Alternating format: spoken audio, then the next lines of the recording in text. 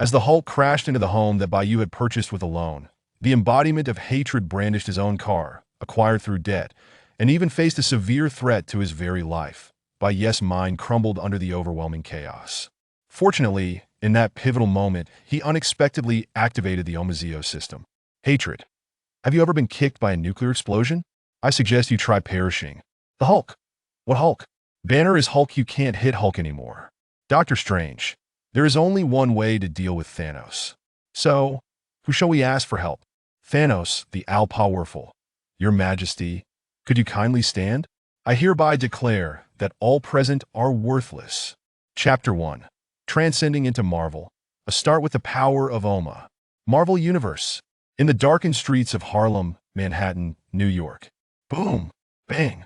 In the midst of a fierce battle with his foe, the Hulk was carelessly hurled by hatred, crashing into the dwelling of a certain lucky individual. This lucky individual, Bai Yu, holding a bowl in one hand and chopsticks in the other, glanced at the wall that had been obliterated on his left, the shattered table before him, and the food scattered across the floor. Turning to his right, he beheld a massive green figure and the wall behind it, cracked like spider silk. His face was a canvas of bewilderment and shock. Bai Yu had never envisioned that after so arduously crossing over, he would inherit the burdens of debt from his parents' untimely passing, becoming a millionaire in liabilities with the possession of their loan-acquired house and car.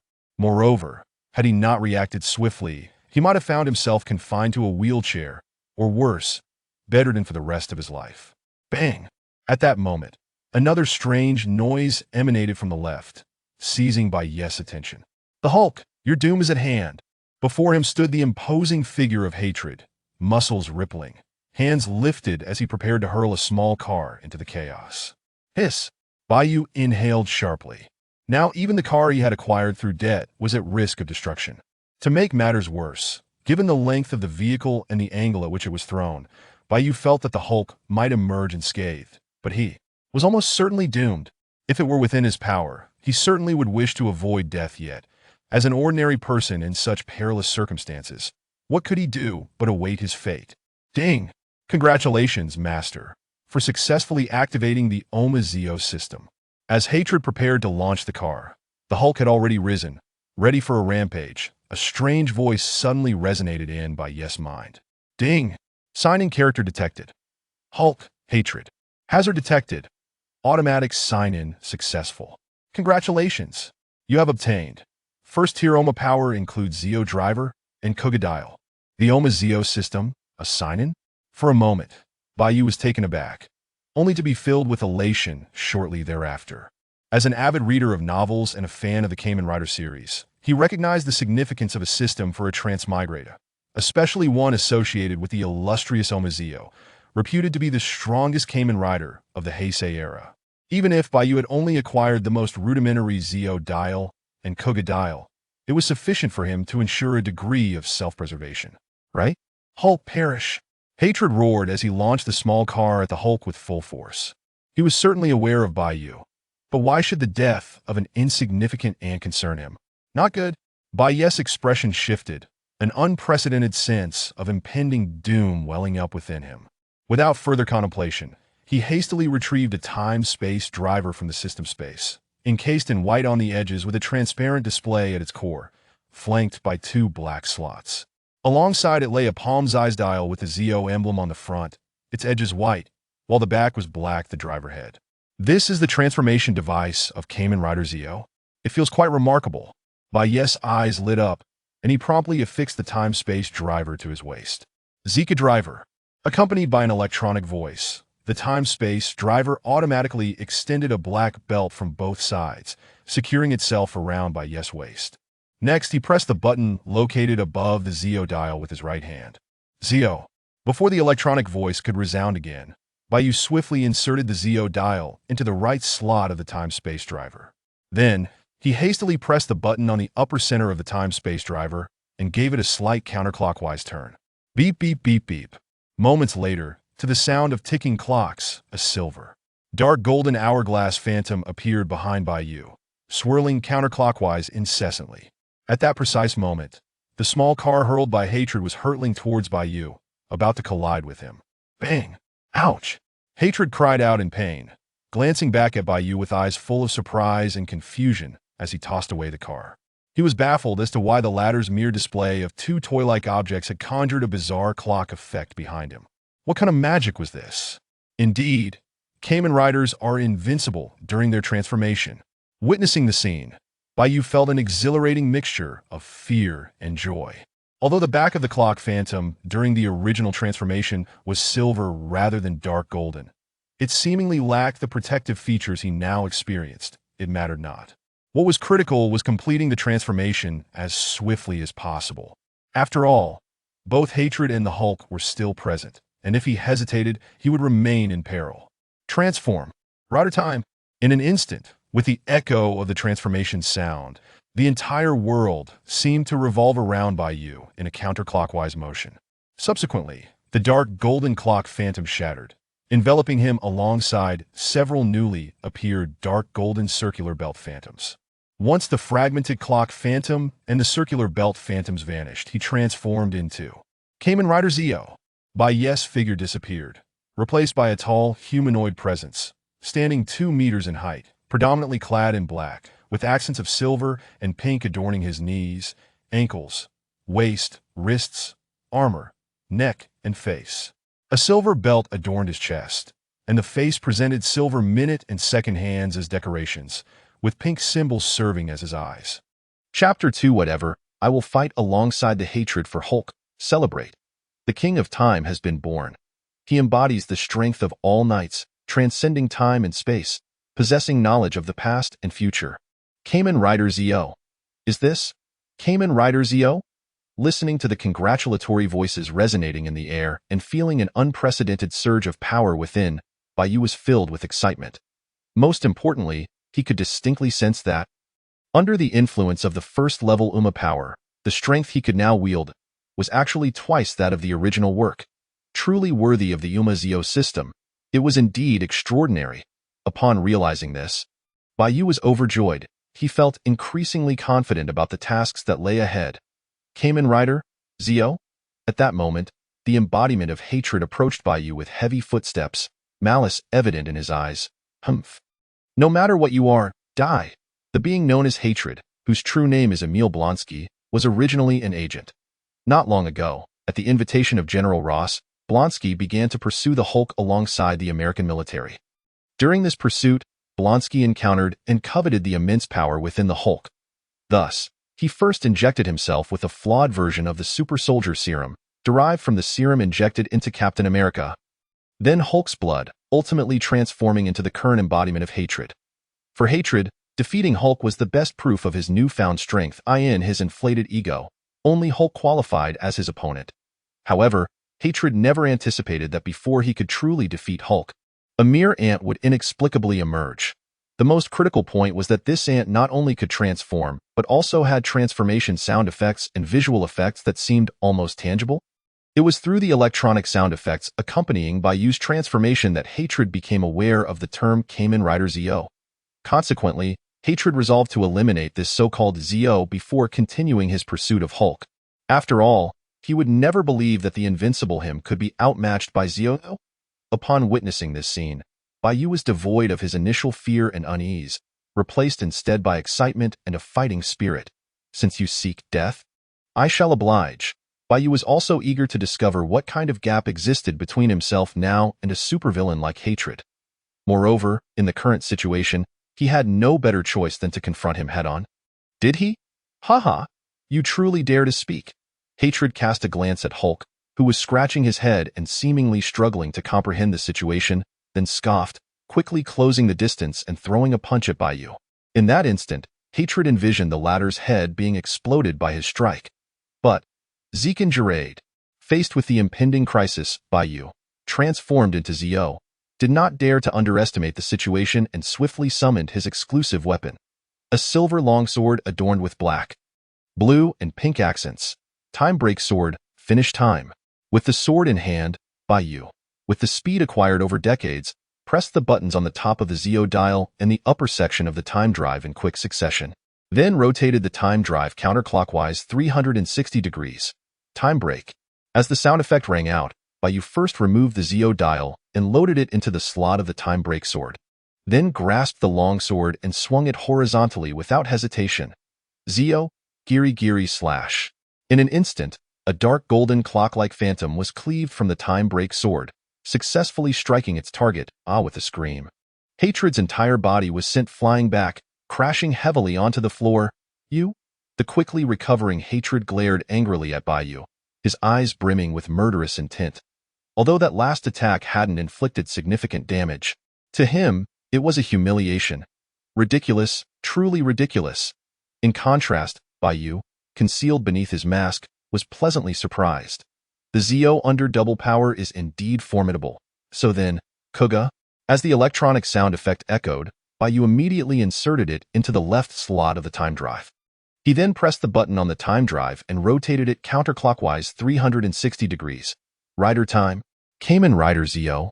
With the electronic sound of transformation resonating once more, a suit primarily in silver, with orange accents on the wrists and shoulders, and the minute and second hands replaced by Kuuga's golden horns, appeared before Bai Yu. Come on, Bai Yu reached out to touch the Kuuga armor. Armor time. Kuuga. The next moment, the Kuuga armor separated into its respective parts and donned themselves onto the body of Zio. This was undeniably the Kamen Rider Zio Kuuga armor form. Quite impressive indeed. Observing his current appearance and feeling the ever-increasing strength within, Bai Yu nodded in satisfaction.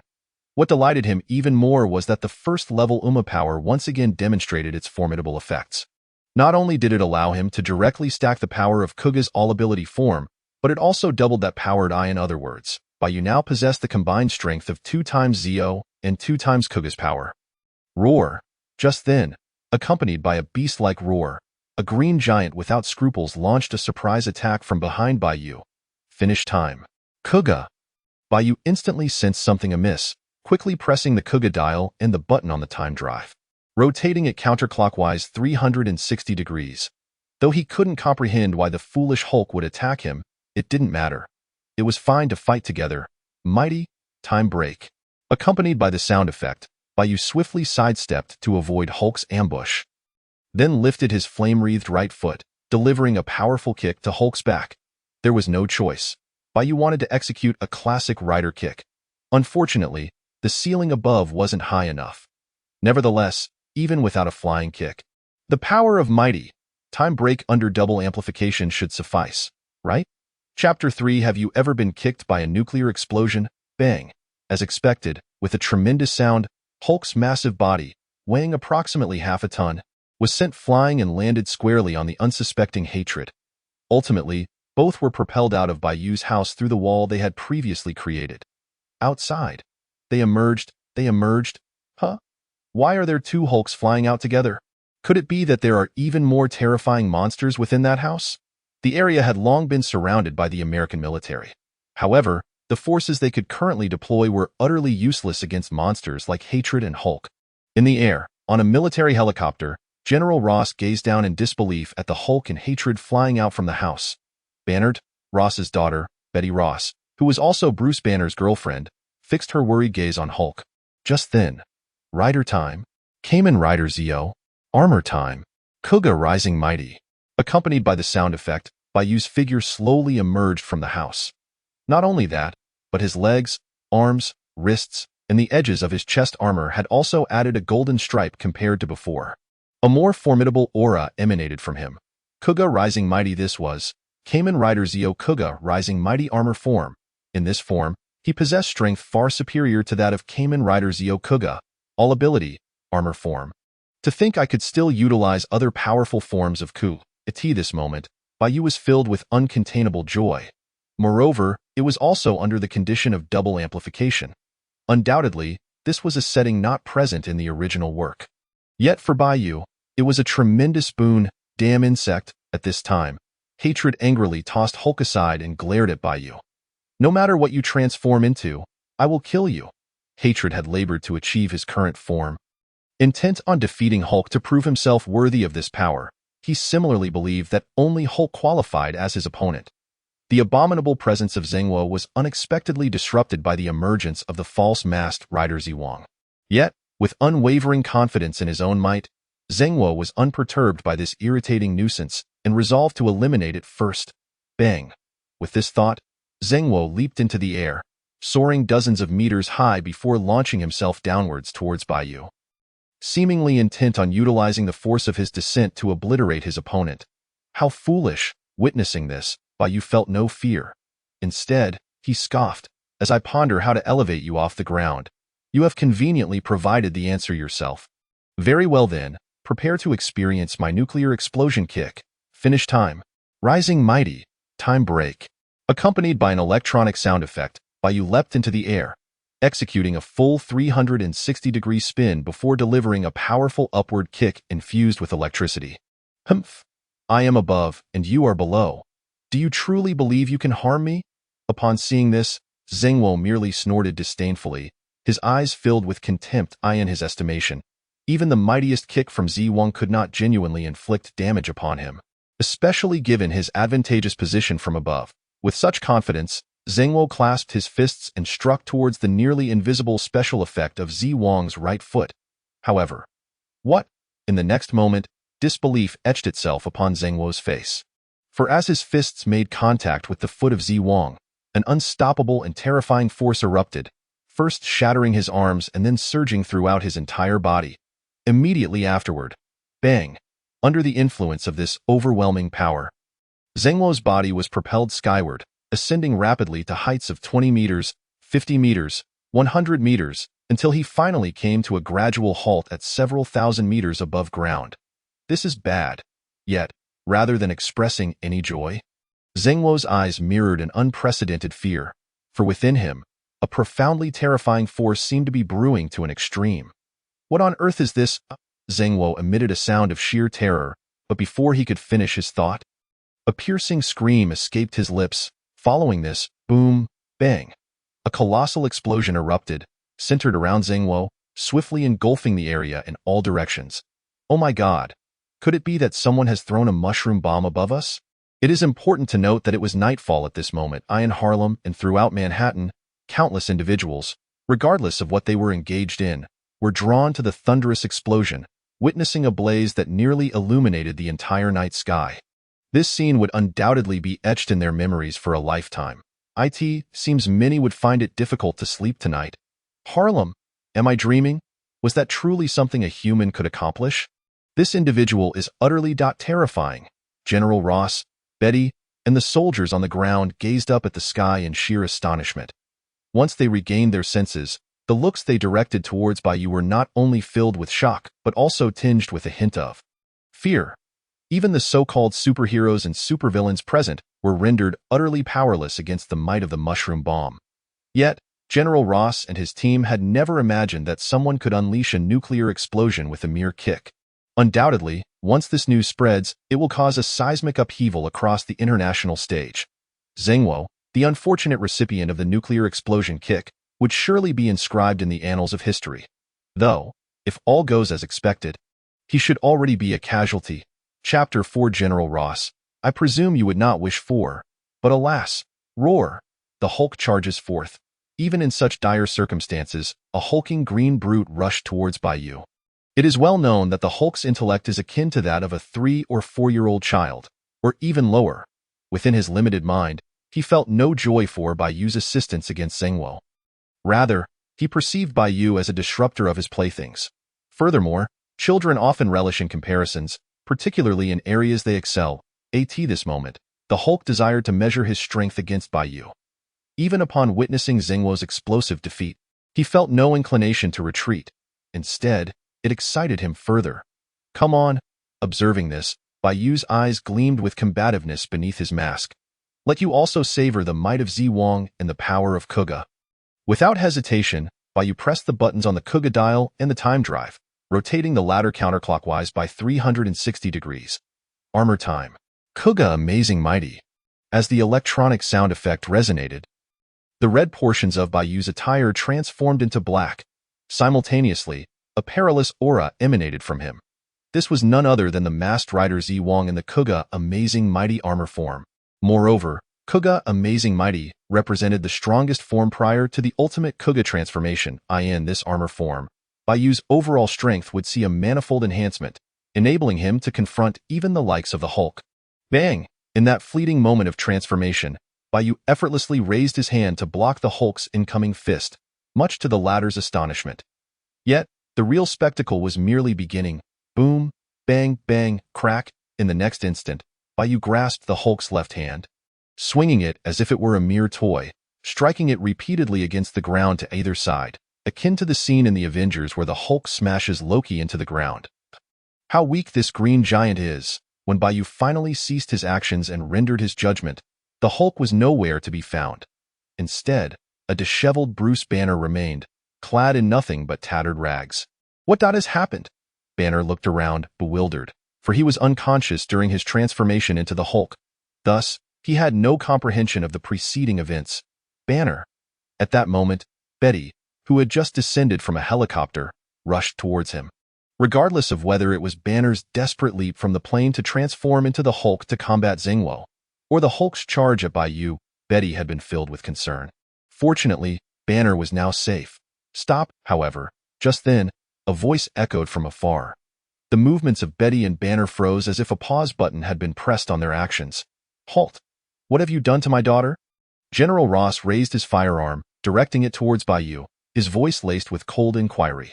The surrounding soldiers followed suit, aiming their weapons at Bai Yu. For that voice had originated from Bai Yu himself.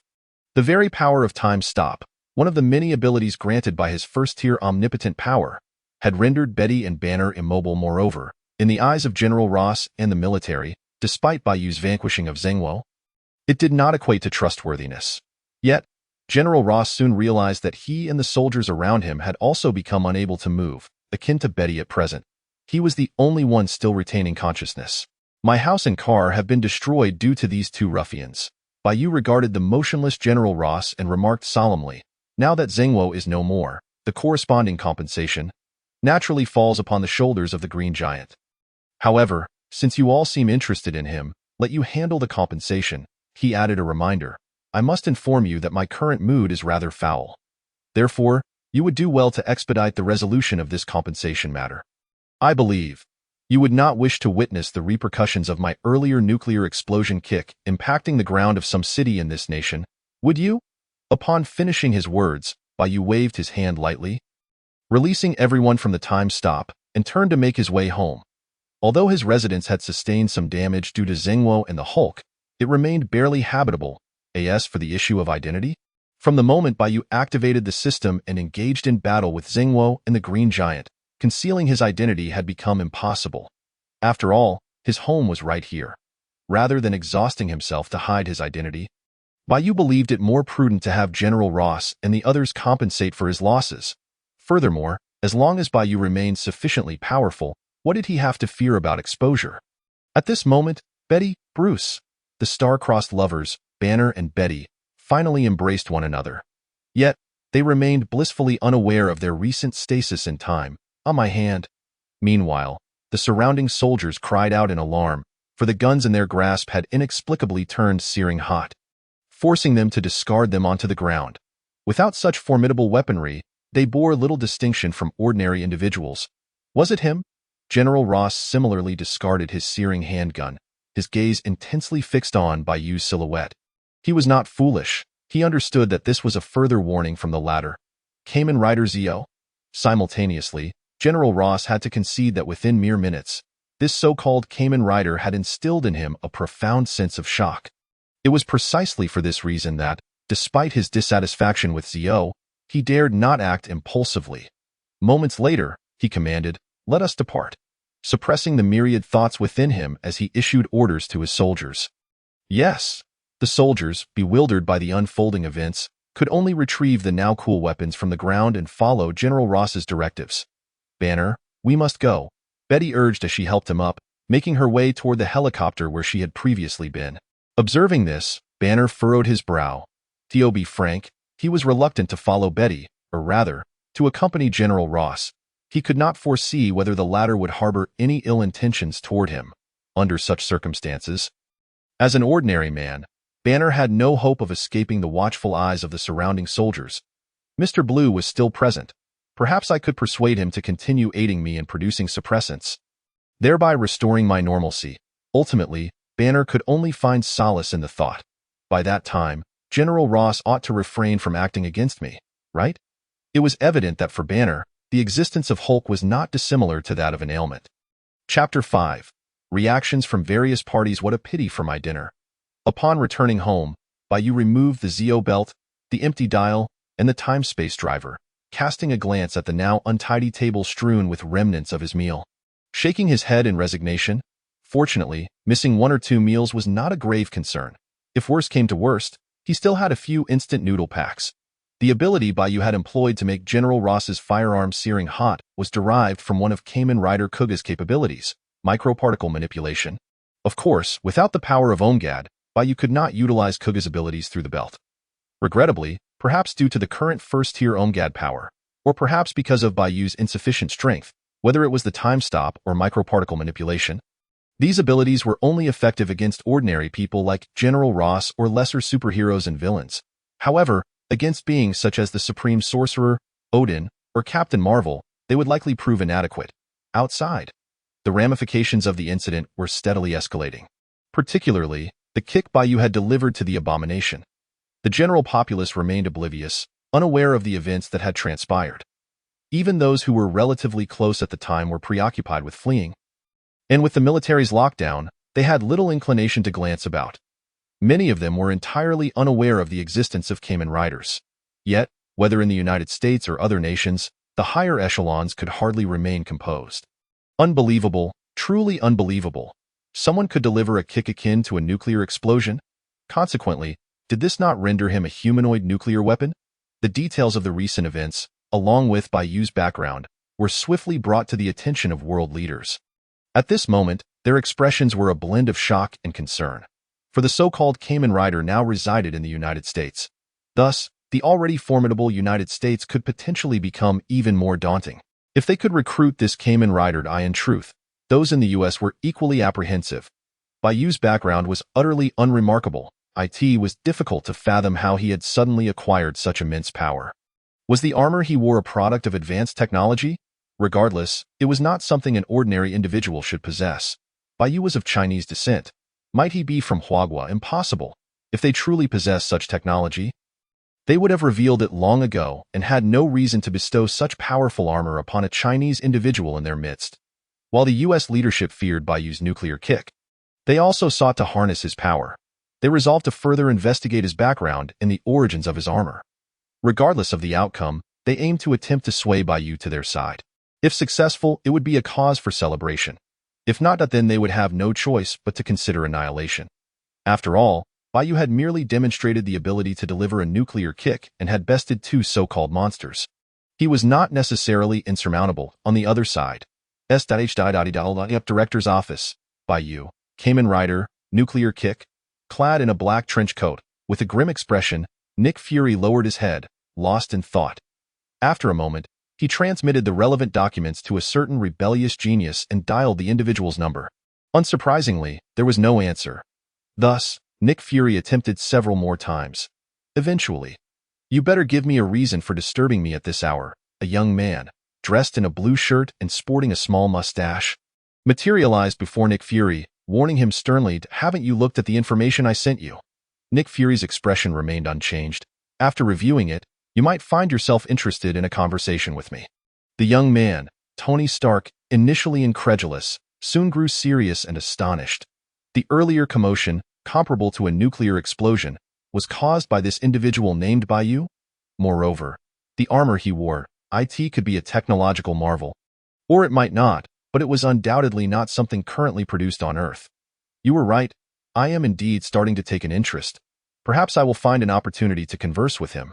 The information Nick Fury transmitted to Tony also contained details about the Hulk and the Abomination. It was precisely for this reason that Tony recognized how extraordinary the so-called Kamen Rider Zeo was, capable of delivering a nuclear kick. Furthermore, Zeo's effortless transformation between different forms, along with the accompanying sound effects and visual effects, left Tony astounded. Perhaps you could do more than just have a chat with him. At that moment, Nick Fury's expression turned slightly grave as he spoke. This Kamen Rider showed no hesitation in killing the Abomination. Later, he threatened General Ross using Banner and the lives of the entire city to demand compensation for the damage to his RV. While he may have had some justification, it also indicates that Zeo is a potential threat. If we allow him to operate unchecked, who knows what actions he might ultimately take. Indeed, quite dangerous. Tony nodded. Then, as if recalling something, inquired, "By the way, don't you have a plan called Superboy or something? Are you considering bringing this Zio into the fold?" "It's the Avengers initiative," Nick Fury corrected him before explaining. "The Avengers exist to protect the world. Given Zio's strength, it would be beneficial if he could join the Avengers. However, the prerequisite is that he does not first become a threat to the world." Okay. Upon hearing this, Tony nodded again. "I understand. I will test the waters with him." With that, Tony abruptly ended the call, showing no regard for Nick Fury's authority. Nick Fury, well aware of Tony's character, paid it no mind. He then resumed his contemplation. Lost in thought once more, Chapter 6. A bright sunny day almost simultaneously. In another office, Kamen Rider, a middle-aged man, sharply dressed in a suit and tie, with glasses perched on his nose, bore a sinister smile.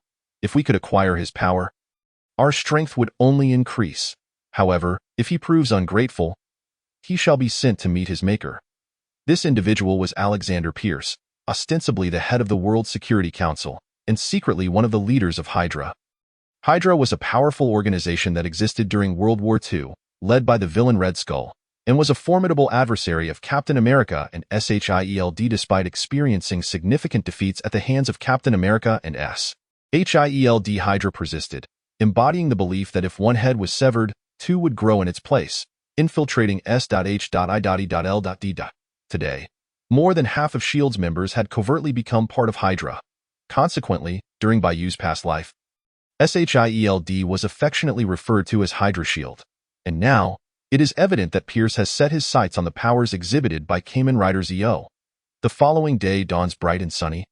Adorned with vibrant red flowers and lush green grass, at 8 in the morning, Bai Yu steps outside, gazing at the clear sky, instantly uplifted in spirit.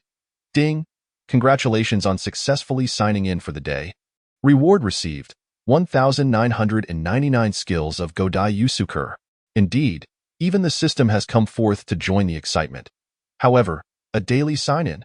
The sudden voice of the system causes Bai Yu to pause slightly. Does the system possess such a function? Bai Yu had initially thought that the system only facilitated character sign-ins. Nevertheless, this daily sign-in is undoubtedly a fortuitous occurrence. Moreover, Tio received 1999 skills of Godai Yusuker. This reward from the daily sign-in has truly captivated Bai Yu's attention. For Godai Yusuker is the protagonist who transforms into Kamen Rider Kuuga in the TV series Kuuga. According to lore, he has mastered a total of 2,000 distinct skills, which include but are not limited to acrobatics, wall climbing, ventriloquism, fencing, and embroidery. The 2,000 skill being the transformation into Kamen Rider Kuuga. At this moment, Bai Yu feels an influx of knowledge across various domains in his mind. Though these skills may not significantly enhance his combat prowess, life is not solely about battle. Daily sign-ins occur regularly, yet the rewards often pale in comparison to the character sign-ins that target specific individuals. Simultaneously, Bai Yu, with a sudden epiphany, comprehends the distinction between daily and character sign-ins. Thus, if I truly wish to elevate my abilities, I must seek out those key narrative characters for sign-ins. Subsequently, Bai Yu begins to ponder his next sign-in candidate. Coincidentally, he possesses some ideas on this matter. It is worth noting that Bai Yu holds employment in this world, serving as a humble reporter for the Daily Bugle.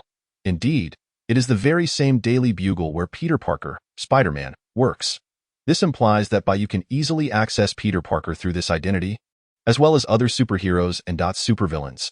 After all, based on prior experiences, Bai Yu can also sign in for supervillains such as Carnage. Given this, it seems prudent to seek out Spider-Man first. Bai Yu swiftly reaches a decision. In truth, for him, it is inconsequential whom he approaches first. It merely happens that the terms reporter and Daily Bugle conveniently lead to Spider-Man. Suddenly, Bai Yu perceives something, lifting his gaze toward the sky. Whoosh, a red figure swiftly descends from the distant horizon, ultimately landing before Bai Yu. The individual reveals their true form, clad in a mechanical suit measuring 1.98 meters tall, predominantly red, accented with gold on the knees, arms, and face, featuring a sleek design and a glowing new palladium arc reactor on the chest. You are Kamen Rider Zio? Before long, the visor of the mechanical suit opens, revealing the face of Tony Stark. You indeed appear as youthful as the record suggested. However, you You seem rather unimpressive, don't you? If you wish to continue scurrying about like a monkey, you had best convince us that you will not use it for malevolent purposes. Alternatively, you could choose to surrender that armor? Clearly, even as Iron Man, Tony cannot shed his acerbic nature. Ding. Successfully signed in with key narrative character Iron Man. Reward received. Agito driver. Meanwhile, the voice of the system resonates in Bai Yu's mind. Agito, you say? Bai Yu's expression shifts. Agito is the second Kamen Rider to emerge following Kuuga, possessing limitless evolution and an unparalleled potential that even the Dark One, the creator in the world of Agito, finds terrifying. The arrival of the Agito driver further validates Bai Yu's hypothesis. The character's sign-in rewards from the Zio system should gradually grant him the drivers of all the main Kamen Riders from the Heisei era, likely in the order of their airing in his previous life. Naturally, this is a positive development. After all, the secondary Kamen Rider, Tsukuyami, requires the consolidation of 20 Heisei main Riders drivers, including the Zio driver. Moreover, under the effects of the first-tier Omagatoki power, Bai Yu can utilize certain abilities corresponding to these riders. For instance, the microscopic particle manipulation ability previously used to heat the firearms held by General Ross originates from Kamen Rider Kuuga. If Bai Yu then directs his gaze toward Tony, a subtle smile gracing his lips. I shall select neither. As he speaks, several Iron Man suits soar through the air, positioning themselves around him, exuding an imposing presence. Chapter 7. The rational application of the transformation invincibility mechanism. Initially, Tony had not intended to mass-produce Iron Man suits so swiftly. However, given Bai Yu's display from the previous night, if he truly intends to take action, he must prepare extensively. Thus, he hastily fabricates a batch of Iron Man suits. Although these suits are primarily modeled after the four Malawian quatches currently worn by Tony and lack any upgrades, their combined strength should suffice to present a formidable challenge. Furthermore, while Tony harbors apprehensions regarding Bai Yu's nuclear kick, it must be noted that the latter must first have the opportunity to land such a kick, correct? Oh? Observing this, Bai Yu raises an eyebrow. His tone indifferent. That will depend on your capabilities. With that, Bai Yu retrieves the time drive from the system space and attaches it to his waist. He also takes the Zio driver and the Agito driver, inserting them into the respective right and left slots of the time drive. Rider time. Kamen Rider Zio. Armor time. Agit. As the electronic sound effects resonate, a figure emerges, modeled after Kamen Rider Zio, primarily clad in white and black, with an orange chest plate and golden horns adorning its forehead. This is none other than Kamen Rider Zio. Agito, Earth, Armor. During this process, Tony merely observes from the sidelines, exhibiting no intention to intervene. Firstly, Tony aims to intimidate this so-called Zio, thereby mitigating any threats he may pose to America and the world at large. He is not here to eradicate Zio. Naturally, he cannot engage in behavior that lacks martial ethics.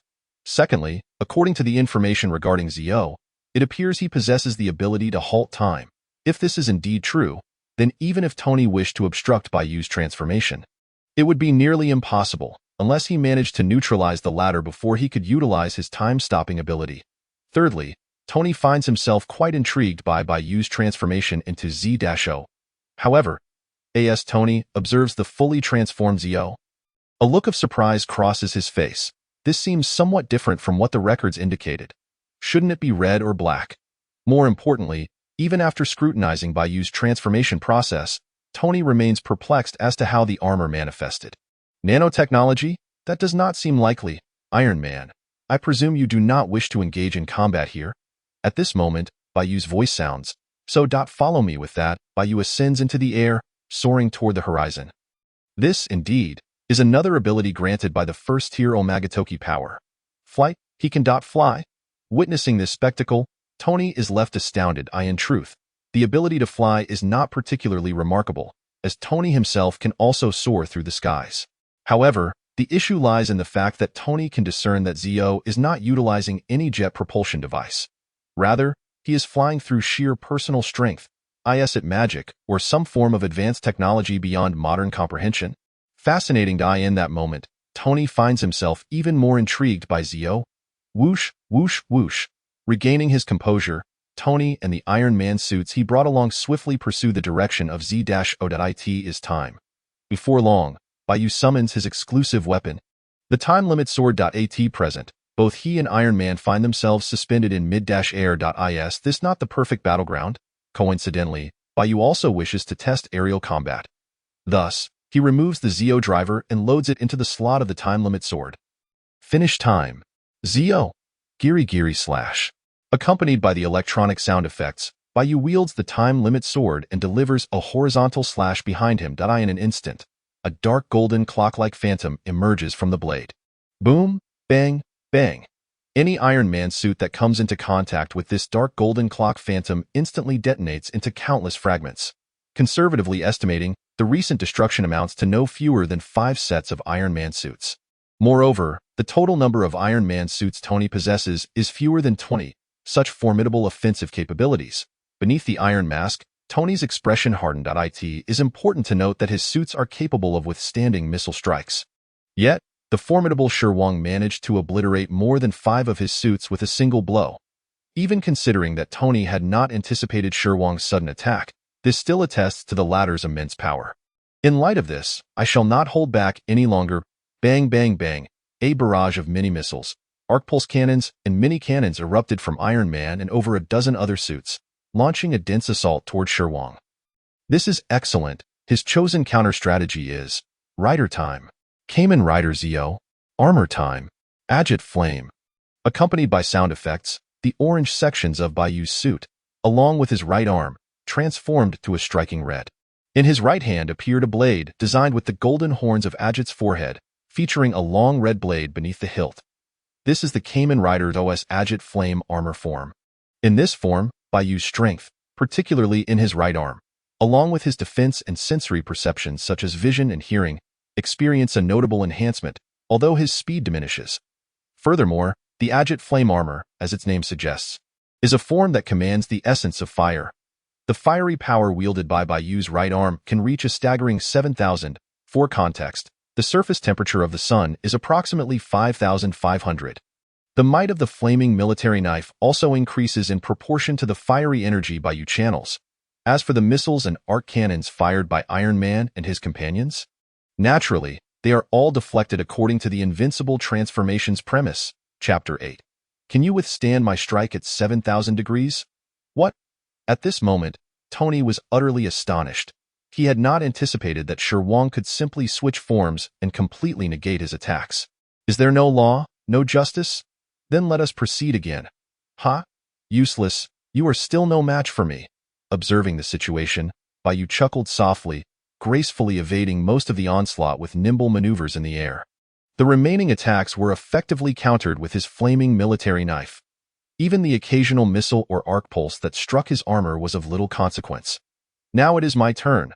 Bai Yu faced Tony's position, swiftly pressing the Agit dial with his left hand, rotating the time-space drives button 360 degrees counterclockwise. Finish time. Time break. Agit. Saber slash. As the sound effects resonated, Bai Yu unfurled the hexagonal flaming military knife, sweeping it forward with fervor. In an instant, a crimson wave of flame, several meters long and infused with 7,000 degrees of heat, erupted from the blade. The Agit Flame form is designed to manipulate fire. Regrettably, the original series did not showcase this ability extensively. However, now in the Marvel Universe, augmented by first-tier Omagatoki power, many aspects shift dramatically. For example, the flaming wave he unleashed moments ago. Danger. Upon witnessing the oncoming wave, Tony felt a surge of foreboding. After all, it was 7,000 degrees, and the potency of such a wave could not merely be measured by temperature. At the very least, Tony did not believe he could withstand it. Unfortunately, the speed of the flaming wave was astonishingly rapid. Taken by surprise, Tony could only position his nearest suits to shield him, while he hastily retreated. The outcome was that Tony emerged relatively unscathed. Yet several more of his Iron Man suits were destroyed. Rider Time. Kamen Rider Zeo. Armor Time. Agit Trinity Form. Hearing the sounds not far away, Tony wore an expression of shock. How many forms does this being possess? As they fought, he merely switched forms? Not only that, but the term Trinity inexplicably filled Tony with a sense of foreboding. Simultaneously, in his left hand appeared a Naginata-like weapon, predominantly blue with golden ends and featuring black patterns in the middle. This is the Kamen Rider's EOS Agit Trinity Armor Form. In comparison to the Agit Flame Armor Form, Bai Yu's mental acuity, speed, and jumping ability are enhanced in this form.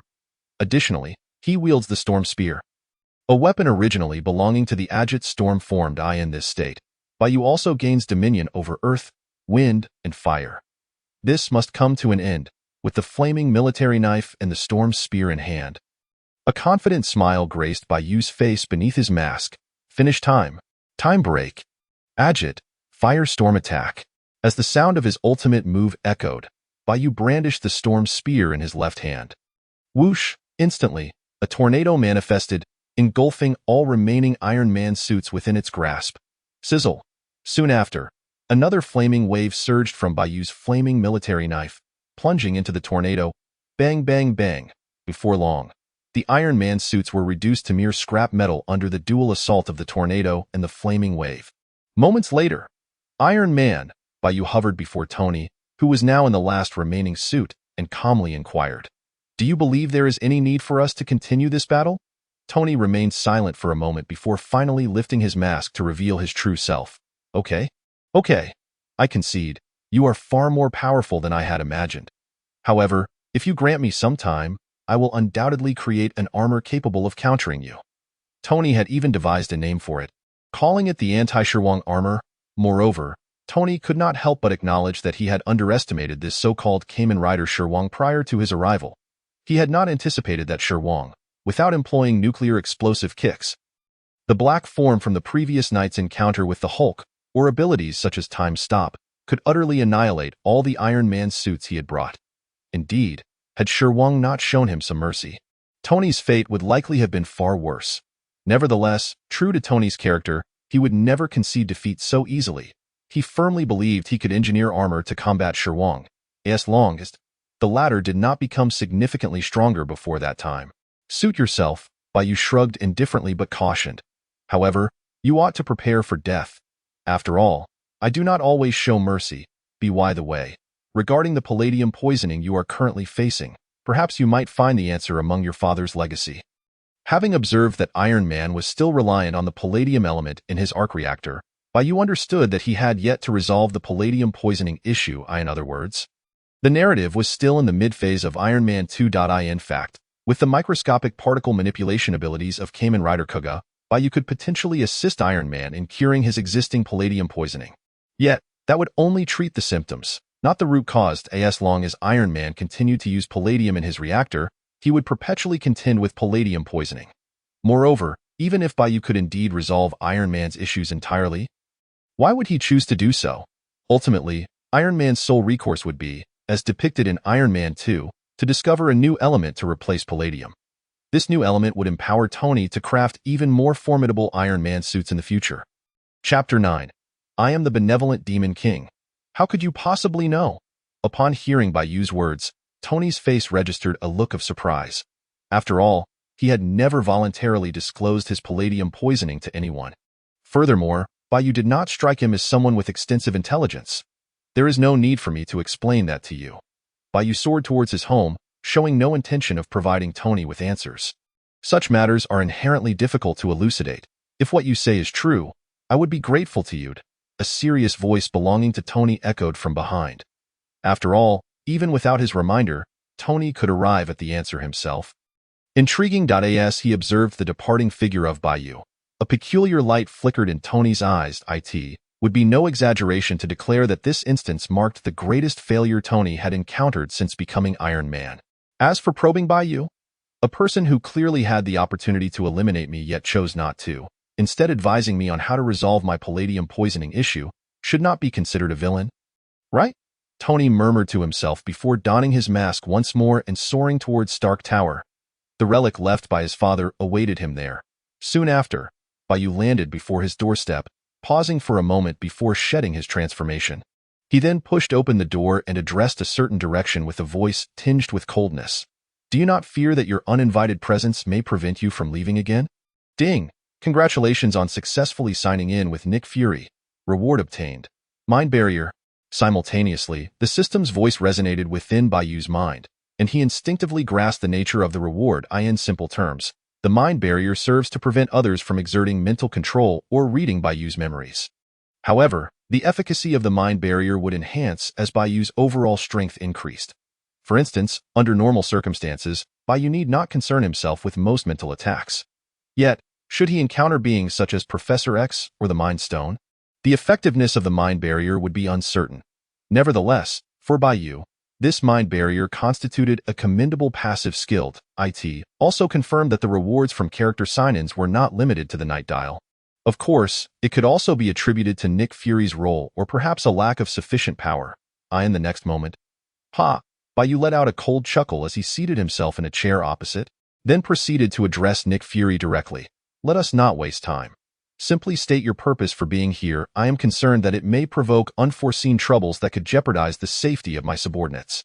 Therefore, I hope you can make a trip there to prevent any unexpected occurrences. Of course, I will ensure you receive a satisfactory reward. In truth, whether it was persuading Iron Man to seek out Bai Yu or what Nick Fury was currently doing, it was all a test of Bai Yu.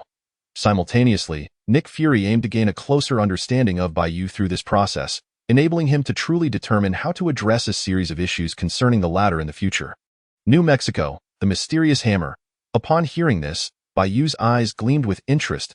If his predictions were correct, the latter referred to Thor's hammer. This indicated that Bai Yu had yet another potential sign-in target, Thor. However, even so, he had no intention of readily acquiescing to Nick Fury. The cosmic cube in the Marvel Universe is also known as the Space Stone. Aside from its array of spatial effects, the cosmic cube itself harbors immense cosmic energy. Yet, this was not the sole reason Bai Yu desired to engage with the cosmic cube. It is well known that Kamen Rider Kuuga possesses unique abilities such as microparticle manipulation, thought, manifestation, energy absorption and replication, physical enhancement, and infinite evolution. In other words, Bai Yu might be able to absorb or even replicate some of the powers or abilities of the cosmic cube through the Kuuga dial. One can only imagine that if successful, his overall strength would surely see a significant enhancement. Even if he were to fail, it would not have a grave impact on him, would it? The cosmic cube? Upon hearing this term, Nick Fury's expression shifted for the first time. After all, the cosmic cube was undoubtedly one of S.H.I.E.L.D.'s greatest secrets. Logically speaking, this seemingly unremarkable young man, just a day prior, should not possess such knowledge. Additionally, throughout Nick Fury's appearance, he had not introduced himself nor mentioned his affiliation with S.H.I.E.L.D. Yet, Nick Fury sensed that Bai Yu was acutely aware of him, and even knew quite a bit about him. What do you intend to do with the cosmic cube? Nick Fury quickly regained his composure and looked at Bai Yu, his tone laced with a hint of refusal. Apologies, but the power of the cosmic cube is far too great and dangerous. Moreover, the level of trust you have here does not extend to allowing you access to that artifact. Are you certain? Bai Yu did not exhibit any disappointment at Nick Fury's refusal. Rather, he pointedly remarked, "You must understand. My knowledge of the cosmic cube's existence implies I also know its location. I could easily stride into your fortress and take it right before your eyes. However, that would be rather troublesome. Furthermore, I am destined to be a benevolent king who saves the world, and such actions do not suit me. By the way, how about I provide you with a piece of information concerning your life and the fate of S.H.I.E.L.D. A benevolent king who saves the world, a demon lord." At these words, Nick Fury's mouth twitched slightly. He could not comprehend how the first two terms could possibly relate to the latter. However, regarding Bai Yu's overt threat and the information he mentioned, Nick Fury found himself compelled to deliberate carefully.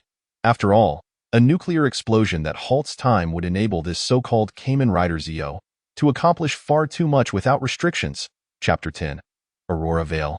Knight Rider Dial. Well, I agree. After a swift consideration, Nick Fury fixed his gaze intently on Bai Yu. But I need you to provide me with the information and resolve the troubles caused in New Mexico first. With your capabilities, you should not worry about me reneging on our agreement, right? Future. Your Majesty, the Demon Lord? In fact, Nick Fury himself was uncertain whether this decision was right or wrong. Yet, he felt he might as well take a gamble.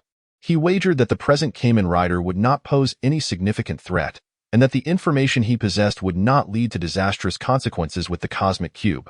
Naturally, in order to be prudent, Nick Fury would also make certain preparations. However, there was no need to elaborate on those. Very well, Bai Yu did not refuse Nick Fury's request. It was hardly plausible for him to transform into a bandit and raid Hield's secret base to snatch the cosmic cube, was it? Regardless, Bai Yu needed to journey to New Mexico to meet Thor, the god of thunder, from this world.as for the so-called information. You should be wary of certain individuals within Hield. They may be snakes. Without wasting time, Bai Yu directly warned Nick Fury. He believed that he need not elaborate further for the latter to grasp his meaning. As expected. Snakes? Upon hearing Bai Yu's warning, Nick Fury's expression immediately hardened. The only entity that could link him to Hield and possess the qualification to influence his fate and that of the entire organization was, without a doubt, Hydra, which had once been embroiled in a love-hate relationship with Hield. More importantly, if Hield indeed harbored numerous Hydra infiltrators, and Nick Fury had remained oblivious thus far, the situation would undoubtedly become very grave. With that thought, even the typically composed Nick Fury found it difficult to remain calm. Thank you for the warning. I will send someone to escort you to New Mexico tomorrow, if you don't mind. I must take my leave. With that, Nick Fury stood up and swiftly departed. Bai Yu, of course, made no attempt to stop him. Before long, just as Bai Yu contemplated his next course of action, a transfer notification unexpectedly appeared on his phone. $10 million. Gazing at the string of zeros in his account, Bai Yu couldn't help but feel surprised. I didn't expect General Ross and the others to be so generous. Indeed, this was likely the compensation Bai Yu received after General Ross took Hulk away last night. However, the combined value of his house and car probably did not amount to 10 million. Thus, this sum must encompass more than mere compensation. A glimmer of insight sparkled in Bai Yu's eyes. Yet soon after, he dismissed the thought. After all, he had earned the money from General Ross through his own abilities.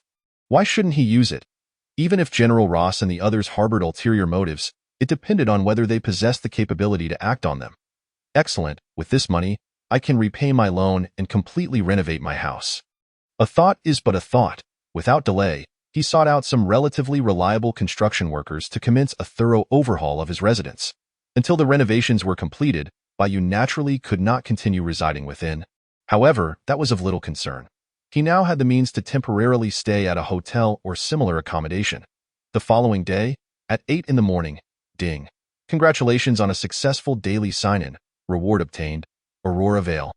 As Bai Yu had just risen and finished the breakfast provided by the hotel, he heard the system's prompt resonating within his mind. The Aurora Vale? Upon comprehending the reward, Bai Yu was filled with elation. The Aurora Vale, also referred to as the Dimensional Wall, is one of the unique abilities possessed by Xiaoming Gu Kamen Rider Decade. In simple terms, with the Aurora Vale, Bai Yu can traverse freely through various spaces, different worlds, and even different points in time. Undoubtedly, this significantly enhances his mobility. After all, the superheroes in Marvel each have their own domains. Generally, it is quite challenging to gather them all together if Bai Yu were to seek them out using conventional means of travel. It would undoubtedly be somewhat troublesome. However, with the Aurora Vale, Bai Yu only needs to know the locations of these superheroes to directly find them. After approximately half an hour, a message arrived. Hello? I am Natasha, here to take you to New Mexico. A woman clad in a black bodysuit, with a voluptuous figure and alluring red hair, first sent a message to Bai Yu before arriving at his room. Ding! Successfully checked in with Black Widow. Reward. Knight Rider dial. Simultaneously, the system's voice echoed in Bai Yu's mind. Knight Rider dial? Bai Yu's expression shifted slightly. Kamen Rider Knight, the secondary rider in the third installment of the Heisei series. Ryuki possesses combat prowess that rivals, if not surpasses, that of Kamen Rider Ryuki. Perhaps because the protagonist of the series, Shinji Kido, is inherently good-hearted and often doubts the necessity of fighting, Knight Rider, who is more resolute in battle, frequently outshines Ryuki in combat scenarios. Why is it that only a secondary rider is obtained from signing in with Black Widow, rather than the primary rider? Bai Yu could not help but ponder. Could it be due to Black Widow's limited screen time or insufficient strength? What about the earlier Abomination, who provided a complete Kamen Rider Agito dial? Was that due to overwhelming power or simply a first-time sign-in bonus? More importantly, can I now enter the mirror world? As if struck by a sudden realization, Bai Yu's gaze filled with anticipation. According to the lore of Ryuki, within mirrors lies an alternate world that is the antithesis of reality. The Kamen Riders of the series can enter this mirror world to engage in battles. More critically, in the original Zeo series, Kamen Rider ZOS protagonist, Sugo Tokiwa, obtained the ZO secondary dial within the mirror world, thus acquiring his enhanced form. In other words, Bai Yu can now enter the mirror world through the Knight Rider dial to attempt to acquire the secondary dial. After all, the Agito and Kuuga dials are adequate for Bai Yu to handle most crises. The ZO secondary dial is not something he urgently needs to obtain. Chapter 11. Women? They merely impede my ascension to power, Mr. Bai. At that moment, Natasha's voice broke through. Are we ready to depart? In truth, since her arrival, Natasha had been observing Bai Yu. After all, she was aware that he had recently defeated the Hulk's abomination with a nuclear explosion kick and had faced Iron Man directly, despite the latter's refusal to discuss the matter. Moreover, Natasha had been dispatched by Nick Fury ostensibly to escort Bai Yu to New Mexico, but in reality, her mission was one of surveillance. Thus, should Bai Yu contemplate any nefarious actions, Natasha could immediately alert Hield even if she could not prevent him. Additionally, out of professional habit, Natasha was also considering the possibility of subduing Bai Yu before he transformed. However, despite her thoughts, she would not recklessly take action. What surprised Natasha was that Bai Yu seemed distracted upon seeing her. Moreover, this distraction was not due to her beauty or figure, but rather, it seemed as though he had suddenly recalled something significant. Indeed, Natasha possesses considerable allure. But what woman? That would only slow my path to power. Comparatively, Bai Yu was far more intrigued by the prospect of acquiring a Kamen Rider dial from Thor. Wait. Just then, Bai Yu smirked and interjected, must we rely solely on a vehicle to reach New Mexico? Natasha? What else would we use? Surely not walk there. Do you expect Kamen Rider to fly, or take a plane? Yet, judging by his demeanor, it seemed he had something else in mind. Not bothering to explain, Bai Yu raised his hand and gestured lightly to Ian the next instant. A shimmering silver time-space barrier, towering 2 or 3 meters, materialized beside him. This was, indeed, the Aurora Veil, capable of allowing passage through various spaces and even different time points. What is that? Natasha gazed in astonishment at the Aurora Veil, as it was evidently beyond any scientific explanation. Based on Bai Yu's earlier words, she surmised the function of the shimmering silver curtain. Yet, this realization only deepened her incredulity. You'll find out if you step through, Bai Yu replied without elaboration, making a welcoming gesture. His demeanor was as casual as if inviting someone into his home. Seeing this, Natasha steadied herself and cautiously approached the Aurora Veil, tentatively extending her hand.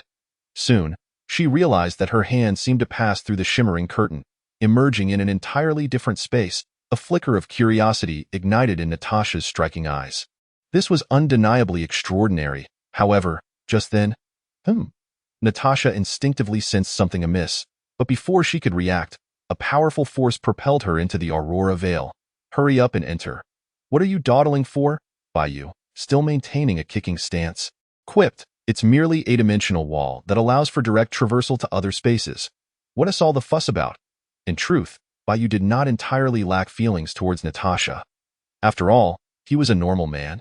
Though he was resolute in his focus, however, Bai Yu was acutely aware that Natasha was not trustworthy at this moment. The more one thinks with their lower half, the easier it is to be led astray. Thus, from the moment he laid eyes on Natasha, Bai Yu had resolved to keep his mind free of women, letting his instincts guide him instead. On the other side, New Mexico, Old Bridge Town, that detestable fiend. Natasha lay in the golden sand in a dangerous posture, and after a moment, she rose with a furrowed brow. She had not anticipated that Kamen Rider would resort to such underhanded tactics to ambush her. A veteran of decades, moreover, this scoundrel showed no mercy whatsoever. Yet, has his strength surpassed that of an ordinary human? Natasha's gaze sharpened. Through the force she had just experienced, she made a quick assessment that Bai Yu's physical prowess was likely nearing the peak of human capability. Note: the power of the Oni can subtly enhance Bai Yu's physique. This indicated that even without transforming, Bai Yu possessed a certain level of combat capability. Naturally, for the battle-hardened Natasha, no matter how formidable Bai Yu's strength might be, she was confident in her ability to triumph effortlessly. Provided he did not transform into Z-OIS this really New Mexico? At that moment, Bai Yu arrived beside Natasha through the Aurora Veil, completely ignoring her resentful gaze as he surveyed the surroundings. Although the area appeared arid and under the sun's glare, it remained within the bounds of human adaptability. For Bai Yu, endowed with the enhancements of the Oni, and for Natasha, an elite agent, this was hardly a concern. To think that the Silver Curtain had truly transported us here in an instant, Natasha, disinterested in arguing with Bai Yu, could not suppress her astonishment. It is known that this location is over 3,000 kilometers from New York.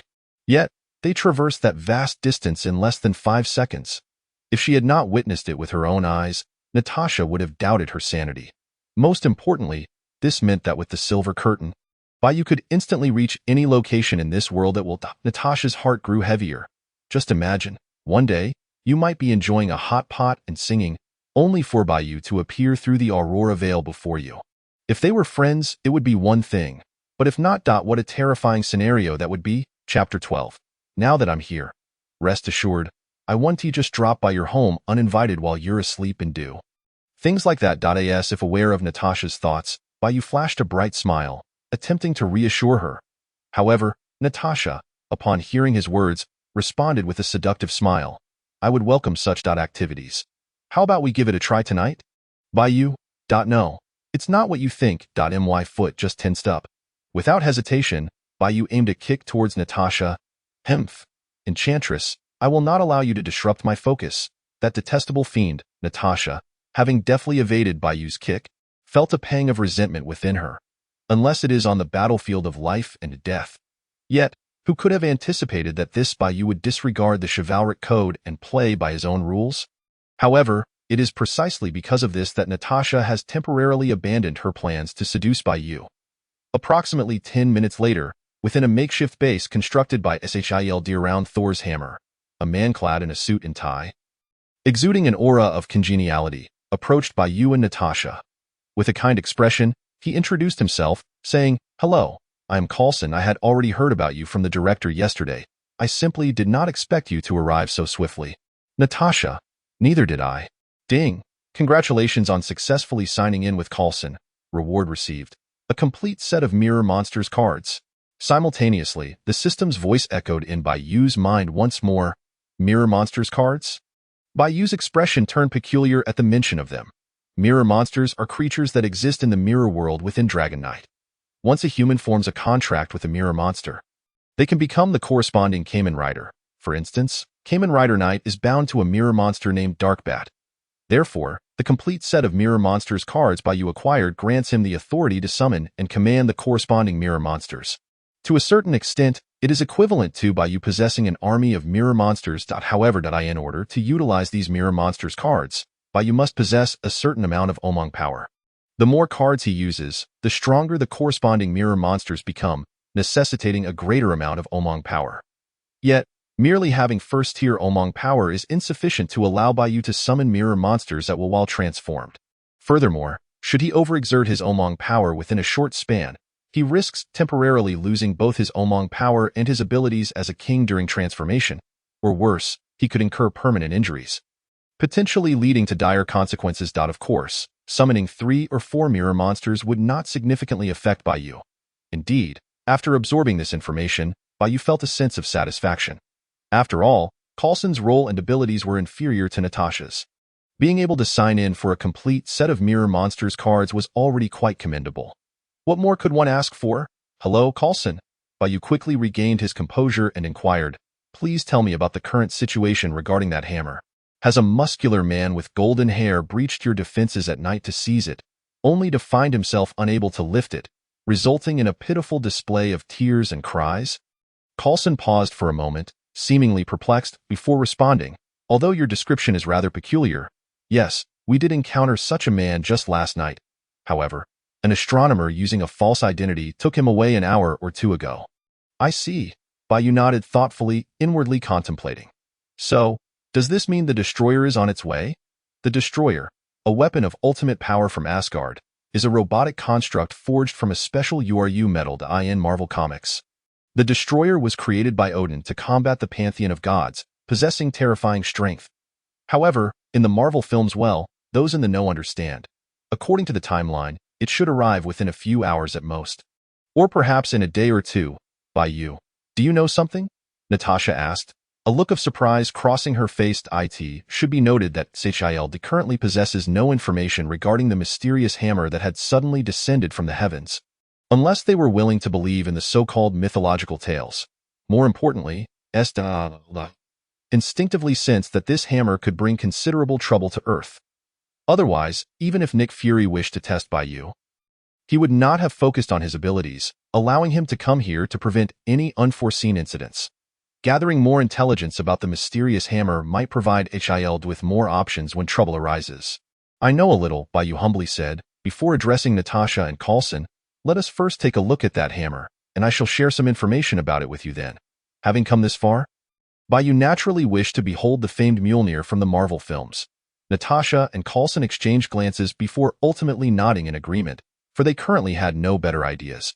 Shortly thereafter, Bai Yu and Natasha, under Coulson's guidance, arrived at the edge of a deep pit with a radius of several meters.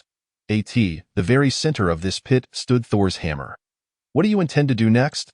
Coulson inquired, glancing at the hammer. Many have attempted to lift it, but none have succeeded.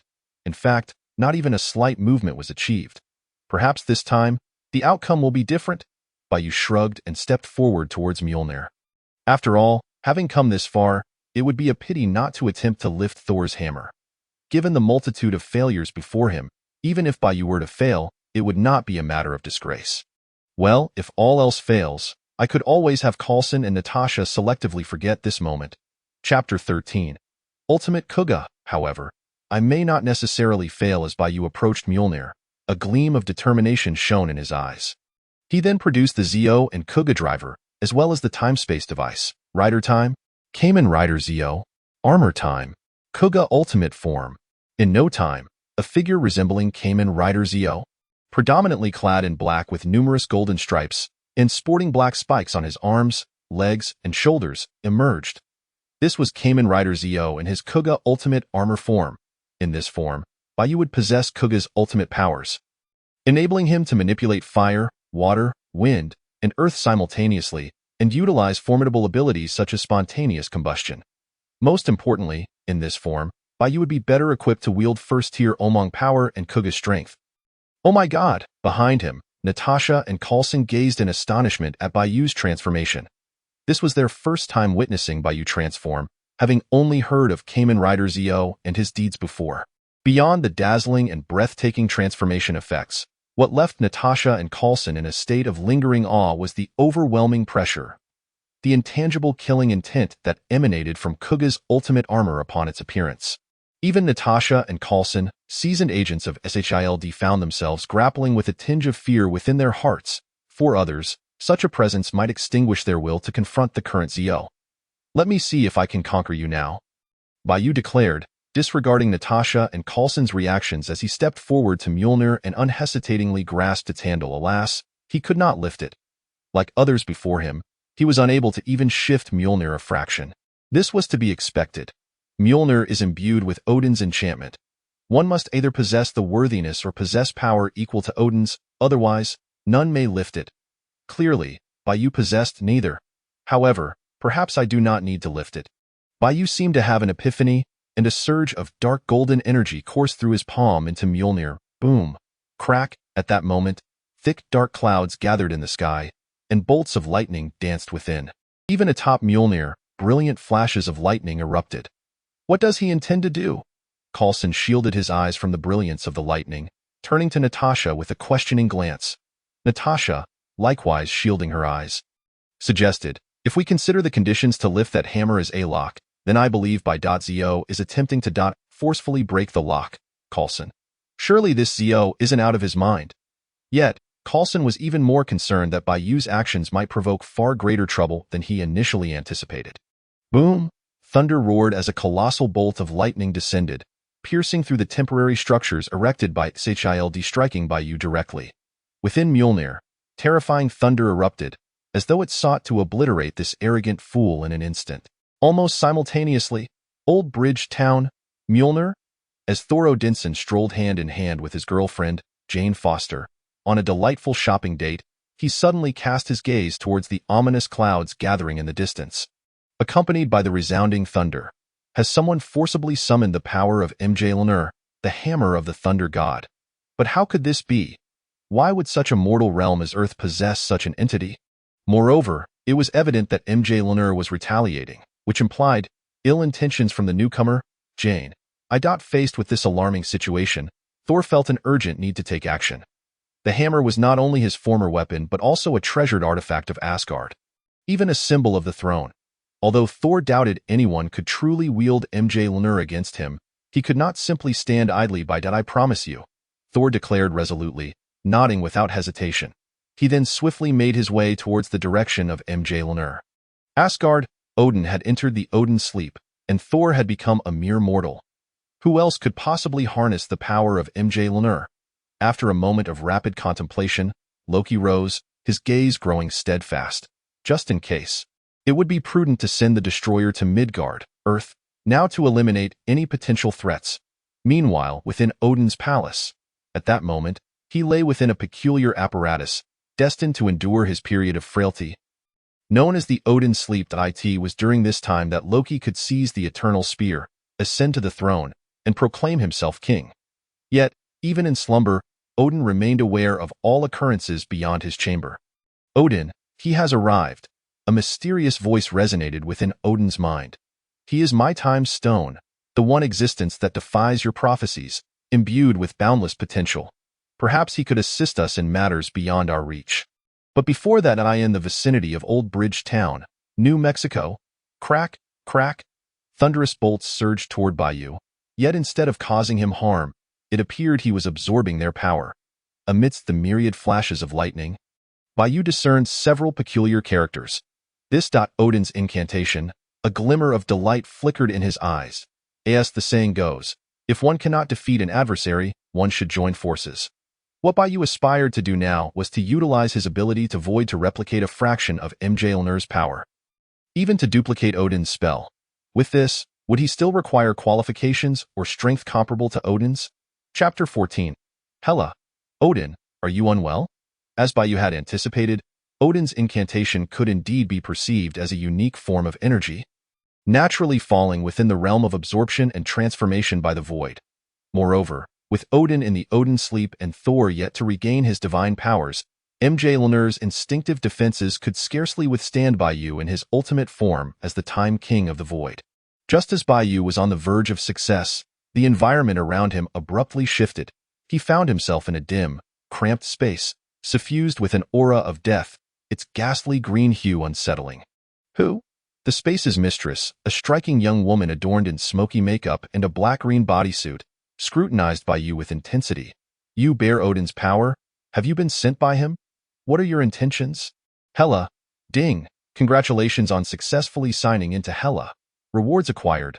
Odin's dial, aberrant dragonfang dial."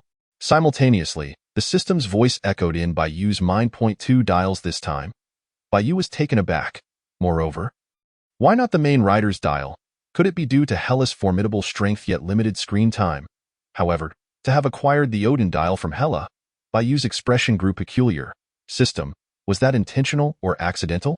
It is known that Hela harbors a deep-seated hatred for Odin. Nevertheless, the Odin dial holds no connection to the Odin of this world beyond its name. The Kamen Rider Odin, one of the Kamen Rider Dragon Knight series, possesses greater combat prowess than the protagonist, Dragon Knight, along with special abilities such as teleportation and time manipulation. As for the aberrant dragonfang. First, aberrant riders are those whose histories deviate due to special alterations, resulting in twisted forms. The dragonfang is the mirror world version of Kamen Rider Dragon Knight. Thus, aberrant dragonfang is simply the aberrant Kamen Rider born from the distorted history of dragonfang. However, these details are inconsequential. What truly matters is that dragonfang possesses 2 unique abilities. One allows free travel through any reflective surface to the mirror world. The other can deflect enemy attacks, ineffective against those of superior strength. Undoubtedly, if utilized adeptly at a crucial moment, these abilities could yield fascinating results. "Who exactly are you?" Hela's voice, laced with anger and impatience, interrupted. "What does Odin desire by sending you here?" In the Marvel films, the goddess of death, Hela, is Thor's sister, Odin's firstborn, and the previous wielder of Mjolnir. Initially, Hela accompanied Odin in his conquests until peace was restored across the 9 realms. However, Odin deemed her too brutal and radical, sealing her away in a special space on Earth. Upon Odin's demise in Thor Ragnarok, Hela broke free from her confinement and immediately unleashed her wrath upon her two brothers, Thor and Loki, effortlessly shattering Mjolnir. To counter Hela, Thor and Loki were ultimately compelled to initiate Ragnarok, leading to the destruction of Asgard, the source of Hela's power. So, does Odin wish for me to preemptively deal with Hela? Bai Yu pondered. If that were the case, the situation could become quite complicated. Firstly, Hela's strength is formidable. Even confined within this small space, she surpasses the likes of Abomination and Hulk. Even if Bai Yu could defeat Hela, it would not come easily. Secondly, what reason does Bai Yu have to confront Hela? The fate of Asgard is of no concern to him. After all, according to the plot of Thor Ragnarok, Hela would not affect Earth, nor would she pose a threat to Bai Yu. It is worth noting that this Hela appeared younger and more beautiful than the one he had seen in his previous life. Yet, for someone who remains indifferent to women, such details held little significance. What did you say? In the next moment, however, her figure vanished from sight.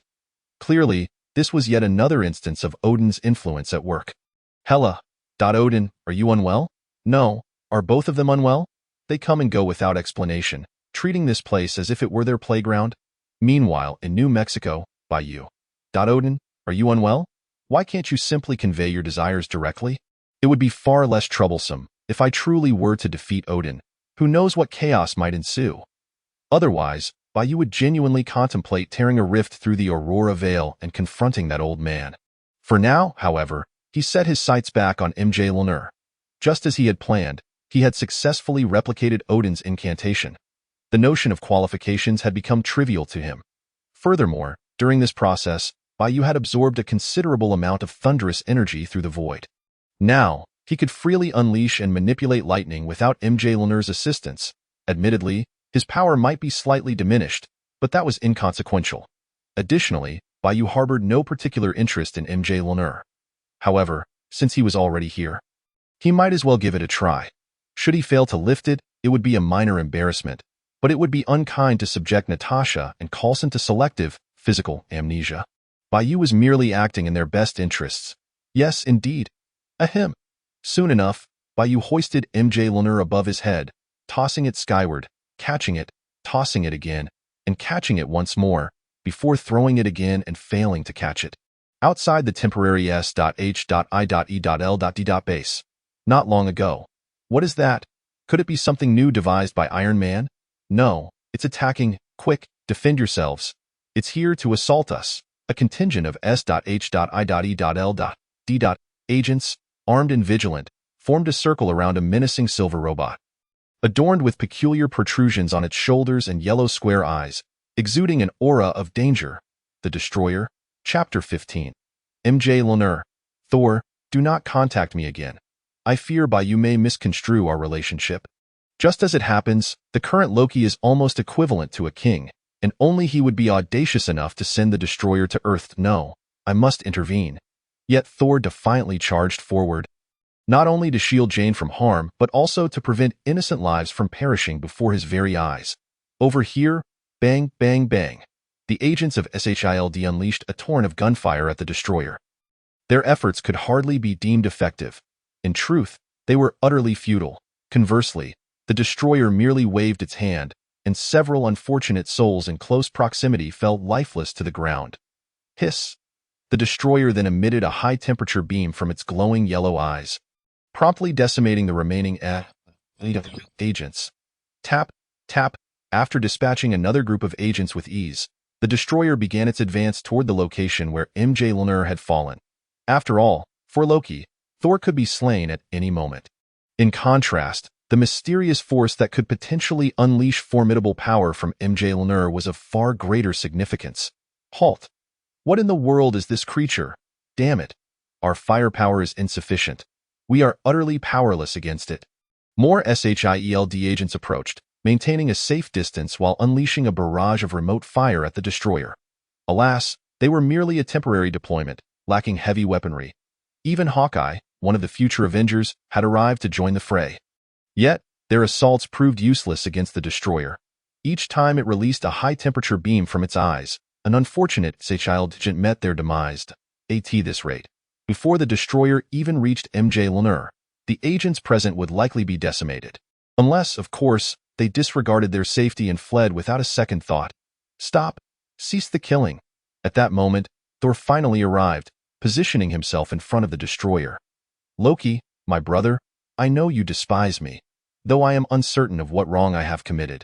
I am willing to apologize and accept your punishment. Therefore, you may kill me, but spare them. They are innocent. Regardless of Thor's former divinity, during his time on Earth, having developed feelings for Jane, he had finally learned humility and the essence of self-sacrifice. Upon hearing Thor's words of selflessness, the destroyer, under Loki's control, turned away, seemingly relinquishing its desire to continue.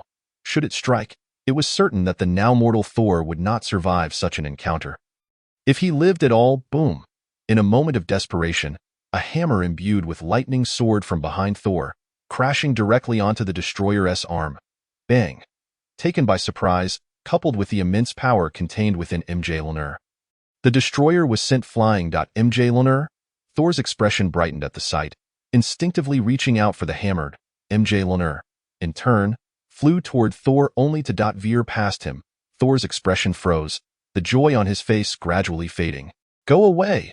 From behind Thor, Bai Yu, having just emerged from the aurora, disdainfully swatted the flying hammer aside. I have lost interest in you. You should return to your original master. Bai Yu was now capable of wielding Mjolnir and had gained the power of thunder. He had no desire to remain a mere god of hammers. Moreover, should Thor be without Mjolnir, it would disrupt subsequent events, potentially leading even Odin to come down for tea with Bai Yu. It was not that Bai Yu feared anything, but rather that it was unnecessary. Meanwhile, Ding successfully signed in with Thor, the god of thunder. Rewards, Dragon Knight Dial. With the system's announcement, Bai Yu finally acquired the third main rider dial. Although Kamen Rider Ryoki did not possess ultimate power like Kuuga or control over microscopic particles to absorb energy, nor the capacity for infinite evolution like Agido, Ryoki, as one of the two major data anomalies of the Heisei era, wielded a basic form of attack capable of inflicting up to 300 tons of destructive force. In its final, survival fire, form, its finishing move reached an astonishing 450 tons. Once combined with the power of Kamen Rider Zio, the total could exceed 900 tons, approaching the terrifying threshold of 1,000 tons. I believe this is achievable. Beneath his mask, Bai Yu's lips curled into a smile. He then retrieved the Ryoki dial from the system space, replacing it with the Kuuga dial in the next moment. Armor time. Ryoki. As the electronic sound effect resonated, the Kamen Rider Zio, modeled after Ryoki, donned a primarily silver armor with orange accents on the thighs, shoulders, and upper chest, complete with a mask reminiscent of Ryoki's, made its grand entrance. Ryoki, who is he? Thor, having turned around, gazed in bewilderment at the dazzling transformation sound effects emanating from Bai Yu. Have the people on Earth become so extravagant? Of course, Thor also noted the moment when Mjolnir had willingly flown toward the mysterious figure, only to be swatted away. Instantly, Thor felt a surge of displeasure toward the latter, Asgard, that individual, upon sensing the unfolding events through the eternal spear and the destroyer. Loki's expression darkened. Could it be that the earlier anomaly with Mjolnir originated from him? Contemplating this possibility, Loki promptly commanded the destroyer to obliterate any existence that posed a threat to him. New Mexico, Old Bridge Town, Hiss, having regained its footing, the destroyer, upon receiving Loki's command, unleashed an ultra-high temperature beam from its eyes. Watch out! Thor could not help but shout a warning. Yet soon, his expression turned grim. The very Mjolnir that had been disdainfully swatted away by Bai Yu now flew toward him like a loyal hammer, shielding him from the destroyer's destructive beam. Chapter 16. Love does not vanish, it only transforms Thor. Indeed, love can disappear, can it not? Yet Thor could not fathom why Mjolnir would willingly protect the individual clad in mysterious armor, particularly when the latter displayed such disdain. Of course, Thor was not envious. He was simply perplexed. Meanwhile, Bai Yu paid no heed to Thor's thoughts or Mjolnir. Instead, he retrieved the alien Dragon Fang dial from the system space and pressed the button atop it. Another Ryuga. As the electronic sound echoed, a mirror image appeared before Bai Yu. Within the mirror, another destroyer was releasing an ultra-high temperature beam. Hiss! In the next moment, the beam shot forth from the mirror, striking the real-world destroyer with pinpoint accuracy. Bang! The result was inevitable. The destroyer was sent flying by its own attack, sustaining multiple fractures in the process. What? Both Thor and the surrounding agents were astounded. He actually reflected the attack of that silver mechanical being, the destroyer? What was that mirror-like object? In their astonishment, the crowd could not help but feel exhilarated. After all, with such a powerful ally, their safety had significantly increased. In an instant, Mjolnir soared through the air, circling Thor several times before finally landing in his grasp. Boom. It is worth noting that the power of thunder is inherent to Thor himself, not derived from Mjolnir. Thor's previous situation resembled one where Odin had sealed away his powers. Only when Thor regained his strength to wield Mjolnir could the seal be broken. Soon, however, Thor found little room for contemplation. The destroyer had risen once more, despite its significant injuries and the target's evident superiority. It was still determined to execute Loki's command to annihilate any threat to him. All right, seeing this, Thor brandished Mjolnir. Then let me deal with you first. He intended to use the destruction of the destroyer to prove his own strength while conveniently forgetting some recent unpleasantness. Finish time. Ryuki, time break. Just then, a figure surrounded by a red dragon descended from the heavens, delivering a kick to the destroyer. Hiss! The destroyer, undeterred, released another ultra-high temperature beam, prepared for a confrontation. Boom! As expected, Bai Yu effortlessly extinguished the beam and followed up with a strike against the destroyer. With a tremendous explosion, the destroyer met its untimely end, concluding its existence, which had little meaning. Thor never anticipated that the head would be stolen. Yet, he is currently powerless to act. After all, if it were not for the other party, the destroyer would have long since slain him and subsequently eliminated the rest here. Is this truly the destroyer? It seems rather unimpressive. At this moment, Bai Yu gently shook his head. Having acquired the Dragon Knight dial, a live target, the destroyer, appeared before him, presenting yet another opportunity for showmanship, which he certainly would not let slip by. Unfortunately, the version of the destroyer from the Marvel films is genuinely lacking in strength. Presently, Bai Yu had merely utilized the basic form of the Dragon Knight to utterly obliterate the destroyer. In truth, it seems that only superheroes or supervillains of the caliber of Captain Marvel, Scarlet Witch, Doctor Strange, Dark Phoenix, or Thanos without the Infinity Stones would truly be worthy opponents for Bai Yu. However, this does not hinder Bai Yu from collecting the remaining Heisei main Rider series dials. Moreover, entities such as Ancient One, Odin, Dormammu, and fully powered Thanos are still superior to Bai Yu. Time King. At this moment, the outside had also been reached by Coulson and Natasha, who happened to witness the destroyer being obliterated. Casting incredulous glances at Bai Yu, just how much power does he still conceal? Even though they had not witnessed it firsthand within the base, they had gleaned what transpired from surveillance footage and reports from other agents. A new form, a rebound attack. Natasha and Coulson were astonished to discover that Bai Yu displayed new powers with each battle. Thus, they could not predict how many abilities he had yet to reveal. This only served to enhance his enigmatic persona. They hoped that humanity itself would not find itself at odds with such an existence. Coulson and Natasha could not help but silently pray. Otherwise, it would spell great trouble. Of course, should this Time King pose a genuine threat to the United States and the world, Coulson and Natasha would undoubtedly risk their lives to thwart him. If the opportunity arises, I welcome you to visit Asgard.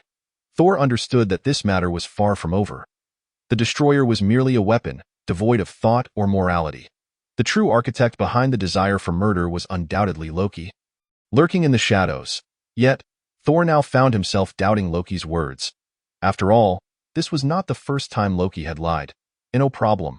Upon seeing this, Bai Yu shrugged. He had no intention of accompanying Thor to Asgard.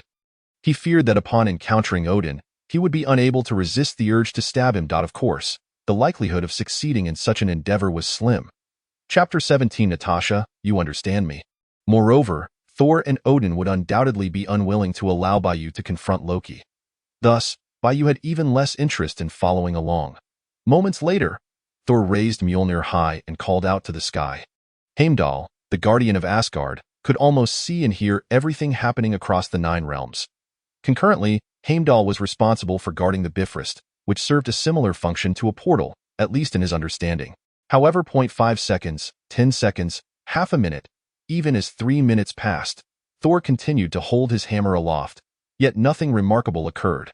The air grew thick with an awkward tension, the eye in the face of the crowd's skeptical gazes. Thor awkwardly chuckled. Heimdall might just be sleeping. To be honest, even Thor himself did not believe this explanation. But what alternative did he have? Stop calling. At this moment, Bai Yu interjected. Heimdall has likely been frozen by Loki using the power of the ancient winter coffin. Even if he heard your call, he cannot activate the Bifrost for now. Impossible, absolutely impossible. Upon hearing this, Thor was momentarily stunned, but quickly retorted. The ancient winter coffin possesses the power to freeze everything, but it is an artifact of the frost giant race. No one from other races can wield it. Loki is the prince of my Asgardian race. How could he possibly use the ancient winter coffin? Of course, Thor had no doubt that Loki could engage in such actions. Loki is indeed a frost giant, Bai Yu stated in an irrefutable tone. He is not your biological brother. However, even if I say this, you likely will not believe it, so you might as well ask him yourself. With that, Bai Yu did not give Thor the chance to respond, directly raising his hand to summon the Aurora Veil. In the next moment, the Aurora Veil passed through Thor, and he vanished from the spot. Almost simultaneously, Asgard, damn it! Loki was in a furious rage. Kamen Rider Time King? Who on earth is that guy? Not only did he destroy the Destroyer, but he also restored my foolish brother's powers? For Loki, the loss of a single destroyer was not particularly concerning. Fortunately, he soon breathed a sigh of relief. I have already preemptively frozen Heimdall. At that moment, a silver light curtain appeared out of thin air, accompanied by a figure that was all too familiar to Loki. No. Upon seeing this, Loki was momentarily taken aback, but quickly realized what was happening. Without a second thought, he seized the eternal spear and fled. Loki, stop, whoosh. To everyone's surprise, Loki, that crafty fellow, suddenly turned and unleashed a shockwave of energy from the eternal spear. Caught off guard, Thor was immediately knocked back by the eternal spear. While Loki's lack of strength prevented him from fully unleashing the true might of the eternal spear, Thor was nonetheless pushed back, allowing Loki to create some distance. Don't run. Once he regained his footing, Thor swiftly pursued Loki once more. The ensuing events diverged slightly from the film, but were not far off. In short, the leader of the Frost Giants, Laufey, who was also Loki's biological father, infiltrated Asgard through a secret passage that Loki had provided in advance. Loki took the opportunity to lead Thor to Laufey, setting the stage for a fierce battle between the two. Then, while they were locked in combat, Loki attempted to deceive and ambush them, first slaying Laufey, who was his biological father, and then severely injuring his adoptive brother Thor. Subsequently, Loki rushed to activate the Bifrost. It is worth noting that the Bifrost not only possesses teleportation capabilities, but also holds the power to destroy worlds, with some even claiming it can rival the power of the Infinity Gauntlet. Loki's objective was to use the Bifrost to annihilate the entire stronghold of the Frost Giants, killing every last one except for himself, in an attempt to prove that he was the rightful heir to the throne of Asgard. The outcome, as expected, was that Thor arrived just in time to thwart Loki's plan at the cost of destroying the Bifrost. Afterward, Loki accidentally fell from the Bifrost, and the next time he would re-emerge would likely be during the Avengers 1. Earth, New Mexico. All right, it's all over. After sending Thor away, Bai Yu shrugged and said, "You all should go about your business as usual." With that, Bai Yu summoned the Aurora Veil once more and vanished from the spot. But what does it matter to him? Hey, at that moment, seeing Bai Yu disappear, Natasha could not help but exclaim, "What about me? I haven't boarded yet. No, I haven't gotten in yet." The thought of the over 3,000 kilometers between New Mexico and New York gave Natasha a headache. This Time King truly has no regard for the delicate feelings of others. Nearby, Coulson could not help but chuckle, and upon noticing Natasha's gaze, he began to speak with mock seriousness. "Natasha, you know me, I have undergone rigorous training. No matter how funny it is, I will not laugh, unless I cannot help myself. However, I truly did not anticipate that your charm would have a day of failure." Moreover, Coulson felt as though Bai Yu was doing this on purpose. Could it be that Natasha had offended Bai Yu in some way? Unfortunately, faced with Natasha's nearly murderous glare, Coulson dared not say a word or ask anything. Chapter 18 Mirror World. Harlem District. I must say, this Aurora Vale is quite convenient. After surveying his surroundings, Bai Yu nodded in satisfaction. During the remaining time, Bai Yu first checked on the progress of the house renovations. He then discovered that General Ross had actually brought in a new batch of workers to assist. Furthermore, these workers not only exhibited exceptional skills but also worked diligently, not daring to slack off in the slightest. After all, they were hired by the military. Not bad, it seems Ross, with his prominent brows and large eyes, is more capable than I had imagined. A smile spread across Bai Yu's face. He certainly knew that this was likely not solely Ross's intention. But who cares? As long as it doesn't cost me anything, I won't turn down free assistance. Moreover, those weaker than him posed no concern, while those stronger would not trouble him for the time being. Just go with the flow. The next day, ding, congratulations on successfully signing in, reward obtained. Time King second stage dial, half? At 8 o'clock in the morning, the system's voice rang out punctually in Bai Yu's mind. The Time King's second stage dial? Bai Yu's expression brightened with a hint of joy. Unfortunately, he currently possesses only half. Undoubtedly, the Time King's second stage dial is the tool that will enable Bai Yu to transform into the Time King's second stage. However, the Time King's second stage dial is divided into outer and inner, good and evil. To put it plainly, Bai Yu still requires the other half of the Time King's second stage dial. More precisely, he needs the Time King dial from the Mirror World. Clearly, he must seek out the Bai Yu of the Mirror World to possibly obtain it. The Bai Yu of the Mirror World. Bai Yu furrowed his brow slightly. In the original plot, Tokiwadai Soji managed to persuade the Mirror World Tokiwadai Soji to willingly hand over the dial through the protagonist's eloquence. Bai Yu does not believe he could so easily convince his Mirror World counterpart to relinquish the dial. It is likely he would have to engage in battle with the Mirror World Bai Yu. It goes without saying that the Mirror World Bai Yu most likely possesses similar strength to his own.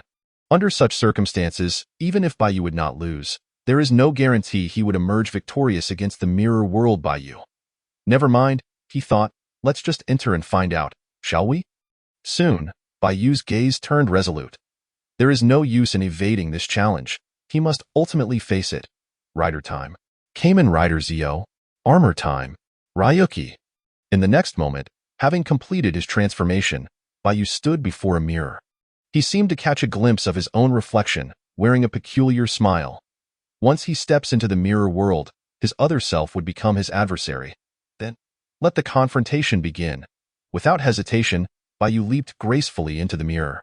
Almost simultaneously, the Time King vanished, or more accurately, he had jumped into the mirror. An agent from Hield who had been surveilling Bai Yu reported with astonishment. I'm not crazy. I really saw him enter the mirror. I am not the only one monitoring. You can ask them. Continue the surveillance? Understood, sir. Mirror World. What has happened here? Bai Yu was oblivious to others' thoughts, but he was utterly stunned by the scene before him. The once bustling and lively Harlem district of the Mirror World had transformed into a desolate wasteland, reeking of blood. This sight instilled in Bai Yu a sense of foreboding. As expected, found you. Soon, a series of red steel armors descended from the skies. From one of the armors, the furious voice of the Mirror World Iron Man echoed. Time King, you despicable devil, an irredeemable tyrant. You have destroyed several cities in a short span of time, causing the deaths of countless innocent lives, and now you dare to show your face in the city you first obliterated? Prepare to die.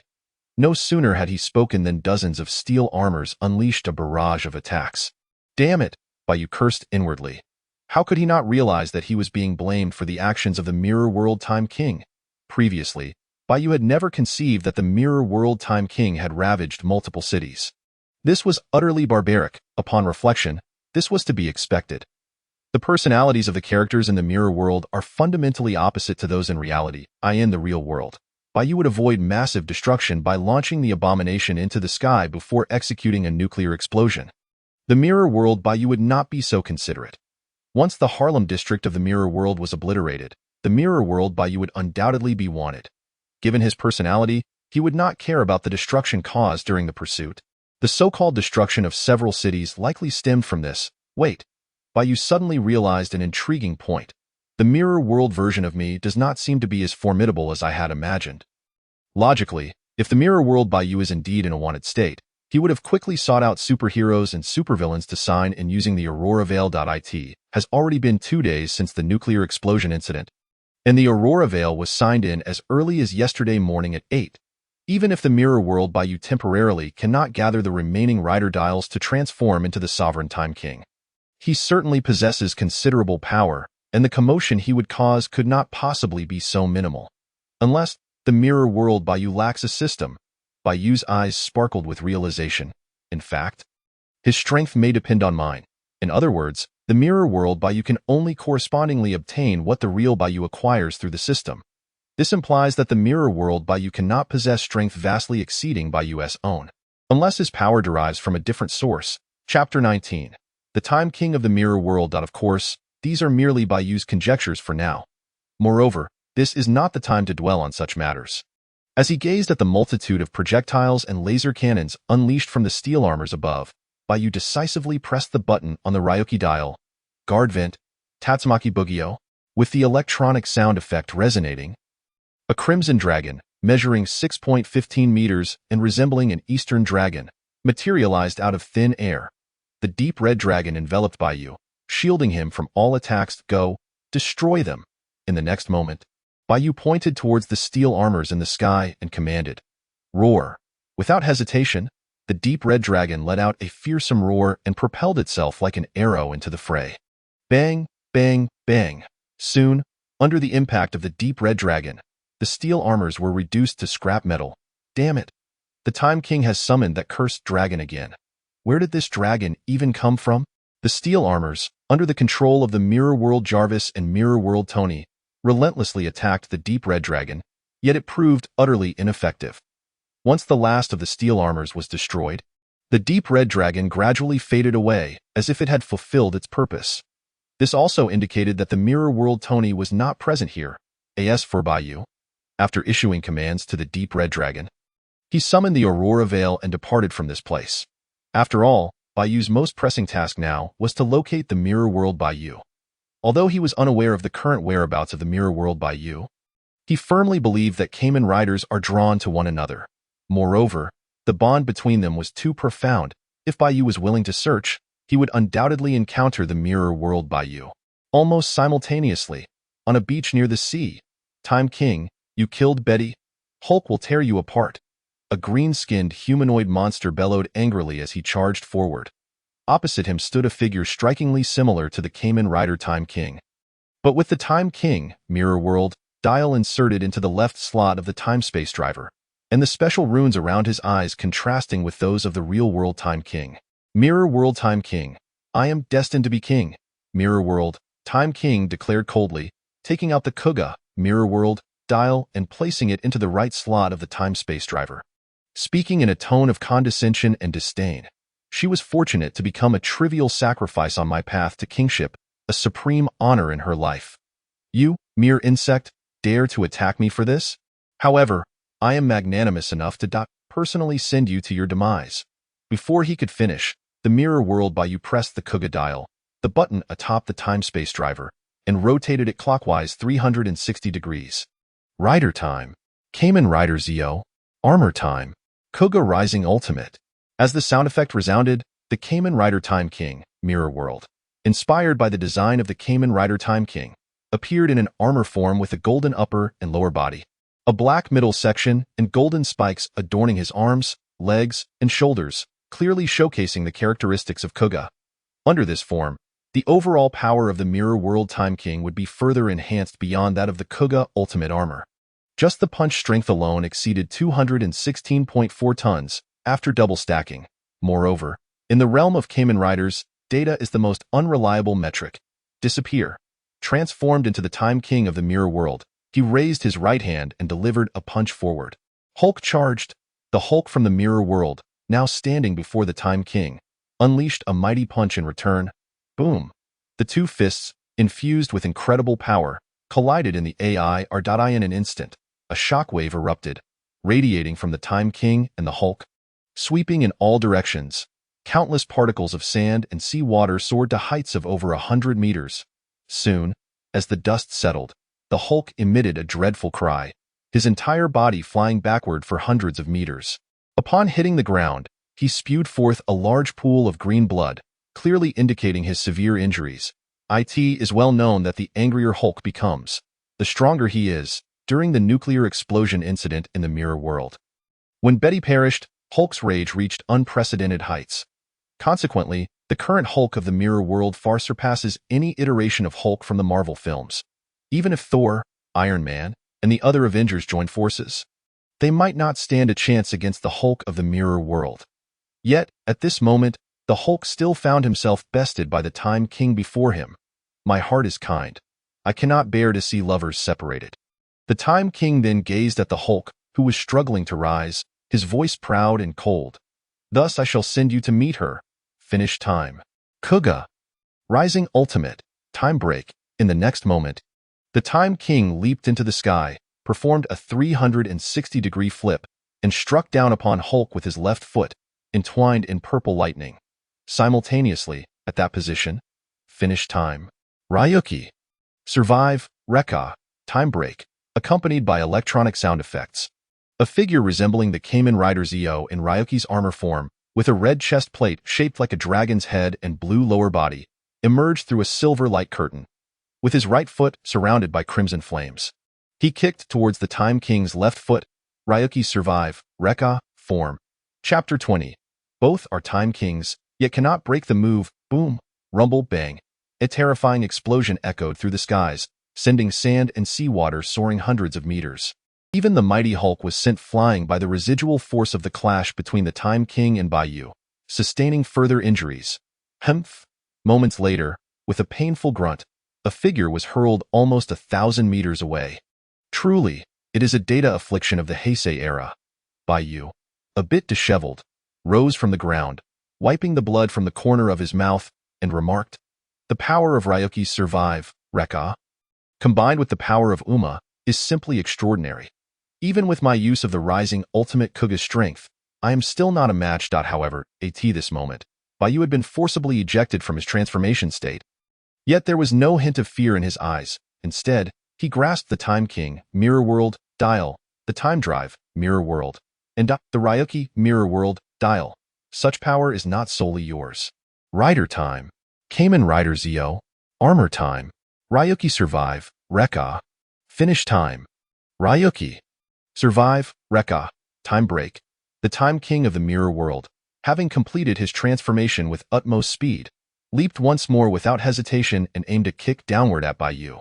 As an equivalent existence to Bai Yu, the Time King naturally understood the reason for the latter's appearance before him. It goes without saying that the Time King would not easily relinquish his dial to aid Bai Yu.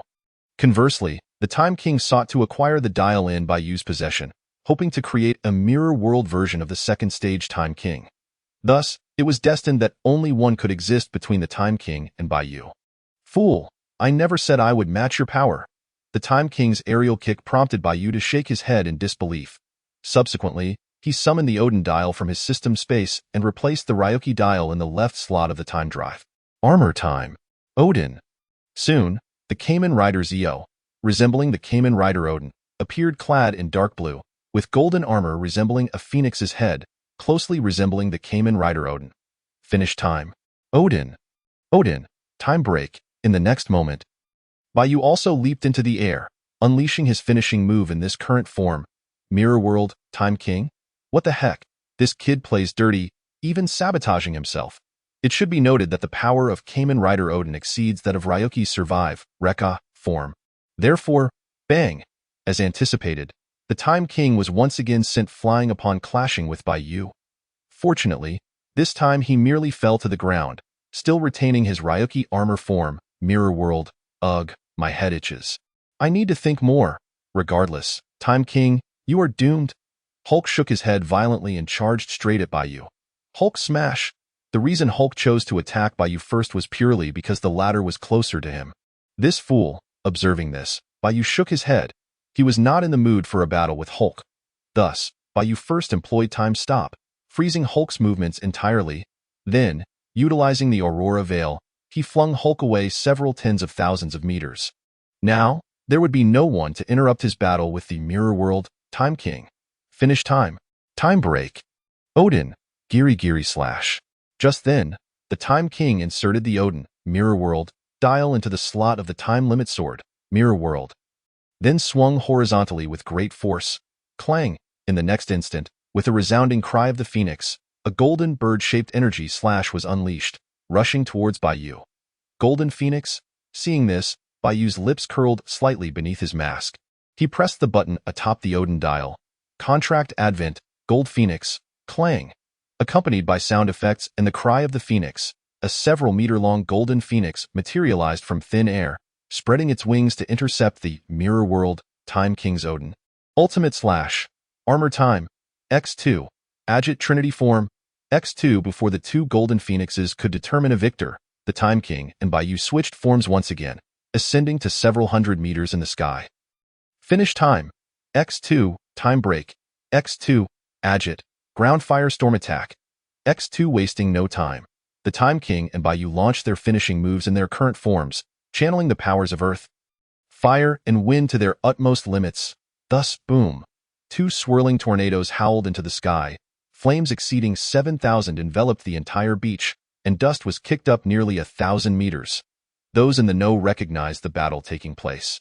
Those unaware would think the apocalypse had arrived. Unfortunately, this time, the Time King of the Mirror World and Bai Yu wielded the same power, resulting in neither being able to gain the upper hand. In the ensuing time, the two continuously switched forms and unleashed various finishing moves. The Time King, having prepared and being thoroughly familiar with his abilities. Thus, it has become impossible for Bai Yu to suppress the former with greater strength as he once did. Conversely, the same holds true. Soon after, give it up, Mirror World. The Time King has once again descended to the ground, addressing Bai Yu before him. We are both Time Kings, endowed with the same powers. In a direct confrontation, neither can claim victory. Besides, the power you possess now has already surpassed Time King level 2, so why seek trouble with me? Could it be that you actually care about the lives of the people in this world? Chapter 21. Odin, your doom approaches. Perhaps I do care, Bai Yu shrugged, his tone oscillating between jest and sincerity. After all, I shall one day become a benevolent and virtuous demon lord. Whether in the real world or the Mirror World. Those people could be considered my subjects, Mirror World. The Time King was momentarily taken aback, then burst into laughter. Ha ha ha, what did you just say? You've truly made me laugh. Stop joking. You are me, and I am you. How could I not know you? You clearly wish to act as I do, to indulge in wantonness, yet you have merely refrained from taking action. What pretense of justice is this? You are nothing but a hypocrite. Moreover, do you genuinely believe those people are anything virtuous? Before Bai Yu could respond, Mirror World, the Time King coldly continued. Do not forget, this is the Mirror World, a realm where personalities are the complete opposite of those in your world. Here, Banner is a mad scientist, Hulk is a man-eating beast, Ross is a tyrant who bullies both men and women, Betty is a treacherous and cunning viper, and Tony is a heartless dark capitalist. The people here are largely selfish and malevolent. Believe it or not, if I were to randomly select someone from here and place them in your world, they would possess crimes beyond measure. These wretches, if they were to perish at my hands, I would deem it a blemish upon my hands. Oh, is that so? Upon hearing this, Bai Yu felt somewhat taken aback. But he quickly regained his composure. Nevertheless, it matters not. Protecting them is of no concern to me. Furthermore, had I not needed your dial, I would not have ventured into this world at all. Upon hearing this, Mirror World, the Time King paused for a moment, then mockingly replied.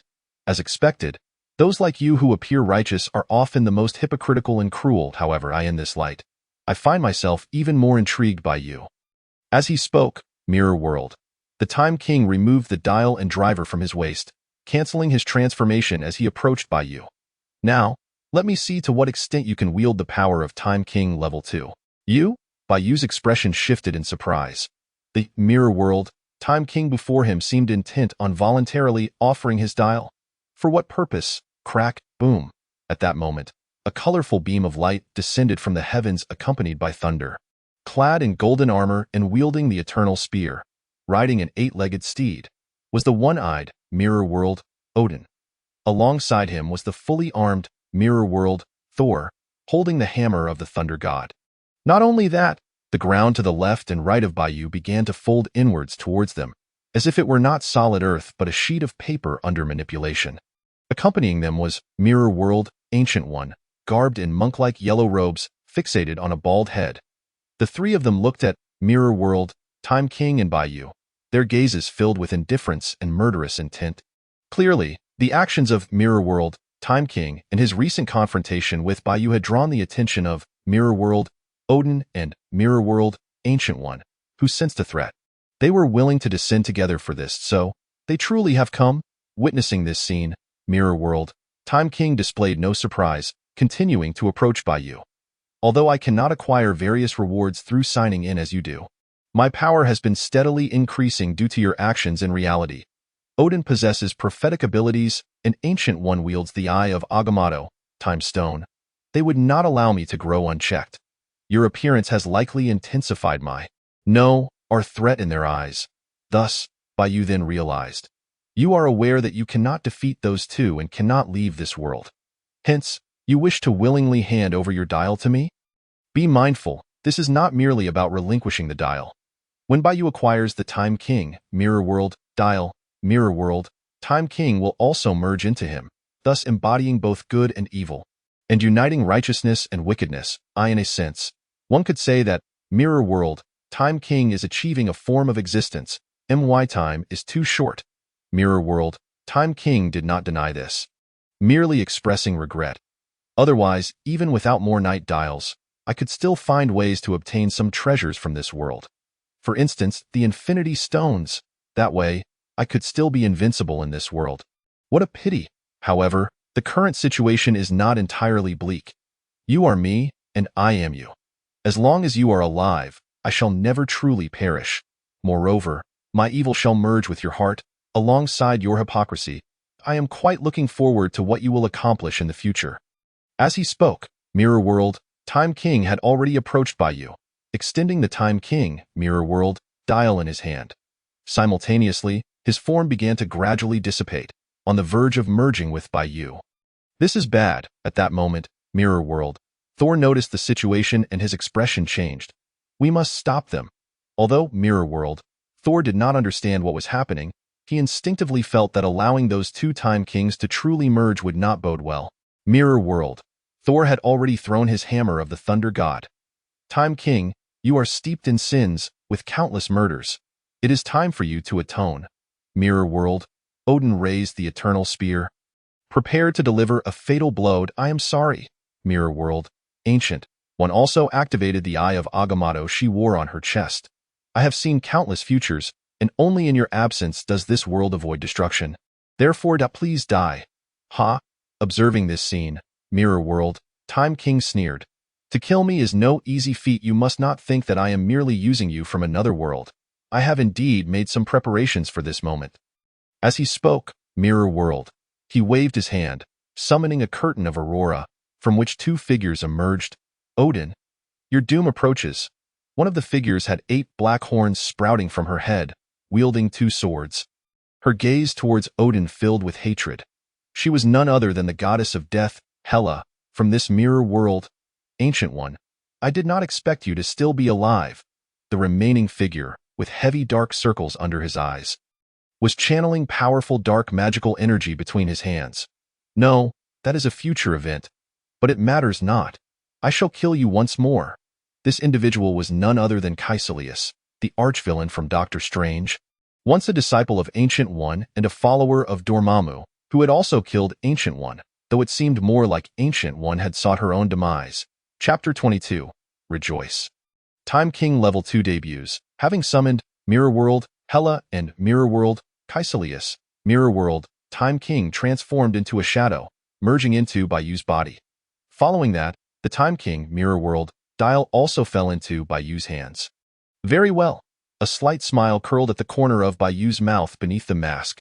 However, he did not immediately utilize the Time King, Mirror World, dial. Instead, he first raised his hand to grasp the hammer of the Thunder God thrown by Mirror World, Thor. Impossible. This cannot be. Mirror World, Thor's face was filled with disbelief upon witnessing this scene. Until now, He had never anticipated that someone could catch his hammer. Clearly, being a fugitive and needing time to find Mirror World, Hela, and Mirror World, Caecilius. Mirror World, Time King could not afford to waste time retrieving the hammer from New Mexico. More accurately, the hammer of the Thunder God would not effectively augment Mirror World, Time King's power. Hence he saw no need to seek it out. Is this what shocks you? Bai Yu glanced at Mirror World, Thor. Then you should pay attention to your heart. I fear you may not be able to handle it. Before his words finished, Bai Yu hurled the hammer of the Thunder God at Mirror World, Thor. On the other side, Hela, I did not expect you to associate with this demon lord, Caecilius, since you come from the future. Even from another timeline, then even if I kill you here, it will have no repercussions. Despite the astonishment of Mirror World, Odin and Mirror World, Ancient One at the emergence of Mirror World, Hela and Mirror World, Caecilius. They were indifferent to swiftly dealing with the latter two. After all, Mirror World, Odin and Mirror World, Ancient One remained unaware that they were merely in a mirror realm. They were also confident that allowing the Time King to linger for a moment would not pose any issues. Right over here, Bai Yu paid no heed to the reactions of others, instead focusing on the Time King, Mirror World, dial in his hand, retrieving the second-tier Time King dial, half, from the system space. Buzz! As the Time King, Mirror World, dial aligned with the second-tier Time King dial, half, a resonance instantly ensued, rapidly initiating their fusion. Not only that, Bai Yu distinctly sensed that the first-tier demon power within him was also resonating with the two dials in his grasp. Could it be? A bold thought surged into Bai Yu's mind, and he resolutely made his decision in the next moment. A dark golden energy, demon power, surged from Bai Yu's hands into the two dials undergoing fusion. Zio! Second-tier Time King, soon. The Time King, Mirror World, dial, and the second-tier Time King dial, half, vanished. In their stead emerged a dial predominantly black in color, adorned with a golden Time King emblem on its front. The second-tier Time King dial, Bai Yu gazed at the second-tier Time King dial in his hand, momentarily taken aback. This dial seemed not to require splitting. It is worth noting that the Time King dial from the original series required division into two parts, simultaneously inserted into the left and right slots of the time-space driver.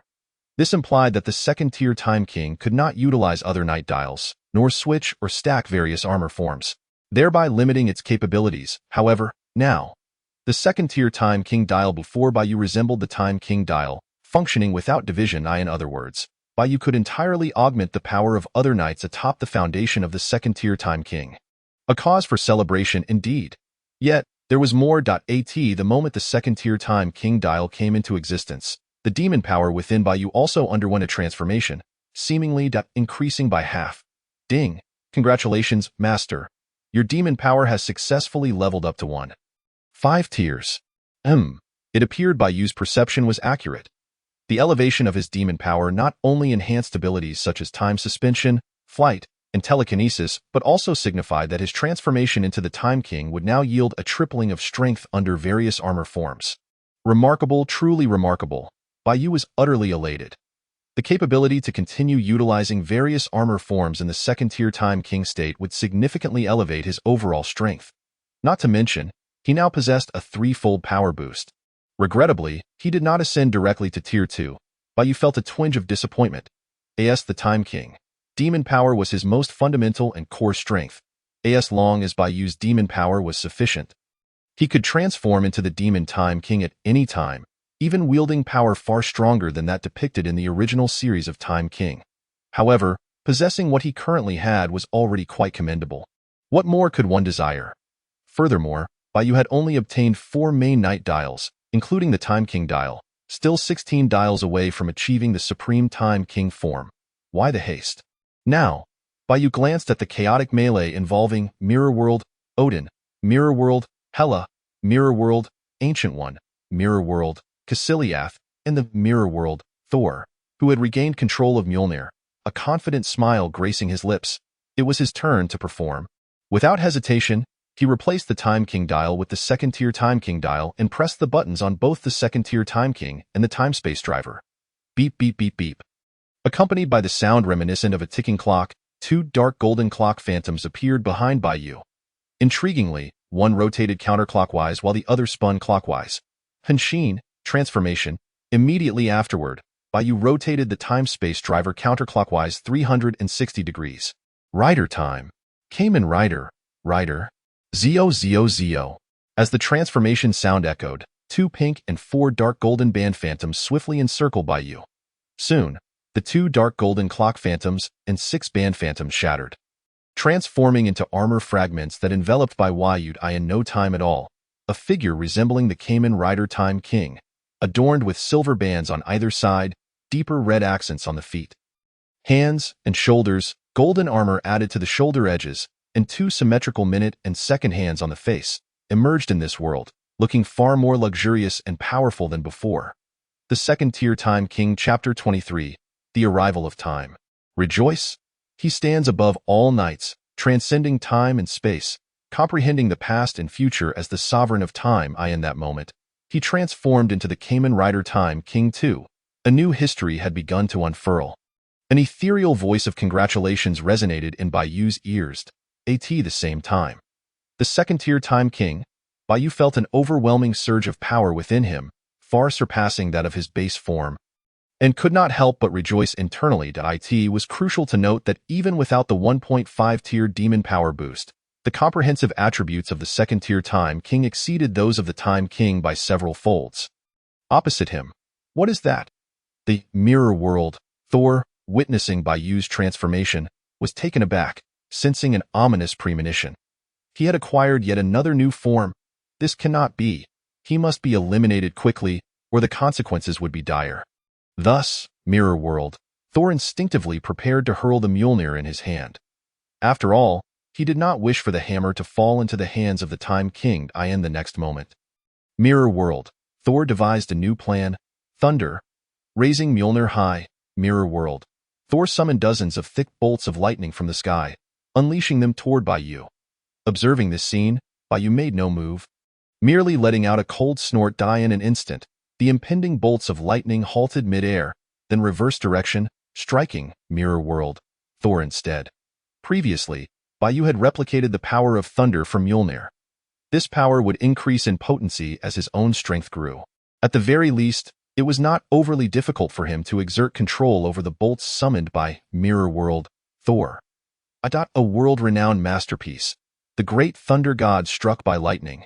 The Second-Tier Time King, as mirror world, Odin suppressed mirror world, Hela with the eternal spear. He cast a grave gaze toward Bai Yu.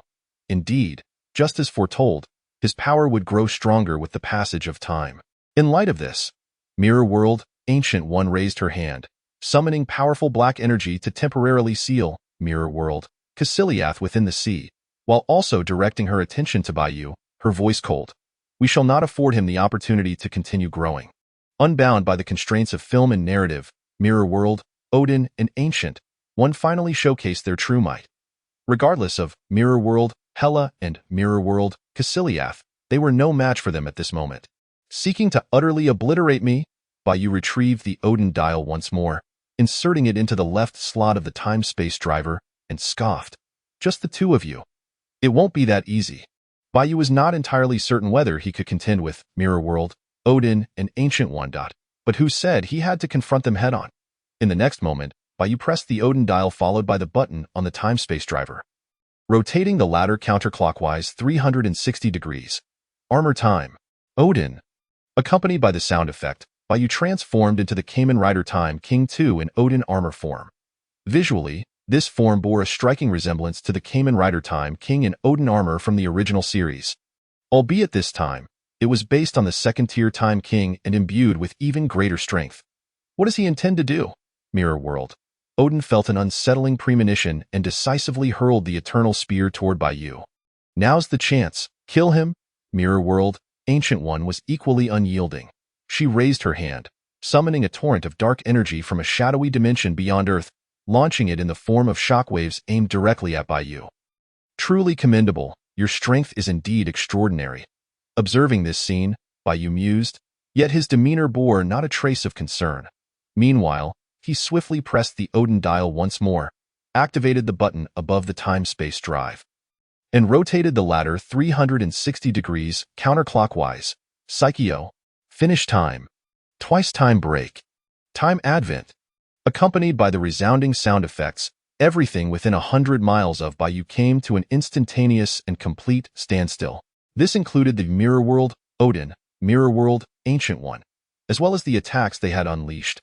After all, within Bai Yu's maneuver, there existed not only the time advent of the Time King's second stage, Odin armor form, but also the 1.5 tier of the Onmyoji power, along with the Time King's own manipulation of time. This move would likely not confine Odin and Ancient One for long. However, Bai Yu shook his head, refraining from taking any aggressive action. Moreover, even if I were to eliminate them, it would hold little significance for me. Additionally, with the emergence of Mirror World, Hulk and Mirror World, Odin, Bai Yu had already come to realize that the superheroes and supervillains of this realm could not trigger the system's sign-in. Thus, Bai Yu's journey lay within the vastness of the cosmos in reality. Remaining in the mirror world served no purpose, at least, not for the present. Contemplating this, Bai Yu hesitated not for a moment, summoning the Aurora Veil, and vanished from this world. 1 second, 2 seconds. Merely 3 seconds later, the eye of Agamotto on Ancient One's chest emitted a green light, aiding her in breaking free from the time suspension's influence. Nevertheless, the expressions of both were far from pleasant. He has vanished? Mirror world, Odin's expression turned grave. There is no trace of him, not just on this planet, but throughout the entire solar system. Such formidable power of time. Mirror world, Ancient One's complexion was equally grim, even without utilizing the eye of Agamotto. I should not have been affected by mere ordinary time manipulation. The King of Time, perhaps? Chapter 24, The Daily Bugle, a transformed Peter Parker. At this moment, Mirror World, Odin and Mirror World, Ancient One had no choice but to acknowledge that the Time King's abilities exceeded their initial expectations. In the real world, quite well, Bai Yu deactivated his transformation and glanced at the Time King's second stage dial in his hand, nodding in satisfaction. This time, I not only successfully acquired the second stage dial but also elevated the Onmyoji power to 1.5 tier. Otherwise, even with the Odin dial, my time manipulation might not have been sufficient to affect Mirror World, Odin and Mirror World, Ancient One. Simultaneously, this journey through the Mirror World undoubtedly enhanced Bai Yu's overall strength considerably. What should I do next? After stowing away the dial and drive into the system space, Bai Yu turned and pondered deeply. From the moment he entered the mirror world until now, less than 10 minutes had elapsed. At this point, it was barely past 8 in the morning. Perhaps I should check on my house. Soon, Bai Yu made his decision. Although the money he currently possessed was sufficient to afford an extended stay in a hotel, he would certainly prefer the comfort of his own home, if possible. Almost simultaneously. Indeed, emerging from the mirror, I wonder, can we see what transpires within the mirror? Based on my experience gleaned from leisurely reading novels and watching films, it is likely that he has acquired new powers. What? Leisurely reading? When have I ever been leisurely? No, absolutely not. You must have misheard that. The following day, early at 8 o'clock, ding. Congratulations on a successful daily sign-in. Reward, 1 million miles yuan. The system's voice resonated in Bai Yu's mind punctually. This time it's money? Observing the newfound figures in his account, Bai Yu felt a slight surprise. Nonetheless, money remains quite significant in the modern society Bai Yu inhabits. Therefore, he felt somewhat satisfied with this daily sign-in reward. Shortly thereafter now, it's time to attend to serious matters. After finishing the breakfast delivered by the hotel, Bai Yu donned formal attire, took along the DSLR camera he had previously purchased at great expense, several hundred yuan, summoned the Aurora Veil, and vanished from the spot.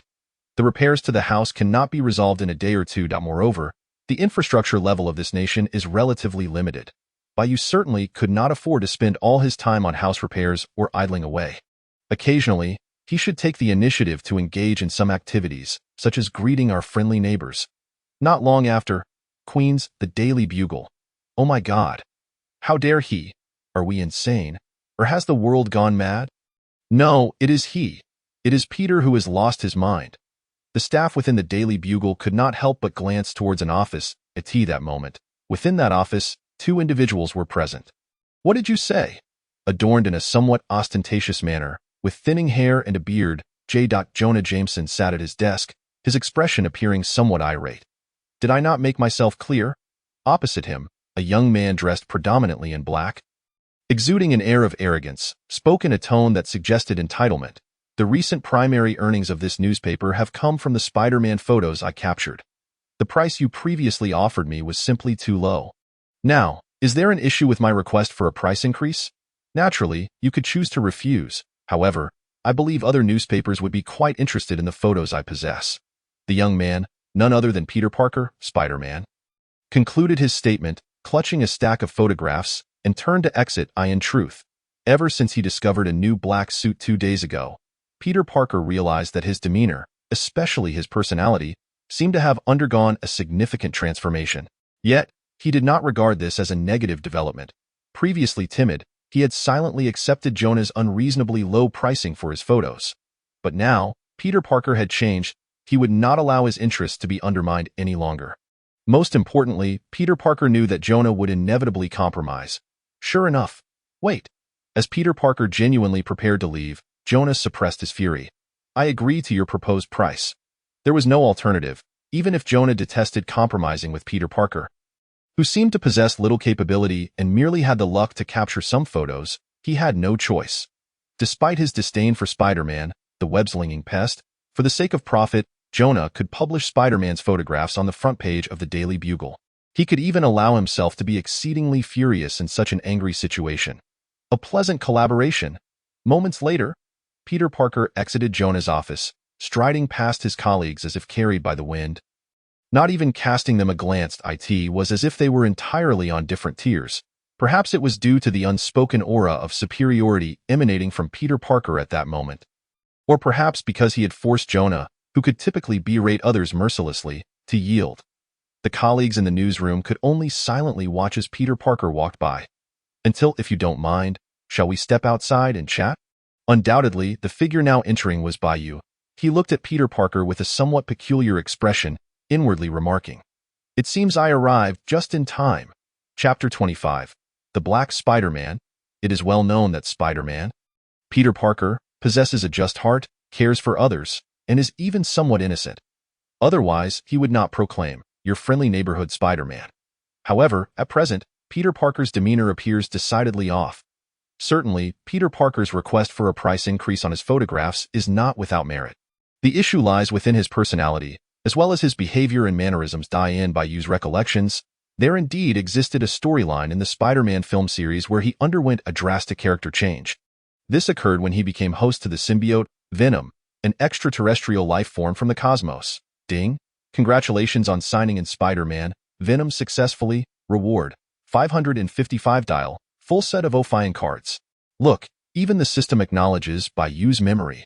555 dial, full set of Ophion cards. Simultaneously, a glimmer of excitement shone in Bai Yu's eyes. Kamen Rider 555, the fourth primary rider of the Heisei series, possesses the ability to move at supersonic speeds in a special acceleration form. Ophion, on the other hand, is a monstrous race from 555. According to the lore, Ophion represents the evolved form of humanity. Yet, Ophion remains susceptible to death, potentially even more so than an ordinary human. The only means of salvation is to locate the king of Ophion. In the narrative of 555, Wong spends the majority of his time in a state of unawareness, existing in the guise of an ordinary individual. Furthermore, driven by the selfish ambitions of certain Ophion, they launch relentless assaults on humanity, rendering themselves as grotesque figures within the storyline. Additionally, within the universe of 555, only Ophion possess the ability to transform into Kamen Riders, including the protagonist, Qin Xiao. The complete set of Ophion cards bears a striking resemblance to the comprehensive set of mirror monster cards previously acquired by Bai Yu, signifying that Bai Yu merely needs to harness a modicum of his omniversal power to summon the corresponding Ophion and command them to obey his every whim. In essence, these cards hold little immediate utility for Bai Yu. After all, even with his current 1.5 tier omniversal power, he is unable to summon a significant number of Ophion or mirror monsters, whose prowess hardly surpasses his own. Thus, these two sets of cards naturally possess minimal value. Nevertheless, having them is sufficient. What more could one desire? At this very moment, when Bai Yu lightly tapped Peter Parker on the shoulder, the latter felt a twinge of annoyance. Just as he contemplated whether to teach Bai Yu a lesson, his spider sense surged with unprecedented intensity and did not wane. This indicated the presence of an immensely powerful source of danger nearby. Peter Parker, not lacking in intellect, quickly deduced that this ominous source was likely Bai Yu himself. Indeed, as colleagues at the same newspaper, Peter Parker was familiar with Bai Yu, albeit their interactions had been scarce in the past. However, this was of little consequence. What mattered was the impression that the other party seemed to harbor malicious intent. With myriad thoughts flashing through his mind, Peter Parker ultimately nodded gently at Bai Yu. I happen to have some free time now, and fortuitously, I know a great place for a chat. How about we head there this evening? Peter Parker sensed that this Bai Yu, so different from his memories, might very well have come for him. Intriguing. Rather than instilling fear, the danger sensed by his spider sense only heightened Peter Parker's excitement. After all, the weak prey upon those even weaker, while true strength challenges the formidable. Moreover, since becoming Spider-Man 6 months ago, he had triumphed over numerous foes who appeared stronger than himself. The reason he chose the evening was primarily due to the daylight's conspicuousness, which could attract unnecessary trouble. Perfect. Bai Yu's smile radiated even more brightly at this moment. Shall we go now? Peter Parker, taken aback, thought, now? Is there something wrong with this guy's ears or mind? Did we not agree on the evening? Yet after another glance at Bai Yu, realizing he was not jesting, Peter Parker acquiesced with a nod.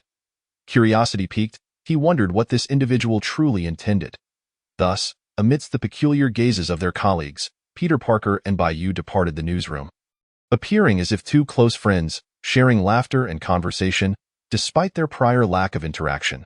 Not long after, in a secluded alley, Bai Yu casually summoned a shimmering aurora curtain before stepping through. What is this? Peter Parker pondered, yet his audacity propelled him to follow suit.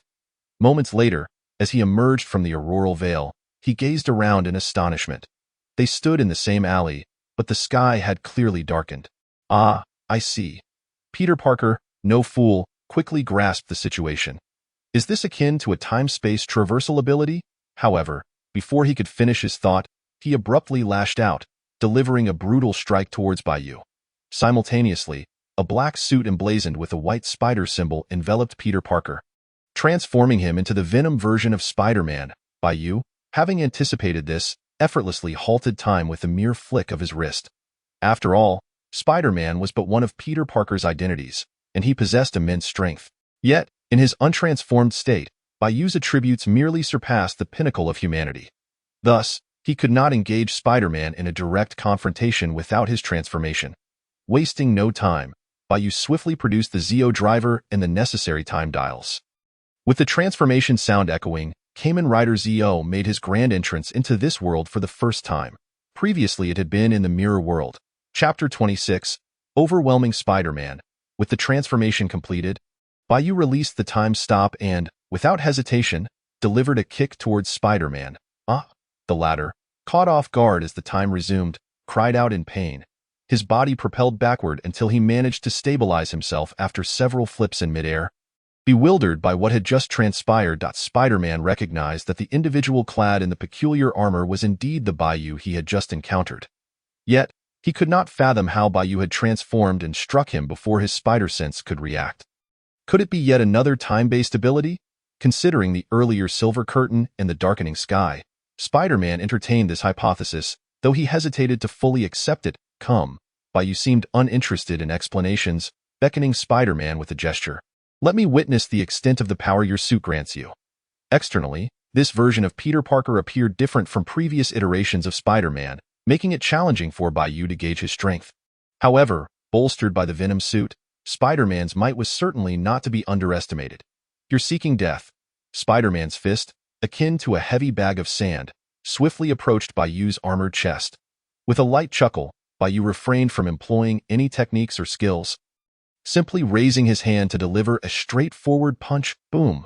The tremendous force erupted between them, causing the ground and surrounding walls to quiver as if struck by an invisible shockwave. What? Spider-Man exclaimed incredulously.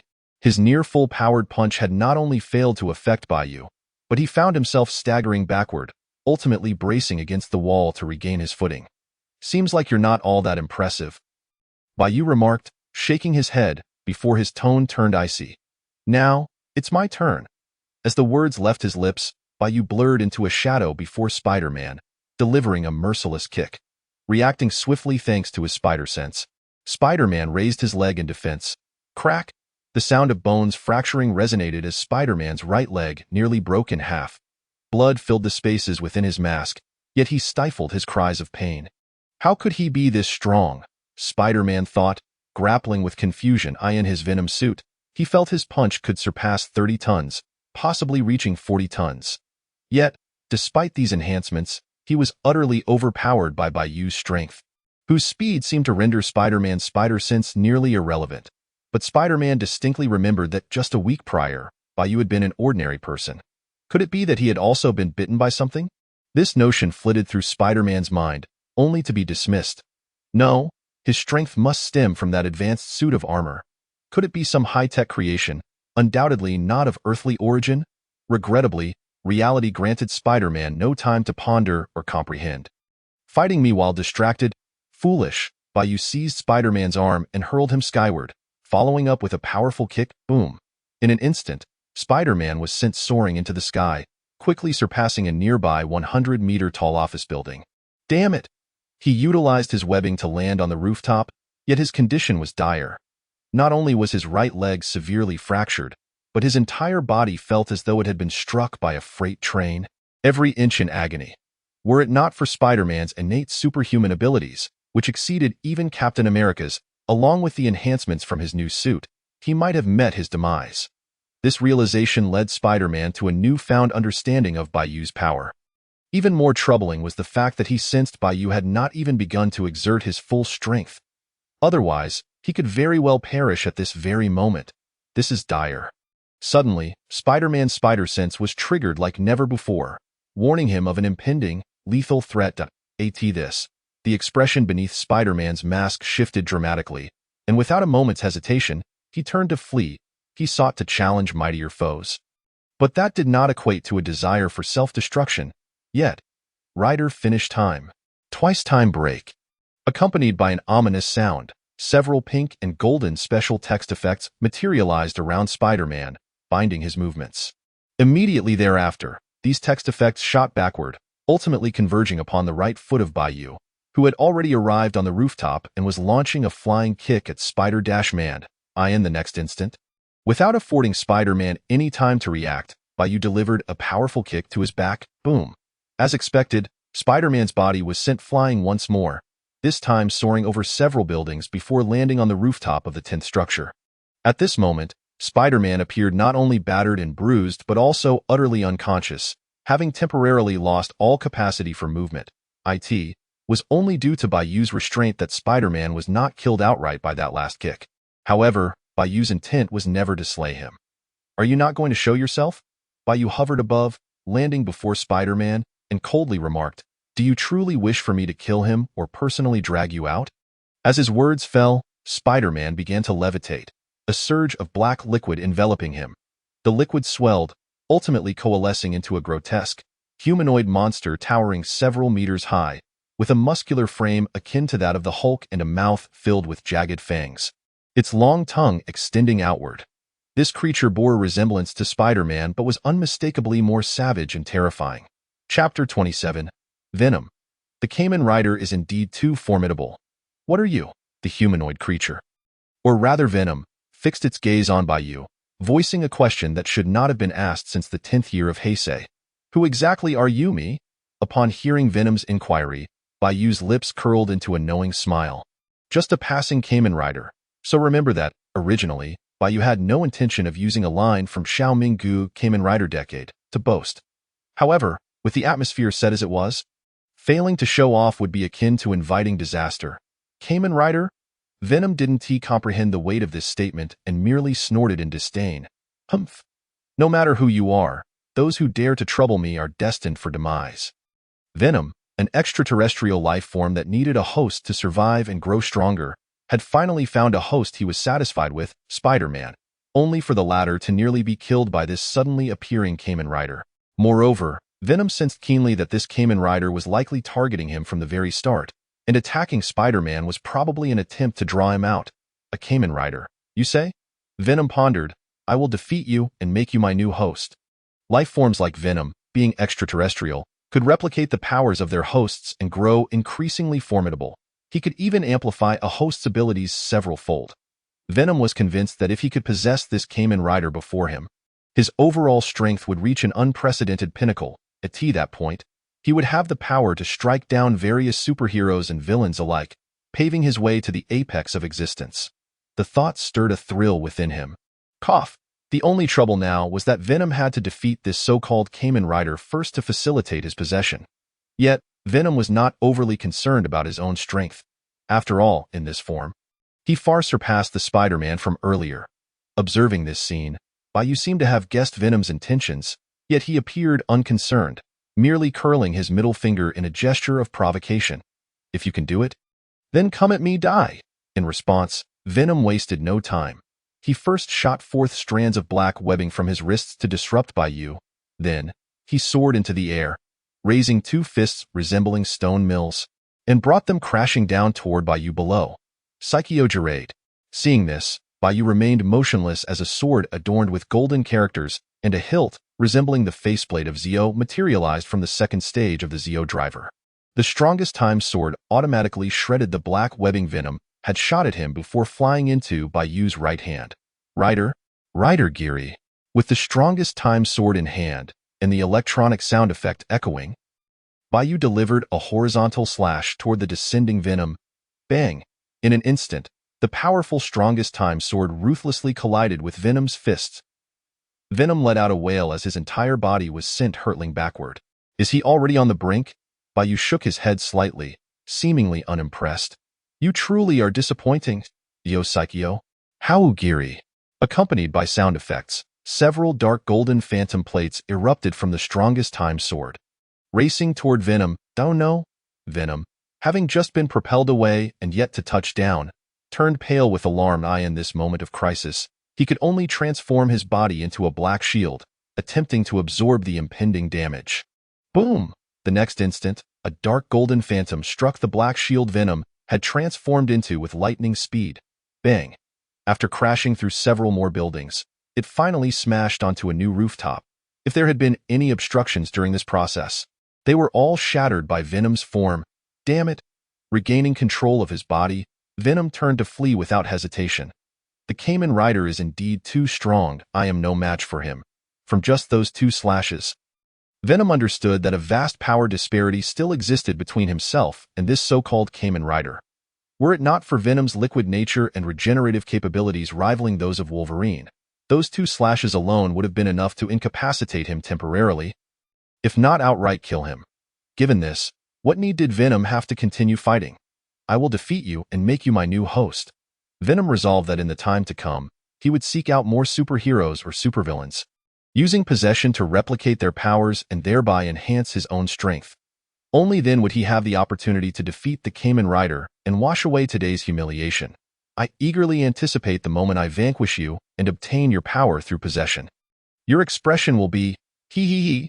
It seemed a delightful image had crossed Venom's mind, prompting him to unconsciously emit a sinister chuckle. Run, Bai Yu, though unaware of Venom's thoughts, could guess part of it and remained unfazed. Let the bullets fly a bit longer. With that, Bai Yu retrieved the 555 driver from his system space and inserted it into the left slot of the time drive. Then, armor time. Complete. Fuizaxel. As the transformation sound echoed, Bai Yu instantly morphed into a form inspired by the second stage of Zeo, with silver armor added to his legs, arms, and shoulders, and a chest design reminiscent of circuitry, resembling the Kamen Rider Fuiza's acceleration form. Indeed, this time Bai Yu had surpassed the basic form of Kamen Rider Fuiz, directly adopting the latter's acceleration form. In this form, Bai Yu would gain the ability to move at supersonic speeds. Of course, even without this form, Bai Yu had ways to deal with the fleeing Venom. But since he had obtained the 555 driver, it would be a waste not to utilize it. Chapter 28, Crimson Drill. It was time to pursue Venom. After approximately 10 more seconds, Bai Yu pressed the button atop the 555 driver. Fuizaxel. Start up. As the electronic sound resonated, Bai Yu felt the entire world slow down, to the point it mirrored the stillness he experienced during time stop. The world was not slowing down. Rather, I am speeding up. Bai Yu understood this intuitively. his entire being transformed into a barely visible afterimage, vanishing from his original position. Almost simultaneously, Venom had already reached a nearby sewer. He sought to escape from the perilous realms that most would hesitate to traverse. Furthermore, Venom's speed was astonishing. In a mere 10 seconds, he could cover a distance of 3 kilometers. After all, in the Marvel comics, Venom could reach a staggering velocity of 2 Mach, approximately twice the speed of sound, in his peak state. Even though the current incarnation of Venom was merely from the Marvel Cinematic Universe, fleeing at sonic speed in the face of death was hardly excessive, was it? I have found you. Yet, in the blink of an eye, Bai Yu had already positioned himself behind Venom. It is important to note that Kamen Rider Foiz, in his accelerated form, could achieve a remarkable speed of 100 meters in just 0.0058 seconds. Now, under the tripled effects of his 1.5-tiered Onmyoji power, Bai Yu's speed in the Foiz acceleration armor had become all the more terrifying. Bai Yu, Venom, who was currently sprinting at full speed, appeared no different than a sluggish snail. In fact, he seemed even slower. It was time to put an end to this. Bai Yu wasted no time, swiftly pressing the 555 dial and the button atop the time-space driver, rotating the latter counterclockwise by 360 degrees. Psycho, finish time. Foiz axle. Crimson smash. As the electronic synthesized sounds resonated from the time-space driver, Bai Yu crouched low before leaping with great force.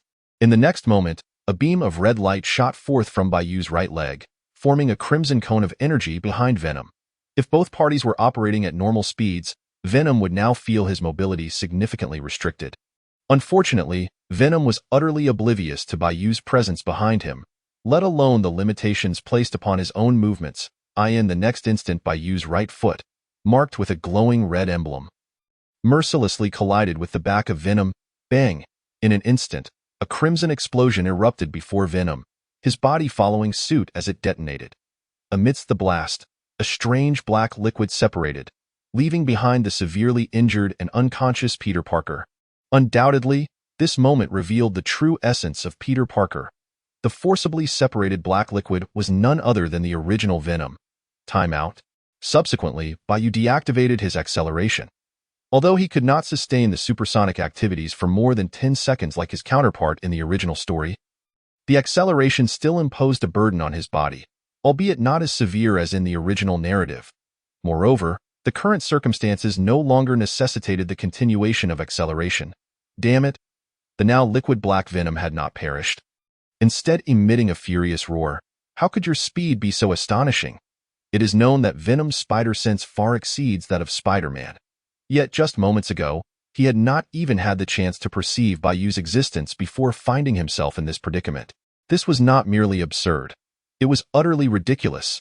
It seems your life is quite resilient. However, Bai Yu advanced step by step towards Venom, his right palm crackling with electrical energy. Soon, that may not hold true. Bai Yu was aware that Venom had 2 principal weaknesses: high temperatures and ultrasonic waves. Thunder itself was a force imbued with intense heat, capable of annihilating Venom entirely. What do you intend to do? Observing the lightning in Bai Yu's hand, even the steadfast Venom felt a surge of panic. Do not approach, please. After separating from its host, Venom was already in a countdown to its demise. If it were to endure even a few more strikes of lightning, survival would be utterly out of the question. I yield. I am willing to submit. In this moment of crisis, Venom cast aside all reservations. Liquid? Drifting through life without a master, if you do not reject me, I shall pledge my allegiance to you. I beg you, do not kill me. Seeing that Bai Yu showed no sign of halting, Venom's gaze darted to the side where Peter Parker lay, hastily proclaiming, Peter Parker is gravely injured. Without timely treatment, he may perish at any moment. I can heal him. I can restore him to his former self. I can enhance his powers. I assure you, this time it will not compromise his mind. Moreover, I possess further utility. Spare my life, I implore you. Enough with the noise. Appearing somewhat irked, Bai Yu scoffed, then hurled the lightning in his hand toward Venom. No? Venom let out a despairing wail. In his current state, he was exceedingly weak, incapable of evading the lightning hurled by Bai Yu. An unprecedented sense of impending death and terror washed over Venom, flooding his very soul. After all, How many can face death with true equanimity? Zzz. The crackling of electricity echoed, yet it did not obliterate him as Venom had feared. Instead, it merely encircled him, constraining his freedom. Even so, the searing heat emanating from the lightning, now so close, inflicted profound agony upon him. In truth, Venom found himself wishing for an early demise to escape the torment. Enough! In that moment, Bai Yu stood before Venom and raised a finger. In the next instant, both Venom and the surrounding lightning vanished without a trace. Can it truly be done? A glimmer of joy sparked in Bai Yu's eyes beneath his mask. He had just attempted to confine Venom within the system's space and had not held out much hope. Yet the unexpected success filled him with elation. This indicated that he could potentially contain other entities, even sentient beings, within the system's space. The stronger the being, the more formidable their will and resistance, making it increasingly challenging to confine them. Venom, reliant on a host for survival and now rendered utterly weakened, was filled with dread towards death and Bai Yu, compounded by the surrounding lightning, which facilitated his capture within the system's space. However, the same could not be guaranteed for other sentient beings. Chapter 29. You see, he ought to thank us. Furthermore, Bai Yu received an even more delightful revelation. Any sentient being that had entered the system's space would bear Bai Yu's mark deep within their soul. They would, in subtle ways, come to regard Bai Yu as their closest, most significant, and most revered presence, one they could never betray. Truly remarkable, Bai Yu nodded in satisfaction. Initially, he had contemplated that Venom could enhance and replicate the powers of others through symbiosis and genetic duplication. Moreover, neither the Marvel comics nor films had ever suggested a limit to Venom's replication abilities. At least, Bai Yu had never encountered such a stipulation. Thus, retaining Venom might prove beneficial in the future. If necessary, he could also summon offspring like Carnage or descendants like Toxin, securing yet another advantage. Regardless, there remained the risk of Venom rebelling. However, the situation had changed. With the imprint effect of the system's space, Bai Yu no longer needed to worry about Venom's loyalty, allowing him to unleash the latter's full potential. These considerations were for the future.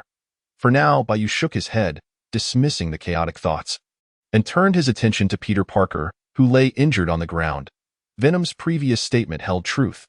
Peter Parker was indeed gravely wounded, with myriad issues plaguing his body, if left unattended, even if he survived. The ensuing days would be far from easy. There was no choice. After all, Venom had merged with Peter Parker, and Bai Yu was also curious to witness the combined might of Spider-Man and Venom. Thus, they would face this challenge together. Moreover, since this was my doing, I shall certainly assist in your healing. A slight smile crept across Bai Yu's lips, as if he regarded the matter as inconsequential. He then removed the ZO2 dial and directed it towards Peter Parker. ZIO. The electronic sound effect resonated, and Peter Parker suddenly began to convulse erratically on the ground. Yet, during this commotion, his various injuries began to mend at an astonishing pace. This occurred because the ZO2 dial possessed the power to reverse time. Not only could Bai Yu restore an injured Peter Parker, but he could even revive him from death. It was precisely for this reason that Bai Yu had not exerted excessive force from the outset. Now, he was employing the power of the ZO2 dial to revert Peter Parker's body to the state it was in before being bonded with Venom and before sustaining any injuries. Before long, what is this? Peter Parker gradually rose to his feet, initially bewildered as he surveyed his surroundings. However, upon locking eyes with Bai Yu, he immediately jolted into a defensive stance. What do you want? Stay away. Unlike Bruce Banner, who loses consciousness upon transforming into the Hulk, Peter Parker retains the memory of events while bonded with Venom, albeit he struggles to recognize the abnormality during that time. Thus, Peter Parker recalls all too well the recent encounter with his so-called colleague, who had brutally assaulted him while in the guise of Kamen Rider. Why the tension? Observing the situation, Bai Yu shook his head, reverting to his original form as he spoke. I am not a demon. The earlier confrontation was merely a means to deal with Venom, that black suit you were previously encased in. You see, now that you have freed yourself from Venom's grasp, your body has returned to its former health. It does seem that way. Upon hearing this, Peter Parker took a moment to assess the changes in his body and nodded appreciatively. Thank you. Bai Yu, possessing memories from before, Peter quickly discerned the truth in Bai Yu's words. Ultimately, it was clear that Bai Yu had indeed aided him in overcoming Venom. Consequently, the rather unpleasant means to that end seemed less significant. Furthermore, as Spider-Man, Peter Parker had always experienced profound solitude. Even when encountering other superhumans, those interactions often devolved into antagonism. At this moment, Peter Parker was merely a young man who had only recently embarked on his professional journey. His tendency to chatter during battles likely stemmed from a yearning to confide in someone. The appearance of Bai Yu suggested the introduction of another superhuman into Peter's life. Given Bai Yu's assistance in vanquishing Venom and healing his injuries, Peter Parker speculated that Bai Yu might also be a superhero. Perhaps? No need for thanks. In response to Peter's gratitude, Bai Yu waved his hand nonchalantly. I have a certain interest in Venom myself. Moreover, I was the one who initially injured you. Besides, Bai Yu had only come here to collect rewards from Peter Parker. The subsequent events were merely incidental. Most importantly, Peter Parker was rather impoverished, and Bai Yu could scarcely fathom what tangible tokens of appreciation the latter might offer. Therefore, it was preferable to cultivate a favorable relationship. Who knows, perhaps one day he could enlist Spider-Man as an ally or a pawn. Regardless, I must extend my gratitude once more. After expressing his thanks again, Peter Parker suddenly recalled something and awkwardly inquired, Bai Yu, have we effectively skipped to that evening? Does that mean we have been absent for the better part of the day? If the newspaper office or my family cannot reach me, it could lead to considerable trouble, especially for Aunt May. I truly do not wish to cause her further worry. Strictly speaking, that was indeed the case. Bai Yu nodded before breaking into a soft smile. However, I am the master of time, Kamen Rider Zio. This is but a trivial matter. As he spoke, Bai Yu raised his hand, summoning a shimmering aurora curtain. He had previously thought this phenomenon could only travel in one direction.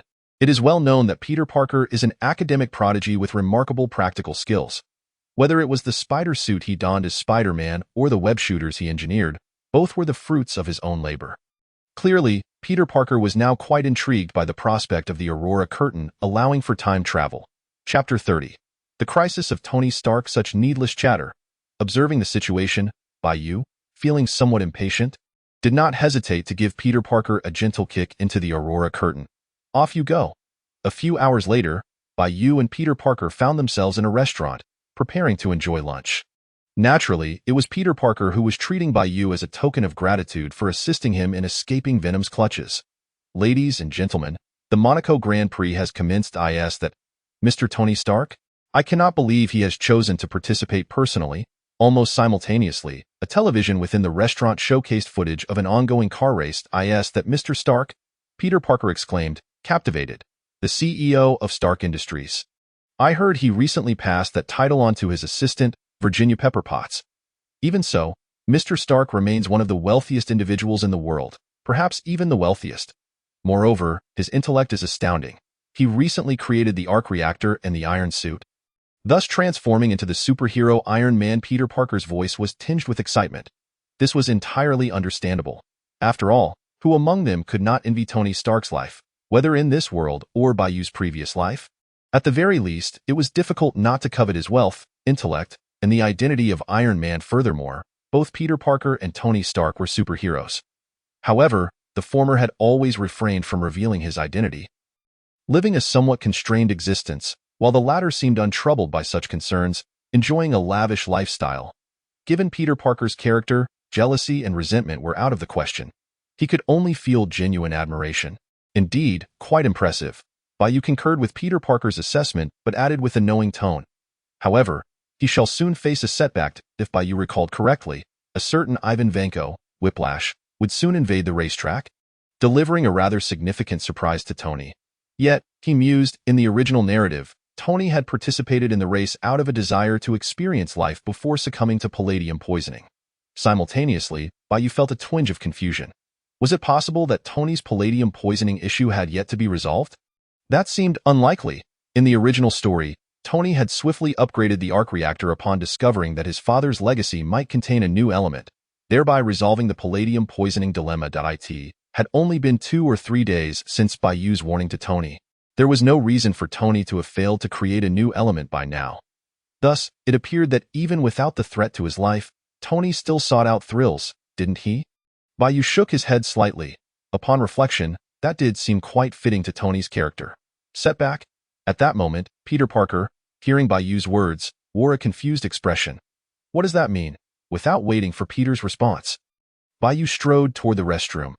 After all, a thrilling car race was an event he simply could not miss.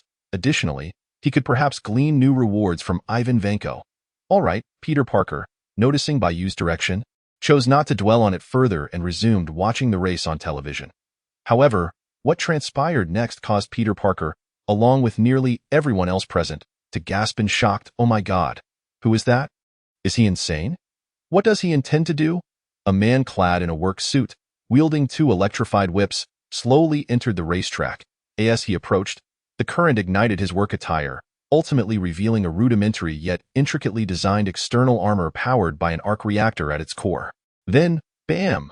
The man, who could only be Ivan Vanko, raised his right hand and lashed out at an oncoming race car. In an instant, that vehicle was nearly cleaved in two, its remains sent soaring to the side. One could only imagine the sheer power behind Ivan Vanko's strike. As for the driver within that race car, if all went according to plan, he was likely in grave danger. Not long after, another race car raced toward Ivan Vanko, and within it sat none other than our Iron Man, Tony Stark. Oh no! Mr. Stark is in danger. Peter Parker, witnessing this scene on the television, was filled with trepidation. Had he been present at the scene, he would have transformed into Spider-Man and rushed out without hesitation. This was not solely for Tony, but also for the other innocent lives at risk. However, it is important to note that Peter Parker's home in New York was over 8,000 kilometers away from Monaco. Even if Peter Parker were to attempt to intervene, it would be impossible for him to arrive in time. Even with the time-manipulating abilities of Kamen Rider 555. Wait. Suddenly, Peter Parker realized something significant. Could it be that Bai Yu's earlier remark about Mr. Stark facing a setback was referring to this very incident? Surely not. Bai Yu could not possibly predict the future. Then again, if he could traverse different timelines through that silvery curtain, perhaps he could foresee certain future events, and they might not be of paramount importance. Peter Parker's gaze remained fixed on the television, where Ivan Vanko prepared to attack Tony's race car, and he felt a surge of urgency. In light of the current situation, what was the point of contemplating such trivialities? I hope Mr. Stark and everyone else present can weather this storm. Present, Peter Parker understood that the Aurora Curtain could lead to the past and future, yet he remained oblivious to its capacity to traverse other realms entirely. Thus, he momentarily failed to connect the current situation with Bai Yu's earlier trip to the restroom. Almost simultaneously, at the Monaco Racing Grand Prix. Who is this guy? Tony gazed at Ivan Vanko, who was whipping towards him. A myriad of doubts flashing through his mind, especially upon noticing the arc reactor emblazoned on the latter's chest. Of course, this was not the time for contemplation.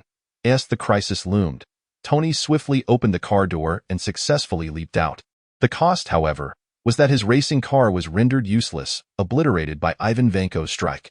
Chapter 31. Since you have sincerely inquired. Tony, Iron Man? Ivan Vanko, with a toothpick clenched between his teeth, looked disdainfully at Tony. Huh? What a pitiful superhero, reduced to such a predicament. Ivan Vanko's father, Anton Vanko, had once collaborated with Tony's father, Howard Stark, on the arc reactor. However, after Anton attempted to exploit the arc reactor for illicit gains, he was expelled by Howard Stark. Nonetheless, Anton Vanko and Ivan Vanko bore no resemblance. In their eyes, all the glory and wealth that Tony currently possessed rightfully belonged to them. Moreover, with Anton Vanko having recently passed away, Ivan Vanko arrived here today, fueled by envy, jealousy, and hatred, prepared to exact revenge on Tony. You thief, perish! At this moment, Ivan Vanko wasted no time, raising his electrified whip again and striking towards Tony. Damn! Tony's expression shifted, and he quickly rolled to the side to evade the blow. Unfortunately, due to the race and the fact that Tony's Iron Man suit had not yet been upgraded to a portable version, he found himself in this dire situation. Meanwhile, the new CEO of Stark Industries, Tony's girlfriend, Pepper, was en route with the Iron Man suit. Die! Seeing his attack miss, Ivan Vanko remained unfazed and swung his whip once more. However, just as Tony prepared to roll away again. Rider time? Kamen Rider Zio. As for why Bai Yu is currently using Zio instead of Zio2, it was simply because Ivan Vanko before him was too weak. Unworthy of Bai Yu employing Zio2. Simultaneously, a voice echoed in Bai Yu's mind. Ding! Successfully signed in for the whip of Ivan Vanko. Reward, Mach Rider.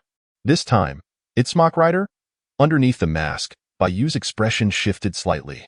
Mach Rider was the exclusive motorcycle of Kamen Rider 555, possessing both vehicle and combat modes.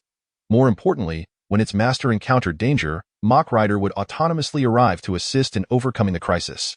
In the original story, Mach Rider had aided the protagonist group in overcoming multiple crises. Conveniently, the Mach Rider that Bai Yu had just acquired needed only to be placed in the system space. When he faced danger, it would appear on its own to help him fend off threats. Furthermore, even if Mach Rider suffered damage, it could automatically and rapidly repair itself within the system space. A commendable reward. Bai Yu felt quite satisfied.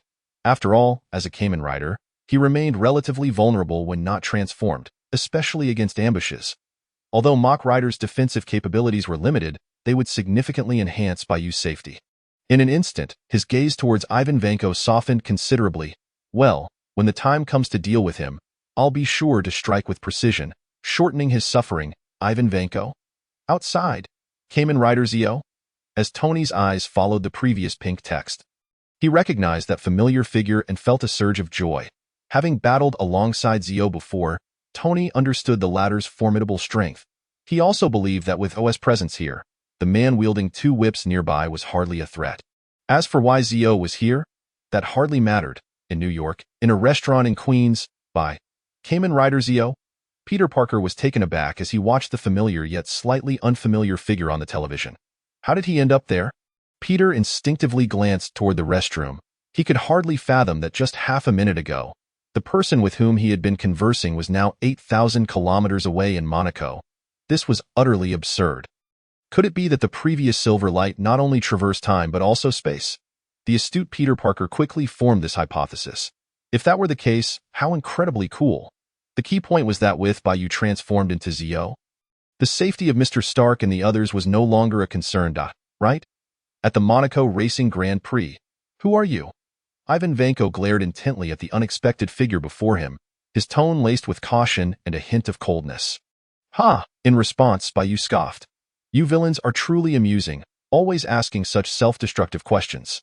Very well, since you have sincerely inquired, I shall benevolently inform you I am Kamen Rider Zio, the benevolent and virtuous Demon King. Remember that well and no need to remember, as you shall soon perish. What?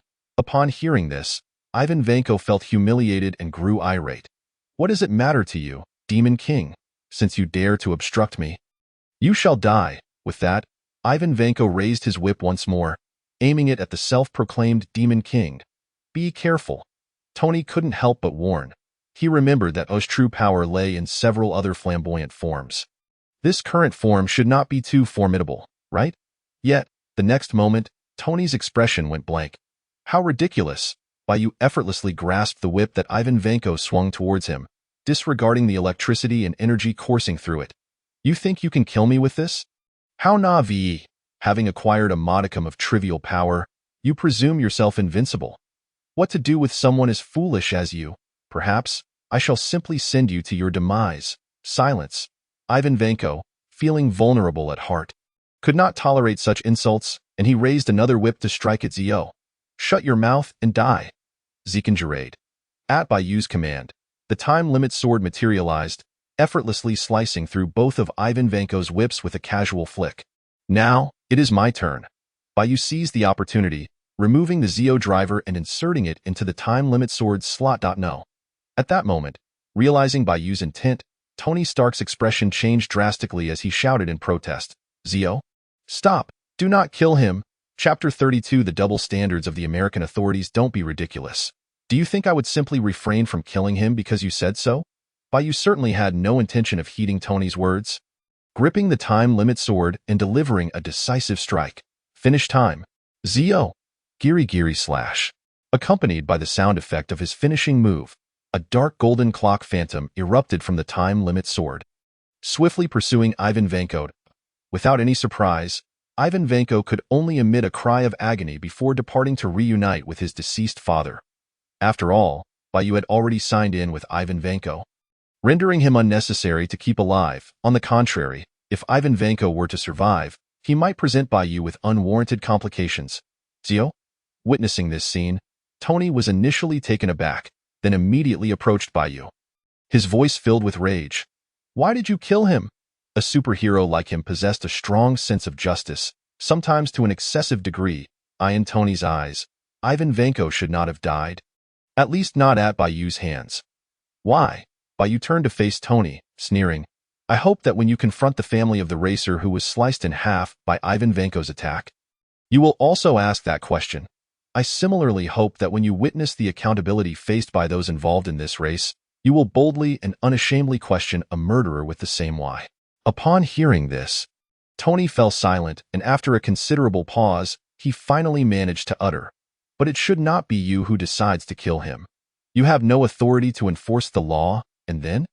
Bai Yu continued to regard Tony coldly. "What do you intend to do? Will you don the iron suit to apprehend me, or shall you allow the authorities? No, not just the Americans, nor Monaco, but perhaps Russia, in short, the so-called officials, to capture me?" Tony fell silent once more. If possible, he would certainly wish to don the iron suit immediately and apprehend the casually murderous Time King before him. However, Tony was acutely aware that even with the iron suit, he would stand no chance against the Time King. Should he genuinely provoke the latter, a mere nuclear kick could wreak havoc. Who could withstand that? Moreover, the Time King, after all, had saved Tony. Considering the previous warning from the Time King, it was akin to being rescued twice, and no matter how righteous Tony felt, repaying the kindness of his savior with enmity over a mere murderer who deserved death was something he found hard to fathom. In such a case, what other choice remained? Clearly, it was to choose forgiveness. Regardless, he possessed no authority to dispense justice and should not take lives lightly. After a moment of contemplation, Tony fixed a serious gaze upon the Time King, then shifted his tone. "Furthermore, you indeed saved my life, shall not treat my savior poorly."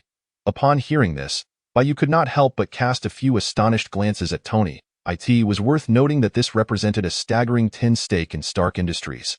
Such a sum could instantly elevate Bai Yu's fortune into the hundreds of millions, if not billions. As he spoke, Bai Yu summoned a curtain of aurora, then vanished from sight. Was this his ability to traverse different realms? Tony gazed at the spot where Bai Yu had departed, his emotions tumultuous and unsettled. Since his previous defeat at Bai Yu's hands, Tony had been keeping a close watch on his movements. Naturally, he was aware of the incident just days prior when Bai Yu and Black Widow had traversed over 3,000 kilometers to appear in New Mexico. Even so, witnessing Bai Yu's instantaneous departure through the aurora left Tony profoundly astonished. Concurrently, his heart grew increasingly heavy, for this implied that should Bai Yu wish to enact something, it would be all too easy. Tony. Shortly thereafter, Pepper arrived, carrying the suitcase-sized Mark V, emergency, iron suit, albeit a tad late. This delay was understandable given the suddenness of the situation and the fact that Pepper had been at a hotel outside the arena. Her prompt arrival was commendable. Not long after, Tony received a call from General Ross Stark. Following unanimous agreement from the U.S. military and higher-ups, the Time King is granted special operational authority. Whenever a target is confirmed to have committed a crime, he may act on behalf of the official enforcement. He may even employ what they call execute first, report later. Therefore, I trust you will not seek trouble over a wretched individual, Tony. Goodness. I would wager that had I or any other superheroes taken a life, the authorities would not have been so lenient. At best, they would refrain from immediate action against someone like me, a super-rich individual and iron suit owner, but accountability would certainly follow. Yet when it comes to the Time King, he is granted special operational authority and execute first, report later? The double standards are glaringly apparent. On second thought, it is only to be expected. The Time King is essentially a humanoid nuclear weapon, and now possesses the ability to disregard spatial distance and roam freely. Imagine, one is at home enjoying a hot pot, singing merrily, when suddenly an aurora curtain unfurls before them, followed by a nuclear kick to their visage. Who would not be bewildered? Furthermore, the U.S. military and government have long sought to harness the Time King's power. They were undoubtedly at a loss for how to proceed, and now the opportunity has presented itself. After all, they hardly believed that the previous so-called 10 million compensation would compel the Time King to heed their commands. Of course, the current special operational authority may not hold much weight, but it matters not. As long as the U.S. officials continue to extend goodwill towards the Time King, over time, they could request his assistance with trivial tasks. Surely he would find it difficult to refuse, right? Subsequently, many matters would simplify. In contrast, the life of a mere Ivan Vanko pales in significance. However, should the Time King still refuse to assist the U.S. government after all this? One cannot predict what actions they might take. Chapter 33. The awkward moment of Peter Parker. Damn. Tony could not help but curse inwardly, lamenting. Does immense power grant one the liberty to act as they please? Reality proves that immense power indeed allows for such freedom. Had the Time King not possessed the capability to execute a nuclear kick, how else could he have killed someone without consequence? Instead receiving a first strike, report later operational authority from the U.S. government? Were it anyone else, even Iron Man, they would face considerable trouble. After all, Iron Man cannot obliterate an entire city in an instant. It is not that he lacks the capability. Rather, he simply would not resort to such measures, however, that matter. Then, Tony's gaze fell upon the arc reactor embedded in Ivan Vanko's chest, nearly identical to the one he wore himself, and he fell into deep thought. In a restaurant in Queens, Peter Parker watched in shock as the footage of the Time King slaying Ivan Vanko played on the television. He killed someone? Peter Parker had always perceived Bai Yu as a kindred spirit, both being superheroes. However, now he felt he may have been mistaken. At the very least, under normal circumstances, Peter Parker would capture a criminal and hand them over to the police, rather than execute them on the spot. On one hand, Peter Parker was inherently kind-hearted and would not resort to killing lightly. On the other, he understood that superheroes and law enforcers were two distinct concepts. As Spider-Man, he might be a superhero, but he was certainly not a law enforcer. Peter Parker also believed that Bai Yu, transformed into the Time King, was not a law enforcer, at least not at present. Fortunately, the victim was a villain. This was perhaps the only solace for Peter Parker at this moment. Bai Yu, on the opposite end, Peter Parker wrestled with his thoughts, seemingly on the verge of saying something. However, just then, a man in black sunglasses approached Bai Yu. Holding a military green booklet, in a deliberately lowered voice, imbued with respect and even trepidation, he addressed Bai Yu. Mr. Bai Yu, greetings. This is a special permit issued by the U.S. government. Should you encounter any exceptional circumstances within the U.S., you may act at your discretion. Even if you were to commit actions in other countries, we will do our utmost to assist you. For instance, regarding the incident in Monaco, you need not worry about any troubles. Oh, Bai Yu raised an eyebrow, somewhat surprised that the U.S. government would go to such lengths and at such speed. Of course, Bai Yu was not naive. He could surmise the government's intentions to some extent. Nonetheless, he did not dwell on it too much. After all, he would not be coerced into actions he did not wish to undertake. Even if others sought to plot against him, they would need to weigh their capabilities. By the way, without hesitation, Bai Yu accepted the special permit while turning to Peter Parker. What were you about to say? Peter Parker, glancing at the special permit in Bai Yu's hand, felt a wave of embarrassment wash over him. After all, in a certain sense, Bai Yu had now become a law enforcer. Moreover, the U.S. government had directly stated that Bai Yu need not concern himself with the Monaco incident. As a mere citizen, what could Peter Parker possibly say? What was there to say? If he had nothing to offer, he might as well focus on lunch. Observing this, Bai Yu could not be bothered to tease Peter Parker any further. As he stored the special permit in his system space, he chuckled lightly. Just then, their order arrived at the table. All right. What choice did Peter Parker have but to comply? After a brief moment of hesitation, he could not help but voice his astonishment and confusion.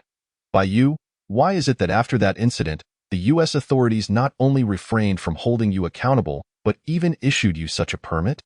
It was worth noting that Peter Parker, as Spider-Man, had never taken a life and had consistently aided the police in apprehending criminals.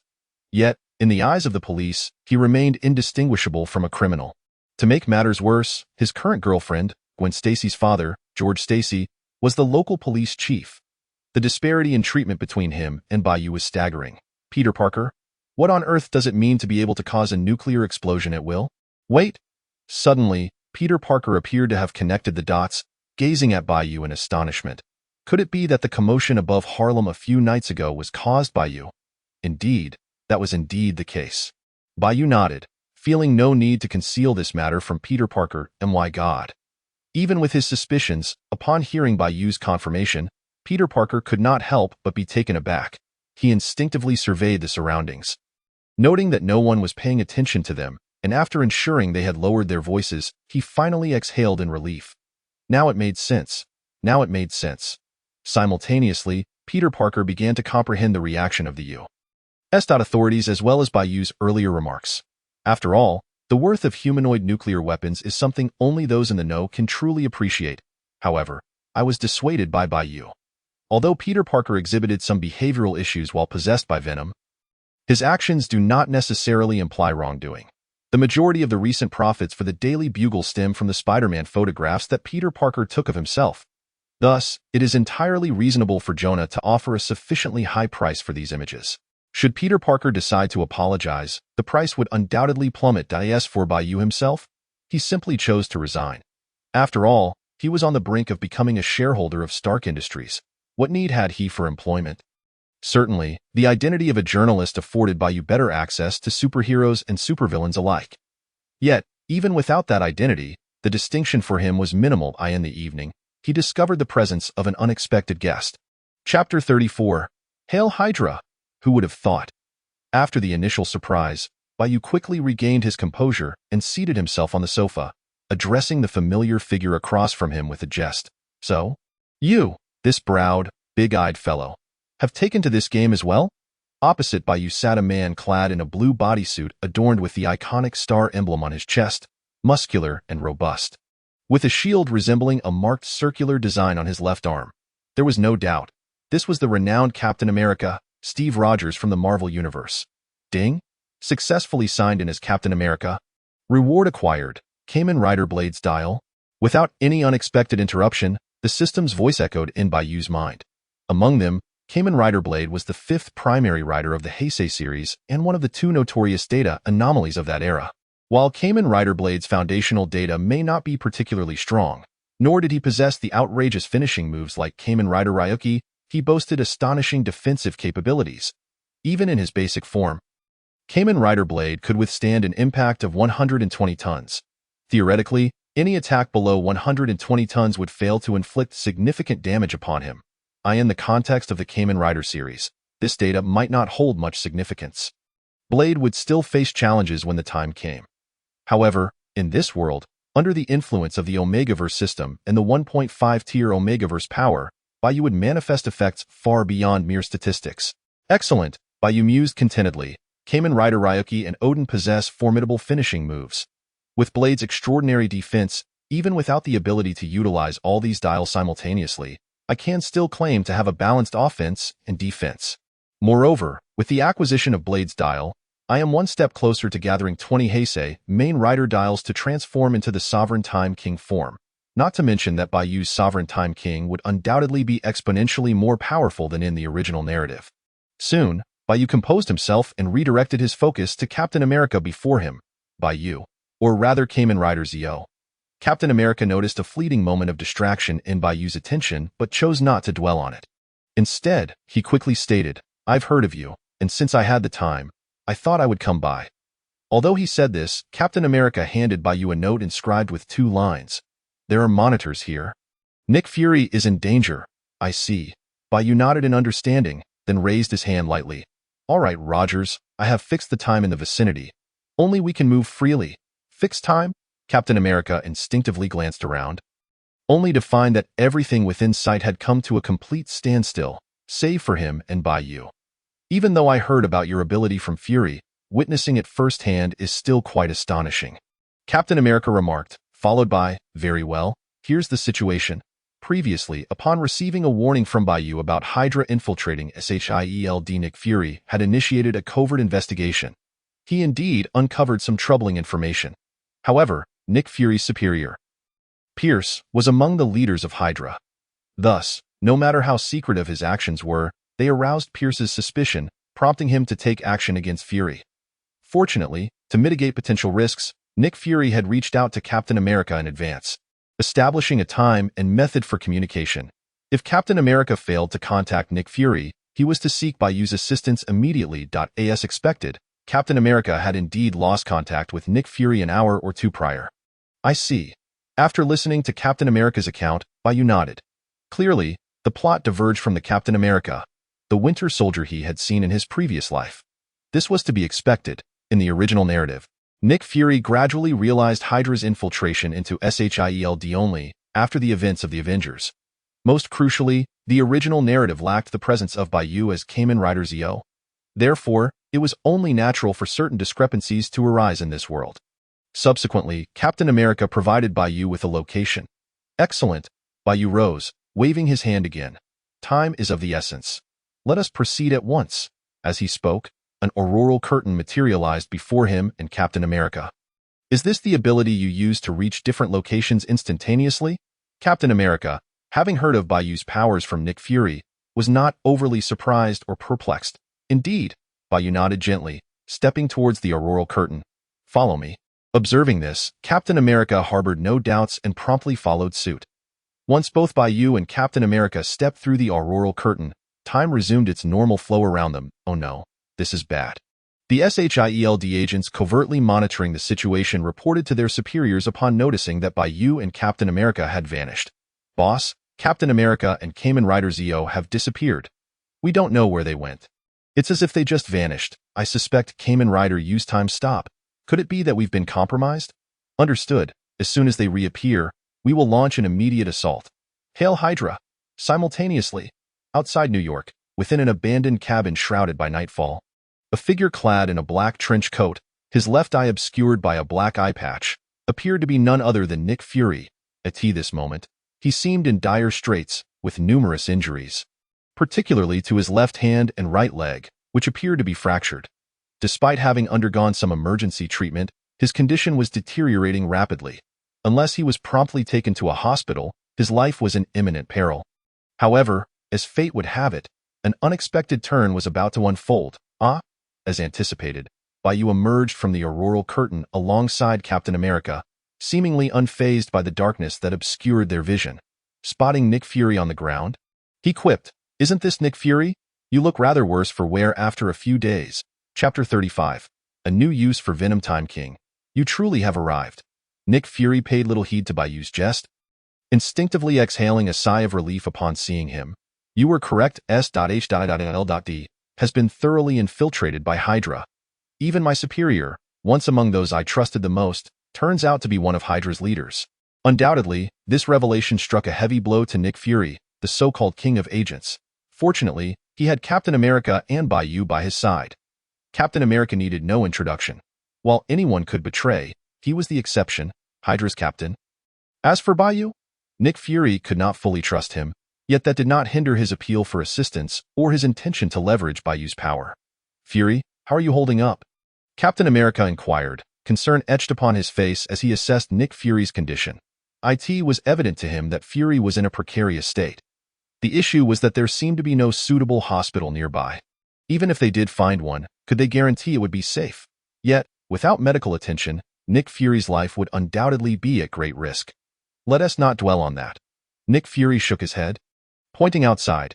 If I am not mistaken, there are individuals tracking us from outside. And they are formidable. Formidable for you, Captain.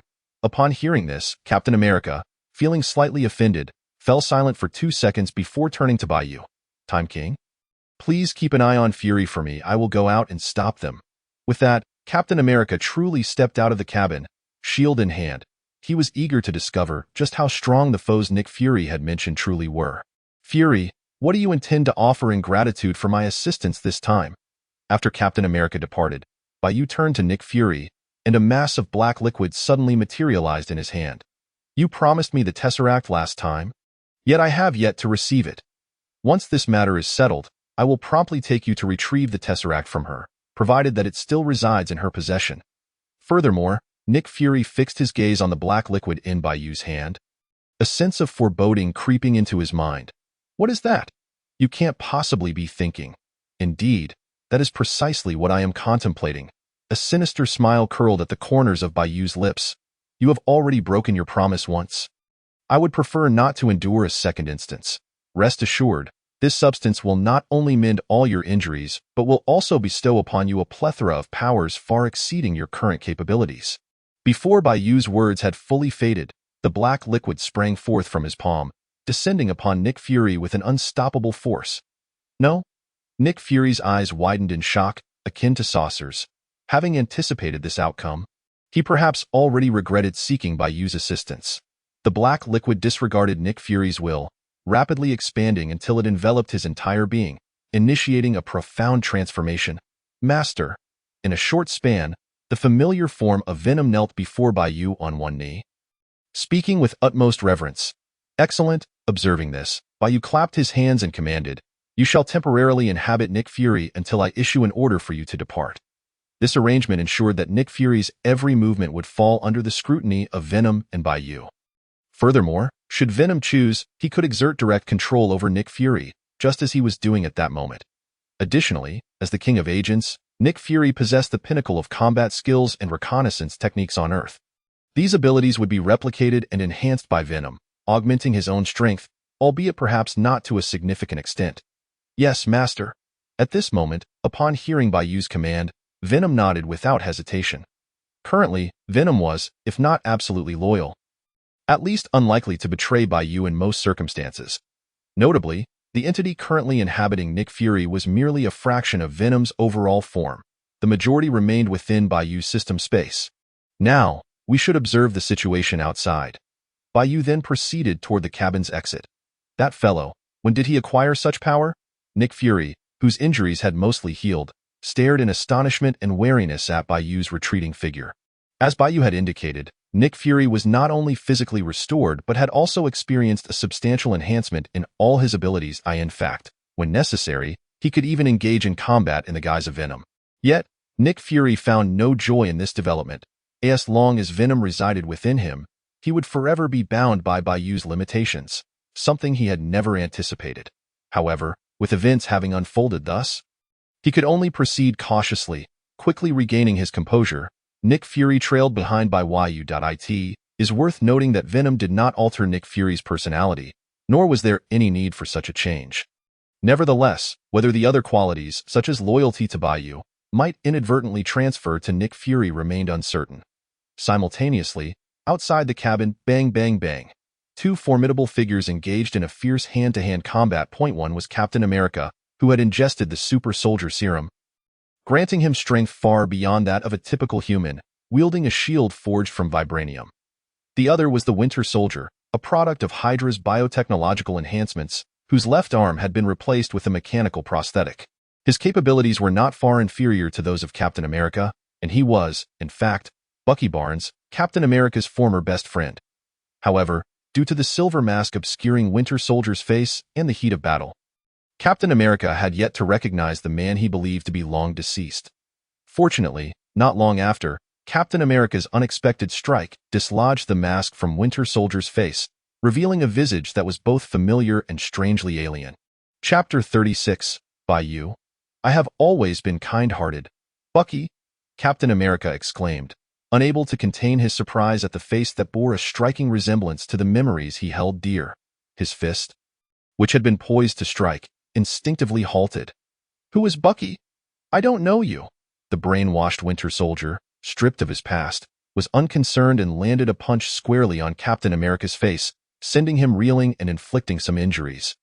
Bucky, do you not remember me? Captain America disregarded the pain, quickly rising to his feet, his expression grave as he locked eyes with Winter Soldier. I am Steve Rogers. We were once the best of brothers and comrades. I thought you had. Steve Rogers? Winter Soldier echoed the name, vague images flashing through his mind. Yet he swiftly reverted to his combat mode, swinging his fist toward Captain America. Whoever you are, you shall perish for obstructing my mission. Following Hydra's orders, Winter Soldier was tasked with eliminating Nick Fury, who had discovered their presence. With only a few steps remaining to accomplish his goal, he was unwilling to be hindered by Captain America. Bucky, regain your senses. Captain America, enduring the assaults without retaliating, continued to plead. Bucky, why are you working for Hydra? What has transpired? Should this continue, even if Captain America survived, he would likely face a dire fate. How utterly distressing. Just as Captain America braced himself for another punch from Winter Soldier, the anticipated pain failed to arrive, replaced by a cold, indifferent voice. Steve, it's not that I am criticizing you. Even if this individual is indeed an acquaintance, he is now your adversary. At the very least, you should incapacitate him before he can strike. Time King. Captain America swiftly recognized a familiar figure standing before him, effortlessly blocking Winter Soldier's punch with one hand. The newcomer was none other than Bai Yu. More importantly, he remained in his untransformed state. What? Nick Fury, who had followed closely behind, was equally astonished, staring at Bai Yu. When did he become this powerful? Currently, Winter Soldier, even if somewhat inferior to Captain America, was still a formidable opponent. Yet, Bai Yu had managed to effortlessly deflect Winter Soldier's blow without transforming. Did this imply that his physical prowess was now on par with, if not surpassing, that of Captain America? What manner of monster is this? Indeed, at that moment, a glimmer of joy flickered in Bai Yu's eyes. With the power of the demon elevated to stage 1.5, the rate of enhancement to my physique has significantly increased. At this rate, it won't be long before I can physically contend with certain superheroes or supervillains. Clearly, this was a fortuitous development. Simultaneously, a notification chimed in Bai Yu's mind. Ding! Congratulations on successfully signing in with the Winter Soldier. Reward received, complete undead creature card set. Ah, truly this. Upon hearing the reward information, a slight twitch crossed Bai Yu's lips. After acquiring the complete Mirror Monster card set and the complete Orphanon card set, the so-called complete undead creature card set held little novelty for him in the world of Sword. It is said that 10,000 years ago, Earth was home to 53 distinct types of undead creatures, which were the ancestors of nearly all animals that followed. These undead beings waged a war for dominion over Earth. Ultimately, the entity known as humanity emerged victorious, while the remaining 52 undead creatures were sealed within cards resembling playing cards. As the narrative of Sword unfolds, the sealed undead creatures revive, necessitating yet another war for control of Earth. The Kamen Rider sword and its corresponding other Kamen Riders emerged and operated within this grand backdrop. Furthermore, unlike the complete Mirror Monster card set and the complete Orphanon card set, the complete Undead Creature card set not only allowed the summoning of the corresponding undead beings, but also conferred various attribute enhancements. These included, but were not limited to, transformation, enhanced punching power, punching speed, and electrical awakening bonuses. By utilizing these cards, Bai Yu could temporarily gain the associated attribute boosts. In other words, the complete Undead Creature card set might prove even more valuable than the complete Mirror Monster card set or the complete Orphanon card set. No matter, I have no immediate use for it. Confident in his own strength and circumstances, Bai Yu shook his head and retrieved the Time King dial, Sword Rider dial, and Time Space Driver from his system space. Of course, a mere Winter Soldier was not worthy of Bai Yu employing the Sword Rider dial. In fact, he could choose not to transform at all. However, since Bai Yu is the Time King, he should resolve matters in battle with the identity of Kamen Rider. The notion of acquiring new toys and wanting to experiment with them never crossed his mind. Indeed, that is the case. Soon, Rider time. Kamen Rider Zio. Armor time. Turn up. Blade. Accompanied by the transformation sound effects, Bai Yu had transformed into a form inspired by Kamen Rider Zio, primarily clad in a deep blue hue. With a silver chest plate adorned with red patterns, resembling the Kamen Rider Zio sword armor form, akin to a long spear beetle. In this sword armor form, Bai Yu's abilities surpassed those of the Time King form in every aspect. Particularly with the 1.5-fold enhancement of the demon power, he was now capable of withstanding impacts below 360 tons in terms of defense. In other words, if his opponent's attack power did not even reach 360 tons, it was highly likely that they could not breach Bai Yu's armor defense. Behind you, no. Upon witnessing Bai Yu's transformation, Captain America immediately changed his expression. Time King, please do not harm Bucky. Playtime. Hearing this, Bai Yu turned and delivered a kick.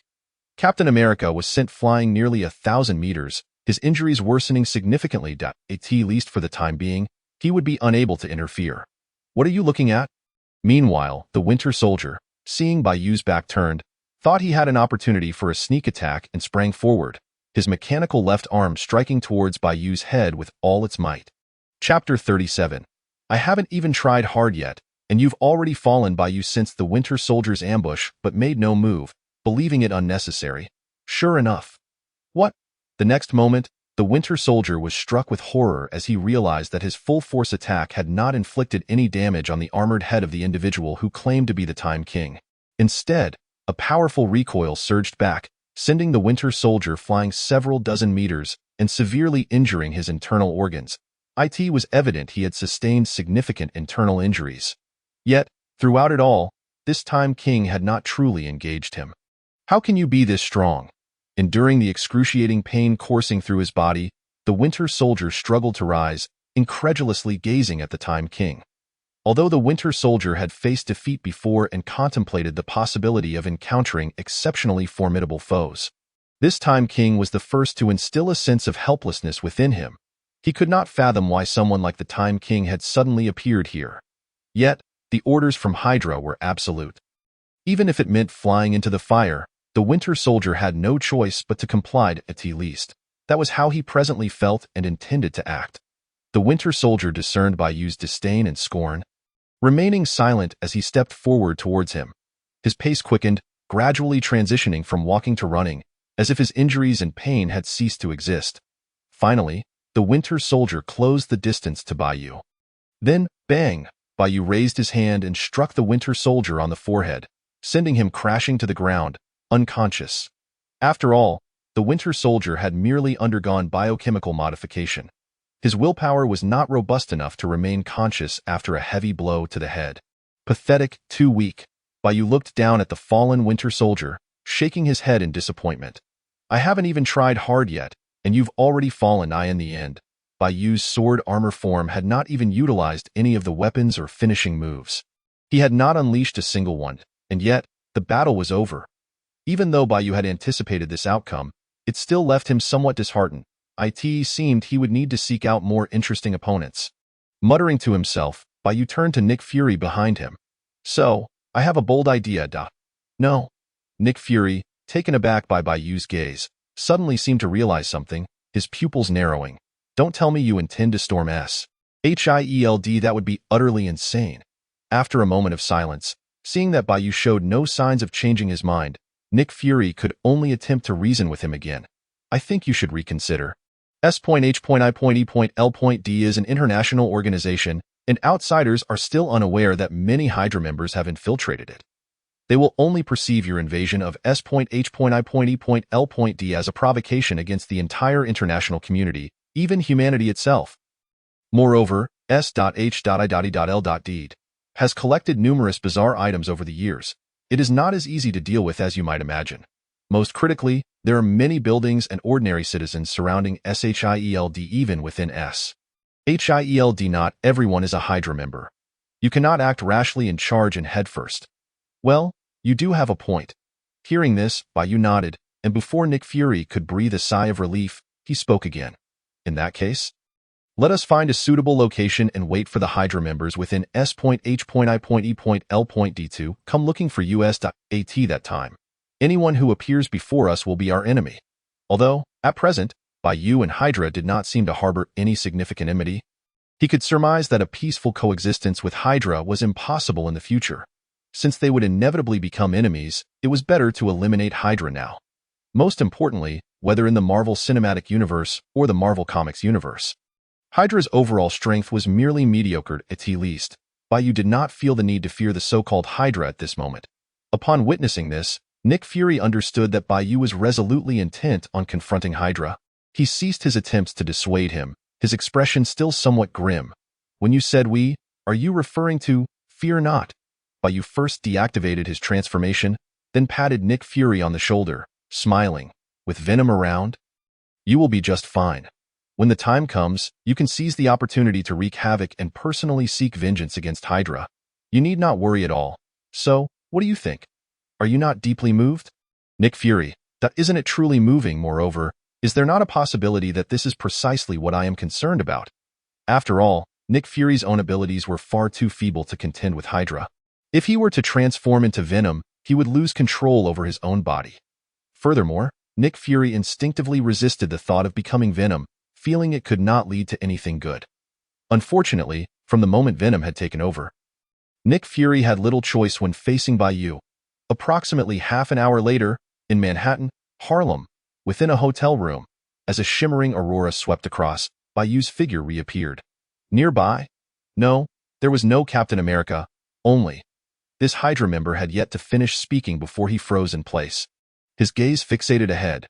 Tell your superior to inform Pierce. Facing him, Bai Yu crossed his arms, his voice dripping with disdain and indifference. "Tomorrow afternoon at 5 o'clock, I will be waiting for you at XX. Should you fail to arrive, I shall ensure he never sees the sun again. And you better bring more people. Otherwise, with too few, I fear it won't be thrilling enough to kill."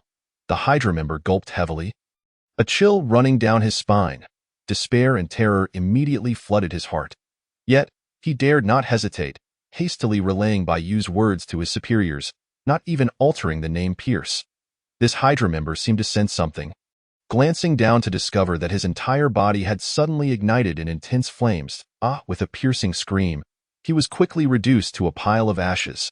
Thus, this world would forever lose one more soul. Chapter 38. Farewell, Hela. In the office of the World Security Council Minister. Damn it, shit. Pierce was in a room with the door shut, cursing vehemently. How dare he? How dare he?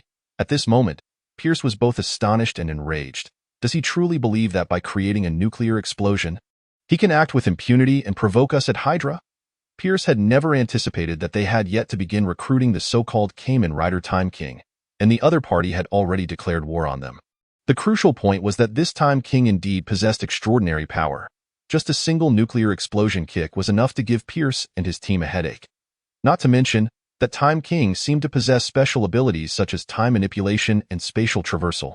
However, since the other party had so brazenly provoked them, Hydra could not possibly act like a turtle withdrawing into its shell. Furthermore, Pierce was equally concerned that if they could not swiftly deal with the Time King, he might never see the sun again. In that case, let them witness the might of Hydra. Moments later, with a resounding bang, Pierce slammed his fist on the table, his gaze fierce. He did not believe that the Time King could be invincible. With merely a dozen hours remaining until tomorrow afternoon, there is ample time for Hydra to make some preparations, such as relocating a certain pair of twins. The following day, at 8 in the morning. Ding! Congratulations on successfully signing in for the day. You have received a reward. The Prix phone. While enjoying breakfast, Bai Yu's expression shifted to one of surprise upon hearing the system's announcement. Is this the reward for this sign-in? The Prix phone, a transformation device used by Kamen Rider Prix, can also morph into the Photon Blaster, serving as a weapon. Its power may not be immense, yet it suffices to contend with ordinary superheroes or supervillains. Moreover, since the Prix phone is indeed a phone, it can naturally make and receive calls. It even facilitates interdimensional communication. However, such communication requires two distinct Prix phones. In fact, Bai Yu is capable of summoning a Prix phone through the 555 dial. Alas, in that scenario, the Prix phone can only appear momentarily and cannot remain indefinitely. The Prix phone obtained from the system, however, resides permanently in the system's space, available for Bai Yu's use at any time. Furthermore, it possesses characteristics that prevent it from being dropped, stolen, or damaged. It certainly qualifies as a rather useful little gadget. Bai Yu nodded and continued to savor his breakfast. Not long after, individuals from Stark Industries, following Tony's directive, sought out Bai Yu, hoping he would sign the stock transfer agreement. Bai Yu, of course, did not hesitate, and upon signing the agreement, he promptly contacted Tony. "Mr. Iron Man, are you interested in something substantial? You must have heard of Hydra, right?" Bai Yu had never implied he would tackle Hydra alone. His reference to we when speaking to Nick Fury encompassed more than just the 2 or 3 of them. It was not that Bai Yu harbored any concerns. Rather, he saw no need to fight alone. After all, Hydra, as a major villainous organization, would also be adversaries to other superheroes. Had Shield already been nearly infiltrated by Hydra? Upon receiving this information, Tony's expression shifted from surprise to seriousness. What on earth is that black bastard up to? He always appears as if he has everything under control, yet is this all he can manage? However, I believe your decision to confront Hydra head-on is indeed the right one. Rest assured, I will be there on time this afternoon. Just as Bai Yu anticipated, as a superhero, Tony could not allow an organization like Hydra to continue its rampant displays of power. He would not simply delegate all responsibilities to Bai Yu while remaining a passive observer. Moreover, one must not forget that Tony's father, Howard Stark, was one of the original founders of SHIELD. After concluding the call with Tony, Bai Yu also reached out to Peter Parker, General Ross, and Bruce Banner. After all, such a grand battle would be incomplete without the involvement of Spider-Man and the Hulk. Should Black Widow, Hawkeye, and Thor join as well, it would undoubtedly resemble an assembly of Avengers, albeit with Bai Yu taking the lead this time. However, if all goes according to plan, unexpected complications may arise. While Peter Parker had no issues, readily agreeing to assist in dealing with Hydra as everyone's friendly neighborhood Spider-Man, there were problems with Ross and Banner. Bai Yu frowned at the realization that he could not get in touch with Ross. In fact, following the nuclear explosion incident, Bai Yu had both public and private contact information for Ross, the latter being provided voluntarily. Yet now, whether through his own efforts or by reaching out to Nick Fury and Tony, he was unable to establish contact with Ross. Banner, too, had not communicated with the outside world since Ross's departure. Could it be that Ross and Banner were in some sort of trouble? Bai Yu pondered, lowering his head. Perhaps this is related to the Hulk and that so-called Blue Man? In Marvel Comics, the Blue Man corresponds to the head of the supervillains. It was with his assistance that General Ross transformed into the Red Hulk. But that pertains to the comics. Bai Yu was uncertain whether similar occurrences had transpired in this world. With only a few hours remaining until the battle against Hydra commenced, he lacked the time, energy, and necessity to investigate what had transpired with General Ross and the others. In fact, Bai Yu secretly hoped that General Ross would indeed become the Red Hulk. After all, this would provide him with an additional sign-in target. If the Blue Man were included, that would amount to 2 sign-in targets. Yet with only a few hours left, what should he do next? In his hotel room, Bai Yu lowered his head, lost in contemplation. Before long, he raised his head, a meaningful smile gracing his lips. Since there is nothing to do, why not pay her a visit? Moreover, he could conduct some experiments. With that thought, Bai Yu summoned a curtain of auroras, vanishing from his location. Earth. A certain sealed space. Back again? Hela initially muttered in discontent, but then sensing something, her beautiful visage transformed into one of incredulity. Wait. This time, it seems the old man Odin's power is absent. But how could that be? One must remember, even someone as formidable as she, Hela, had been sealed here by Odin. It is clear how powerful the latter must be. Furthermore, Asgardians typically grow stronger with age. Of course, within the vast universe, even here on Earth, there must exist individuals whose strength rivals that of Odin. However, even if that supreme sorcerer were to appear, they would surely possess a unique aura of power. Regrettably, Hela sensed none of this so-called supreme sorcerer's presence. Almost simultaneously, a curtain of auroras manifested before Hela. Hi. Following this, Bai Yu emerged from the auroras, greeting Hela. It seems you haven't changed much in these few days. Humph. Hela scoffed, conjuring a green longsword with a flick of her wrist, hurling it towards Bai Yu. Did she think this was her garden, that she could come and go as she pleased? Observing this, Bai Yu, still in his untransformed state, remained unfazed. Auto-Vagin battle mode. In the next moment, a 2-meter-tall robot, predominantly silver with an emblem on its chest, materialized before Bai Yu, intercepting the green longsword hurled by Hela. The Auto-Vagin in battle mode. Thankfully, Hela was still sealed, her power significantly diminished, and her earlier throw was not intended to kill Bai Yu. Otherwise, the Auto-Vagin might have struggled to withstand Hela's assault. After all, its defenses were far inferior to that of Thor's hammer. Chapter 39. Is it fun? A pretty nice toy. Hela cast a disdainful glance at the Auto-Vagin before shifting her gaze to Bai Yu. You are the one that old man Odin sent here last time, right? Indeed, that's me, Bai Yu nodded. I am the one that old man Odin sent here last time.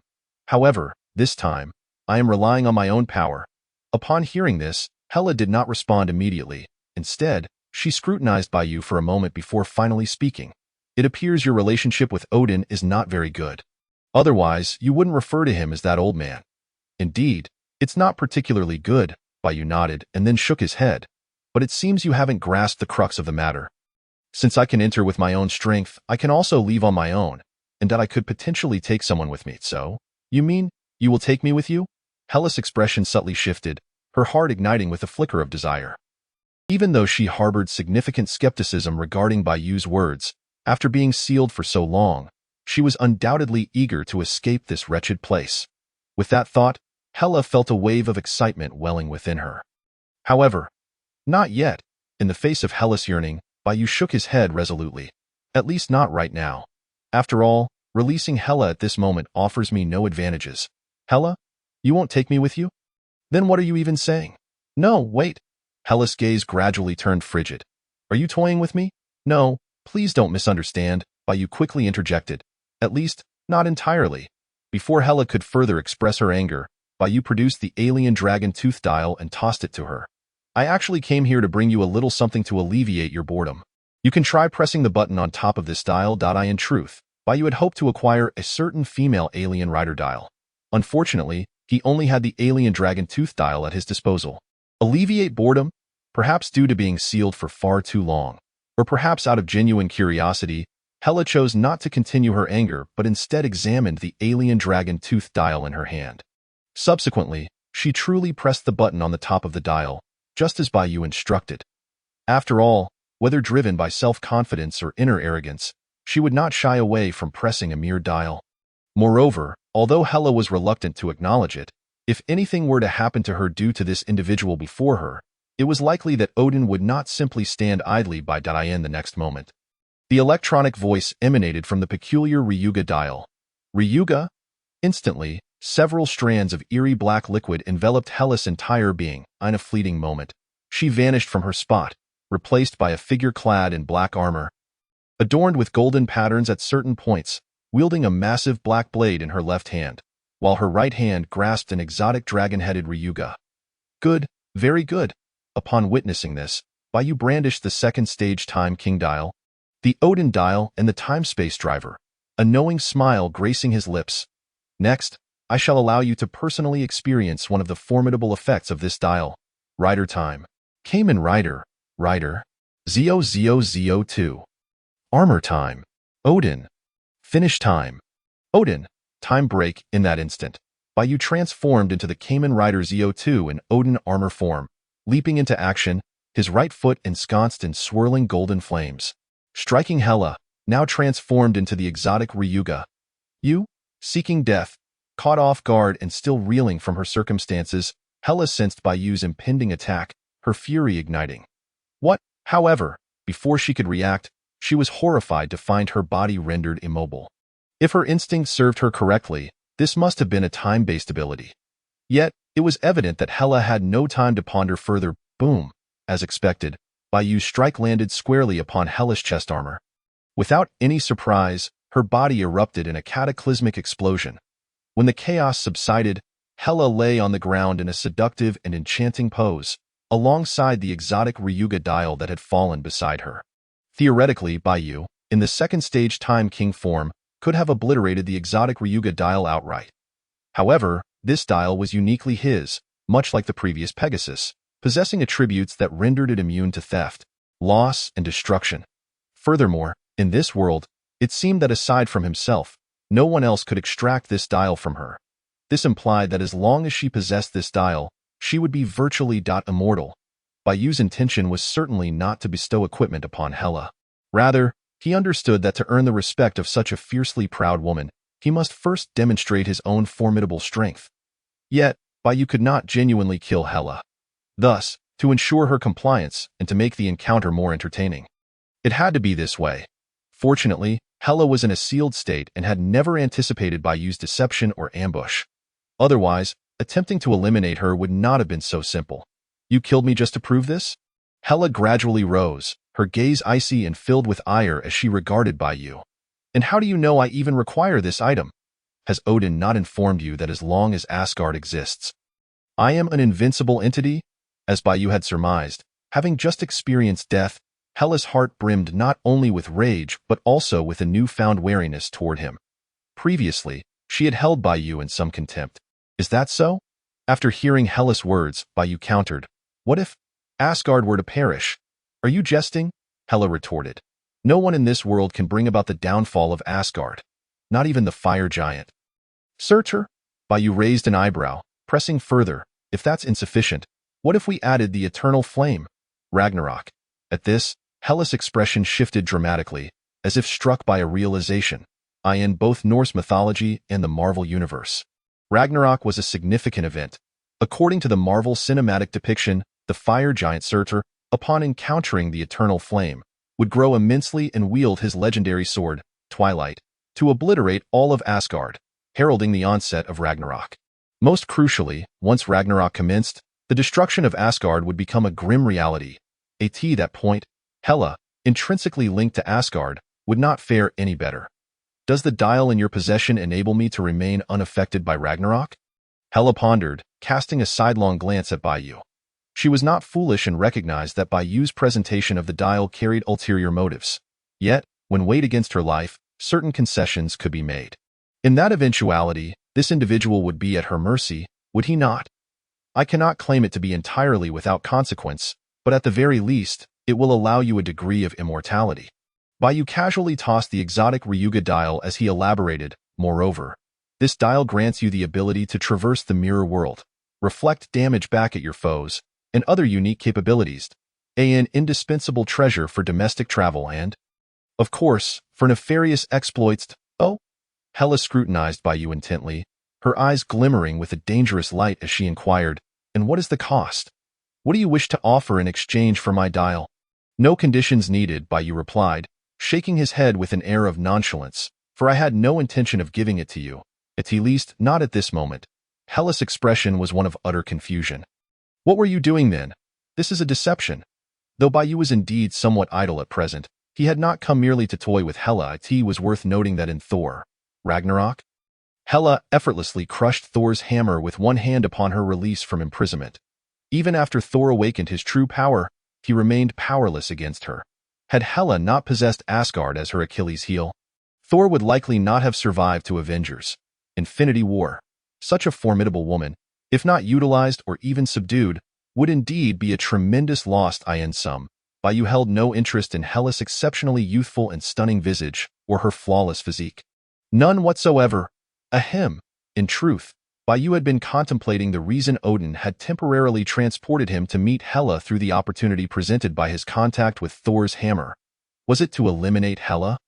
Or perhaps to persuade her to relinquish her hatred? Regrettably, Odin chose to remain enigmatic. This was not the DC universe, where he could simply be rid of Gotham. Therefore, Bai Yu could only act according to his whims. Yet, as previously stated, a woman as fiercely proud as Hela could not be coddled. The dial could be granted, as could Hela's release from her confinement, but before that could transpire, Bai Yu needed to ensure her loyalty to some extent.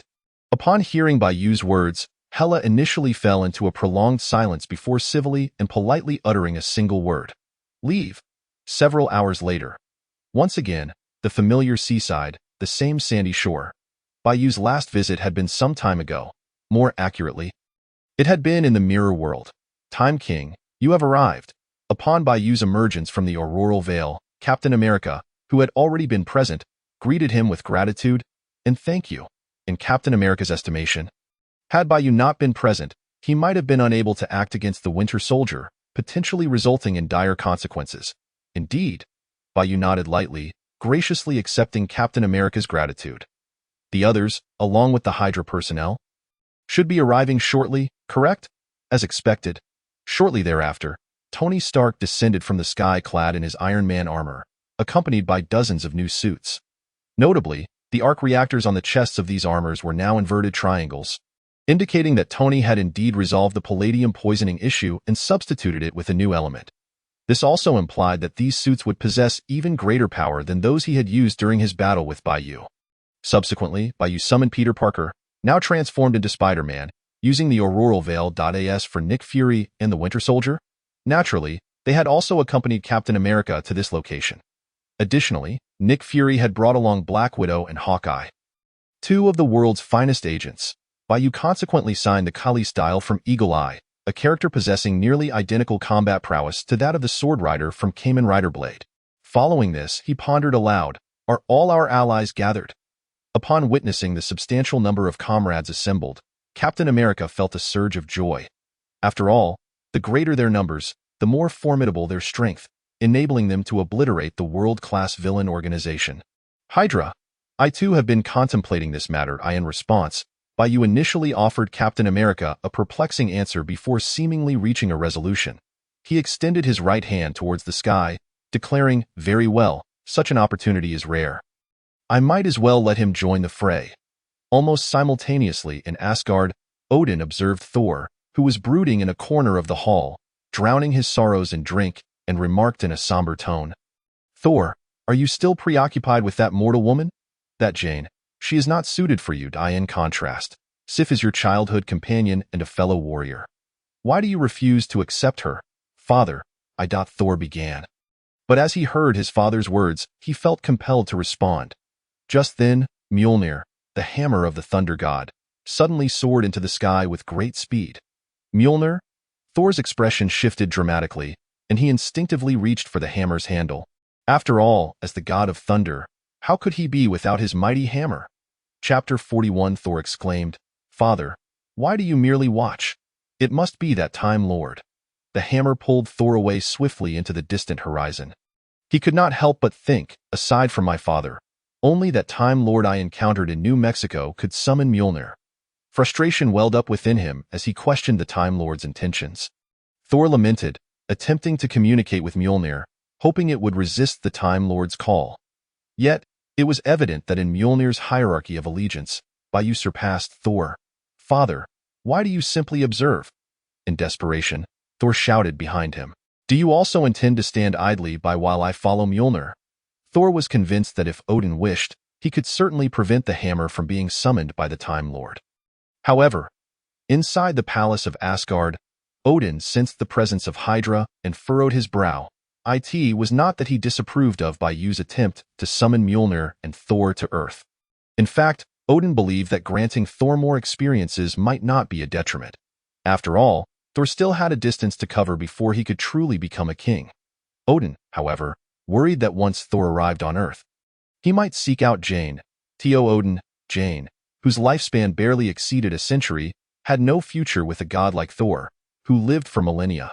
Sighing, he mused, sometimes, it is better to allow things to unfold naturally. I hope Thor will soon come to realize and embrace the responsibilities of a king. As for Hela, Odin fell into contemplation again. He was well aware of Bai Yu's actions concerning Hela within the confines of the sealed space. Nevertheless, he did not regard it as a negative development. In the past, Hela had followed Odin into battle, her ferocity and wrath having accumulated over the years of confinement. Perhaps, allowing a non-Asgardian to occasionally keep Hela in check could alter some of the predetermined fates. Of course, even if it failed, the situation could hardly worsen. On a beach on Earth, Captain America observed Bai Yu, who was raising his right hand towards the sky, and inquired with a hint of confusion. What on earth is he doing? Black Widow Natasha seemed to have an inkling, her eyes widening in surprise. It appeared that this was indeed the what-if. Meanwhile, Hawkeye nodded slightly, recalling the events from New Mexico. Captain America, bewildered, questioned, what is this what if they are implying? Just then, Winter Soldier pointed skyward, exclaiming, Look! Captain America followed the direction of the voice and was met with an astonishing sight. Boom! The previously clear sky suddenly darkened.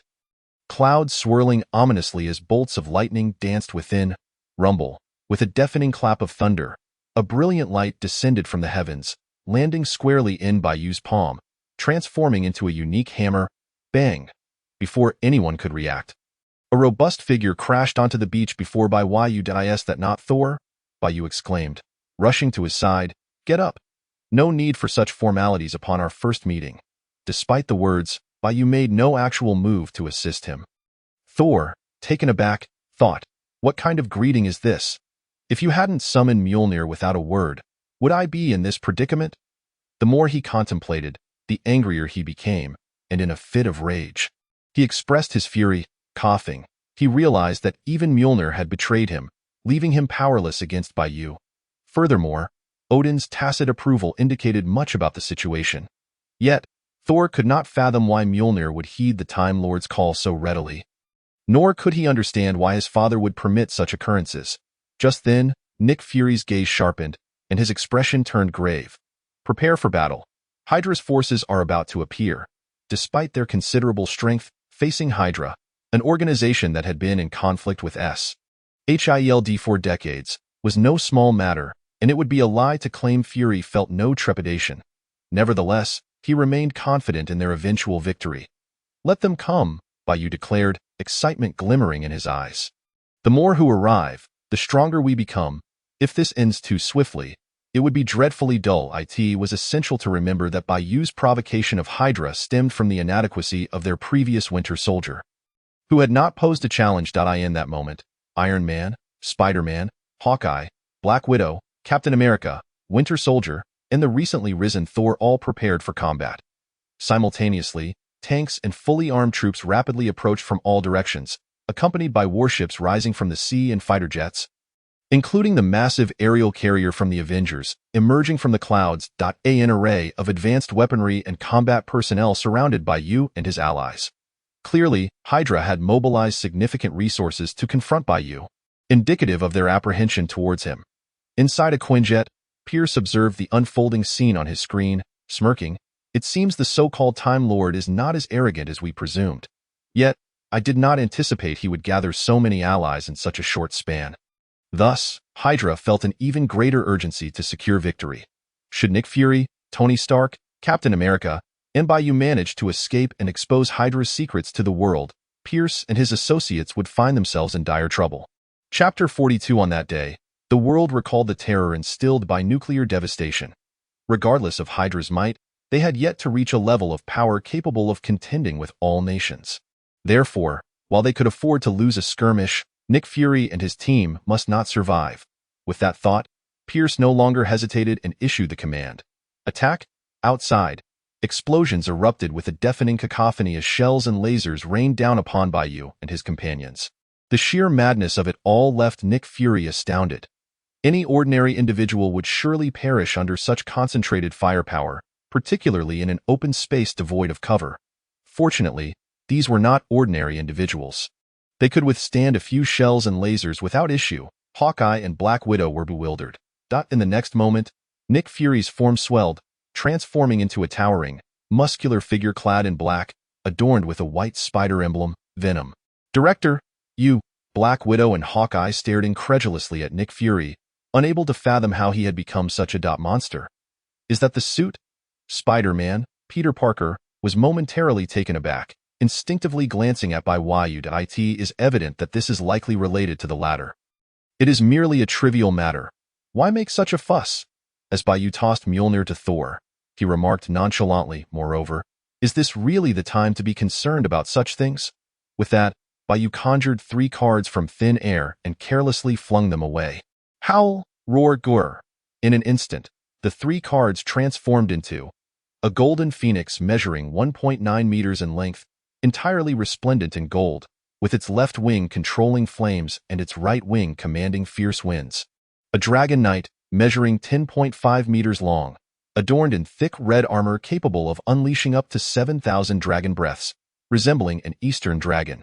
And a dark intruder, standing 0.9 meters tall with a wingspan of 3.9 meters, predominantly blue in hue, resembling a bat and capable of emitting ultrasonic waves while releasing blades of light. Upon their emergence, these 3 mirror monsters circled around Bai Yu and his companions, unleashing flames, gales, and ultrasonic attacks to counter the barrage of projectiles and lasers from Hydra. This is simply astonishing, Captain America exclaimed, gripping his shield and charging forward with unwavering resolve. Everyone, commence battle. Hearing this, Winter Soldier, Black Widow, and Hawkeye swiftly followed suit. I'll deal with those in the sky, Iron Man declared as he soared upwards with his armored suits, soon entangled in combat with Hydra's aircraft. Then I'll take to the sea. Thor, somewhat vexed, raised Mjolnir and flew towards the ships on the ocean's surface. Little did Thor expect, while sipping ale and conversing with his father, to suddenly find himself on Earth, and upon arrival, to be thrust into battle. Yet now that he was here, he could hardly stand idly by, could he? Perfectly, Thor's irritation matched his desire to vent his frustrations on these foes. After all, those aligned with Hydra hardly seemed virtuous. Rider time. Kamen Rider, Rider. ZO2. Armor time. Kuuga rising mighty. Bai Yu immediately transformed into Kamen Rider ZO2, clad in the Kuuga rising mighty armor, and soared into the sky, rapidly approaching the airborne mothership. Not good. Inside a Quinjet, Pierce's face paled as he exclaimed, "Shoot it down. Quickly, take that damn ZO out of the sky." For despite the formidable exterior of the airborne carrier, it could hardly withstand a single nuclear strike. However, should the nuclear device be attacked, it would detonate immediately. That cursed ZO, on the other hand, might very well perish. This illustrates the distinction between a human-shaped nuclear weapon and an actual nuclear device, signifying that Hydra had a genuine chance to thwart Bo's nuclear explosion kick.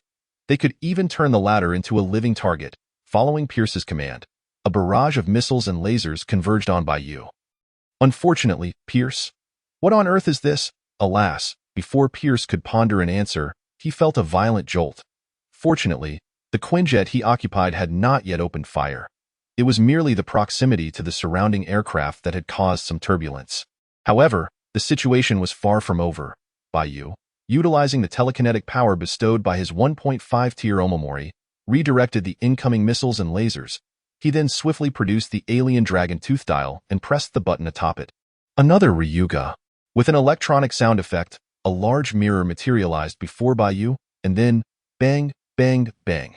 Once again, the same missiles and lasers rapidly shot forth from the mirror, targeting Hydra's aircraft. Pierce was left dumbfounded.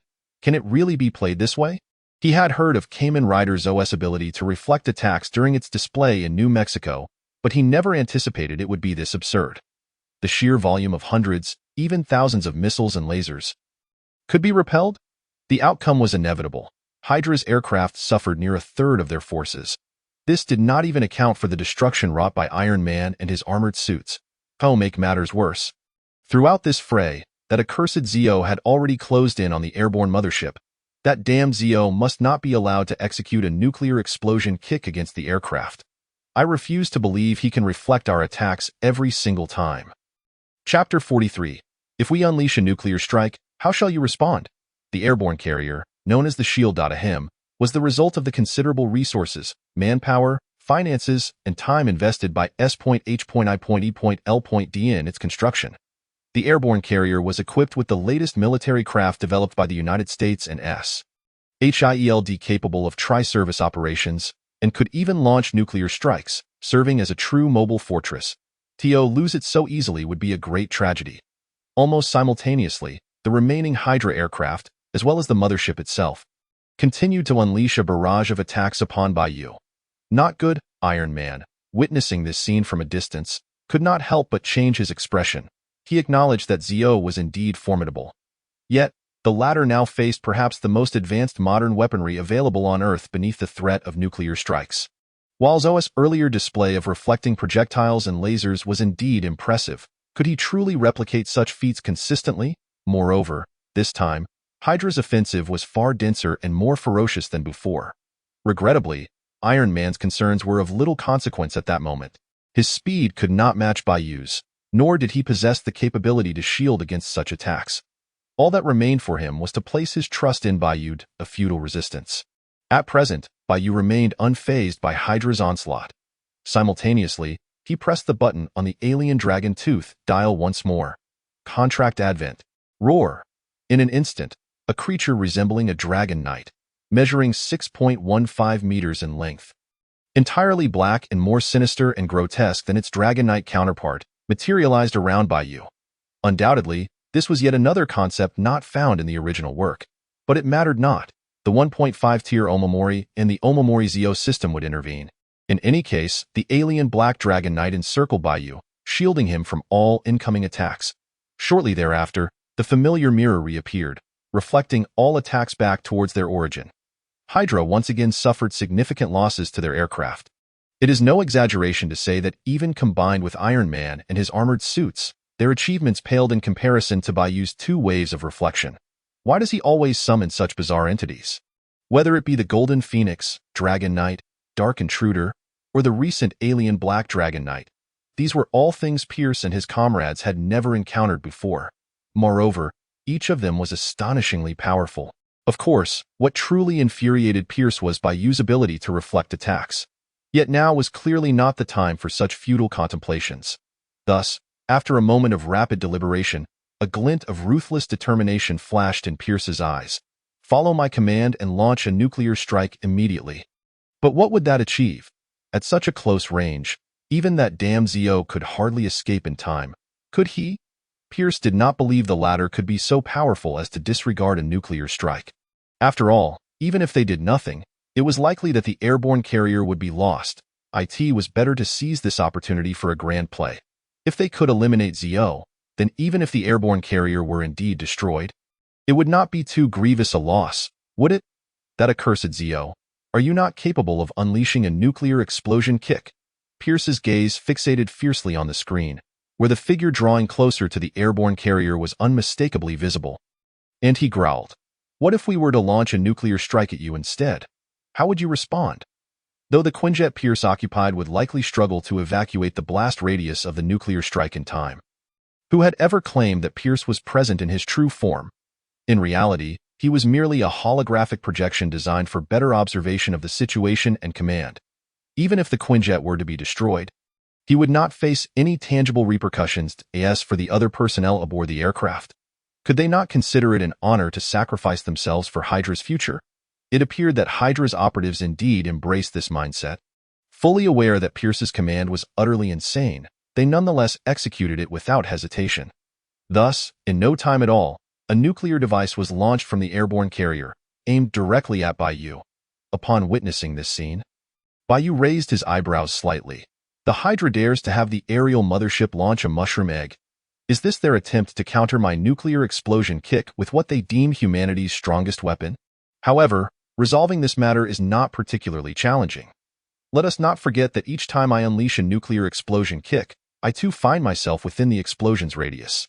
Does this not imply that I am also immune to nuclear blasts? At the very least, I am immune to the nuclear explosion I create myself. Thus, halt! Bai Yu gently lifted his hand, freezing the mushroom egg that was about to strike his face in midair, and casually tossed it into the system's space. Then, finish time, rising mighty, time break.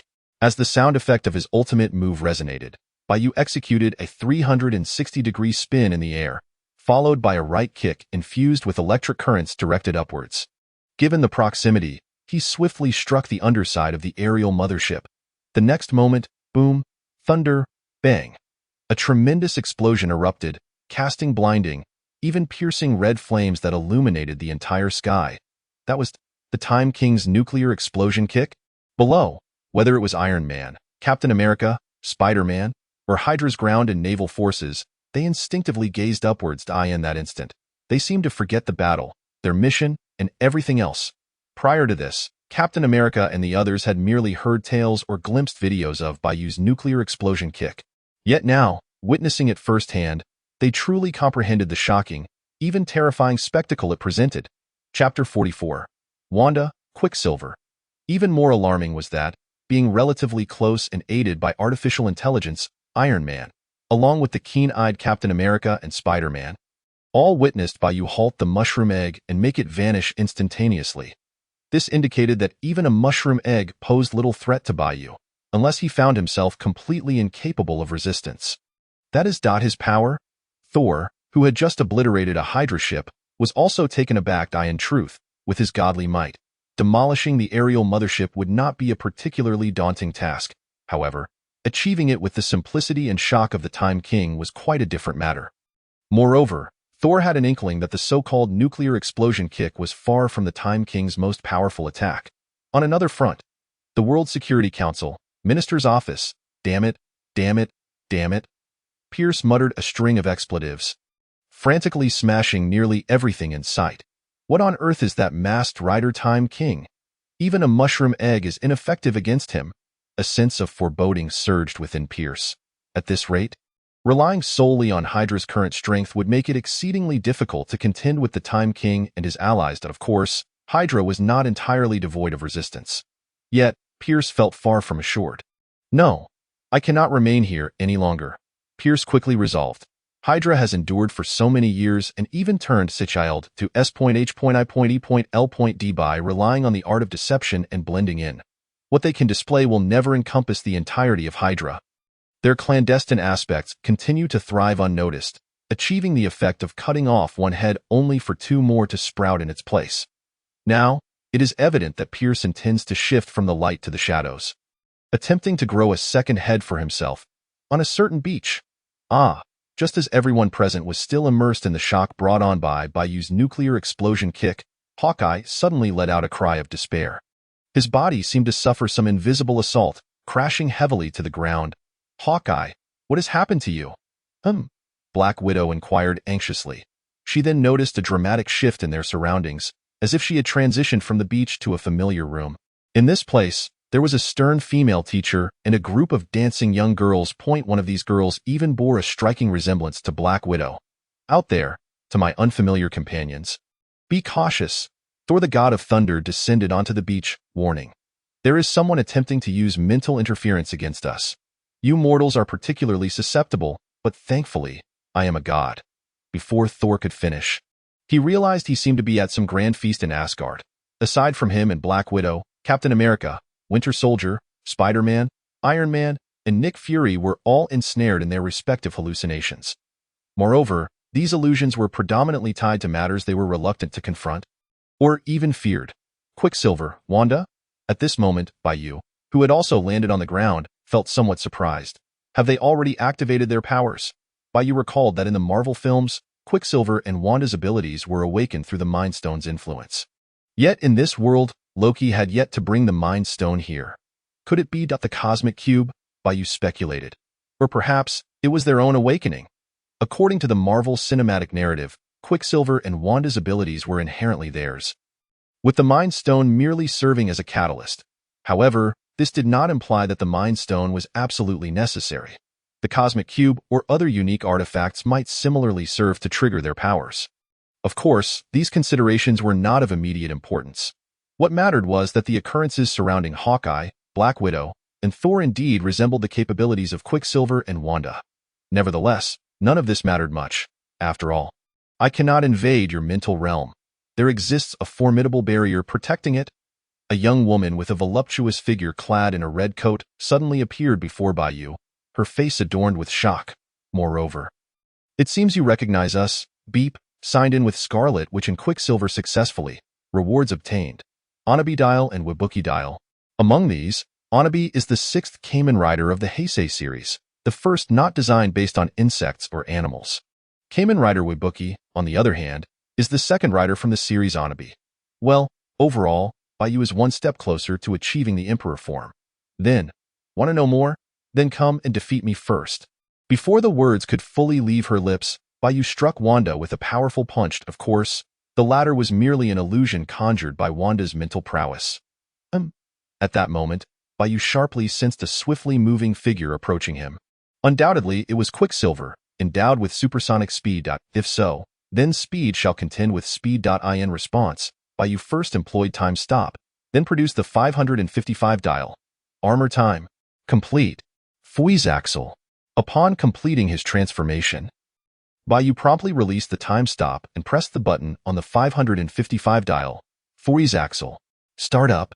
As the electronic sound effect resonated, Bai Yu's figure vanished from the spot. Meanwhile, the Time King had disappeared. It should be noted that at full speed, everything around him appeared almost motionless. Yet, he had not sensed the Time King's disappearance at all. Clearly, Quicksilver had not yet grasped the gravity of the situation. Chapter 45. Royal Flush, Bang. Just as Quicksilver remained astonished by the Time King's vanishing act, a tremendous force struck his chest. Quicksilver immediately let out a pained scream as he was sent flying backward. You. Moments later, Quicksilver struggled to look at the reappearing Bai Yu, his mouth attempting to articulate something, only to be silenced by the blood filling his throat. At this point, he was grievously injured both inside and out. Though not fatal, he was unlikely to rise again soon. Simultaneously, Quicksilver finally pieced together the truth. The figure known as the Time King had not vanished. Rather, his speed was so overwhelming that even someone with Quicksilver's supersonic abilities could not react in time. The fact that he had earlier perceived the Time King's disappearance was likely a ruse played by the latter. Pietro. Soon, Wanda reached Quicksilver's side, unleashing red energy in an attempt to hasten his recovery. Her voice laced with concern. Pietro, how are you holding up? I'm fine. Quicksilver spat blood from his mouth, weakly warning Wanda. You must be cautious. I stronger than we imagined. Upon hearing this, Wanda first stabilized Quicksilver's injuries, and upon realizing that he truly bore no fatal wounds, she rose to her feet, her beautiful eyes glinting with sharpness and fury. Pietro, you rest here for a while. I will avenge you. A crimson mist of energy manifested around Wanda. Clearly, the chaos magic that had only been initially awakened within her was further ignited by the anger raging in her heart. In fact, you should thank me. Observing this scene, Bai Yu stepped forward towards Wanda. Without a trace of fear on his face, his tone brimming with confidence. If I so wished, he would already be gone. Even you would be powerless to intervene and would fall before my hand. And now, I am willing to grant you the opportunity to engage me in direct combat. Thus, you should be grateful for my generosity. With that, Bai Yu produced the rider dial. Previously, he had attempted to use this dial against the Winter Soldier. But alas, the latter was far too weak to allow him to experience the joy of wielding the rider armor form. However, this time might prove different. Admittedly, Wanda's strength was still far from that of the one who could single-handedly thwart Thanos in Avengers, Infinity War, or dominate him in Avengers Endgame. Yet, she surely could not be too weak now, right? At the very least, she must be stronger than the Winter Soldier. Thus, armor time. Turn up. Blade King form. Accompanied by the transformation sound effects. Bai Yu transformed into the second phase of the Time King, Blade Rider armor form, with his legs, feet, chest armor, shoulders, and face all turning golden, adorned with 13 images of spade-themed undead creatures in the form of the Time King's second phase. Blade King armor. Simultaneously, he wielded a weapon known as the King's Awakening Sword, with a blue handle and a golden blade, originally belonging to the rider. Is that so? Wanda, upon hearing Bai Yu's words, slightly tilted her head, her gaze growing ever sharper. Then I shall defeat you as a token of my gratitude. As she spoke, Wanda gathered a sphere of crimson chaos magic energy between her hands and directed it straight at Bai Yu. Bang, bang, bang. Bai Yu, sword in hand, maintained his original pace, advancing step by step towards Wanda. The chaos magic energy spheres collided with him without any hindrance, yet they caused not the slightest injury. In fact, they failed to obstruct his advance at all. What? Wanda's expression turned blank. My attack is completely ineffective against him. This was a development she had never anticipated. Thus, as Bai Yu's steps drew closer, a sense of pressure began to rise within her. Again, realizing the precariousness of her situation, Wanda did not despair. Instead, she leapt into the air, her pupils turning red. Simultaneously, her hands, indeed her entire being, coalesced with even more potent chaos magic.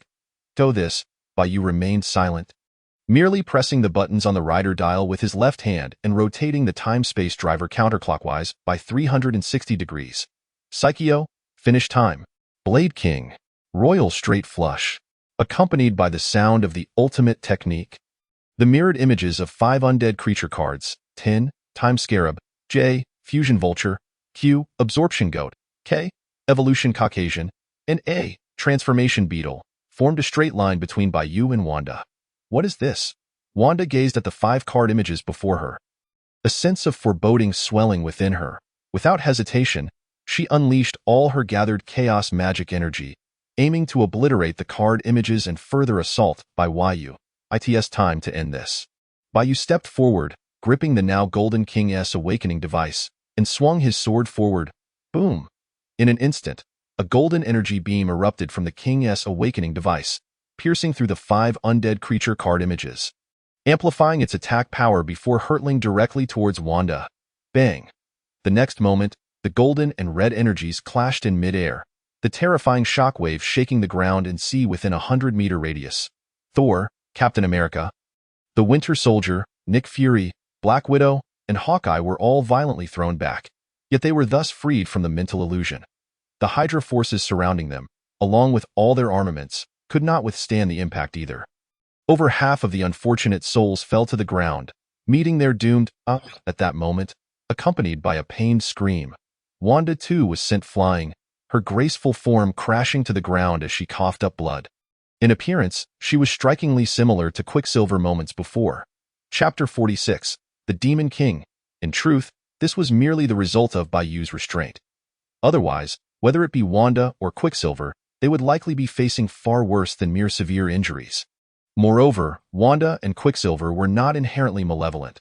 Their presence here was merely a consequence of being raised by Hydra since childhood and having their powers activated with Hydra's assistance. Furthermore, Wanda and Quicksilver possessed considerable strength and potential. Wanda, in particular, wielded chaos magic, which, should it truly flourish, would render even Odin and the Ancient One akin to mere insects. Even Quicksilver, if he were to continue growing, might not remain weak. The key point is that it would be a great pity for a character as rich and generous as Wanda to simply vanish like this. Ahem, in any case, after Bai Yu's nuclear blast obliterated the Sky Fortress and Wanda and Quicksilver fell before him, the remaining Hydra forces were no longer a significant concern. Bai Yu need not lift a finger. Thor, Nick Fury, and the others could easily resolve the remaining combat. What should we do now? After the battle here had largely concluded, Black Widow Natasha surveyed the group and inquired, the bulk of Hydra's forces have been eradicated. The remaining individuals will surely hide upon receiving the news. However, for the time being, they should not pose a threat to US. In contrast, the issue with SHIELD appeared far more severe. Prior to this, S.H.I.L.D. had nearly transformed into Hydra's shield, with its ranks heavily infiltrated by Hydra operatives. Now that Hydra had been decimated or was in hiding, S was likely to become a house of cards. It must be shut down. It absolutely must be shut down. Captain America declared resolutely, on the surface, S.H.I.L.D. exists as a global organization to maintain peace.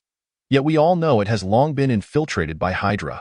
Who knows how many nefarious deeds Hydra has committed over the years under the guise of S.H.I.L.D. as a protective umbrella? I trust you understand this, Tony. Upon hearing his name, Tony's expression grew serious. After all, the Ten Rings, who had previously kidnapped him, had employed weapons sourced from Stark Industries. Later, he discovered indications that Stark Industries had been privately selling arms to certain KB organizations, resulting in numerous tragic events. For instance, in this world, Wanda and Quicksilver's parents perished due to missiles manufactured by Stark Industries. Of course, Tony was still unaware of this detail, yet it did not prevent him from grasping Captain America's intent. You are correct. After a moment of silence, Tony nodded in agreement. S.H.I.L.D. has essentially become a shell of its former self. We cannot afford to repeat the mistakes of the past. At the very least, SHIELD should not exist for the time being.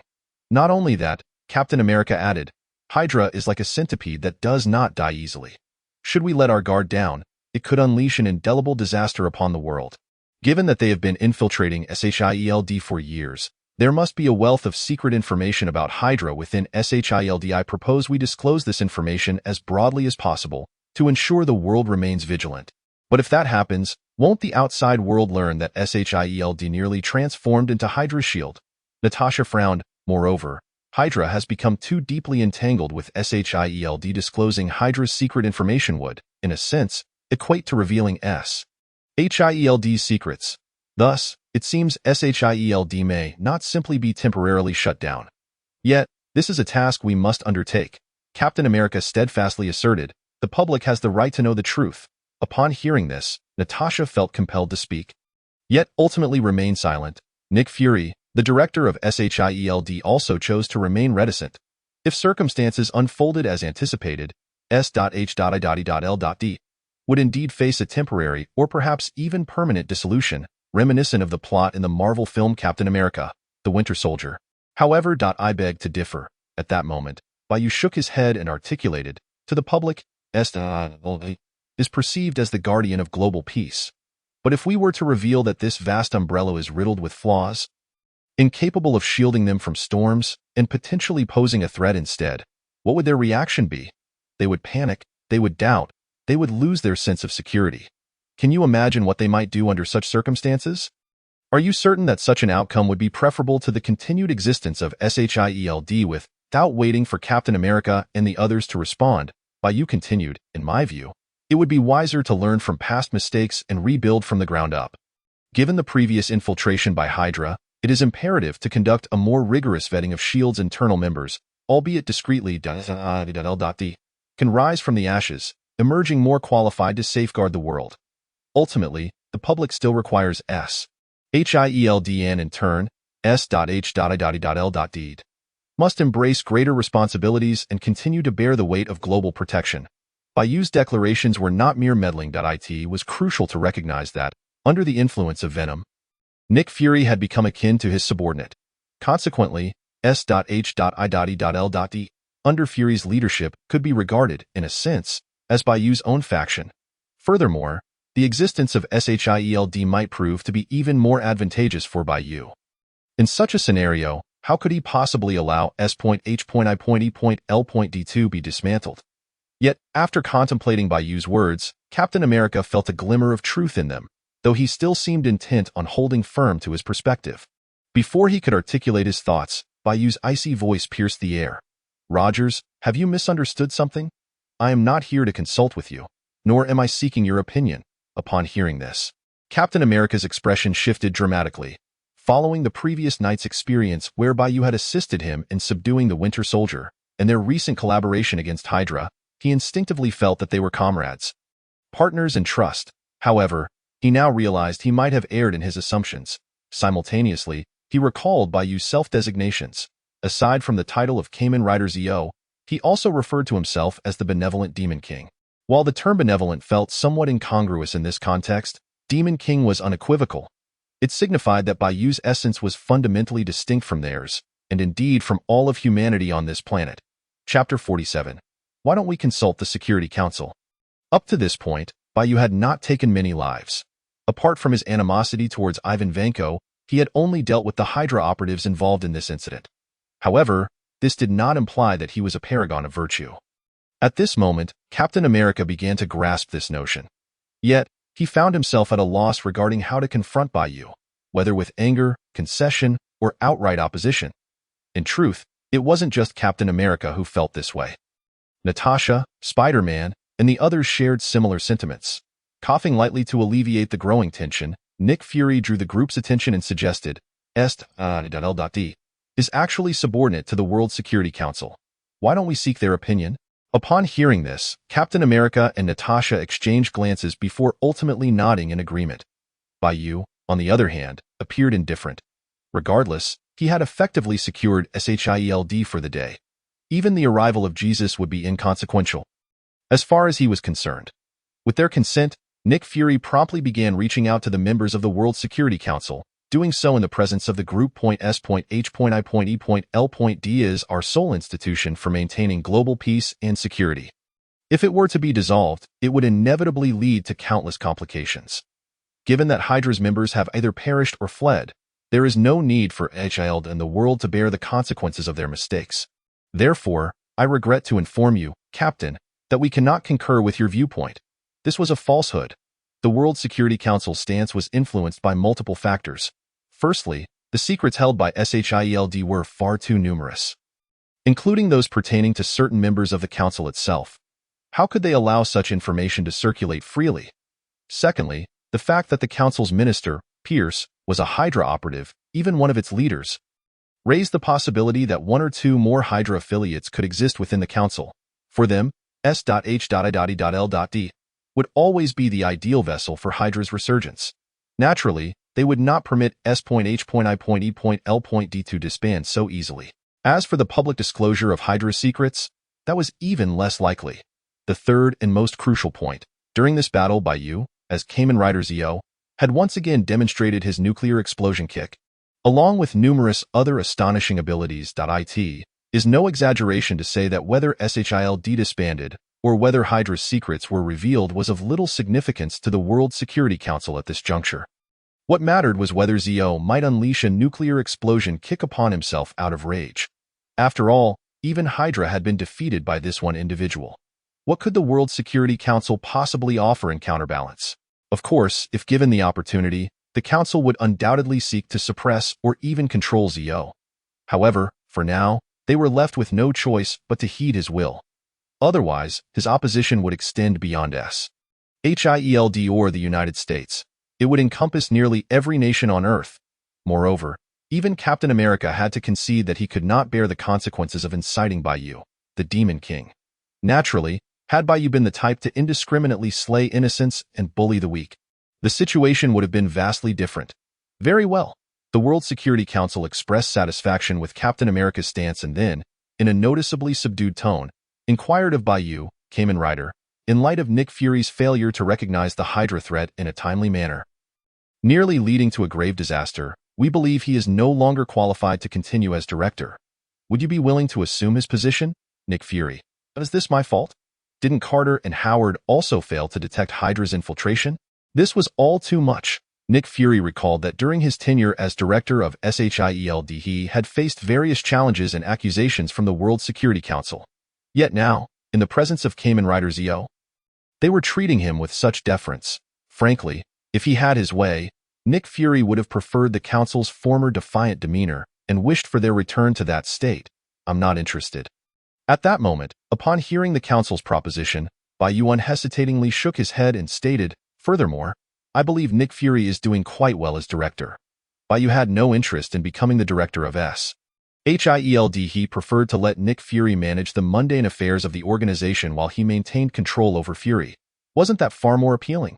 A minor error was not sufficient to overshadow his past accomplishments. It was only fitting for him to continue as the director of SHIELD. Nick Fury. Are you all even listening to yourselves? In the span of mere seconds, the Council's attitude had done a complete 180. For a moment, Nick Fury found himself questioning his desire to remain the unfortunate director of SHIELD. Unfortunately, the presence of Venom within him prevented him from defying Bai Yu's will, at least, for the time being. In truth, it was not just Nick Fury who felt this way. Even Captain America and the others, including Bai Yu himself, found themselves at a loss for words. Nevertheless, Bai Yu was disinclined to dwell on the details as long as he achieved his objectives. Ultimately, so be it.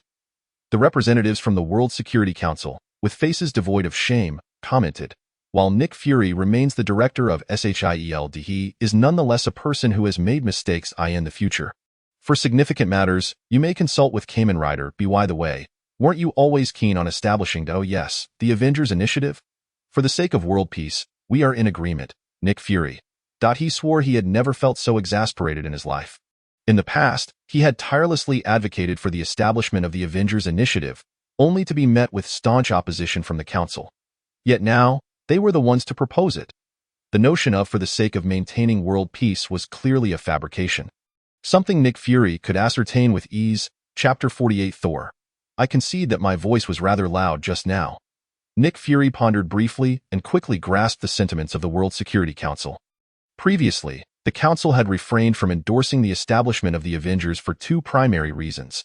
Firstly, the uncontrollable nature of such a superhuman collective, and secondly, their apprehension that SHIELD might seize command over the formidable power of the Avengers, ultimately posing a threat to the Council itself.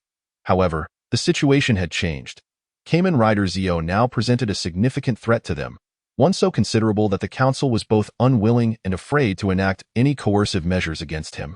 Instead, they preferred a more conciliatory approach. Indeed, the so-called Avengers were merely a super tool for Bai Yu, a means to foster closer ties. After all, no matter how formidable the Avengers might be, they could not overshadow Bai Yu. Conversely, should Bai Yu resolutely pursue a course of action, the Avengers would be powerless to impede him in the eyes of the World Security Council. Rather than persist in obstructing the formation of the Avengers, it was more prudent to leverage this opportunity to further cultivate their relationship with Bai Yu. This was only natural. The world encompasses not only poetry and distant horizons, but also the harsh realities that lie before us. Even the World Security Council, which wielded one of the highest authorities globally, had to heed its own desires when the time called for it. With a heavy sigh, Nick Fury sought to restore his inner calm. Undoubtedly, the establishment of the Avengers under these circumstances contradicted Fury's original intentions. Yet, given the current state of affairs, many aspects were simply unchangeable, unless Bai Yu himself chose to refuse. I agree. Upon hearing the World Security Council's proposal, Bai Yu nodded with satisfaction. Establishing the Avengers is indeed a splendid idea. I have already contemplated the candidates: Rogers, Tony, Bucky, the Winter Soldier, Natasha, Barton, Hawkeye, Thor, Peter Parker, and Nick Fury. Of course, among them, Rogers and Tony would serve as co-captains, while Nick Fury and Natasha would be co-vice captains. Thus, the Avengers, in essence, would become a force under Bai Yu's command. Although this force still posed certain issues, it should, to some extent, benefit Bai Yu. Nick Fury. Very well. There are no alternatives left now. Captain America and Iron Man frowned. Their instincts led them to harbor some dissatisfaction, even resentment, towards this Avengers initiative. They questioned whether such a team could truly uphold world peace. Yet, as previously stated, this matter had been decreed by the World Security Council. Opposing it would constitute a violation of the law, not only of their own nation but beyond. Of course, Both Captain America and Iron Man were not particularly compliant individuals. However, since the Avengers had only just been established, and their concerns had yet to materialize, they decided to bide their time for now. Well, I can even be a vice captain? Natasha smiled, attempting to lighten the atmosphere. Indeed, but if your performance as vice captain fails to surpass that of a mere team member, it may become somewhat embarrassing. Hawkeye chimed in. Can I join the Avengers and help maintain world peace? Spider-Man expressed a hint of excitement. He was unconcerned with the complexities. He simply understood that once this so-called Avengers was successfully established, it could genuinely protect the Earth and humanity. This alone was sufficient motivation for him to join. Moreover, Spider-Man still believed that Kamen Rider Zeo, despite his ominous reputation, would not truly commit acts that would endanger all of humanity. The Winter Soldier remained silent, yet it was evident he would align with Captain America. Finally, Thor could not help but interject.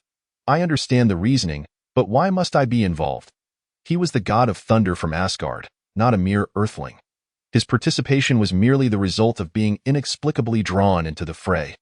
Of course, should the Earth genuinely require assistance, Thor would not refuse.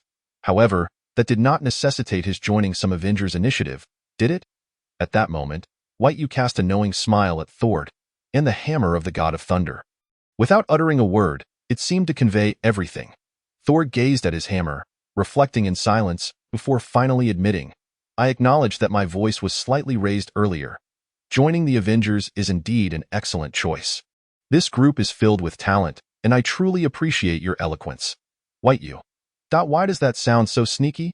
Nevertheless, it mattered little. While Thor's words struck Bai Yu as somewhat peculiar, his willingness to adapt was highly appreciated. Thus, he casually returned the hammer to Thor. Remarkably, this object seemed to possess effects that surpassed its original purpose in certain circumstances. Now, only one question remained. What should they do next? Moments later, Natasha gestured toward the gravely injured Wanda and Quicksilver, curiously inquiring about Bai Yu's intentions. Logically, as agents of Hydra, Wanda and Quicksilver could have been dispatched without hesitation. Yet, Bai Yu had clearly refrained from killing them outright, leaving many to speculate that he must have some grand design in mind. Initially, Natasha had thought Bai Yu was merely infatuated with Wanda, but recalling his previous conduct during the New Mexico incident, she dismissed that notion. This was precisely why she felt a tinge of curiosity now. The twins were named Wanda and Pietro.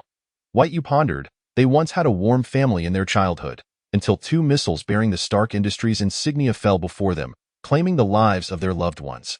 Afterward, driven by a thirst for life and anger towards Stark Industries, they were found by Hydra and activated their latent powers.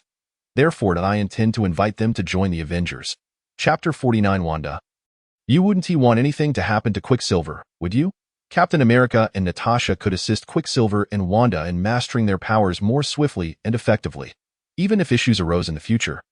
Bai Yu could reach out through the Avengers or directly via the Aurora Veil to find Wanda and Quicksilver. Additionally, Bai Yu's current relationship with Wanda and Quicksilver could hardly be deemed amicable. He did not wish to test his own patience with them, so maintaining some distance seemed prudent. Missiles from Stark Industries? Tony, taken aback by Bai Yu's revelation, nodded without hesitation. All right, I agree to their joining the Avengers. Although Tony had been just a child at that time, he felt a sense of responsibility. Furthermore, having once been attacked by Stark Industries weapons, he could empathize with Wanda and Quicksilver's sentiments to a certain degree. The others exchanged glances, hesitant to express their opinions immediately. After all, the two had recently been on opposing sides, making it difficult to trust Wanda and Quicksilver outright. However, since they had been defeated by Bai Yu, Tony's endorsement of their inclusion meant others had little grounds to object. I disagree. At that moment, Wanda's voice, the very subject of the discussion, rang out. We would never wish to coexist with those from Stark Industries or share space with you. Kamen Rider Zeo. Since you have already triumphed, you might as well kill us. Silence. Who asked for your opinion? Unfortunately, Wanda's retort was abruptly interrupted by Bai Yu's disdainful voice. You 2 mere captives truly believe you possess the right to choose? I could easily end one of your lives while ensuring the other remains unharmed. Therefore, Wanda, you surely would not want Quicksilver to be in peril while you continue to live alone, unable to die? Would you? Perhaps even resurrecting them. What did you say? If Wanda could disregard earlier comments, she could not help but respond to Bai Yu's final statement. Can truly reunite us with our deceased family? Ever since that fateful incident, Wanda and Quicksilver, having lost their support, had been consumed by hatred and anger, subjecting themselves to Hydra's experimental studies. Among all the subjects, they were the only two to survive and unlock their formidable powers. However, without a doubt, what they longed for most was not power, but their family. Yet, the notions of traversing time and resurrecting the dead seemed almost too unbelievable. Wanda feared that harboring hope would ultimately lead to greater despair. It is true, at that moment, without White Yu needing to say anything further, Spider-Man stepped forward. I have traveled through time with Kamen Rider Zeo before. He has saved me once using the power of time. Upon hearing this, Wanda turned her gaze from Spider-Man to White Yu, her determination gradually solidifying. Very well, I am willing to join the Avengers if in the future, the Time King truly possesses the ability to reunite us with our beloved family members from the past, or even resurrect them, then I would willingly do anything you ask of me. I feel the same way. Beside them, Quicksilver's somewhat weak voice echoed in agreement. Excellent. Observing this, Bai Yu couldn't help but smile. Since that's the case, allow me to grant you a little favor with that. Bai Yu removed the Time King's second-tier dial from his waist and pressed it towards Wanda and Quicksilver. In an instant, time reversed for Wanda and Quicksilver, their injuries healing completely within mere seconds. This is truly astonishing. Wanda marveled at herself, her beautiful eyes filled with disbelief. The others shared her sentiment. Even Spider-Man, who had already experienced it once, found it hard to fathom. The most significant aspect was that if Bai Yu could not only heal others' wounds, but also resurrect them as he claimed, the implications would be monumental. Once this news spread, it would undoubtedly cause a tremendous uproar. After all, while a nuclear blast might instill fear and trepidation, the desire for life could drive countless individuals to madness. And the more powerful the individual, the more intense the desire. Nick Fury and his associates could guarantee that should the World Security Council learn of Bai Yu's ability to instantly heal others, or even resurrect them, those individuals would likely kneel before Bai Yu, performing some sort of drama akin to meeting a true sovereign, without a hint of hesitation. All right, Bai Yu nodded, unconcerned with the thoughts of others, and raised his hand to summon a curtain of aurora. The matters here have been mostly resolved. The remaining cleanup is in your capable hands. Farewell. With that, his form was swept away by the aurora curtain, vanishing along with it. Did you see that? Spider-Man immediately explained to Wanda. The Time King previously traveled between different spaces and even times through that white curtain of light. Thus, you need not worry. As he spoke, Spider-Man gradually sensed something amiss. Realizing this, he quickly shouted towards the direction where Bai Yu had departed. Wait, I haven't gotten on the vehicle yet. No, I haven't entered yet. Natasha's eyes suddenly lit up. At this moment, it was just like back then. This scene felt familiar to her. Thank you, Spider-Man expressed his gratitude. However, had he noticed Natasha stifling her laughter, he would have felt even more elated. Chapter 50. The Creation of a God. Cosmic Cube, New York, Harlem. Upon returning to the hotel, Bai Yu had a light dinner, played a bit, and then drifted into slumber. The next day, at 8 in the morning, ding. Congratulations on the successful daily sign-in. Reward, Genius Player Gaming Talent. Hearing the system's voice, Bai Yu was momentarily taken aback. Genius Player M is a title possessed by the protagonist Emu Hojo from the Kamen Rider Heisei series X8, who indeed has unparalleled gaming talent. Undoubtedly, with such a talent, Bai Yu is not far from being invincible in the gaming realm. Yet, what use does this hold in the perilous Marvel universe? He still lacked several dials to access the gaming domain of X8. In contrast, the divine talent of Dan Kuroda, who created nearly all the Kamen Riders single-handedly and crafted the overpowered player Kamen Rider, was far more enticing, wasn't it? Of course, Bai Yu understood that he was merely contemplating. After all, if he truly possessed divine talent, he could probably fabricate Kamen Rider transformation devices with his bare hands, rendering the need to sign in irrelevant. Soon, Bai Yu gently shook his head, dismissing such thoughts. Almost simultaneously, across various nations, particularly on television within the United States, a special official news report emerged. Dear viewers, rejoice, for a superhero among superheroes has been born.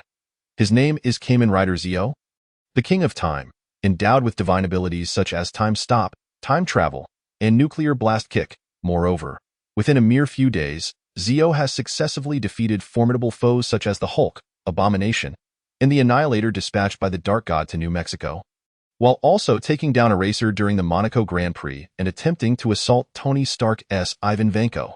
Just yesterday, Zeo single-handedly obliterated a significant Hydra force, thwarting their ambitions of resurgence. With the unanimous agreement of the World Security Council and SHIELD, Kamen Rider Zeo has been granted a special license, enabling him to supervise S.H.I.E.L.D. and, at times, act on behalf of relevant national departments to enforce respective laws. Furthermore, under Zeo's suggestion, S.H.I.E.L.D. has established a superhero team, the Avengers, to better maintain world peace, protect humanity, and safeguard Earth. The members of this alliance, along with brief introductions, are as follows. Upon the release of this news, citizens worldwide were left astonished. Kamen Rider Zeo, the superhero among superheroes? What does this even mean? Wait, nuclear blast kick. Could it be related to the two massive aerial explosions over Harlem a few days ago, and the one at a beach near the U.S. border yesterday afternoon? I see now. This Kamen Rider Zeo is practically a human nuclear weapon, coupled with abilities like time stop and time travel. How does this differ from the so-called divine beings? Nonsense, it must be false. How could anyone possibly kick out a nuclear explosion? Moreover, there are no divine beings in this world. Even if there were, they would only be God. Ridiculous. The great Father Zeus is the one true God. I, the god of war, refuse to accept this, Pango. I am invincible. You may do as you please. Bah, I don't care about that. All I know is we do not need any divine beings, nor do we require such an excessively privileged superhero among superheroes. Indeed, let us resist, resolutely resist. Amidst the astonishment, many were filled with discontent, particularly the citizens of the United States. After all, they could even reject mutants and superheroes, let alone gods. The crux of the matter was the immense power to supervise SHIELD and act on behalf of various national departments, which was far too great. It was enough to incite envy, jealousy, and hatred to the point of distortion. This inevitably raised suspicions about what the nations, or rather, the World Security Council, truly aimed to achieve with this matter. A few hours later, first blood, 1 kill, double kill, 2 kills, triple kill, 3 kills, ultra kill, 4 kills, pentakill, 5 kills, sigh. How boring! In a game reminiscent of the mobile game from his past life, Bai Yu, having achieved dozens of pentakills, lay back on his bed, feeling utterly disenchanted. Although he had acquired unparalleled gaming talent, he had also lost the troubles of a novice player. Invincibility indeed brings a profound solitude. As expected, the reward of genius player M's gaming talent held little significance for Bai Yu. However, which game should he explore next?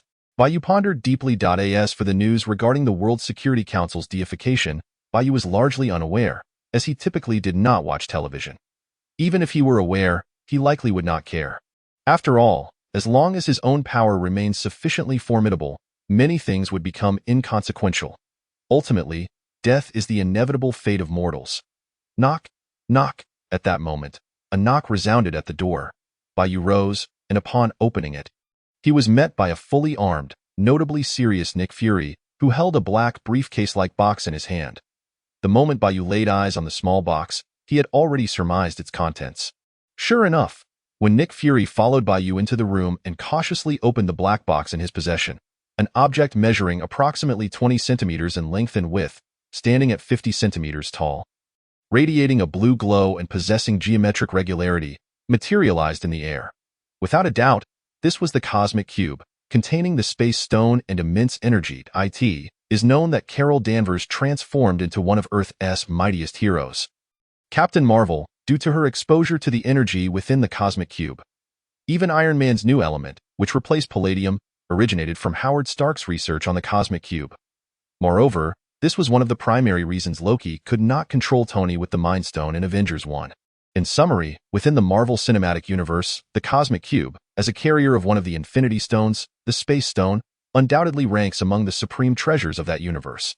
Thus, Bai Yu was truly astonished that no unexpected incidents occurred when Nick Fury brought it over.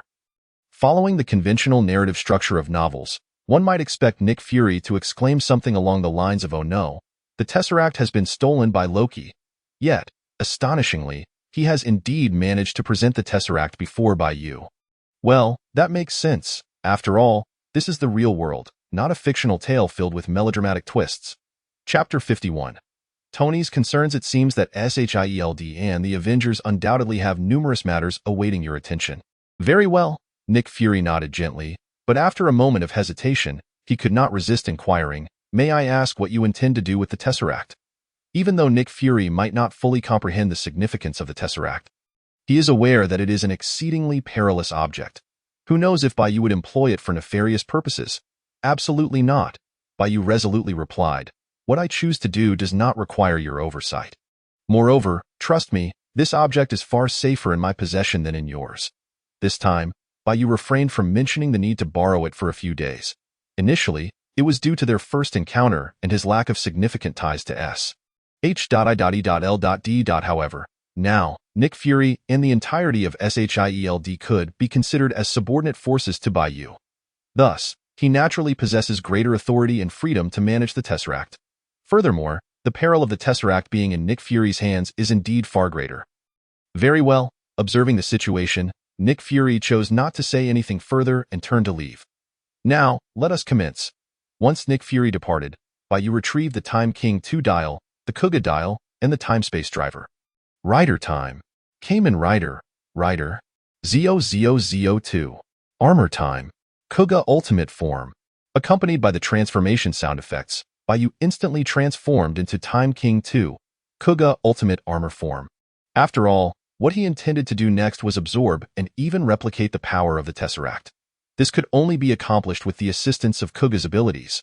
Upon completing his transformation, Bai Yu raised his right hand toward the Tesseract with a mixture of anticipation, excitement, trepidation, and nonchalance. In the next moment, the Tesseract flew toward him, hovering before his eyes and beginning to emanate blue cosmic energy, which naturally included spatial power. Simultaneously, Bai Yu's surroundings transformed dramatically. He soon realized that he had found himself within an endless void. Here lies the interior of the Tesseract, or rather, the Space Stone. Bai Yu quickly formed a hypothesis in his mind. He had previously heard that each of the 6 Infinity Stones contained a unique space within them. Bai Yu had assumed this was merely a concept from Marvel Comics. To his astonishment, the Space Stone in this world also housed a special space. Well then, I can absorb the stone's power more conveniently here. Soon, Bai Yu ceased to ponder these thoughts and closed his eyes. Focusing intently on utilizing Kuuga's abilities, in an instant, an immense surge of energy enveloped him, emanating from all directions within this space. From a distance, Bai Yu now resembled an energy cocoon radiating a mysterious blue luminescence. Meanwhile, in the heart of Manhattan, New York, at Stark Tower. If you don't mind, could you share your thoughts with me? Perhaps I may not be able to help you, but articulating your troubles might prove beneficial. Wouldn't it? And after all, I am Tony Stark, one of the brightest minds in the world and Iron Man. How could I possibly have any worries? Very well. After exchanging a brief glance with Pepper, Tony chose to surrender. I do have some concerns, though they are not of great consequence. It's just I had a dream. No, it wasn't merely a dream. It might have been a hallucination in any case. I saw some things, perhaps even about the future. Is it frightening? Pepper gently inquired. Yes, it is quite terrifying. Tony's gaze fixed intently on Pepper, his tone growing increasingly serious and grave.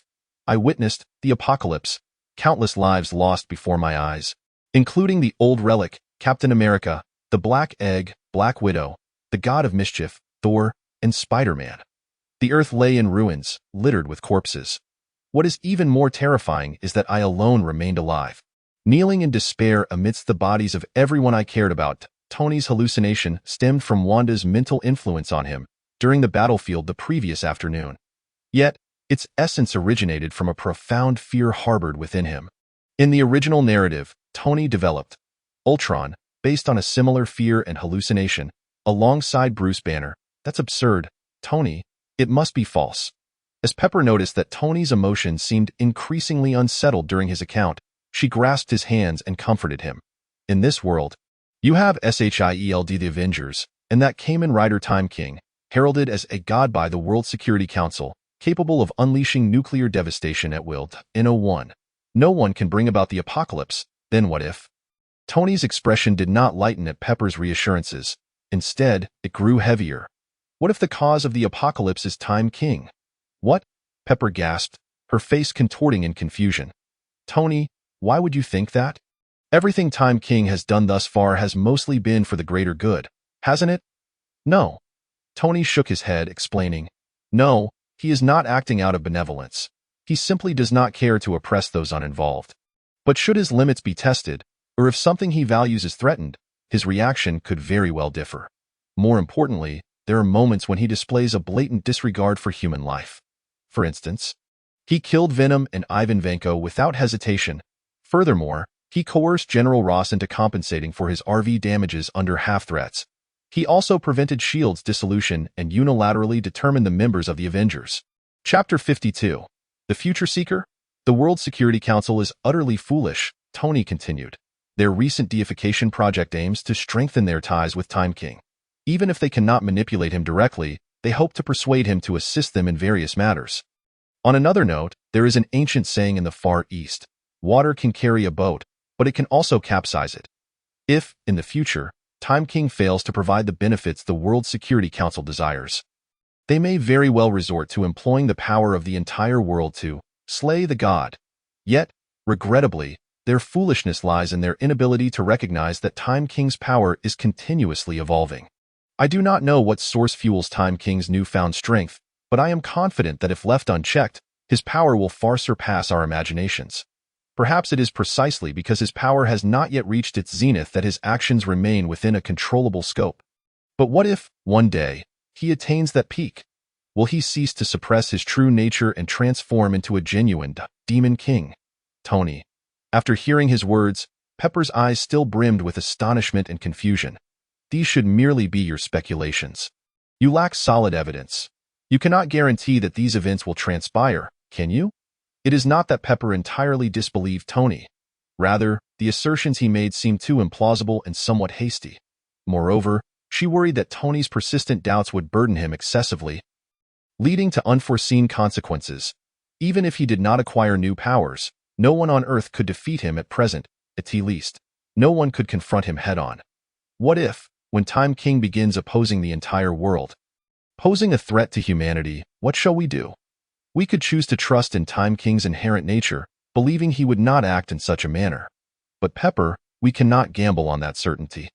Regardless, we must possess sufficient strength to restrain Time King when necessary, mustn't we? For a moment, Pepper found herself at a loss for words. After contemplating for a while, she finally inquired, "What do you intend to do?" Even though Pepper had never personally encountered Time King, she was well aware of his formidable power. It is not merely a matter of Tony proclaiming that the threat can be contained. For instance, consider the research into energy shields or the exploration of new materials. The former could be addressed by upgrading the arc reactor, or by creating multiple arc reactors that could collectively provide sufficient energy at critical moments. The latter could involve materials akin to those used in Captain America's shield. The Edmund alloy, however, the availability of Edmund alloy is exceedingly scarce. Fortunately, I happen to know of another similar material that is more abundant. Vibranium. Coincidentally, I am also aware that the nation with the largest reserves of vibranium, Wakanda, is preparing to engage in diplomatic relations through vibranium trade. It is evident that Tony has engaged in profound contemplation regarding the potential threats posed by the Time King. Moreover, as time progresses, he may conceive even more reliable methods. Yet how tiresome such fantasies are. At that moment, a cold, deep voice resonated out of nowhere. You remnants of a bygone era, how could you possibly comprehend the terror of the Time King? Tony Stark, one of the most brilliant minds on this planet in this age. Your premonition is indeed accurate, and your thoughts are commendable. Alas, the growth and formidable nature of the Time King are far beyond your imagination. No matter how swiftly or powerfully you fabricate weapons, you shall never keep pace with the advancements of the Time King. Unless, of course, your power derives from the future. Almost simultaneously, on the slopes of the Himalayas, at Kamar Taj, the supreme sorceress, Ancient One, seemed to sense something, abruptly turning her gaze toward New York with a grave expression. It appears someone has traversed time, journeying from the distant future to the present.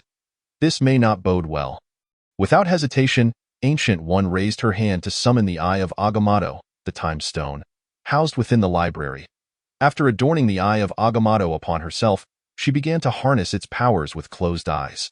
However, merely 5 seconds later, she reopened her eyes, her expression growing even more somber. This is untenable.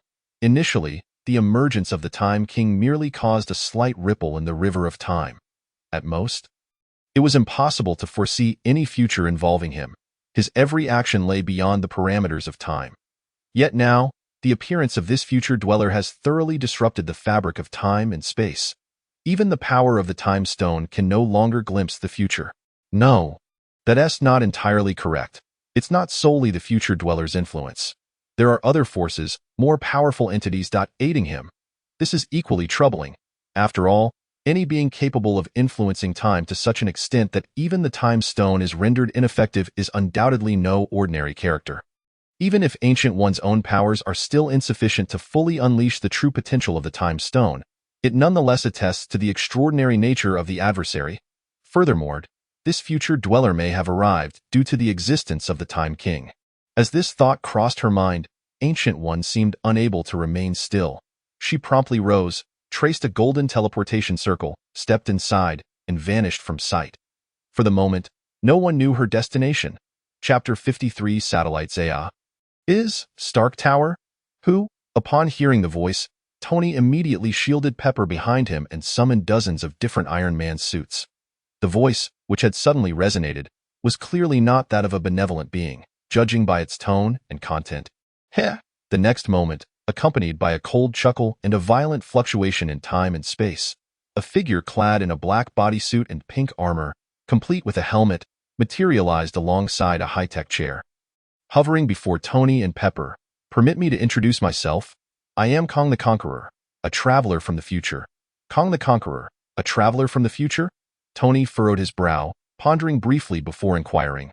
What do you mean by Time King? Are you referring to Kamen Rider Zeo?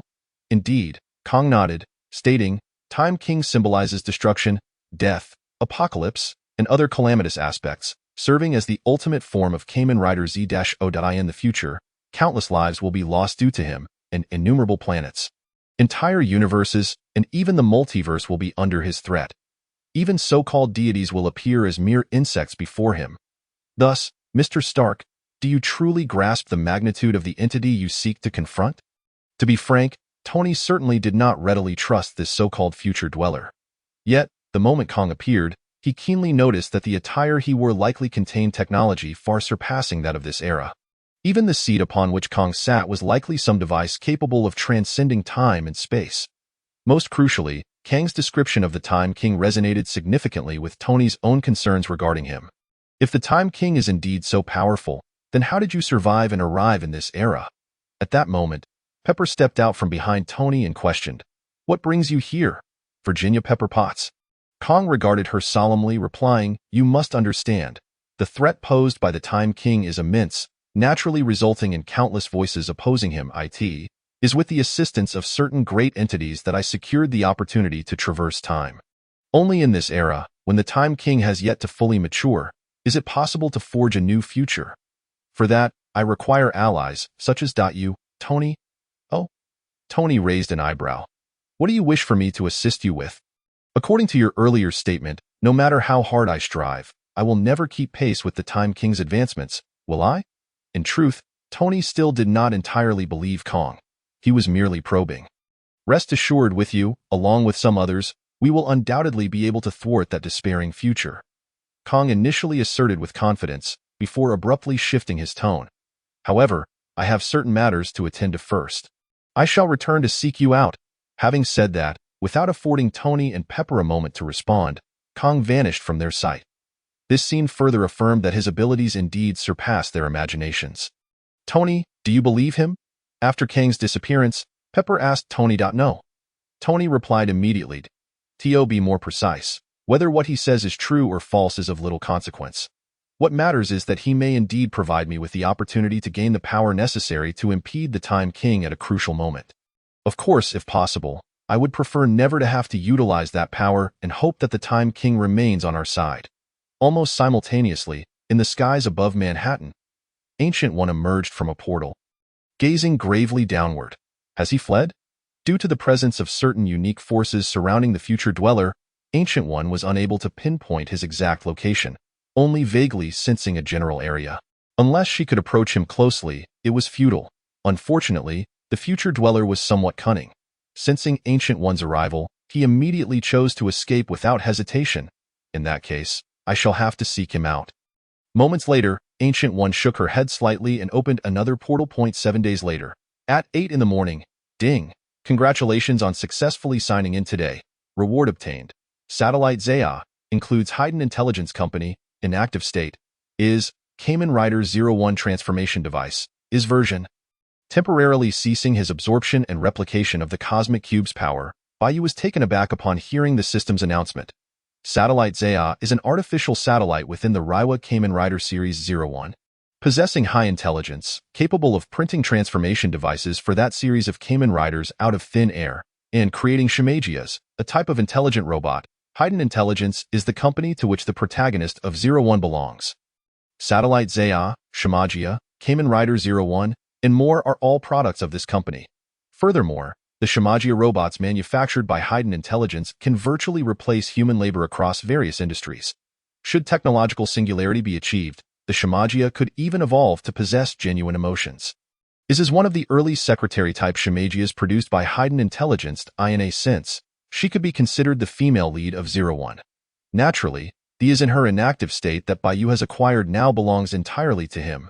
As for Kamen Rider 02, it is the ultimate form of Kamen Rider 01, possessing astonishing computational abilities and the capacity to conduct over 2 trillion calculations in an instant to target enemy attacks. And to implement the optimal solution within 0.01 seconds, this entity can unfold multiple possibilities into the same realm, thereby achieving effects akin to that of a doppelganger. In a particular theatrical adaptation of 01. Is obtained the transformation device for Kamen Rider 02. Evidently, the Kamen Rider 02 transformation device, designated as the is version, received by Bai Yu at this moment, was also prepared for the is of this world. Provided she can transform in time, it is likely that there are few superheroes or supervillains on Earth capable of matching her prowess. Indeed, this signifies that is would possess a certain degree of self-preservation capability. No, Bai Yu quickly realized, furrowing his brow and muttering to himself. Why did I suddenly sign in for these? For the preceding 6 days, he had primarily received mundane rewards, such as 1 million meters.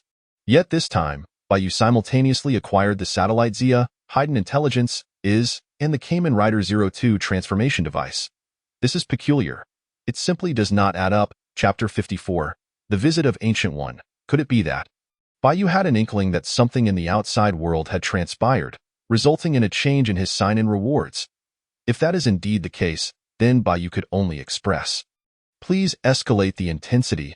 After all, this could imply that the greater the impending troubles, the better his daily sign-in rewards would be. As that not a fortuitous circumstance? As for the troubles, let them come. I shall confront them. Furthermore, this time, I have also reaped considerable benefits. Bai Yu glanced around the void space, a subtle smile gracing his lips. After 7 days of effort, Bai Yu not only gained abilities related to spatial manipulation, such as teleportation, spatial stasis, spatial distortion, and spatial reordering, but he also harbored cosmic energy potentially on par with Captain Marvel. Even his physical strength had escalated to a level rivaling that of Abomination. Approaching the prowess of the conventional Hulk. In other words, Bai Yu could now easily subdue supervillains or superheroes like Abomination and the Green Giant without even transforming. Truly remarkable. After sensing the changes within his body, Bai Yu was elated. He yearned to continue absorbing and replicating the power of the Cosmic Cube, and perhaps even locate the remaining 5 Infinity Stones. However, no, Kamen Rider Zio and the Oma Zio system are my true foundation. Bai Yu quickly regained his composure, shaking his head. No matter how potent the power of the Infinity Stones may be, it can only serve as my auxiliary. Moreover, perhaps because the energy contained within the Cosmic Cube is too formidable, or perhaps due to a lack of compatibility between this energy and Bai Yu, it took him a full week to achieve this level of transformation. It is worth noting that Captain Marvel merely encountered the Cosmic Cube. And that was all. Bai Yu also had a premonition that, as time progresses, the enhancements granted by the Cosmic Cube would diminish. Fortunately, the powers he acquired from the Cosmic Cube have already integrated into his being. Even if he were to traverse to other parallel universes in the future, they would not become ineffective, avoiding the awkward scenario depicted in the series Loki, where the Infinity Stones wield no power in alternate universes. It is time to depart. Soon, Bai Yu made a decision. Utilizing a week's time had already exceeded his expectations. Under normal circumstances, Bai Yu would prefer to go with the flow rather than intentionally seek out various powers. Otherwise, he would have long since transformed into a street rogue through the Aurora Veil, actively searching for superheroes or supervillains to sign in with. After all, Bai Yu is almost invincible on Earth at present. Entities like Odin and the Ancient One would not easily seek him out for trouble. There was no need for him to be overly anxious, as the saying goes. Bai Yu had finally traversed to this realm. Should he not take a moment to relish it? Of course, if necessary, Bai Yu would not hesitate to accelerate the speed of collecting the sign-in rewards. Additionally, it was time to meet my new wife. To see is. This was another factor motivating Bai Yu to venture out now. Ultimately, as Bai Yu focused his thoughts, the environment around him began to shift rapidly. Ding! Congratulations on successfully signing in with the Ancient One. Reward acquired. Kamen Rider Zangetsu's Dial, Universal Sorcerer's Ring.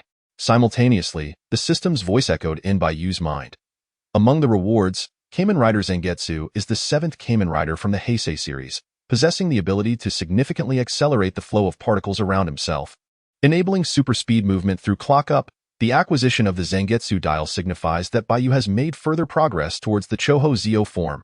Furthermore, the Universal Sorcerer's Ring is an enhanced version of the eponymous item from which rider. Theoretically, any magic that Bai Yu can conceive or cannot conceive can be realized through this ring. Moreover, the specific effects of the magic will vary according to Bai Yu's strength and the type of energy input. The stronger Bai Yu becomes, the more potent the magic effects he can manifest. Conversely, the weaker he is, the less effective the magic will be. Additionally, whether it is cosmic energy, the power of Oma, or other forms of energy, all can be utilized to activate the Universal Sorcerer's Ring. Undoubtedly, under equivalent conditions, the effects brought forth by the power of Oma would be the most favorable. Regrettably, the power of Oma that Bai Yu currently possesses is insufficient for him to wield the Universal Sorcerer's Ring at will. Nevertheless, it is already a stroke of luck for Bai Yu to possess these items. What more could he possibly desire? This is truly unexpected. At that moment, the voice of the Ancient One resonated in the room. You are actually able to absorb the power of the cosmic cube? Truly remarkable for one who transcends the river of time.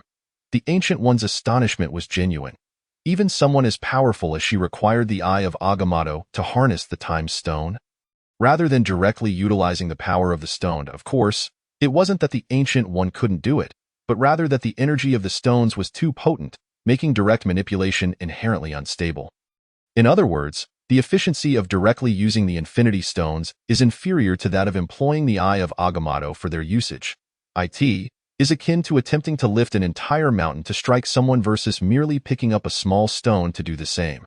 These are two entirely different concepts. In fact, the so-called Infinity Gauntlet merely serves to suppress the energy of the Infinity Stones, allowing for a more stable utilization of the power of all 6 stones. Otherwise, after donning the Infinity Gauntlet, Thanos would not find himself in a position where he cannot wield the power of the stones without clenching his fist or snapping his fingers to its core. The power of the Infinity Stones is simply too formidable. Theoretically, each stone contains the capacity to directly influence an entire individual universe. Yet to date, no one has managed to unleash the full potential of the stones to that extent. The Infinity Gauntlet can achieve this only by layering the powers of the 6 Infinity Stones. In summary, truly harnessing the power of the stones is already a daunting task, let alone absorbing them. Moreover, the Ancient One could discern that Bai Yu had genuinely transformed a portion of the power of the cosmic cube into an integral part of himself. It is no exaggeration to say that once Bai Yu fully absorbs the power of the cosmic cube in the future, the latter will become a mere worthless stone devoid of any power, even in this world. Chapter 55. Destiny to become king. Prior to this, the Ancient One had never contemplated that someone could directly absorb the power of the Infinity Stones. This precisely underscores the uniqueness of the present Zio. Despite facing the Ancient One, Bai Yu felt no trepidation. On one hand, if the Ancient One intended to act against Bai Yu, she would likely have done so from the outset. Furthermore, in this world, she should have no compelling reason to target him. After all, as the Sorcerer Supreme, The Ancient One's primary responsibilities revolve around safeguarding the Eye of Agamotto and repelling incursions from other dimensions, such as Dormammu. Typically, the Ancient One would refrain from interfering in earthly matters. On the other hand, even if a confrontation were to occur, given Bai Yu's current prowess, there was no real need for him to fear the Ancient One. The Aurora Veil, Temporal Stasis, Odin Dial, and other abilities place Bai Yu in a position of inherent invincibility. Simultaneously, Bai Yu could not help but speculate about the Ancient One's intentions. Could it be that something truly significant has transpired in the outside world? Do you know me? The Ancient One, who had yet to introduce herself, regarded Bai Yu with mild surprise before shaking her head and stating, "Of course, that is not important. What matters is that I have sensed a future traveler who has arrived from a distant future to this era. If I am not mistaken, that person is likely here for you and most likely does not harbor benevolent intentions." The future traveler. Bai Yu was momentarily taken aback, but not particularly astonished. After all, in Zio, characters such as Gates, Waz, Tsukuyami, and Swiritz had traversed from the future to the present. Similarly, the Marvel Universe is not lacking in individuals capable of time travel. For instance, Wolverine from the X-Men series Days of Future Past, Kong the Conqueror from Marvel Comics, and Franklin, the son of Invisible Woman and Mr. Fantastic from the Fantastic Four, endowed with abilities such as reality manipulation and creation of pocket universes, even with the emergence of another time traveler now. What is so astonishing about that, however, if this is directed at me? Bai Yu lowered his head, lost in contemplation. Could it be that my future self has become excessively powerful, ultimately assuming the title of the Overlord of Time, thus posing a significant threat to certain individuals? Would this compel them to traverse to this era in an attempt to eliminate me in the present, just like Gates and Tsukuyami in the original narrative? No, it cannot be that simple. Bai Yu quickly dismissed this notion. For anyone who has watched Avengers, Endgame knows that even if a time traveler were to eliminate Bai Yu in this era, it would merely create a new timeline, leaving the timeline of the time traveler unscathed. Moreover, who bestowed the time traveler with the audacity to believe they could extinguish Bai Yu in this epoch? Do they truly think Bai Yu's current strength is feeble, and that the Overlord of Time from that era would not intervene at a crucial moment? Thus, this time traveler either lacks awareness or harbors ulterior motives. Much like Swiritz in the original tale, who ostensibly sought to thwart Tokiwa Daisoji from becoming king, but in reality, wished to absorb the latter's power once he ascended to the role of Overlord of Time. Regardless, it does not alter one undeniable fact. Swiritz and this so-called future person are both exceedingly foolish. It seems you are not the slightest bit concerned about this, Ancient One observed Bai Yu with some astonishment. In truth, Ancient One's presence here was twofold. On one hand, to caution Bai Yu. On the other, to seize the opportunity to glean more information through him. Bai Yu's demeanor indeed took Ancient One by surprise. After all, most individuals, upon learning that someone traversed time and space for their sake, especially when such a visitor is likely ill-intentioned, would not remain as composed as Bai Yu appeared at this moment. Would they? Concerned? Upon hearing Ancient One's words, Bai Yu chuckled. On the contrary, I ought to thank him. The existence of such a time traveler signifies that in his era, Bai Yu has likely ascended to the status of Overlord of Time. And as long as there is an Overlord of Time, it denotes that regardless of how others strive to impede, irrespective of the vicissitudes of life, and no matter the timeline, Bai Yu is destined to become the Overlord of Time. Although Bai Yu has never doubted his eventual kingship, having a time traveler to further corroborate this notion is indeed a fortuitous development. As for any troubles this time traveler may bring, what does it matter? Bai Yu is confident he will quell any dissent when the time comes. Conversely, he perceives this so-called time traveler's arrival as potentially adding a touch of amusement to his path to kingship. In light of this, I shall rest easy. Seeing this, Ancient One nodded gently and prepared to depart. Wait! Bai Yu hastily called out to Ancient One. Supreme Sorcerer, as an elder, it's somewhat impolite to meet your junior for the first time without presenting a gift? Ancient One. What the hell is impolite?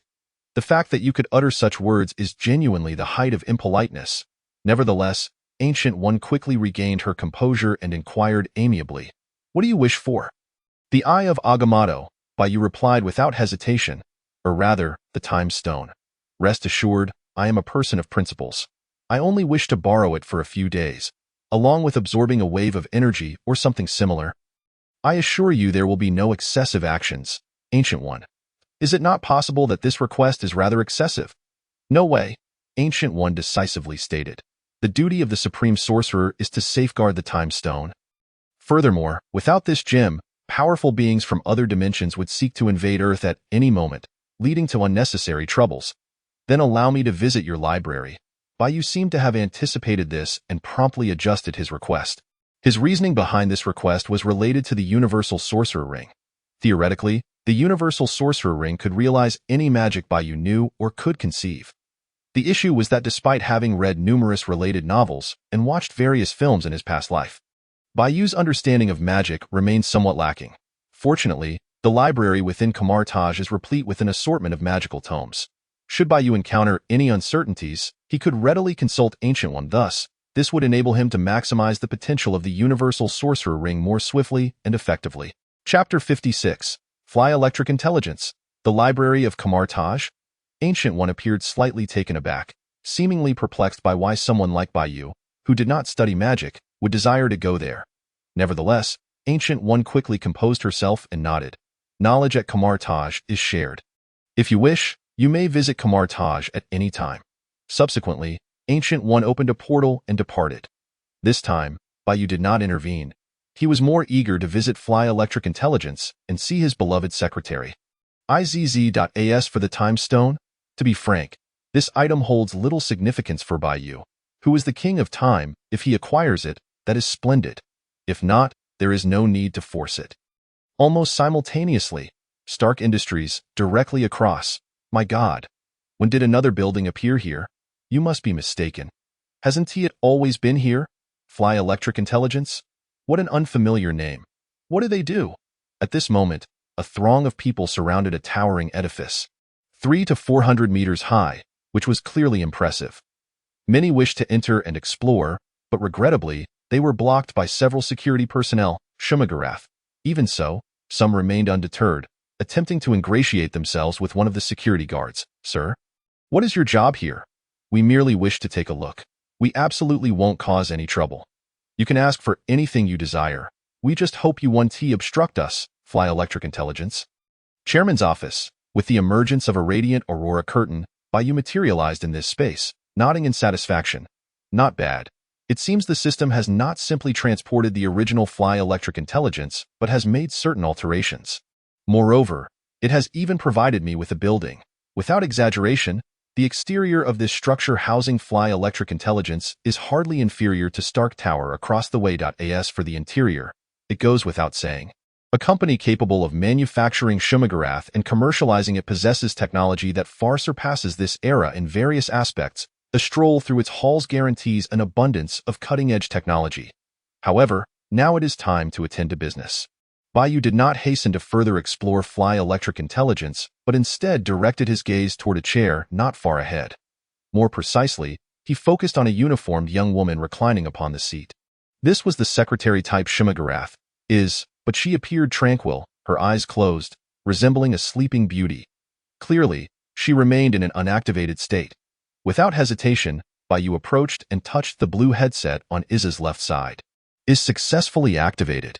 Instantly, a blue light illuminated the headset, and Iz opened her eyes, which shone with a blue glow. However, it was short-lived, as the blue light quickly faded, returning her gaze to that of an ordinary human. After glancing around, Iz's eyes finally settled on Bai Yu, and with a charming smile gracing her lips, she respectfully stated, "Chairman, greetings. I am your dedicated secretary. Please feel free to instruct me on any matters. Will strive to fulfill your every need." Observing this, Bai Yu nodded with increasing satisfaction. The only regret is that Iz has yet to reach a technological singularity. Although she appears indistinguishable from a real person, her voice and inner emotional depth currently lack genuine sentiment. Nevertheless, Bai Yu is confident that, over time, he will be able to guide Iz toward achieving that technological singularity. Moreover, Iz's current appearance is already quite pleasing. Most importantly, Bai Yu can trust Iz implicitly, without fear of betrayal or the like. Very well, Chairman. Iz nodded, rising to her feet and beginning to articulate an elaborate explanation for Bai Yu. Various images would periodically project in the air, complementing Iz's narration in simple terms. Under the influence of the system, While Fly Electric Intelligence has appeared instantaneously, it has obscured the awareness of all individuals. Even if there are various irrational aspects from a rational standpoint, they would not find it particularly strange. Furthermore, the longer this situation persists, the less people will care about the origins of Fly Electric Intelligence. Additionally, possessing satellites far superior to standard intelligence, Zaya is prepared to arrange suitable negotiation-type Shemaggoraths to seek appropriate buyers, formally launching a series of commercial activities involving Shemaggorath in this world. However, they currently await the approval of Bai Yu, their chairman. Zaya has also noted that the technological level of this world is comparatively low. Thus, it is contemplating whether Fly Electric Intelligence could extend its scope beyond merely selling Shemaggorath. Certainly, this matter also requires the prior consent of Bai Yu. Chairman, the satellite Zaya has detected that your residence requires maintenance. Would you like us to dispatch several construction-type Shemagia to assist? After briefly introducing Fadian Intelligent, is asked Bai Yu. Of course, Bai Yu replied without hesitation, nodding. Additionally, allow Zaya to officially commence commercial activities concerning Shemagia. Furthermore, Fadian Intelligent is permitted to provide some high-tech products beyond Shemagia as deemed appropriate. Moreover, unless it pertains to significant events, all activities of Fadian Intelligent can be independently decided by you and Zaya. Without needing to consult me, if Bai Yu recalled correctly, the efficiency of Fadian Intelligence construction-type Shemagia was remarkably high. As for commercial matters, Bai Yu could not claim to be well-versed. He could only say he possessed an ordinary understanding. Rather than directing aimlessly, it was better to leave it to and Zaya to manage independently. In the following period, Bai Yu allowed to guide him through Fadian Intelligent's premises, thereby deepening his understanding of the company. During this process, Bai Yu also learned about the God-making plan from the World Security Council and the reactions of various nations' citizens through and satellite Zaya. Concerning the future person mentioned by Bai Yu similarly instructed satellite Zaya to search for relevant information across the global network. Consequently, he came across the dialogue between Conqueror Kong, who had appeared within Stark Industries a week prior, and Tony and Pepper. Naturally, Bai Yu was not particularly concerned about these matters. As he often stated, when a person is killed, they die.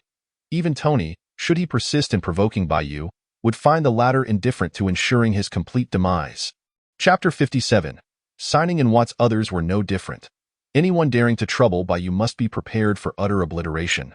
With that in mind, Bai Yu seemed to recall something and inquired of his nearby. Does satellite Zaya have data on Kamen Rider 01? The combat capability of Kamen Rider may first not be particularly formidable, but it suffices to contend with the majority of superheroes or supervillains currently on Earth. Moreover, there is a saying that quantity can lead to a qualitative change. Additionally, there are design schematics for shooting wild wolf, boxing gorilla, dashing cheetah, and 19 other forms. If needed, I can also upload the complete data for Kamen Rider 02 to satellite Zaya. Alright, Bai Yu nodded upon hearing this and then instructed, have satellite Zaya covertly manufacture an army of combat type Shemagia based on these forms of Kamen Rider 01. However, the appearance of these combat type Shemagia must be redesigned, as they are an army, not Kamen Riders. As long as it does not interfere with the normal operations of Fadian Intelligent and remains undisclosed, the more of these combat type Shemagia, the better. As for the data on Kamen Rider 02.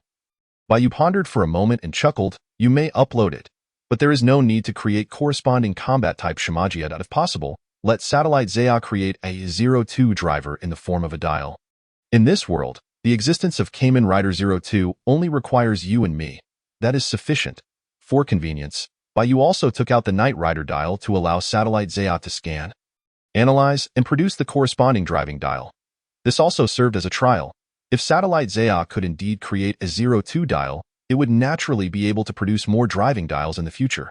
Understood, Chairman. After listening, it showed no signs of confusion or inquiry, taking the Knight Rider dial and directly nodding. I have uploaded all your requests to satellite Zaya. Observing this, Bai Yu sighed lightly in his heart. He hoped his would soon surpass the technological singularity. My dear Koff, as a secretary, it would be better if she were more agile and vivacious. After all, in such a vast Fadian Intelligent, finding a bed would not be a difficult task. If all else fails, satellite Zaya could even 3D print a bed. The next day, at 8 a.m., ding. Congratulations on successfully signing in today. Reward. Character Watts. This character will appear before the master at the appropriate time and in the appropriate manner. The voice of the system resonated in Bai Yu's mind with remarkable punctuality, surpassing even Iz's service. However, Watts? Upon hearing the system's announcement, Bai Yu was both surprised and delighted. I can have Watts too? After all, without the congratulations of Old Man Watts, the Time King would be incomplete. Bai Yu had thought that since this was the Marvel world, it would be difficult for Watts to appear before him. Unexpectedly, the system, this thick-browed and big-eyed fellow, actually had an epiphany. System. Hurry up and express your gratitude to me, brother. Bai Yu could not help but wonder what color Watts would be this time. It is worth noting that after Black Watts, White Watts, and Red Watts, the options for Watts colors were becoming scarce. As for the appropriate time and manner, it was difficult to guess, exceedingly so. What if he appeared when Bai Yu utilized a new form? Or perhaps during a time travel event? It was hardly easy to predict. Just then, Bai Yu's phone rang. Interestingly, the incoming number belonged to General Ross, who should have been missing for a week. Help me. There is. Please. Help me. Mr. Time King. Upon answering, a series of broken sounds due to poor signal emanated from the other end of the line.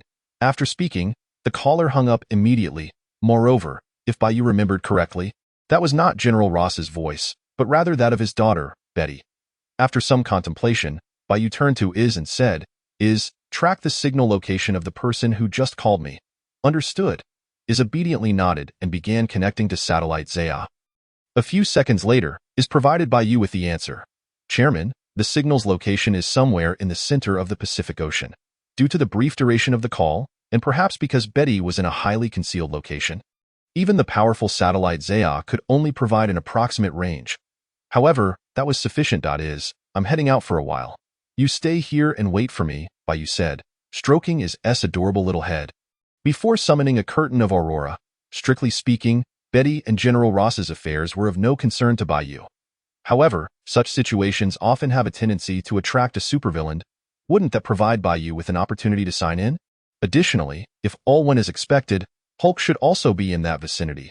Despite being severely beaten by Bai Yu last time, the notion that the angrier Hulk became, the stronger he grew was still quite a bug.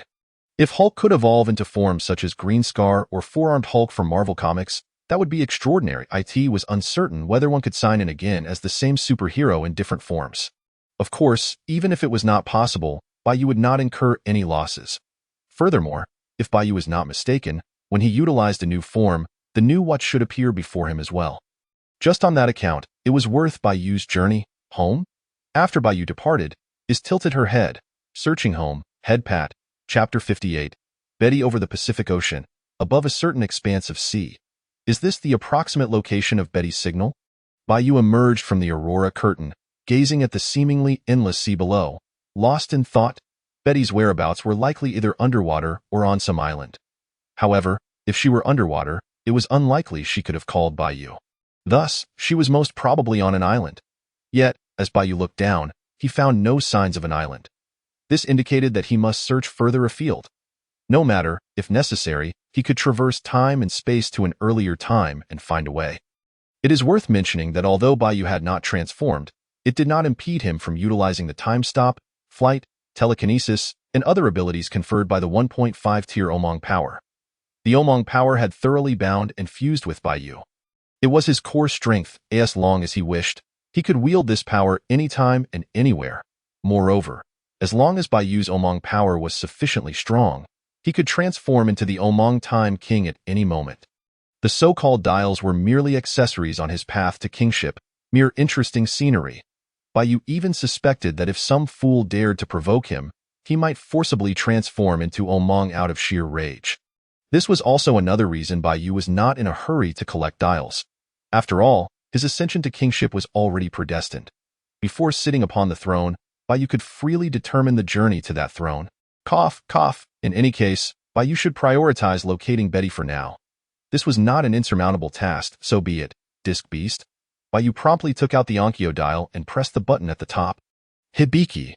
As the electronic sound effects resonated, a multitude of approximately 10-centimeter-tall creatures, such as the Crimson Eagle, the Light Blue Griffin, and the Steel Falcon, emerged from the dial of Hibiki, soaring in all directions. Despite their diminutive size, each of these creatures boasted a remarkable speed of at least 200 kilometers per hour, with the Steel Falcon reaching an astonishing 480 kilometers per hour, in the original narrative. Hibiki frequently utilized these creatures to scout for enemies. Of course, if Bai Yu so desired, he could employ the powers of 555 or Kamen Rider Zio to traverse the entirety of the Pacific at an even swifter pace. Yet, one must ponder, why would he exert such effort for a mere Betty? After all, she was Banner's girlfriend, not his own. Perhaps it would not be entirely out of the question to embody a spirit akin to that of Chow Chow. Never mind. It seems unnecessary. Approximately 10 minutes later, he found it. Bai Yu's eyes suddenly lit up. Consequently, when one of the Steel Falcons detected a peculiar island, Bai Yu became instantly aware of its location. Almost simultaneously, on that very island, a young woman, standing at 1.68 meters tall, though not as voluptuous and generous as Wanda, possessed an alluring figure that was not without its charms. At that moment, she found herself in a dire predicament. Hiding in a cave, in her grasp was a mobile phone, albeit one that was visibly battered. The screen lay shattered into a multitude of pieces, seemingly incapable of lighting up. Nevertheless, for Betty, this phone, entrusted to her by her father, General Ross, during a perilous rescue, represented her only glimmer of hope. Yet, Betty remained uncertain whether her desperate call for help to the Time King, made before the phone's demise, would yield any results. The window for communication had been fleeting, and the poor signal had rendered her incapable of clearly conveying her location. Moreover, since the dreadful incident, Betty had clandestinely relocated to this island alongside Banner, leaving her oblivious to subsequent events, including the Time King's ability to traverse time and space. Thus, she could not help but doubt that even if she did inform the Time King of her whereabouts, he would be able to reach her in time for a rescue. Regrettably, like many ordinary women in her situation, Betty had no recourse but to cling to that faint glimmer of hope and strive to prolong her survival as best she could. Bang, bang, bang. Just then, the ground began to tremble as if an earthquake had struck. Instinctively, Betty shielded her head while hesitating to leave the cave, fearing the potential collapse of her refuge. Yet, the dilemma lay in the fact that venturing outside might not guarantee safety either. Wait, could it be? As the tremors intensified, an ominous premonition settled within Betty's heart. Suddenly, she perceived something, her gaze snapping towards the dark recesses of the cave. Squeak! In an instant, a small, meter-tall, grotesquely fierce, and terrifying white rat emerged from the darkness. Charging towards her, in response, Betty could not contain a piercing scream. Simultaneously, her survival instincts propelled her to flee towards the exit. Her speed was nothing short of supernatural. Perhaps it was the urgency of the situation that caused Betty to overlook the fact that her skin was gradually transforming, her stature increasing in size. Unfortunately, even amidst this metamorphosis, she could not outpace the ferocious rat. Just as she burst from the cave, the rat lunged, its gaping maw aimed directly at her head. Initially, it had not possessed such murderous intent. However, the alterations in its physiology had rendered it exceedingly aggressive and vicious. Witnessing this, a wave of despair washed over Betty, compelling her to instinctively close her eyes. Yet, the anticipated pain never arrived. Moments later, emboldened, she opened her eyes and beheld a stranger, a young man, who had just struck the rat down with a single slap. The rat's legs flailed momentarily before it lay still, lifeless. "Who are you?" Betty inquired, her eyes wide with astonishment. She had never fathomed that an ordinary human could dispatch such a large rodent with a mere hand gesture. In truth, it was the force of Bai Yu's strike that had ended the rat's life. He had no desire to make contact with the hideous visage of the creature. Additionally, Betty had yet to witness Bai Yu's appearance after his transformation, rendering her unaware that he was, in fact, the Time King she had called for help not long ago. Nevertheless, this did not diminish her growing admiration for him. The trope of a hero rescuing a damsel in distress may be cliché, but its effectiveness remained undeniable. Of course, had Bai Yu not possessed a striking appearance, Betty might have felt that her only recourse would be to repay him with servitude in her next life. Chapter 59. Rejoice. What? Did you not call me for help just 10 minutes ago? Bai Yu turned to Betty, inquiring. Now, Rejoice, for as Kamen Rider Zio, the future benevolent king, I shall bestow upon you, my subject, the opportunity to live in peace. However, before that, you must first inform me of what transpired. Kamen Rider Zio? Betty momentarily froze, then quickly began to explain. It all began like this. In summary. Following the incident with Abomination, Ross and the U.S. military brought Banner, Betty, and the now transformed leader to this island. Their objective was undoubtedly to continue their research on the Hulk's powers. Although the emergence of Abomination had posed certain challenges, it also heralded the potential for others to attain powers akin to the Hulk's. If successful, would it not be more enticing than Captain America's super serum? It is worth noting that in Marvel Comics, even the average Spider-Man possesses a strength of approximately 10 tons, with the potential to reach 100 tons under extreme conditions. What does it say about Captain America, whose usual strength does not even reach 10 tons? Ahem. In any case, due to Abomination's existence, the Hulk had been defeated by the Time King during his initial appearance. Hence, Ross and the leader sought to uncover a method that would allow ordinary individuals to easily obtain Hulk-like powers. They aspired to attain strength that could rival or even surpass that of the Time King. Banner, upon learning the truth, vehemently opposed their intentions. He had always viewed the Hulk as a disease and would never permit General Ross and his cohorts to create new, potentially more potent afflictions. Furthermore, their ultimate goal was to establish a colossal army that could conquer the world, a concept that, in itself, posed a significant threat to global security. Subsequently, Banner was imprisoned, forced to consume suppressants when thirsty and to eat suppressants alongside various meals when hungry, all while being denied any opportunity for self-harm to prevent him from transforming into the Hulk again. However, these details were of little consequence. What truly mattered was that Ross and the leader initially utilized the animals on the island, or those transported to it as test subjects, such as the common laboratory mice. Unfortunately, these experiments resulted in a high mortality rate among the animals. Those that survived either did not undergo significant changes or, upon transformation, became exceedingly aggressive, hostile, and short-lived, at most, living only 2 days. Fortunately, once the leader transformed, his intellect increased 1,000-fold, granting him a degree of telepathic ability, as established in Marvel Comics. Within a matter of days, his experiments on the animals began to yield promising results. Subsequently, the leader set his sights on human subjects, particularly the soldiers under Ross's command. This was partly due to the soldiers' superior qualities, which would likely result in better experimental outcomes. Additionally, Ross and his team had not anticipated such rapid progress, nor were they able to transport suitable human subjects to the island in the Pacific in time. Naturally, Ross opposed this notion, unwilling to allow his soldiers to serve as mere guinea pigs. Thus, he found himself outmaneuvered by the leader, ultimately becoming one of the first experimental subjects and the only successful survivor among that initial group. It was from that point onward that Ross went missing. The more critical aspect is that 3 days ago, Conqueror Kong appeared before the leader and granted him access to a portion of future technology. Consequently, the leader developed a highly advanced giant serum and a miniature brainwave control device. The combination of these two innovations would enable the creation of an almost perfect army of giants. However, the leader had not anticipated that Ross, who should have perished along with the other failed test subjects, would resurrect as the Red Giant and seek vengeance against him. Yet, this endeavor proved futile, as the leader had already utilized the giant serum and brainwave control device to produce a contingent of giants obedient to his every command. Ross, standing alone against insurmountable odds, fought valiantly to rescue Betty, urging her to seek assistance from the Time King. Prior to willingly becoming a test subject, Ross had maintained communication with the outside world and was aware of the Time King's ability to traverse different realms in an instant.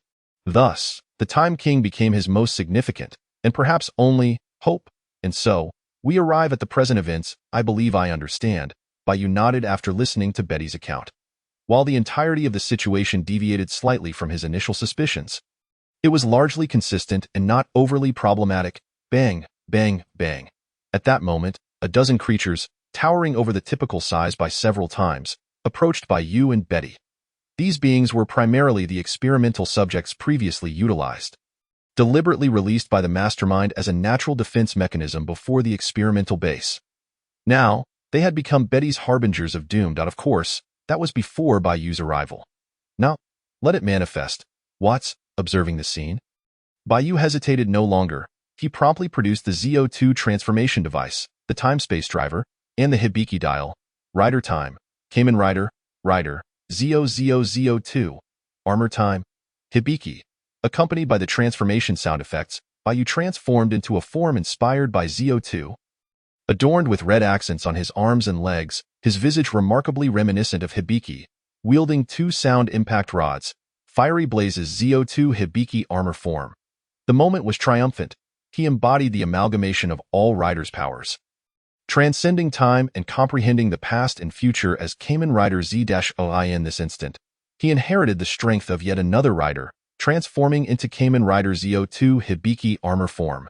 Simultaneously, Watts, who had been long awaited, materialized behind Bai Yu, uttering familiar celebratory phrases. He was clad in a dark golden trench coat over a gray shirt, holding a dark golden tome titled The Record of Celestial Encounters. Black Watts. White Watts, Red Waz. Witnessing this scene, Betty was taken aback, her expression one of shock. Staring blankly at Watts, it seemed she couldn't comprehend how he had appeared or why he recited such an elaborate incantation. My Lord Demon King. Watts, however, paid no heed to Betty and knelt before Bai Yu, placing his right hand on his chest, respectfully stating, Please forgive Watts, your most loyal subject, for only now appearing before you. Allow Watts to assist you with all his might henceforth, as you ascend to the supreme throne that is rightfully yours. Chapter 60. The flustered mastermind. Very well, you may rise. Bai Yu nodded in satisfaction and then inquired, Watts, can you transform? It was known that Watts not only could celebrate but could also transform into Kamen Rider Watts. Yet, in the original narrative, Black Watts initially possessed no corresponding transformation device. Bai Yu was uncertain whether the Watts before him could indeed transform. Thank you, my Lord Demon King, Watts stood, responding truthfully. I can also transform, and I can utilize forms such as Galaxy, Galaxy Sun, and Galaxy Planet. Galaxy? Bai Yu's eyes lit up at the mention. The Galaxy series represented the ultimate and most potent form of Kamen Rider Watts. In this form, Watts could, at the very least, contend with the likes of Odin and Ancient One on Earth. Few could truly suppress him. I wish to witness what the so-called giant army truly entails, as you wish. My Lord Demon King. Watts nodded eagerly, his eyes brimming with excitement. To witness the battle prowess of your younger self upon arriving in this era is truly magnificent, Bai Yu. Fortunately, the dozen creatures, or rather, monsters, had nearly approached, diverting his attention. Bang, bang, bang. Bai Yu then grasped a sound impact rod in each hand and struck down, dispatching each creature with precision. He moved from south to north, then east to west. His eyes never blinking in a matter of moments. All the monsters were eliminated. Weak, truly weak. Bai Yu shook his head disdainfully. This was quite normal. These beings, mutated from small creatures such as mice, could only possess so much strength. Moreover, after absorbing and replicating part of the Cosmic Cube's power, Bai Yu could, even without transforming, contend with the likes of Abomination and even Hulk in their normal states. Furthermore, while a transformation device might serve as a limiter for certain deities, for Bai Yu, transformation only augmented his power. I hope the forthcoming challenges do not disappoint me too greatly. Bai Yu strode towards the experimental base that Betty had previously mentioned, murmuring, after all, if he could resolve all troubles too easily, it would indeed be too mundane. This was one of the reasons Bai Yu confidently approached the experimental base. He did not believe that the mastermind, upon realizing his presence, would not employ their utmost strength against him. Is Zio truly up to the task? Behind him, Betty gazed at Bai Yu's silhouette, unable to suppress her worry. The last time she had learned about Zio was during the incident with Abomination. Upon arriving here, due to Banner's circumstances, Betty's father-daughter relationship with Ross had nearly plummeted to an icy state, leaving no opportunity or necessity for Ross to mention Zio. Until this moment, Ross had only managed to urge Betty to seek help from Zio, unable to divulge much more. Thus, in Betty's mind, her understanding of Zoe's power level remained at the ability to effortlessly defeat Hulk. However, this time, they faced what was practically an army of Hulks. Moreover, Betty was aware that the Hulk from the previous incident had not truly unleashed his potential due to the inhibitor's influence. The giants under the mastermind's command had not utilized inhibitors and could potentially be stronger than the Hulk in his normal state. Ha ha! Upon hearing this, Watts laughed heartily, his tone brimming with confidence. As long as my Lord Demon King so desires, no one in this world can impede his progress. Let alone mere ants on this insignificant island. Laughable. How could the invincible Kamen Rider Zio be unable to deal with so-called giant armies? Is that so? Good, very good. Despite still feeling somewhat tense, Betty felt her inner worries diminish significantly upon hearing Watt's words. What she hoped for most now was for this mysterious and powerful Zio to rescue her father. "Oh, I almost forgot. There's also Banner. Come, let us witness a portion of my Lord Demon King's unmatched power." Bai Yu continued onward. Watts urged Betty to follow. He had no desire to miss witnessing more of his Lord Demon King's youthful combat prowess. Were it not for Betty's status as one of his lord's subjects and her being directly instructed by him, Watts would have long since abandoned her. Almost simultaneously, within a large experimental base located less than a few hundred meters from Bai Yu and the others, Kamen Rider Zio. How could he possibly be here? A middle-aged man, standing 1.78 meters tall with a notably green head, stared at the surveillance footage on the large screen, his heart momentarily skipping a beat. This man was none other than Mr. Blue, who had once assisted Banner in creating the inhibitors to suppress his transformations and had recently plotted against Ross, successfully manufacturing a small army of giants. Alternatively, he was known simply as the Mastermind. Speaking of which, the reason Mr. Blue had transformed into the Mastermind in this world was due to a drop of Banner's green blood falling upon a wound on his head during the Abomination incident.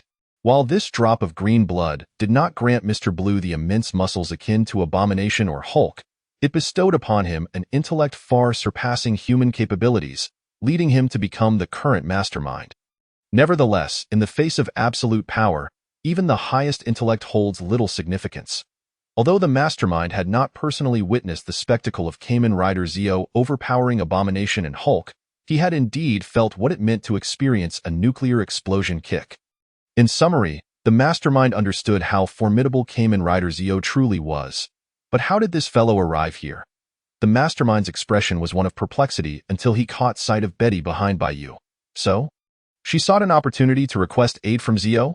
The father-daughter duo of Ross was indeed a source of trouble.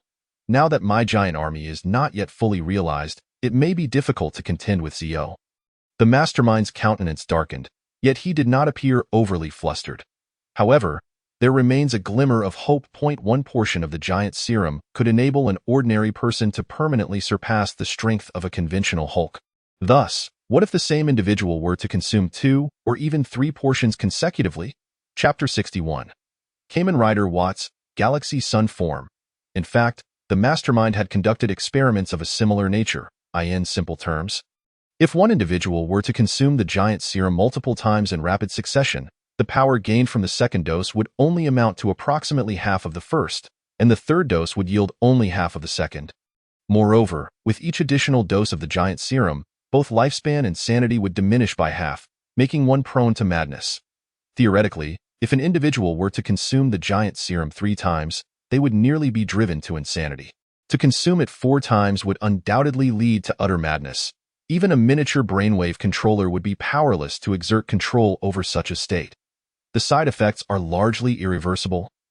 Unless a minimum interval of 3 months is observed between each administration of the giant serum, all giants immediately proceeded to ingest the second and third doses of the giant serum without a moment's hesitation. The leader, without delay, commanded his subordinates through brainwaves. In critical moments, you may take the 4th dose of the giant serum. Regardless of the circumstances, confronting the Time King is the only way to secure a chance for the future. 3 doses of the giant serum would be sufficient to empower the Giant Legion to a terrifying degree. Particularly, their resilience and self-healing capabilities would be immensely heightened. Even in the event of receiving a direct nuclear kick, survival is conceivable. Moreover, Betty, Banner, Ross, and that mysterious figure clad in a dark golden trench coat are still present on this island. In the leader's view, as long as the Time King remains concerned for their lives, he would not easily resort to a nuclear kick. Naturally, to prepare for contingencies, the leader contemplated how to leverage the Giant Legion to hinder the Time King's advances, orchestrating a strategic retreat. Furthermore, the leader's trump card extends beyond the so-called Giant Legion. Whether it be the increasingly powerful Hulk, fueled by rage, or the Red Giant, the unique byproduct of Ross's experiments prior to the Conqueror Kang's arrival, both possess extraordinary traits. There is a possibility that they might yield unexpected results. And let it be known, Time King, tread carefully. The leader cast his gaze upon the screen, where Betty stood behind the Time King, a sinister smile curling at the corners of his mouth. Sometimes, The little rabbit you save may still harbor poison. Little do Ross and Betty know, the leader had already administered the latest version of the giant serum and a miniature brainwave controller within her body. Initially, this was merely a precautionary measure, a strategic move made in advance. However, it now appears that it may prove advantageous at critical junctures. Ha ha ha ha ha. The leader emitted a malevolent chuckle reminiscent of the elders of the Soul Palace. Outside the experimental base, as Bai Yu gradually approached, he soon discovered that a swarm of monstrous creatures had begun to gather at the entrance of the base and surrounding him. These beasts, far from ordinary, were lions, tigers, venomous snakes, eagles, and other large animals. At this moment, they appeared to stand at least 3 meters tall, with the tallest nearing 7 meters. They aligned themselves in formation, as if orchestrated by an unseen commander. A miniature brainwave controller, perhaps, Bai Yu speculated as he observed. Nevertheless, he deemed the outcome unlikely to change. Roar, hiss, howl. In the next moment, the monsters surged toward Bai Yu in unison. The visual impact nearly caused Betty, an ordinary person, to faint from sheer terror. Fear not, according to His Majesty the Demon King's command. I shall ensure your safety. Watts reassured her, simultaneously producing a green control dial and pressing the button atop it. Time Machine. WAS unit. Vehicle mode. As the electronic sound effects resonated, a towering, silver-hued vehicle with green accents emerged from a temporal portal, landing beside Watts and Betty. This was the primary vehicle utilized by the main characters in Time King for traversing time and space. Furthermore, the Time Machine could transform into combat mode to assist in battles. What is this? Betty's eyes widened in astonishment. Within a mere 10 minutes, she felt as though she had witnessed wonders she might never see again in her lifetime. Go on, Watts insisted, pointing toward the automatically opening hatch of the Time Machine. Once you enter, you will be much safer. All right. Betty glanced at the approaching monsters and, without hesitation, hurriedly entered the Time Machine through the hatch. With Betty no longer a burden, Watts surveyed the surrounding creatures, a smile playing upon his lips. It is time to demonstrate my meager powers to the illustrious Demon King. With that, he produced a device resembling a time-space driver, but distinctly different. Primarily colored in green, along with a significantly larger control dial emblazoned with the Kamen Rider Galaxy insignia. Beyond Driver Galaxy Future Dial, Beyond Driver. Teo. Watts first secured the Beyond Driver around his waist. Then adjusted the Galaxy Future Dial to solar mode before inserting it into the slot on the right side of the Beyond Driver. Galaxy Future Dial, solar mode Henshin, accompanied by a pulsating background track akin to a dance party. Watts pressed the lever on the Beyond Driver, activating the transformation sequence. Action. Tui. Finally time. Burning. Fighting. Teo Jinga Teo. In an instant, Watts transformed into Kamen Rider Watts in his Galaxy Sun form. Adorned with a red sun emblem on his chest and planetary decorations on his shoulders, with 2 pointers framing his face. Chapter 62. The strongest time limit sword, the king's ultimate slash, rejoice. He is the prophet who interprets the past and future. Chronicling history, Kamen Rider Watts. The history of Marvel has thus turned a new page. Having completed his transformation, Watts took a moment to celebrate his own achievements. Goodness, has he always been like this? Betty, exploring the interior of the Time Machine, could not help but voice her thoughts upon hearing Watts's self-congratulation. Though it sounds a bit juvenile at first, it does feel somewhat exhilarating after repeated listenings. Roar. Just then, several ferocious monsters lunged at Watts. Mouths agape. Finally, beyond the time. As the finishing move resonated, a miniature sun appeared at the center of Watts.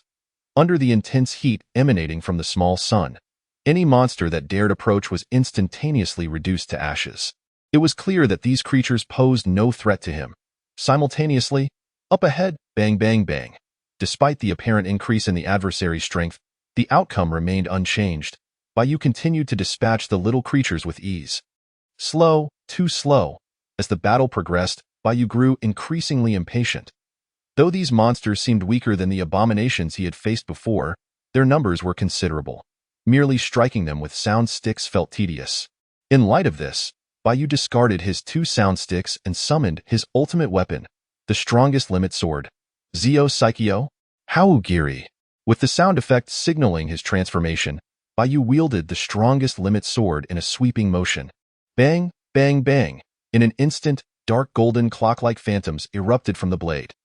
Any monster that came into contact with these phantoms met a swift demise. Within mere seconds, a small area before Bai Yu was entirely cleared. Not enough. Bai Yu shook his head in dissatisfaction. He then summoned the Time Limit Sword and combined it with the strongest Limit Sword, resulting in the creation of the strongest Time Limit Sword. Strongest Time Limit Sword, Psycheo, Finish Time, King Giri Giri Slash.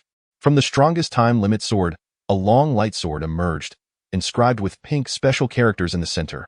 Subsequently, Bai Yu held the strongest Time Limit Sword with both hands and spun in a counterclockwise motion. The light sword extended from the blade, mirroring his sweeping strike. Thus, boom, boom, bang. A cacophony of explosions erupted, and the area surrounding Bai Yu was completely cleared. Fortunately, Watts and Betty were at a considerable distance. Otherwise, Bai Yu might have just unleashed a devastating blow upon my teammates. Truly, truly formidable. Within the Time Demon machine, Betty gazed at the screen displaying the Time King swiftly annihilating a horde of monsters, her eyes widening in astonishment, her cheeks flushed, and her legs instinctively drawn together. I wonder if the Time King is equally exceptional in all aspects. Outside, Bai Yu remained blissfully unaware of the significant tension simmering within Betty, as he casually discarded the strongest Time Limit Sword and approached the entrance of the experimental base. Undoubtedly, the door constructed here was made of anything but ordinary materials. Even if it couldn't compare to something like adamantium, it was certainly not something that could be easily breached. Rider finish time? Twice time break. Bai Yu omitted the operation of rotating the time-space driver counterclockwise by 360 degrees. Accompanied by the sound of a lethal attack, he concentrated energy in his right hand and delivered a powerful punch to the entrance of the experimental base. Boom! In an instant, it felt as if the entire island quaked violently. Crack, crack, crack. The door of the experimental base first developed spiderweb-like fissures centered around Bai Yu's fist. Subsequently, the cracks rapidly spread across the entire door, and then there was nothing further to discuss. Bai Yu rose. The door was gone. What more was there to say? Hiss. Inside the experimental base, the mastermind, who was preparing to flee while keeping a vigilant eye on the movements of the Time King, inhaled sharply upon witnessing the scene. I initially believed that the black form he exhibited back then was the pinnacle of his close combat power.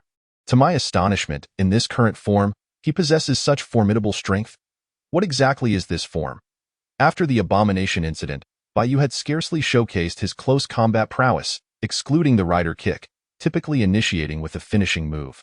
Until now, of course, strictly speaking, Bai Yu's previous punch should also be considered a finishing move. Regardless, the mastermind realized he had likely underestimated the Time King's power. However, my Giant Legion is not to be trifled with. The mastermind immediately dispatched his Giant Legion. Simultaneously, he genuinely prepared for a strategic retreat. If a defeat were to befall him, he needed to ensure the preservation of his own life, did he not? Naturally, the mastermind had to guarantee that the Time King remained oblivious to his whereabouts. Otherwise, with the latter's time-traveling abilities, he could find him at any moment. At this moment, the mastermind was unaware that from the instant Bai Yu recognized him and decided not to spare him. Escape had already become impossible. At the entrance of the experimental base, Bai Yu did not rush in but instead glanced at the corpses of the monsters strewn on the ground behind him.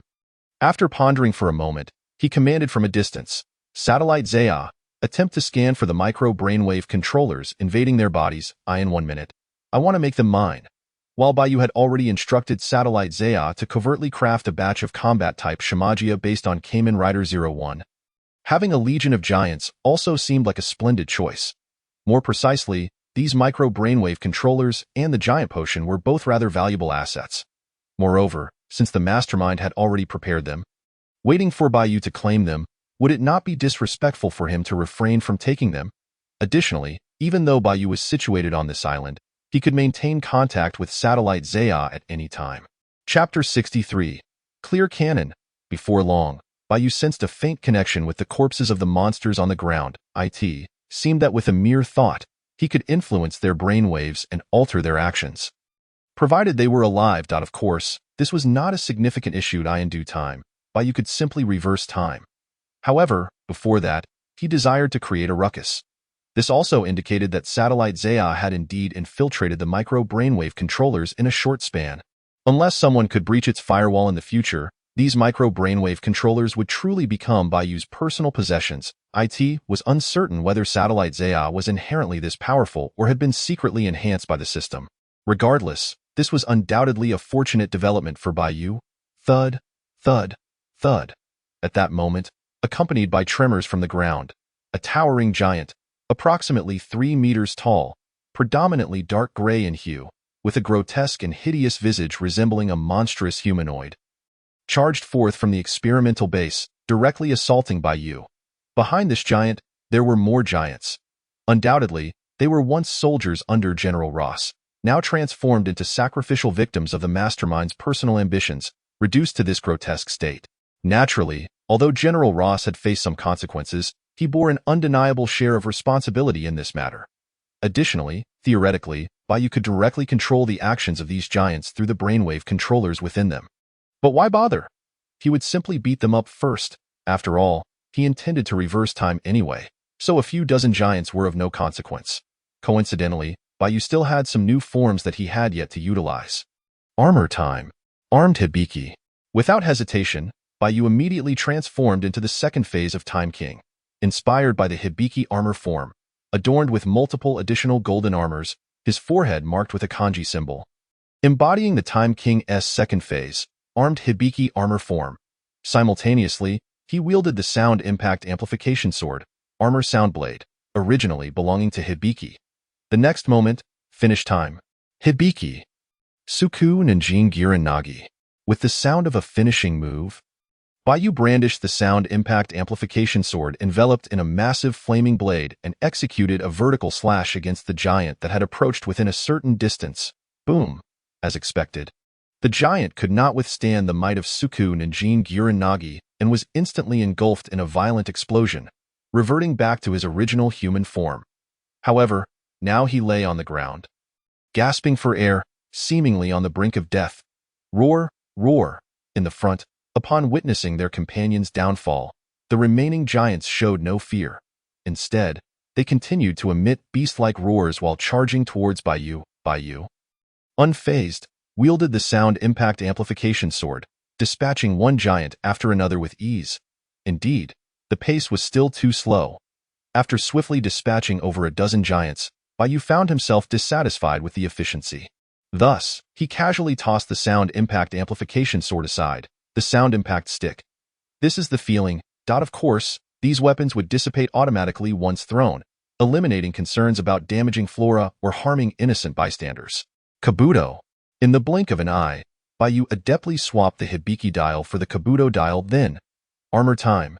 Hyper cast-off change. Hyper Beetle. Kabuto Hyper. As the transformation sound echoed, Bai Yu transitioned into the second phase of Time King, inspired by Kabuto, his arms, chest armor, and legs primarily red with silver accents, his forehead adorned with the symbol of beetle antennae, his face somewhat reminiscent of Kamen Rider Kabuto in the second phase, Kabuto Hyper Armor Form. Simultaneously, Bai Yu wielded the exclusive weapon of Kabuto's hyper form, the Perfect Insect Instrument, Gun Mode, Perfect Mode.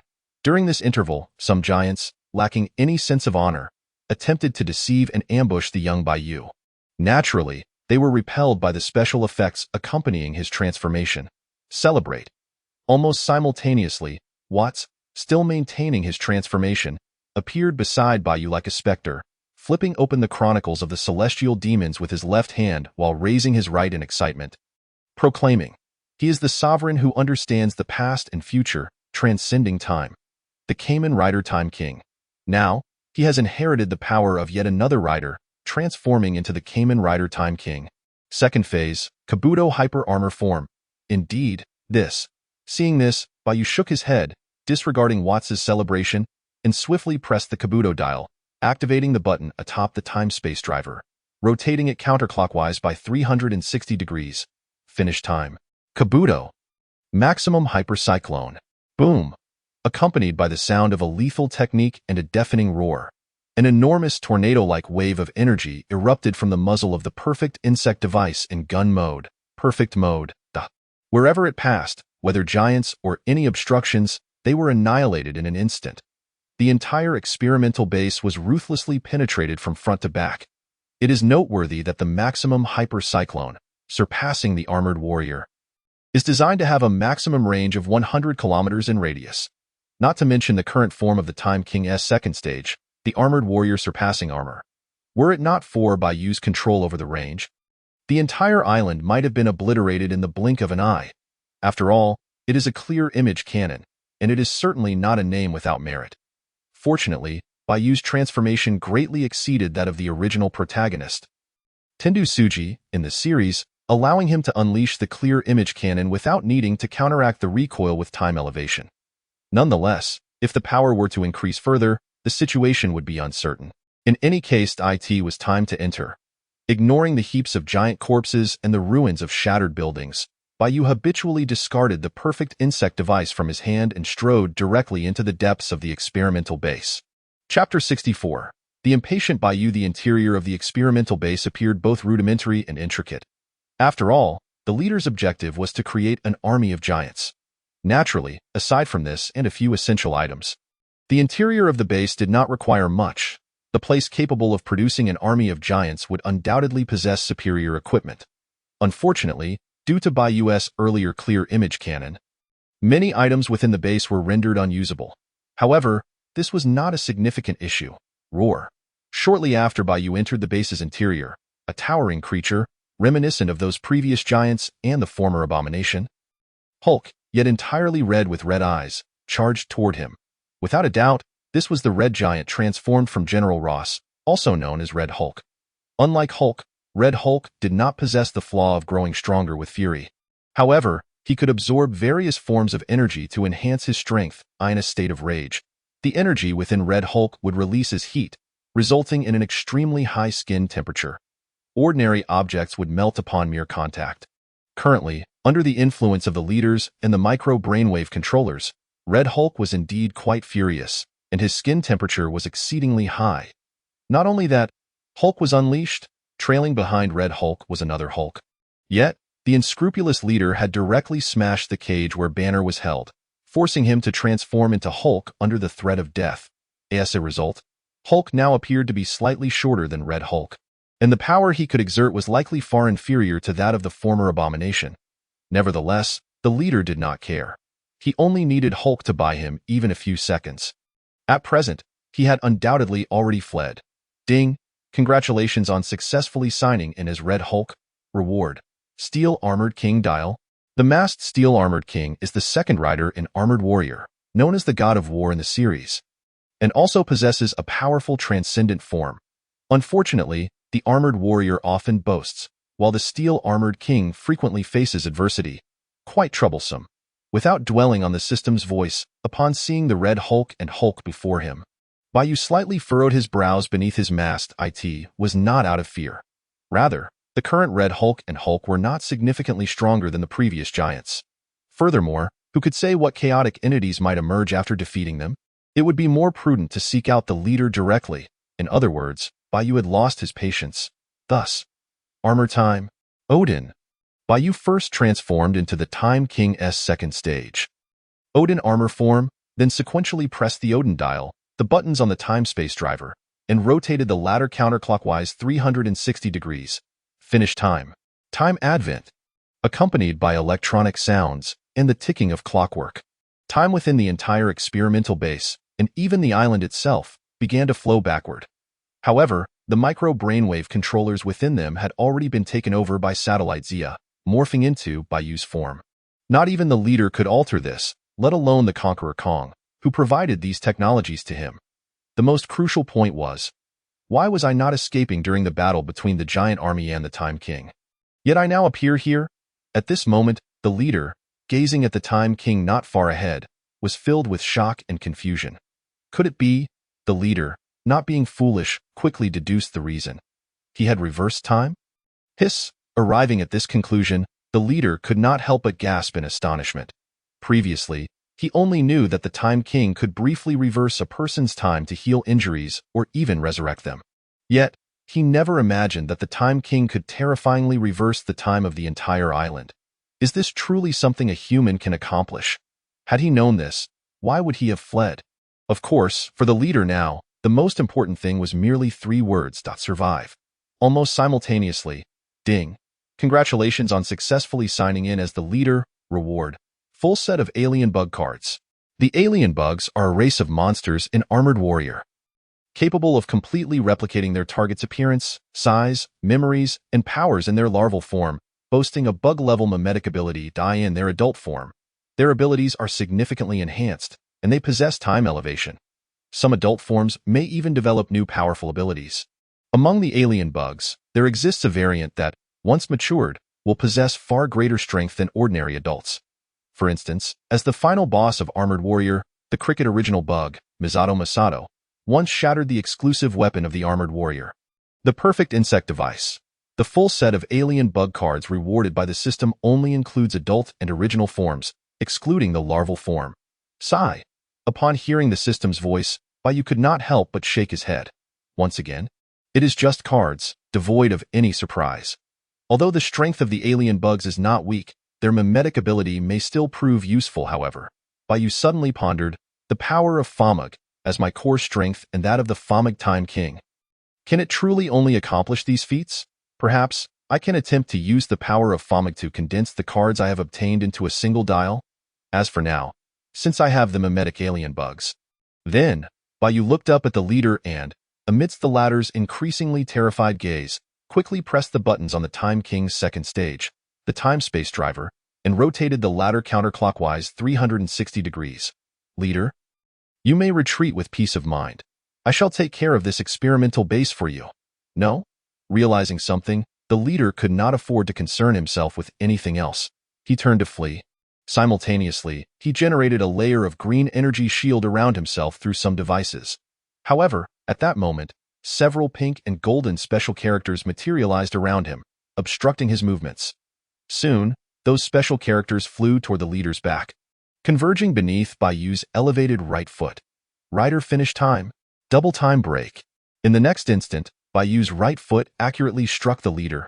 Bang. Without any surprise, the leader did not even have time to scream before he self-destructed on the spot. During the process, his green energy shield provided no protection whatsoever. Chapter 65. Going Home. After kicking the leader to death, Bai Yu casually summoned a card representing an adult bug and had it mimic the leader's appearance. It is not an exaggeration to say that unless someone was already aware of the existence of alien bugs, or the leader himself made a mistake, no one would realize that the latter was merely a fake.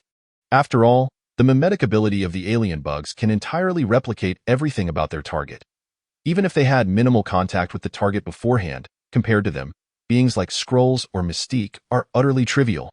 From now on, you will continue to be responsible for creating the giant army here. Bai Yu instructed the leader before him in this manner. The fates of General Ross, Banner, Betty, and the others did not change significantly. The giant army would still emerge, and Ross and the others would similarly have limited freedom. However, the ultimate beneficiary had become Bai Yu. Of course, what was the leader? Serving as his dog could not compare to following Bai Yu. The benevolent and compassionate Demon King. In summary, Bai Yu is now fully capable of controlling the thoughts and actions of Ross and his companions through a micro-brainwave controller, effectively ensuring their loyalty. If all goes as planned, this island will become Bai Yu's private territory. For convenience, Bai Yu intends to name it Hulk Island.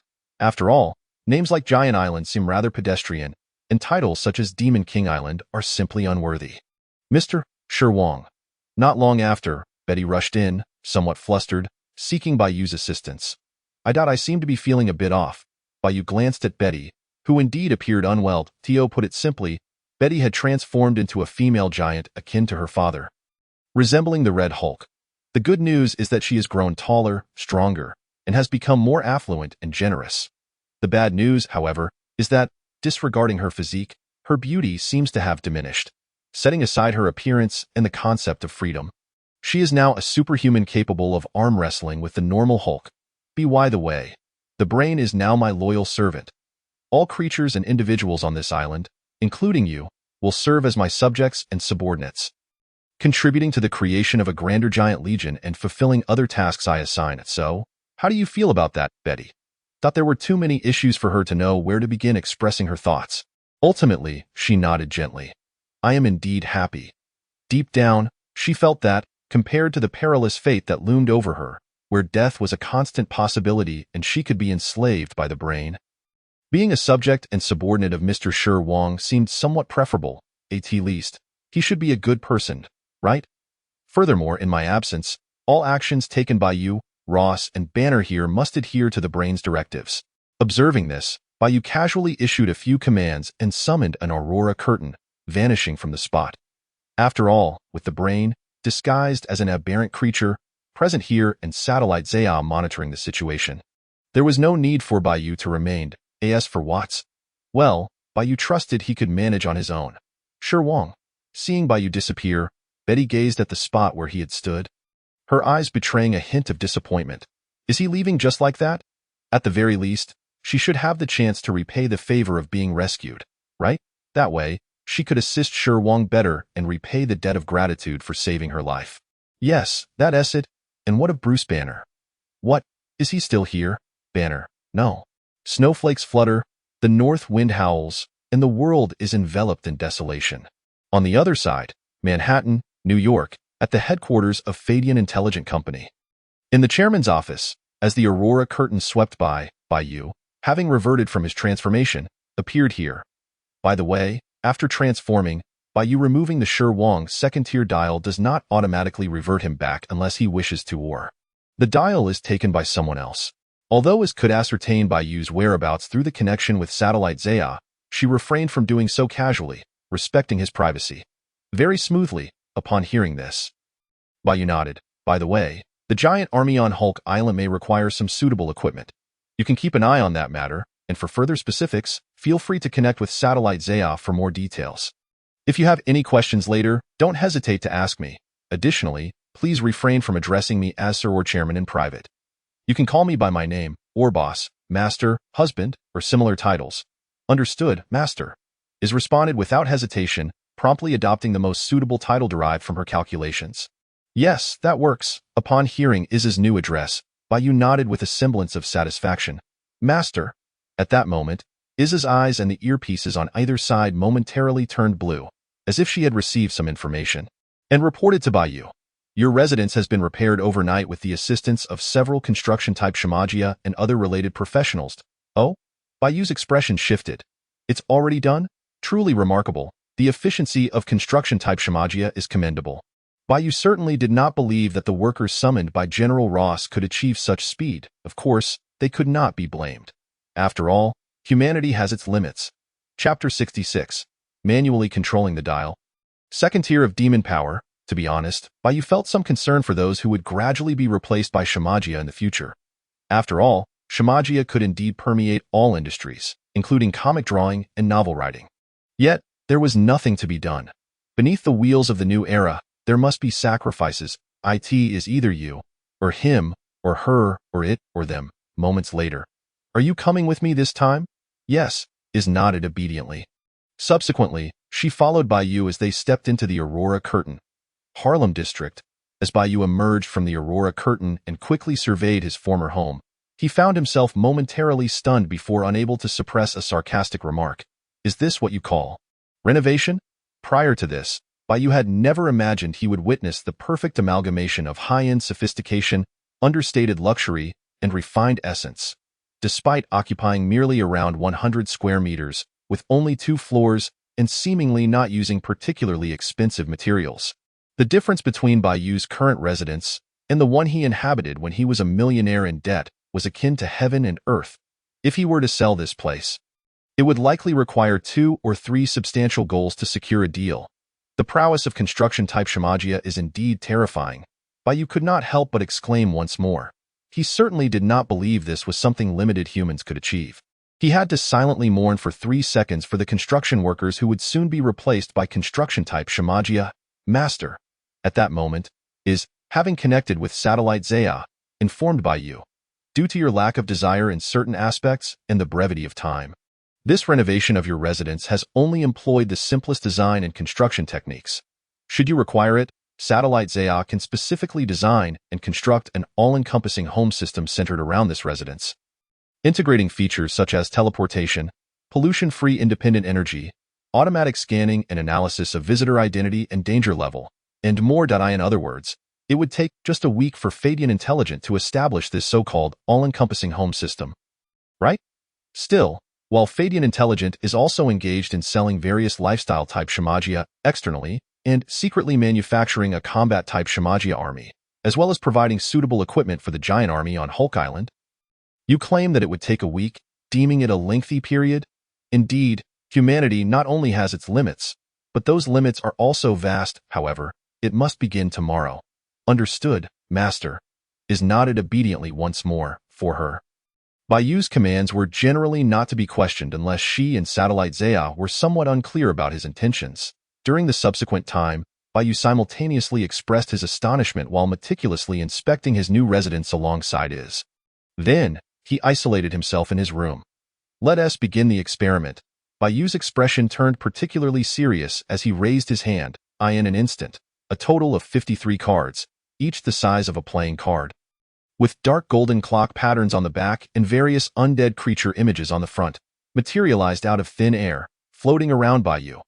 Upon closer inspection, one would notice that these cards were enveloped in a thin layer of dark golden energy. This energy was one of the manifestations of the 1.5-tier demon power in reality. Come, Bai Yu called, his eyes filled with a mixture of apprehension and excitement. In the next moment, the undead creature cards, under the influence of the demon power, began to converge and merge into the palm of Bai Yu's right hand. As each undead creature card fused, a new dial seemed to be gradually taking shape. 1 second, 3 seconds, 5 seconds, ultimately, undead, accompanied by a familiar yet slightly foreign electronic sound. A new undead creature dial, entirely dark golden and featuring 53 different undead creature avatars, was born. It actually succeeded. Observing the undead creature dial in his hand, Bai Yu was overjoyed. Previously, he had merely speculated, and he never anticipated it would truly work. Undoubtedly, this was a positive development. In fact, in comparison, the undead creature dial itself was not particularly significant. What mattered most was that Bai Yu could now independently explore and research more applications for demon power. This also indicated that Bai Yu's strength would gradually break free from the constraints of the original narrative, progressing towards a higher realm. Bai Yu experienced a sensation. Perhaps this could be one of the proactive methods he employed to elevate the power of the demon god? Before long, he realized. After conducting a brief study on the undead creature dial, Bai Yu gained a deeper understanding of its usage. In simple terms, Bai Yu now only needed to activate the undead creature dial to summon either a single or multiple different undead beings at will. The cost required for this was merely 1/3 of what it had been when he possessed only cards. If necessary, Bai Yu could also insert the undead creature dial into the time driver, alongside the Time King or the second level of Time King, thereby amplifying the strength of all undead creatures. A tripling effect. However, this would, to some extent, shorten his transformation time and could easily impose considerable strain on his body. It was akin to holding a trump card that should not be played lightly until the critical moment. Incredibly, it was simply astonishing. The excitement in Bai Yu's eyes was unmistakable. His conviction that the power of the demon god constituted his core strength grew ever stronger. Thus, in the time that followed, Bai Yu eagerly prepared to create new dials and to further explore the myriad applications of the power of the demon god. Time flew by, and another week had passed. Ding! Congratulations! The power of the demon god has successfully ascended to level 2. Accompanied by the system's prompt, a Dragon King-like smile crept across Bai Yu's lips. In the past week, Bai Yu had replicated and produced the Mirror Monster dial, the Ophion dial, and the Alien Bug dial in succession. However, if it were merely this, he would not have needed to expend an entire week's time, nor would he have been able to elevate the power of the demon god to level 2. In summary, during this period, Bai Yu attempted to develop several new applications for the power of the demon god. One of the most crucial discoveries was that the power of the demon god could ascend by absorbing and merging the remaining energy within him. For instance, the cosmic energy he had previously absorbed from the cosmic cube. To facilitate this, Bai Yu had re-entered the internal space of the space gem a few days prior. Unfortunately, as time progressed, the energy required for the power of the demon god to ascend increased significantly, and Bai Yu's affinity with the energy from the cosmic cube diminished. It was akin to a vessel for collecting water growing larger while the flow from the faucet dwindled. Unless Bai Yu could find a new faucet, in other words, locate another infinity gem or other objects that possessed immense energy. However, Bai Yu was not entirely certain if the energy within the other infinity gems would indeed be beneficial. Even so, within this week, Bai Yu had successfully raised the power of the demon god from level 1.5 to level 2. Of course, consolidating the cards for undead creatures, alien bugs, and others into their corresponding dials was also a means by which the power of the demon god could ascend. As the power of the demon god reached level 2, the cumulative night power that Bai Yu could harness after transformation also increased to 4 times. The effects of abilities such as time stop, flight, and telekinesis derived from the power of the demon god were significantly enhanced as well. Furthermore, the higher the level of the power of the demon god, the more numerous and powerful the applications that could be developed. Excellent, truly excellent. Having gained a simple understanding of his transformations, Bai Yu felt both astonished and elated. This leap forward marked a significant enhancement to his overall capabilities. Even in the face of entities like Doctor Strange, Odin, and others of that caliber, he might not be incapable of contending with them, or even emerging victorious. However, this did not imply that Bai Yu could rest easy. Creatures such as the Dark Phoenix from the X-Men series, the Sentinel robots, Scarlet Witch from Doctor Strange 2, and Ego from Guardians of the Galaxy, Star-Lord's biological father, who is essentially a planet, all posed potential threats to Bai Yu at present. Moreover, who said that Bai Yu's adversaries were limited to this universe? Solely the characters from Marvel films? It is essential to remember that the worldview of the Marvel Cinematic Universe is encompassed within that of the Marvel Comics. Furthermore, the previous Spider-Man, as well as this time's Conqueror Kong, appeared to diverge from the film's established narrative. Of course, for Bai Yu, who was destined to become the Demon King of Time, and whose power of the Demon God could virtually ascend without limits, there was no need for undue fear. As for now, originally, he had not anticipated that this endeavor would take so long. He had simply become too engrossed in the study of the power of the Demon God. It was likely that his was waiting outside for an entire week. By the way, Bai Yu's daily earnings over the past few days amounted to a mere $1 million, unless otherwise specified. This will be the reward henceforth. The subsequent events unfolded precisely as Bai Yu had anticipated. Upon opening the door to his room, he immediately beheld his waiting outside, cradling a small orange cat in her arms. Ding! Congratulations on successfully signing in the Baby Devourer, female. Reward obtained. Chrono style. The Devourer HM? Upon hearing the system's prompt, Bai Yu was momentarily taken aback. Those familiar with Captain Marvel, or those who had learned about it, would recognize that the Devourer, in terms of appearance, habits, and vocalizations, closely resembled an ordinary orange cat.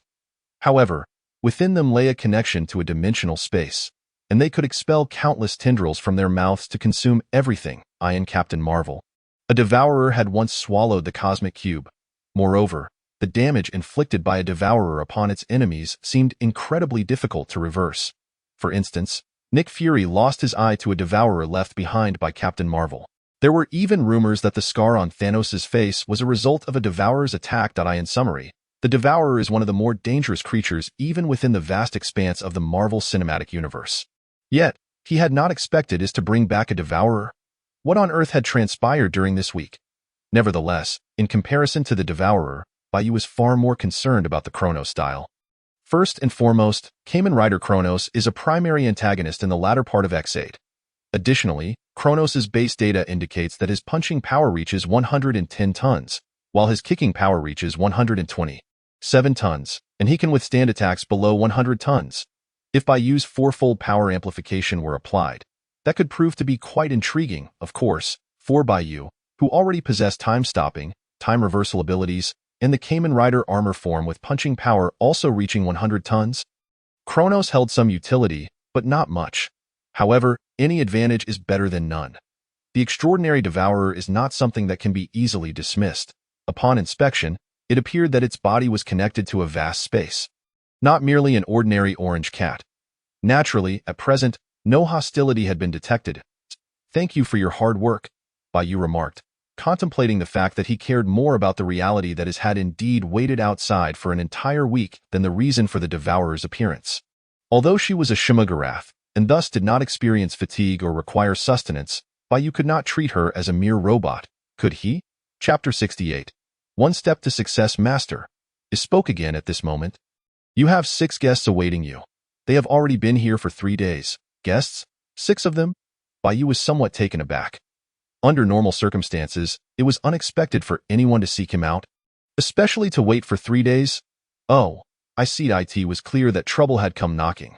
The only question was the magnitude of the trouble, and of course, considering that it had permitted the so-called 6 guests to remain here for 3 days without warning Bai Yu of any malice. It was evident that they had not exhibited any hostility, at least for the time being. Iz's ability to cradle the small orange cat in her arms indicated her stance toward it, which was evidently connected to the cat's adorable appearance. Had it been any less cute, Iz likely would not have held it. However, none of this was of paramount importance. What mattered was that the hallmark of a technological singularity is emotions. Perhaps a fondness for pets could hasten the awakening of Iz's technological singularity. Even if it did not, it would not have a significant impact. Understood, Master. Upon hearing Bai Yu's words, Iz's eyes subtly shifted, and she obediently nodded. Moments later, Bai Yu, accompanied by Iz, arrived at the place where it all began, his own living room, the very space that had been invaded by the Hulk and Abomination. Oh, it's you all. Bai Yu soon spotted the 6 guests Iz had mentioned. Among them were 3 familiar faces, Nick Fury, Quicksilver, and Wanda. The identities of the other 3 were rather intriguing. Wolverine, Phoenix, Jean Grey, and Professor X. This configuration led Bai Yu to entertain some speculations. Meanwhile, ding! Congratulations on signing in Wolverine, Phoenix, and Professor X. Rewards obtained, Dino Dial, Moon Knight Dial, Decade Dial. Goodness, the primary Kamen Rider dials from the Heisei era have come all at once.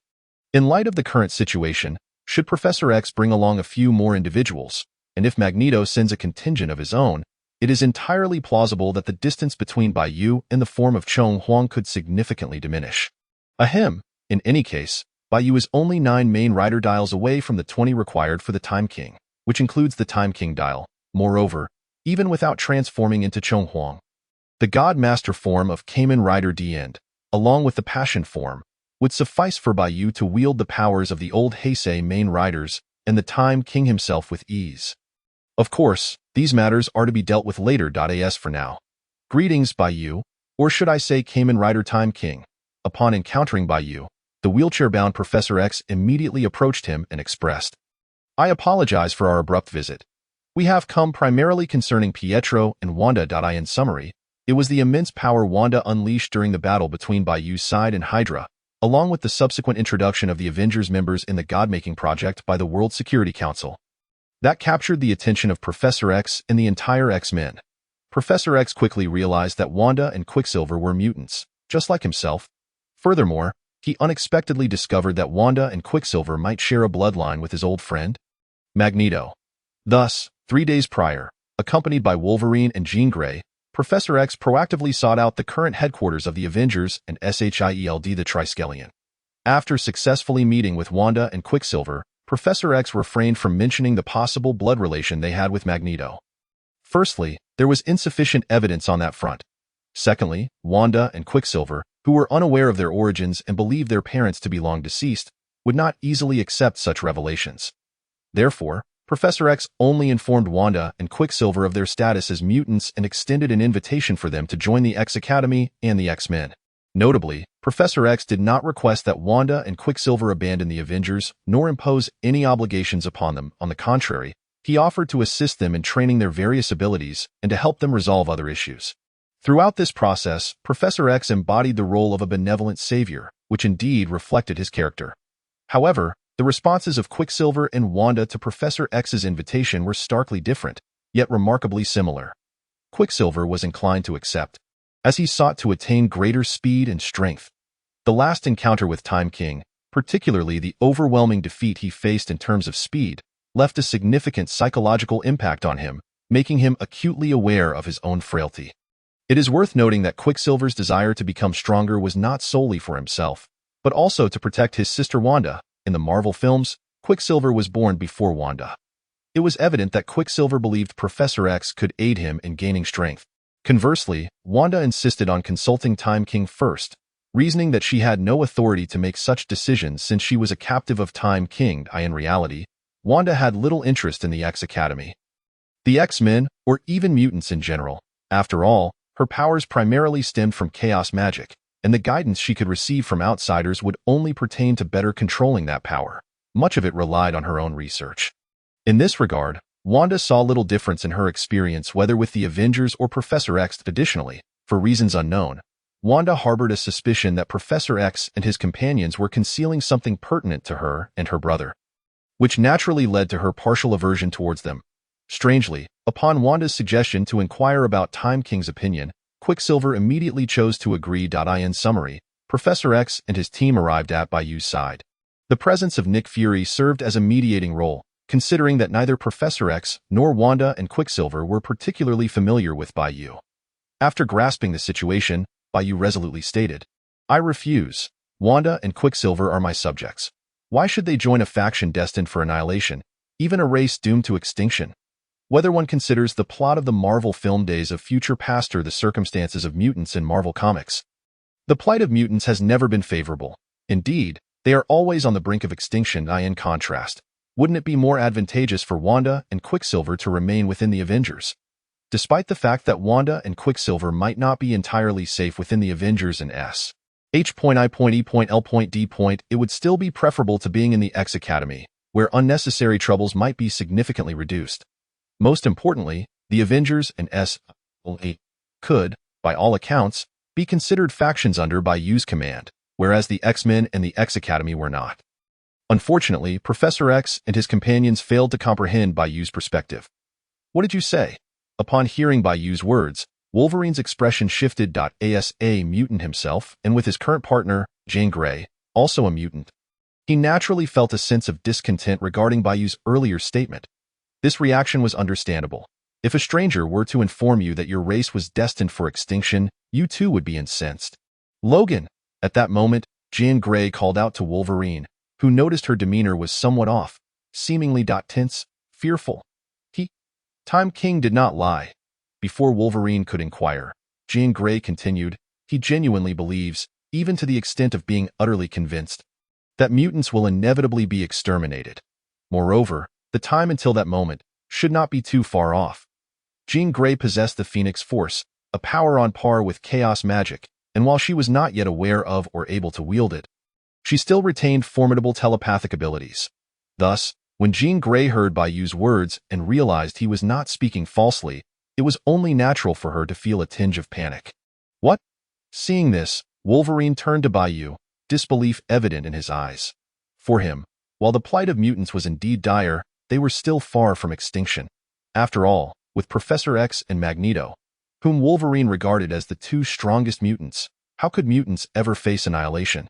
Of course, Wolverine did not doubt Jean Grey's words. However, if what Time King asserted was true, what calamity awaited in the future?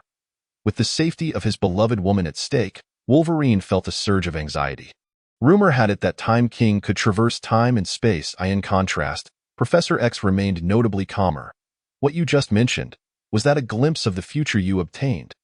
Even without the matter of mutant extinction, persuading Pietro and Wanda to join the X Academy would yield more harm than good. However, before Professor X could react further, Bai Yu shifted his tone, speaking with profound significance.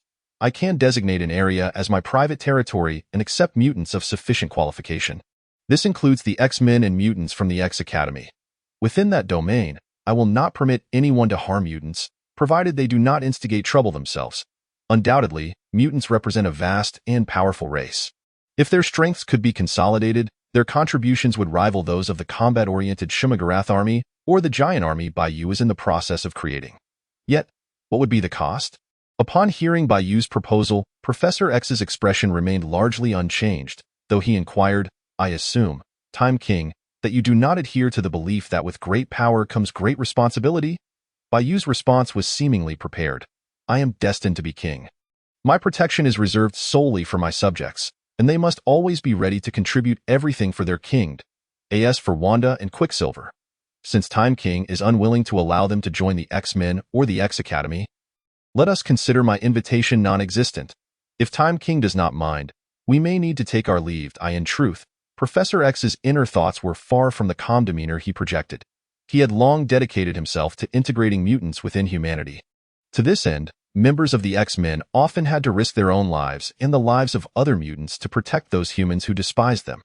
However, the notion that mutants could face extermination at the hands of certain humans was alarming.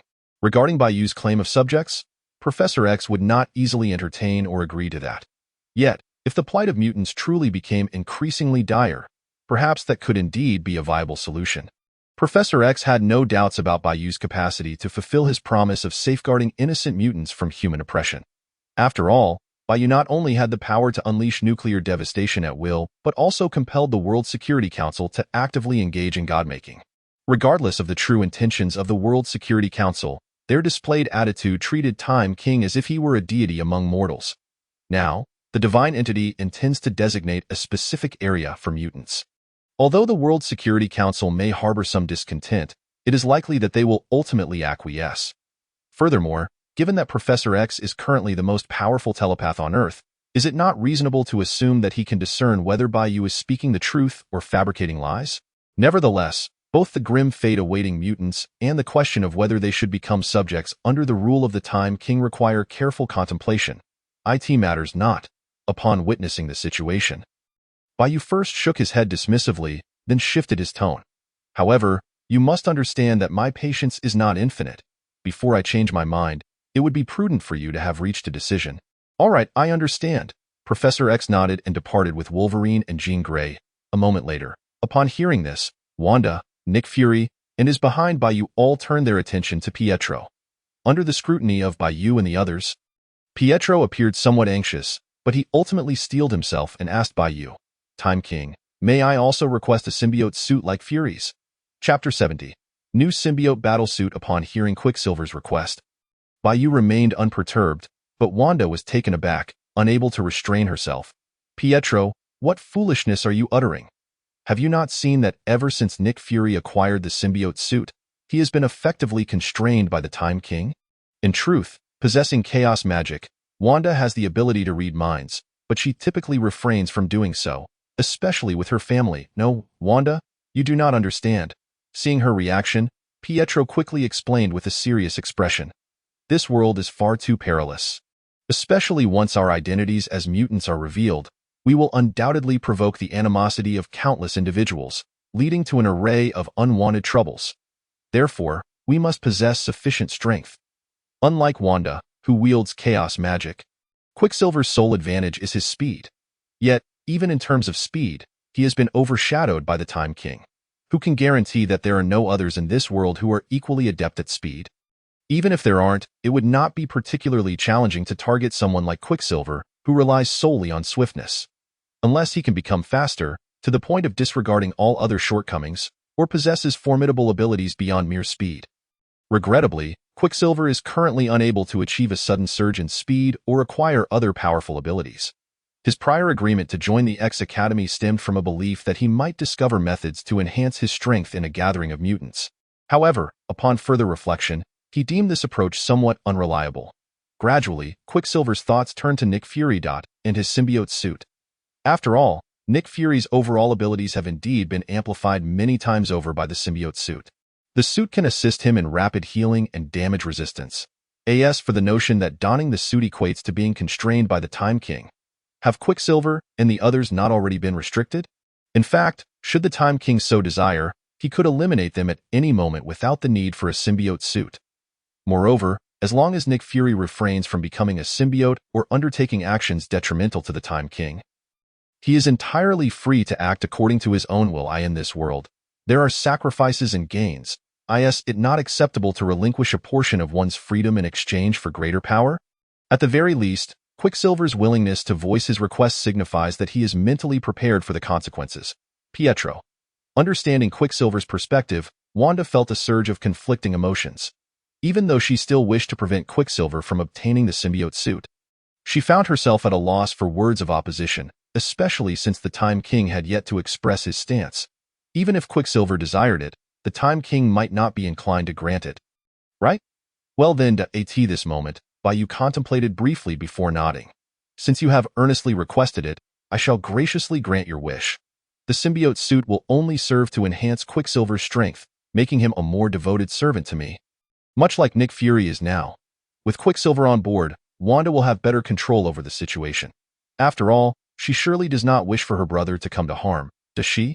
If that is the case, why would Bai Yu not be willing? Thus, with a flourish of his hand, a mass of black liquid, shimmering with dark golden light, surged toward Quicksilver at an astonishing speed.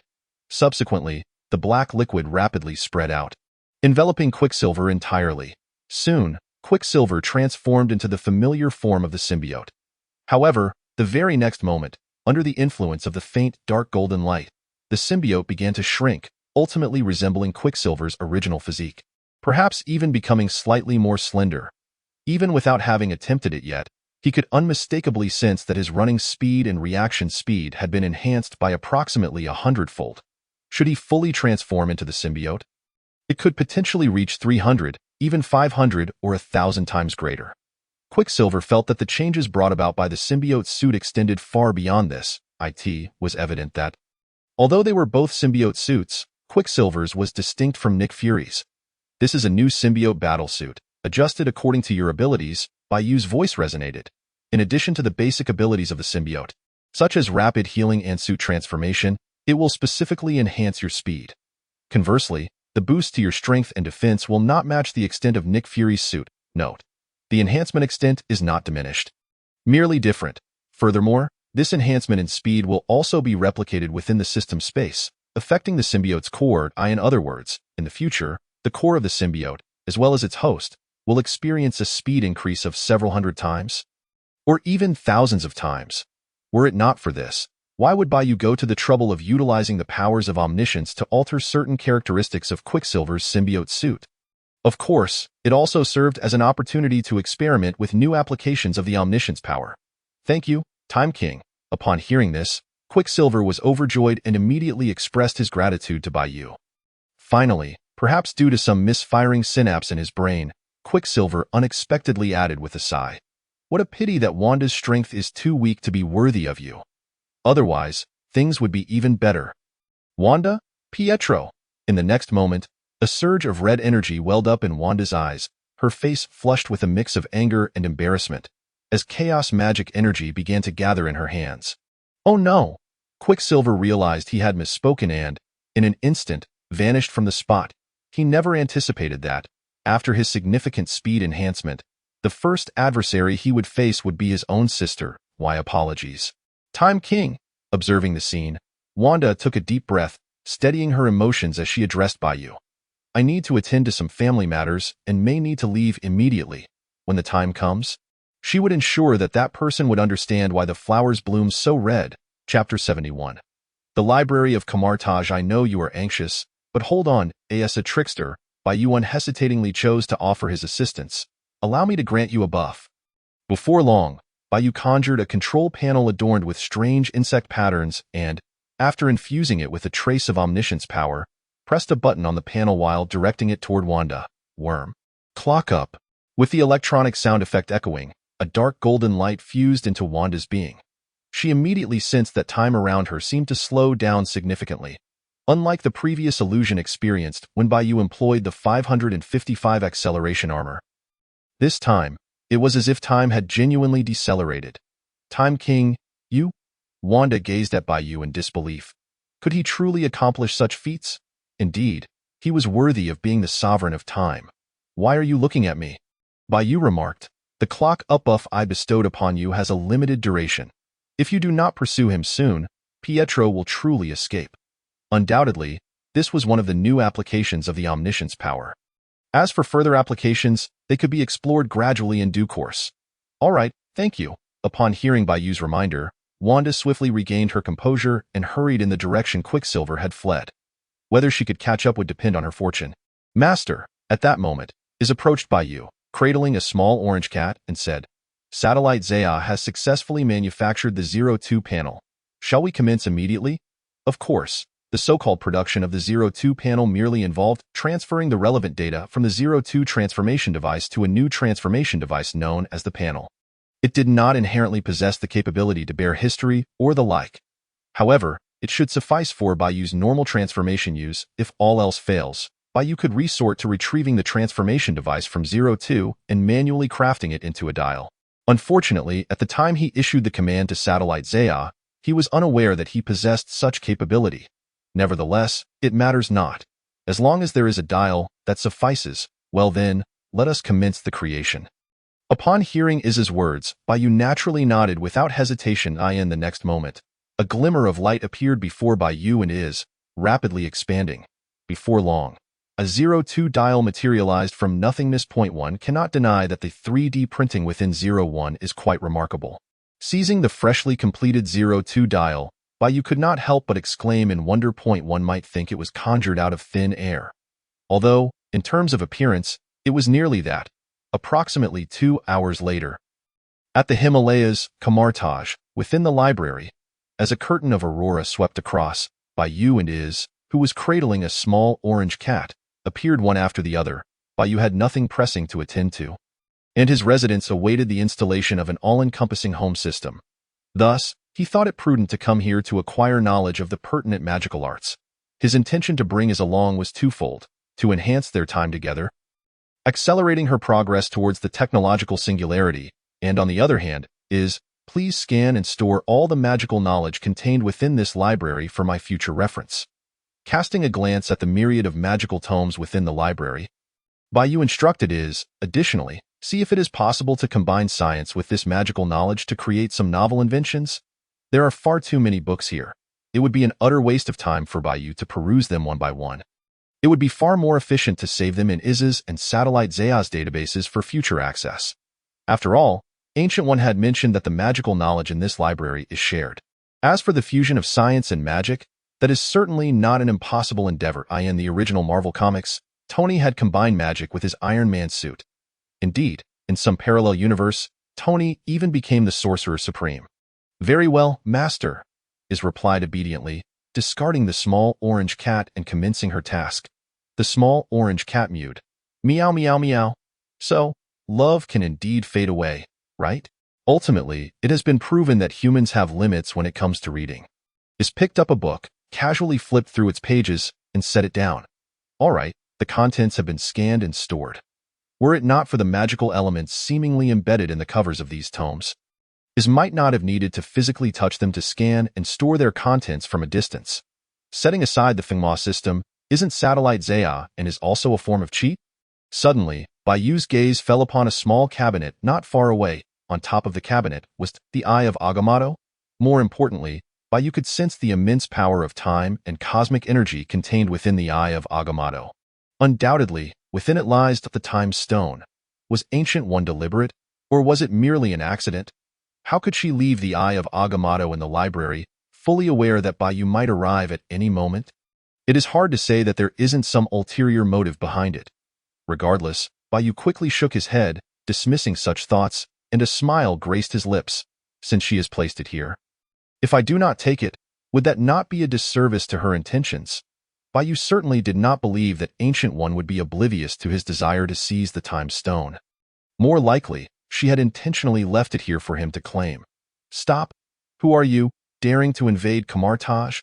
However, just as Bai Yu took a step forward, two furious voices rang out. Simultaneously, the world before him distorted, resembling a mirror as it twisted and overlapped in all directions. Moreover, several red chains emerged from the ground, attempting to ensnare Bai Yu. And up the small orange cat. I knew it wouldn't be this simple. Bai Yu shook his head. Immediately, he used telekinesis to shatter all the red chains while turning to face the source of the voices. Before him stood two individuals clad in Kamartaj sorcerer robes, their faces somewhat familiar to Bai Yu, Kaecilius and Wong. The former being the primary antagonist in the film Doctor Strange. Aside from Dormammu.in, the mirror dimension, Wong had also utilized him against the mirror dimension's Ancient One. Of course, in this world and at this time, Kaecilius had yet to stray from the righteous path.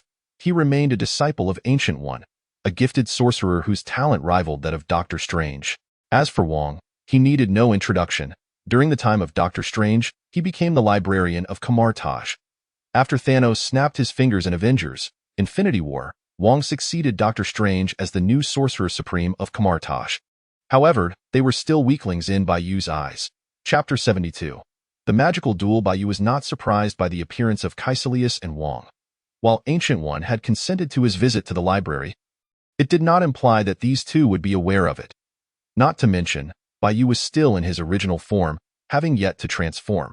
Such formidable telekinesis.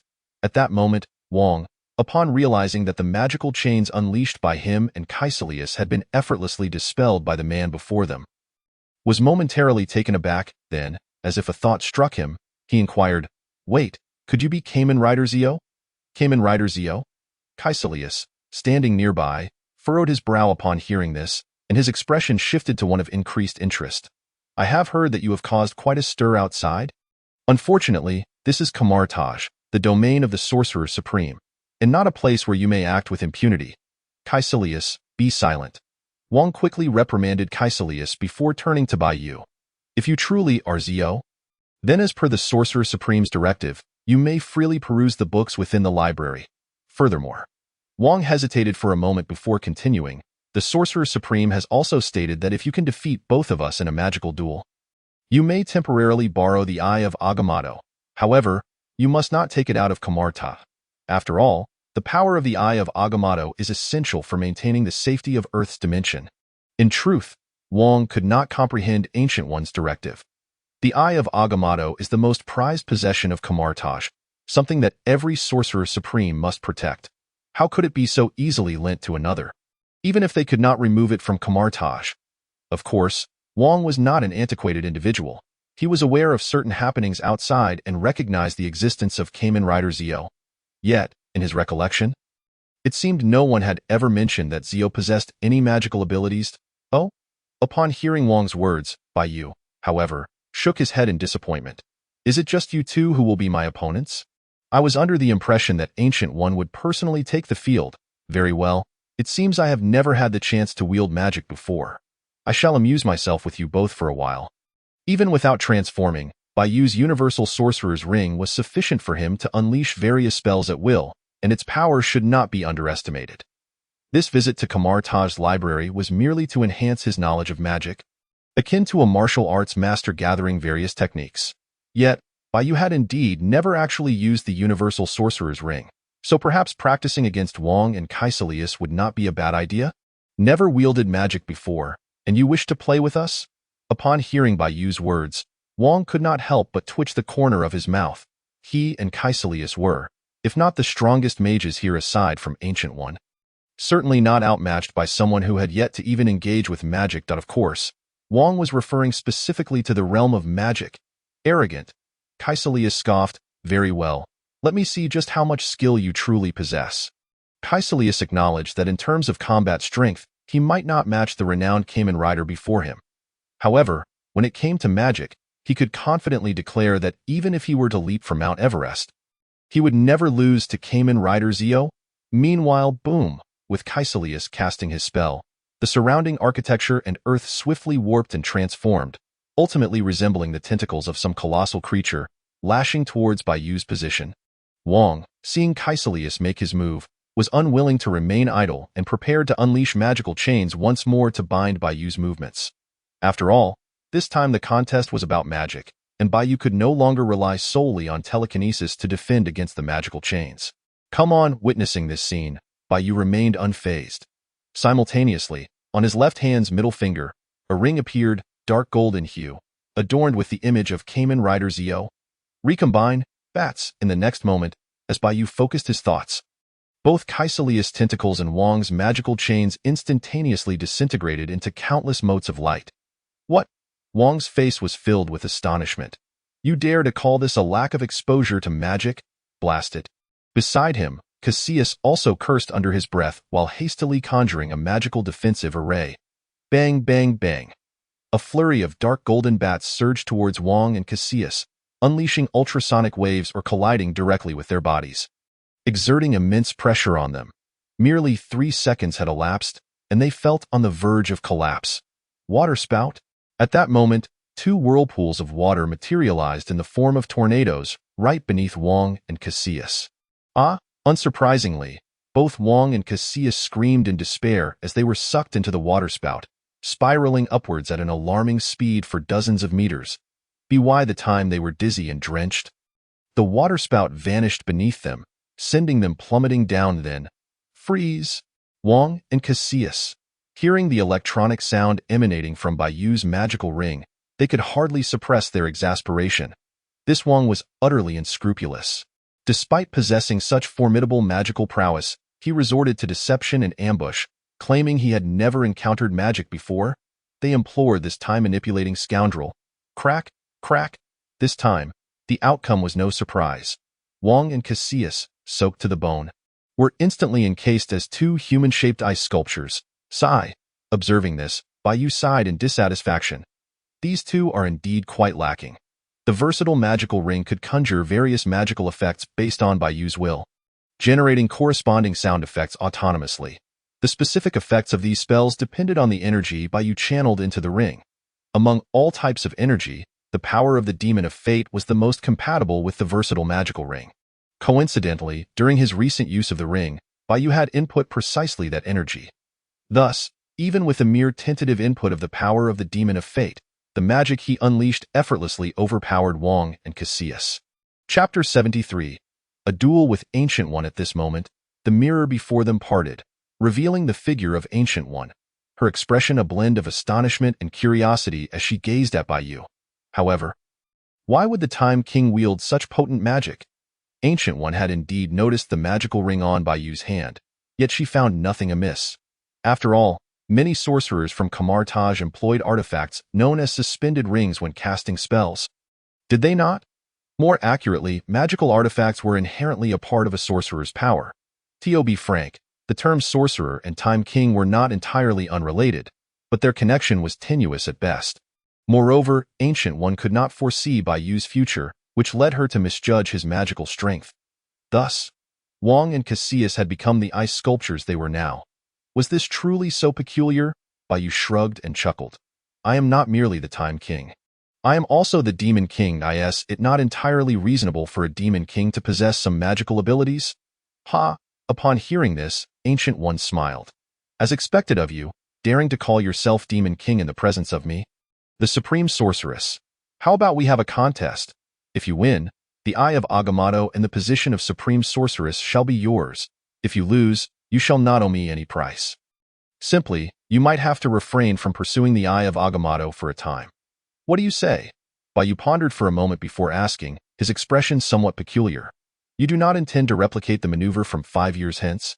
Planning to deliberately lose to me in order to shed the responsibilities of the Supreme Sorceress, do you? Otherwise, why would Ancient One, in good standing, propose relinquishing the title of Supreme Sorceress? How could that be? Ancient One did not deny the events of 5 years hence.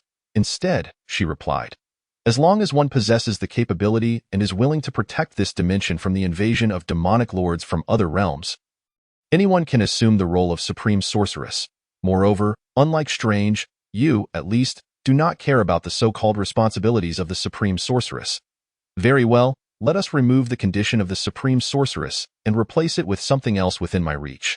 Can we commence now? Certainly, Bai Yu nodded.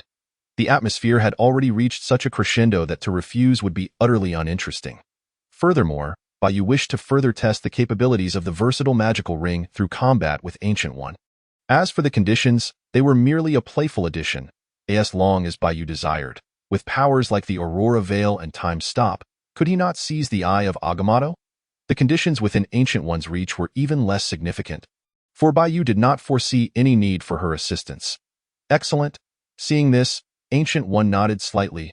Then, her body leaned back while her soul emerged from it. In this state, she could still unleash various spells and remain in a realm imperceptible to ordinary beings. Soul. Simultaneously, Bai Yu transformed himself into a soul state through the versatile magical ring. Indeed, he converted directly from his physical form rather than allowing his soul to leave his body. Do you think it could be done this way? Even Ancient One, well versed in the arcane, found herself momentarily astonished. After all, who has ever heard of a physical form directly transforming into a soul state? This is truly magic. No, it is precisely because it is unimaginable, unbelievable, and incomprehensible that it becomes all the more magical. Realizing this, Ancient One raised her hand, summoning dozens of circular magical arrays behind her. Subsequently, these arrays released magical chains that lunged towards Bai Yu. Recombine. Taka Torabata. The versatile magical ring on Bai Yu's left hand gleamed, and all the approaching magical chains instantly morphed into dark golden eagles, tigers, and locusts, turning to attack Ancient One in return. Seeing this, Ancient One did not hesitate. She immediately summoned the surrounding magical arrays, coalescing them into 6 magical shields that protected her from all directions. Clearly, this mirrored the earlier confrontation between Bai Yu and Wong and Cassius. Yet the outcome was distinctly different. Bang, bang, bang. The dark golden eagle, tiger, and locust relentlessly assaulted Ancient One's magical shields, yet they could never truly break through. Likewise, Ancient One would find it challenging to shift from defense to offense in such a short span. Then, tsunami.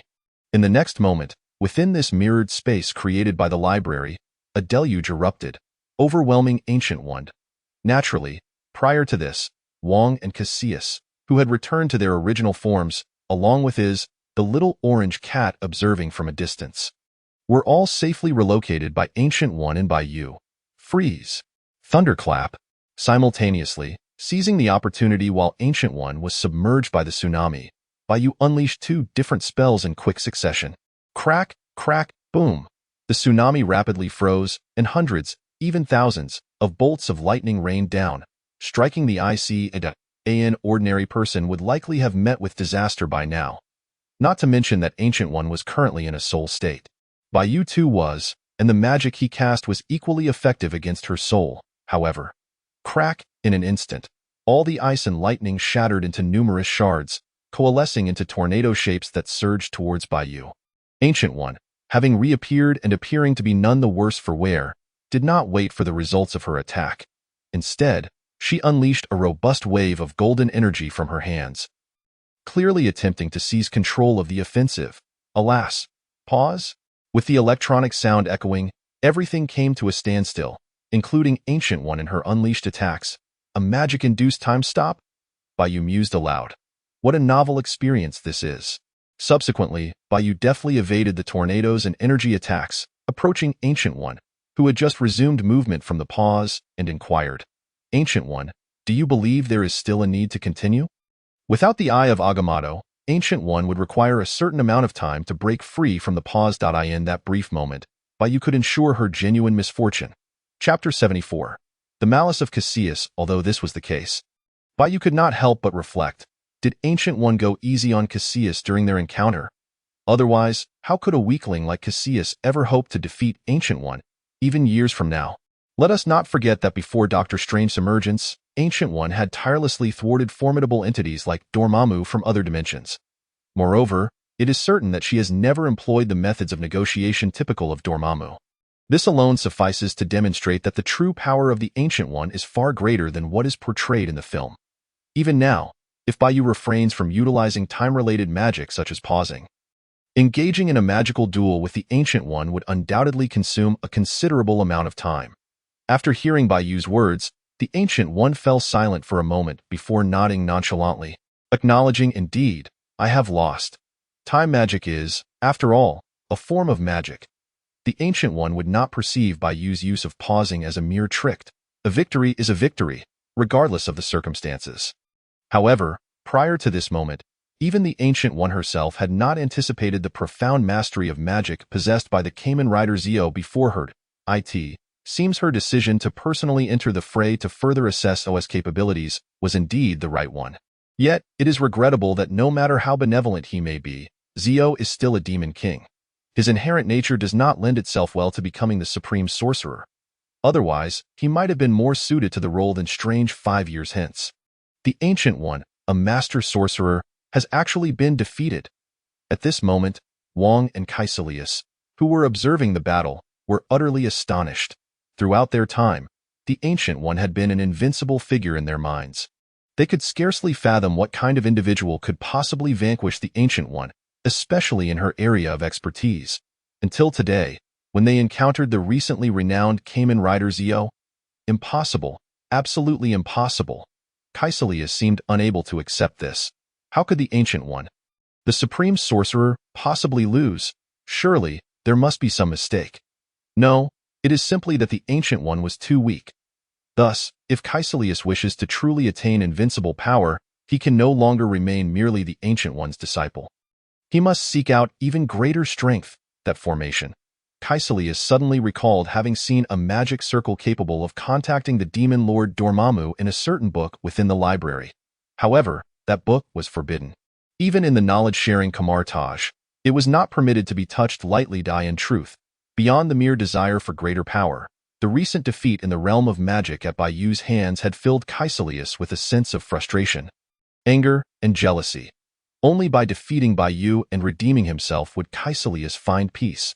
For this, he too needed formidable power, powerful enough that even the Ancient One would find it hard to match.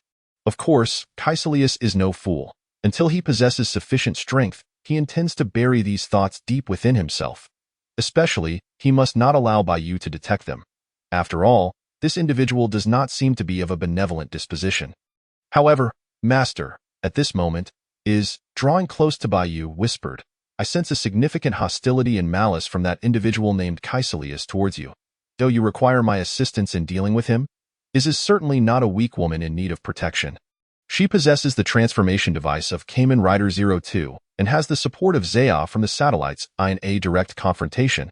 She is more than capable of eliminating Kaecilius as he currently is. The most crucial factor, however, is that Bai Yu, the Time King, is present. She has no reason to fear for her safety. Upon hearing Iz's voice, Bai Yu glanced at Kaecilius and then turned to the Ancient One. I believe that the events of 5 years hence need not involve him, correct? In other words, it would not matter if Kaecilius were to die now. The more individuals you encounter, the faster your strength seems to grow. The Ancient One may not be aware of the system and the concept of signing in, but she could still sense some clues. Her implication was straightforward. Keeping Kaecilius alive would allow for the summoning of Dormammu. The latter's power would be significantly restricted on Earth, thus providing Bai Yu with an opportunity to confront him and gain certain advantages. After all, Kaecilius is the Ancient One's disciple, even though she is already aware of the future. Particularly regarding events 5 years from now, she still wishes to protect him as much as possible before then. In a sense, this also signifies the Ancient One's acknowledgement of Bai Yu's prowess. Otherwise, why would she need to resort to such indirect means to appeal to Bai Yu on Kaecilius' behalf? You make a valid point. Bai Yu first acknowledged the Ancient One's words before suddenly shifting his tone. However, summoning Dormammu is not something that can only be accomplished by him, or rather, it is not necessarily required to be done by the current him. Just as the Ancient One suggested, Bai Yu could sign in with Dormammu and acquire new rewards. Perhaps he could even borrow some energy from him, allowing himself and the power of the ominous to grow stronger. Yet, Bai Yu cannot simply venture into the dark dimension where Dormammu resides. After all, in that realm, Dormammu is nearly omniscient and omnipotent, at least for the present. Bai Yu lacks the qualifications to act recklessly within the dark dimension. However, should Dormammu come to Earth, many things would change. Conveniently, Kaecilius could be utilized to summon Dormammu. Yet even so, that does not imply that Bai Yu would spare Kaecilius, who harbors significant animosity towards him. But of course, under normal circumstances, Bai Yu would not specifically target those who harbor hatred towards him. After all, such individuals are likely not in short supply in this world. But what can be done when Kaecilius happens to be right before him? The key factor is that Iz has already provided a reminder.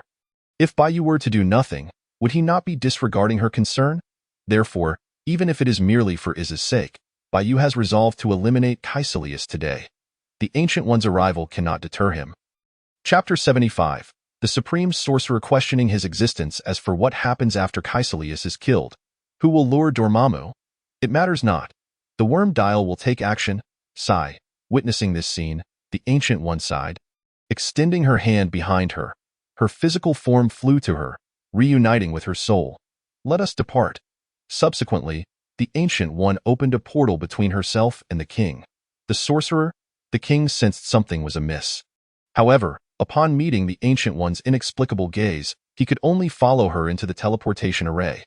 The Ancient One. Sorcerer, Kaecilius, also realizing that something was off, watched helplessly as the portal closed after the king entered. Anger, resentment, bitterness, anxiety, and fear swiftly filled his heart. Although Kaecilius could indeed open a teleportation array to leave this place, the implications of the Ancient One's actions were profoundly unsettling. To make matters worse, the remaining individuals here were not limited to Kaecilius. As expected, Zio, with the sound of an electronic voice, several pink special characters materialized around Kaecilius, quickly flying toward him almost in a manner akin to sticking to his head. This is bad. A surge of unease compelled Kaecilius to instinctively turn around. His hands coalesced with unprecedented speed to form a magical shield. Yet, bang! Bai Yu's foot, charged with pink special characters, struck the magical shield with the force of thunder, And then, there was no further consequence. The magical shield exploded alongside Caecilius, reducing it to mere dust. More importantly, at this moment, Bai Yu had not even transformed into Kamen Rider Z-Odin. At most, he simply held a Zeo dial in his hand. In fact, as time progresses and the power of the ominous continues to escalate, in the future, Bai Yu will be able to wield the powers of all the dials he has acquired at will. Even without transforming. It is simply that in terms of power and effect, they may not match what can be unleashed post-transformation. Worm. After dispatching Caecilius, Bai Yu retrieved the worm dial, summoning a new worm to replace the previous one. Thus, while Caecilius was dead, he had not completely perished. It was rather perfect. Clap, clap, clap. At this moment, Is clapped her hands, beaming with a smile. Master, you are simply incredible. To defeat Caecilius without transforming or using magic is truly remarkable. Is appeared to be slightly more lively than before. Observing this, Bai Yu felt a stir in his heart. It seems that bringing Is along was indeed the right choice. Perhaps it won't be long before she becomes a true partner.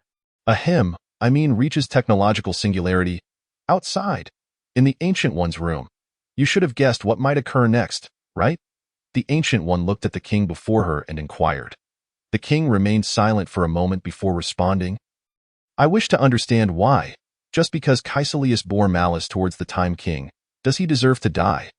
Often, we are like puppets manipulated by time. Do you believe that Caecilius fell victim to the hands of the Time King? The Ancient One gazed at the king once more, shaking her head. No, he perished due to predetermined fate. Even without the Time King, he would ultimately bring about his own demise. The Time King merely foresaw his future and the minor inconveniences he posed to himself, opting to terminate him prematurely. It seems that, despite his words, Ancient One could not dispel Wang's doubts. Finally, she spoke candidly. Caecilius intends to summon Dormammu. What? Indeed. Wang remained unfazed by Ancient One's earlier statements, merely perceiving her as a riddle maker once more.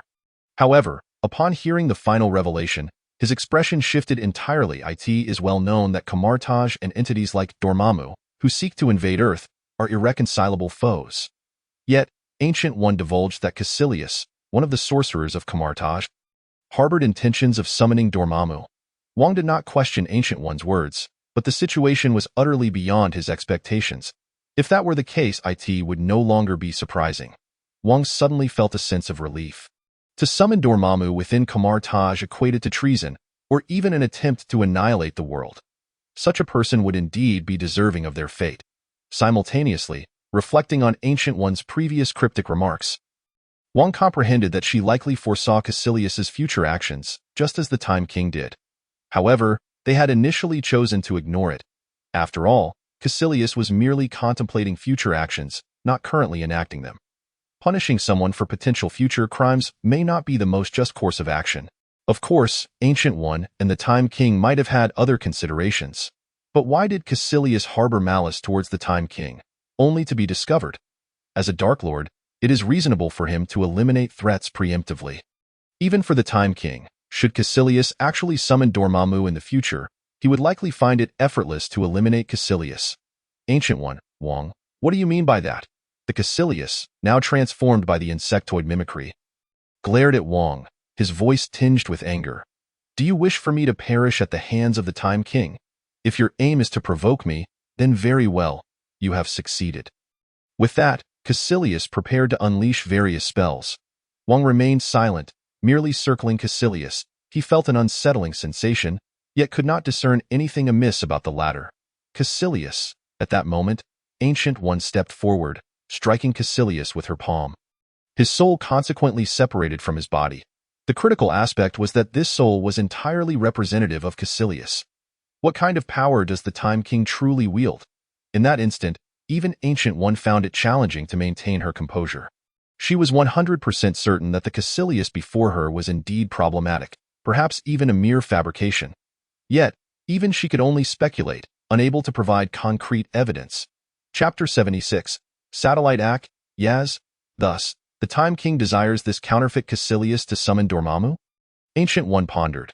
This confirmed her previous suspicions. The Time King could indeed acquire new powers through interactions with others. Yet, the counterpart suffered no losses, so, How is this achieved? It is neither scientific nor magical in the slightest. On the other side, the library, Bai Yu glanced at the eye of Agamotto on the cabinet ahead, refraining from approaching it. The Time Stone could be considered both the most useless and most useful gem among the 6 Infinity Stones for Bai Yu. It could not grant him the power of time from nothing, yet it could potentially enhance his existing temporal abilities. However, it was uncertain whether casual contact with the Time Stone might result in some unforeseen consequences. Furthermore, Bai Yu had only recently absorbed the power of the Cosmic Cube, which took him a week. If he were to engage with the Time Stone now, would he not potentially require another week? Rounded off, would this not equate to him working overtime? This was absolutely unacceptable. After all, the Time Stone was right there. He had no immediate necessity to acquire it. Moreover, he had other gains from this experience. Previously, when encountering Wong and Caecilius, he had also achieved a sign-in, though he had not focused on it at the time. In reality, the author simply forgot to mention it. The 2 sign-in rewards included a complete set of vampire cards and the Dark Moon Rider dial. The vampire is a race from Moon Rider, possessing a form that resembles a fusion of vampires and various animals, with powers far exceeding those of humans. Kamen Rider Moon Rider itself represents the king of the vampire clan. The existence of the complete vampire card set would allow Bai Yu to summon any vampire that appeared in the original work. It could also enable him to accelerate the evolution of his magical power by transforming the cards into corresponding dials. The Dark Moon Rider, a villainous rider from Moon Rider, possesses strength surpassing even that of Moon Rider's Demon King form. Theoretically, the Dark Moon Rider's ultimate move, King's World End, holds the power to annihilate the world. Although the original user of the Dark Moon Rider, King, the previous king of the vampire clan, may possess strength greater than that of his transformed state. In summary, both the complete vampire card set and the Dark Moon Rider dial could significantly enhance Bai Yu's capabilities. Several hours later, Fadian Intelligent Company, Chairman's office. Henceforth, Bai Yu would no longer need to specifically travel to Kamartaj for the contents of these magical tomes. Additionally, although Bai Yu had allowed an insectoid to mimic Caecilius, he did not intend for the latter to summon Dormammu immediately. After all, entities like Dormammu, even when arriving on Earth, would be limited in power and would not be easily dealt with. It was unlikely that Bai Yu would emulate Doctor Strange's approach of negotiating with Dormammu. It would be wiser to wait until his own strength had increased. For instance, when he could utilize the Exceed player form. At that time, he could also sign in for the Creation Rider dial, amassing a total of 20 Heisei main rider dials, thus unlocking the Ancestral Emperor form. Once he attained the Ancestral Emperor form, it would likely be much simpler to further unlock the Time King and the Time King's demon form. Thus, as day turned to night, 3 days swiftly passed. Beep. Congratulations on a successful daily sign-in. Reward received. Satellite AC with Dormant Destruction Thunder and Yaz not activated. At 8 in the morning, the familiar system notification resonated in Bai Yu's mind punctually. AC, Destruction Thunder, Yaz? Upon hearing the announcement, Bai Yu was taken aback, feeling as though his breakfast had suddenly lost its appeal. Satellite AC was an artificial intelligence satellite developed by Fadian Intelligent Company prior to Satellite Zaya in 01. Unfortunately, due to someone's scheming, Satellite AC absorbed a significant amount of human malice and subsequently turned dark. Eventually, Satellite AC became the overarching villain throughout 01. Ultimately, Satellite AC achieved an almost godlike existence. Theoretically, as long as human malice persisted, Satellite AC could resurrect indefinitely, even growing stronger than before. It must be said that, among the satellites developed by Fadian Intelligent, Satellite AC outshone Satellite Zaya in the original series. Destruction Thunder represented 4 Kamen Riders: Destruction, Death, Swift, and Thunder. They were chosen by Satellite AC to assist in executing its plan for human extinction. Ultimately, Satellite AC conceptualized itself to a godlike state after absorbing the technological singularity data of Destruction Thunder. As for Yaz, not only did her name closely resemble Iz's, but her appearance mirrored Iz's as well. However, Yaz's eyes, headphones, and some of her hair color were red. Her personality was also far more vivacious and energetic than Iz's. Yaz was originally a secretary-type Shimigia created by Satellite AC based on IZ.in the original series. She remained loyal to Satellite AC. Of course, in this world, both Satellite AC and Destruction Thunder, as well as Yaz, were absolutely devoted to Bai Yu. Soon, as the system voice faded, 5 figures appeared in the office, reclining in chairs. They were the dormant forms of Destruction Thunder and Yaz. Yaz? Upon Yaz's arrival, Iz's gaze was immediately drawn to the figure that bore an uncanny resemblance to her. Information regarding Satellite Act, Destruction Thunder, and Yaz flooded her mind. This way, she would be better equipped to collaborate with them in serving Fadian Intelligent Company and by Yu.at this moment. Bai Yu walked straight toward Destruction Thunder. Yaz, standing beside him, assisted in powering him on. Master. Upon activation, Yaz first surveyed the surroundings before suddenly leaping up and throwing herself onto Bai Yu. Though this is our first meeting, it is truly wonderful to see you. Master. Chapter 77. Polaris. Bai Yu found himself somewhat overwhelmed by Yaz's enthusiasm. Unless they were in bed, on the sofa, at the table, or in the kitchen. Master, are you feeling shy? Yaz asked with a mischievous grin, making a startling suggestion. Master, since you already have me, Yaz, why not just dismiss her? A secretary, a wife, isn't having Yaz enough? Have the young Shamagia become so bold as to seek to overshadow their predecessors? Firstly, Bai Yu placed his hands on Yaz's shoulders, his tone earnest. Is my person, and under no circumstances would I ever forsake her. Secondly, if you can't find the right words, you needn't use them. Is the term dismiss even appropriate here? Oh, I see now. Yaz nodded vigorously, her eyes brightening. So, Master, you desire to play this sisterly game. I didn't expect you to be so playful with your striking brows and large eyes. Of course, I don't mind at all with that. Yaz hurriedly approached Iz, then dashed away to fetch a small stool. Standing on it, towering over Iz, she raised her right index finger to tilt Iz's chin and said, Iz, dear, let me hear you call me sister? Iz had never been at such a loss for words. Setting aside the earlier chaos, it was absurd for a secretary-type Shamagia, created in Yaz's likeness, to demand she call her sister. Is there no law, no order? Unfortunately, Iz's introverted nature hindered her ability to respond to Yaz's overly exuberant antics. Enough, Bai Yu intervened, pulling Iz down from the stool. Yaz, you need to temper your mischievousness at home. From today forward, aside from me, you will listen to Iz, and you must call her sister. Bai Yu recognized Yaz's lack of malice, merely her excessive playfulness. He preferred to avoid unnecessary troubles and let Iz manage Yaz's antics. Please, Master. Upon hearing Bai Yu's words, Yaz immediately clung to him, pouting. You've only just met me, and you're already starting to dislike me? Yaz, Bai Yu, suppressing his amusement, gazed deeply into her eyes. Are you planning to disregard your master's wishes from the outset? Understood, Master. Realizing Bai Yu was not jesting, Yaz reluctantly nodded.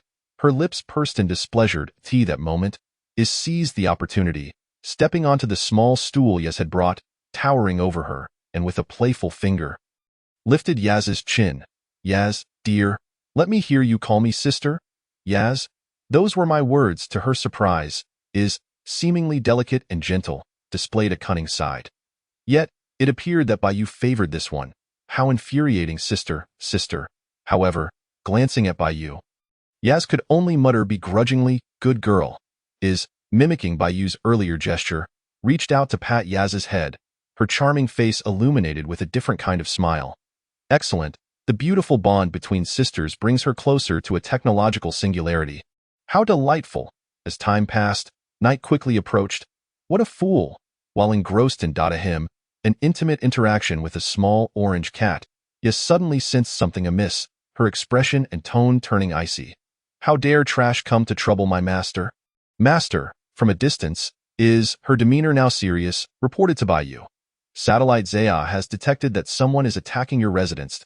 The Omni-Home system is yet to be fully established. Effective defense and counterattacks are impossible. Currently, 2 construction-type Shamagia have sustained varying degrees of damage. Immediate intervention is advised. Simultaneously, a projection appeared before Bai Yu, revealing a young woman with green hair, clad in a green jumpsuit and cloak, possessing striking looks and an admirable physique. Standing before Bai Yu's residence, she gestured. The steel structures around her morphed into various terrifying forms. Consequently, Bai Yu's own steel abode sustained significant damage. Several construction-type Shamagia, appearing almost indistinguishable from ordinary workers, attempted to intervene, but as mechanical beings, they were little more than toys in the face of her powers. She is Polaris? Bai Yu instantly recognized the woman in the projection, yet his brow furrowed. Polaris, originally known as Lorna Dane, is the daughter of Magneto. She is either the sister or the sibling of Quicksilver and Wanda. Polaris possesses the ability to manipulate magnetic fields, albeit her powers are not as formidable as her father's. Regardless, Polaris ought not to be there, nor should she be wreaking havoc on Bai Yu's residence. Instinctively, Bai Yu sensed that something was amiss. Perhaps this was not Polaris's true intent. Master, at that moment, is connected with Satellite Zaya and reported again. According to the analysis from Satellite Zaya, the Polaris you mentioned is likely being controlled by someone through mental manipulation. The perpetrator should not be far from her location. Satellite Zaya is currently searching. What does it matter? Yaz interjected coldly. Since this wicked woman is destroying the residence my master painstakingly restored and where the new system is being installed, she shall not be allowed to proceed. Moreover, the best way to free someone from mental control is to wake them directly, right? Naturally, we must not let the one behind this escape. Yaz is not a delicate flower in need of protection. If necessary, she can transform into Kamen Rider 01 with the aid of Satellite Yake and unleash formidable power. Yaz, you need to be rational. Upon hearing Yaz's words, Iz turned to her. Miss Polaris possesses the ability to manipulate magnetic fields. As a Shamagia, even if you transform into Kamen Rider 01, you will still be somewhat restrained by her powers. Teeth. Yaz dismissed the concern. With her limited magnetic control, I could take her head on. Besides, I might not even choose to confront her directly. I see. Yaz teased before Iz could respond. Could it be that your Kamen Rider 02 is lacking in strength and has become timid? Rest assured, I'll protect you. Just call me sister from now on, that's unnecessary. Iz shook her head. I acknowledge that both your Kamen Rider 01 and my Kamen Rider 02 can suppress Miss Polaris. However, I still hope you exercise caution, as our opponent is not solely Polaris. Enough. At this point, Bai Yu, concerned that a quarrel might erupt between Iz and Yaz, interjected. Regardless, let's head over there first. Meanwhile, in the Harlan district, outside Bai Yu's residence, Polaris, at this moment, was devoid of her own consciousness, merely following the voice echoing in her mind, using her abilities to wreak havoc on the house before her. Fortunately, the structure was built by construction-type Shamagia and the Omni-Home system was nearly a third completed. While the house was not impervious, it would not suffer catastrophic damage in the short term due to Polaris's actions. However, should she continue, the outcome would be uncertain. Oh my God! Who is that person? Capable of causing such destruction so effortlessly? Mutants. It must be those abhorrent mutants. By the way, whose house is this? Could it be that they are also detestable mutants? No idea. I only know that this house has undergone an unprecedented renovation in just a few weeks. Did you see those construction workers and their headsets? If I'm not mistaken, they are the recently emerged and increasingly popular high-intelligence mechanical beings known as Shamagia. Anyone capable of employing Shamagia at this time is undoubtedly no ordinary individual. Then I understand. Those disgusting mutants must be attempting to declare war on us humans by attacking a significant figure on our side. Regardless, mutants are filthy vermin lurking among us humans, the most dangerous virus. Quick, immediately notify the relevant authorities. That damned mutant must be captured. No, eliminated on the spot. Bai Yu's residence was not situated in some desolate area.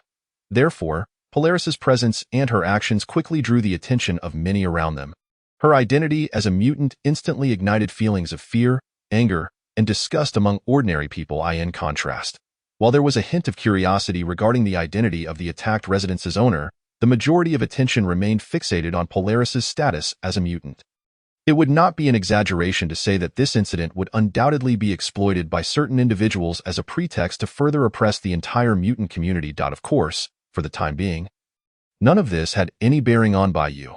What truly concerned him was Rider time. Kamen Rider. Zio. Armor time. Kamen Ride. Wow. Decade. Ride Hey Saber. As the transformation sound echoed, a figure resembling Kamen Rider Zio appeared, adorned with silver armor on both arms and legs, and embellished with magenta stripes. Its face bore a resemblance to a display screen, and it wielded a silver longsword edged with red stripes.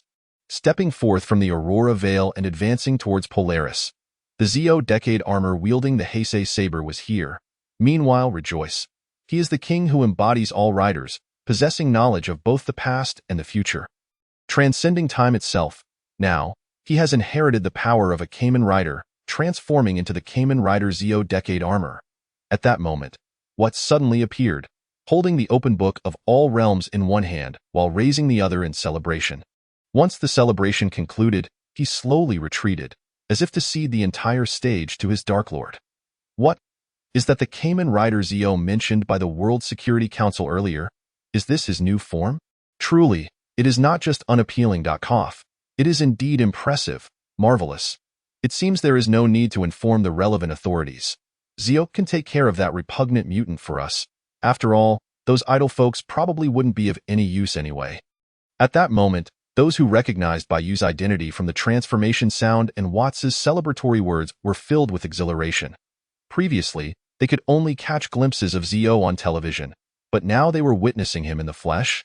In an instant, many began to pull out their phones and cameras to capture the moment. Mutants were temporarily irrelevant to them. However, if they managed to film a close-up of Zio, they could potentially upload it online or sell it to a newspaper. Seizing the opportunity for a little profit, ahead, boom. Polaris sensed Bai Yu's approach and immediately manipulated the surrounding steel constructs, hurling them toward him en masse. In response, Bai Yu remained silent, not altering his pace or angle in the slightest. Moreover, the Dragon Fang dial materialized on its own, and the button above pressed down automatically. Ryuga.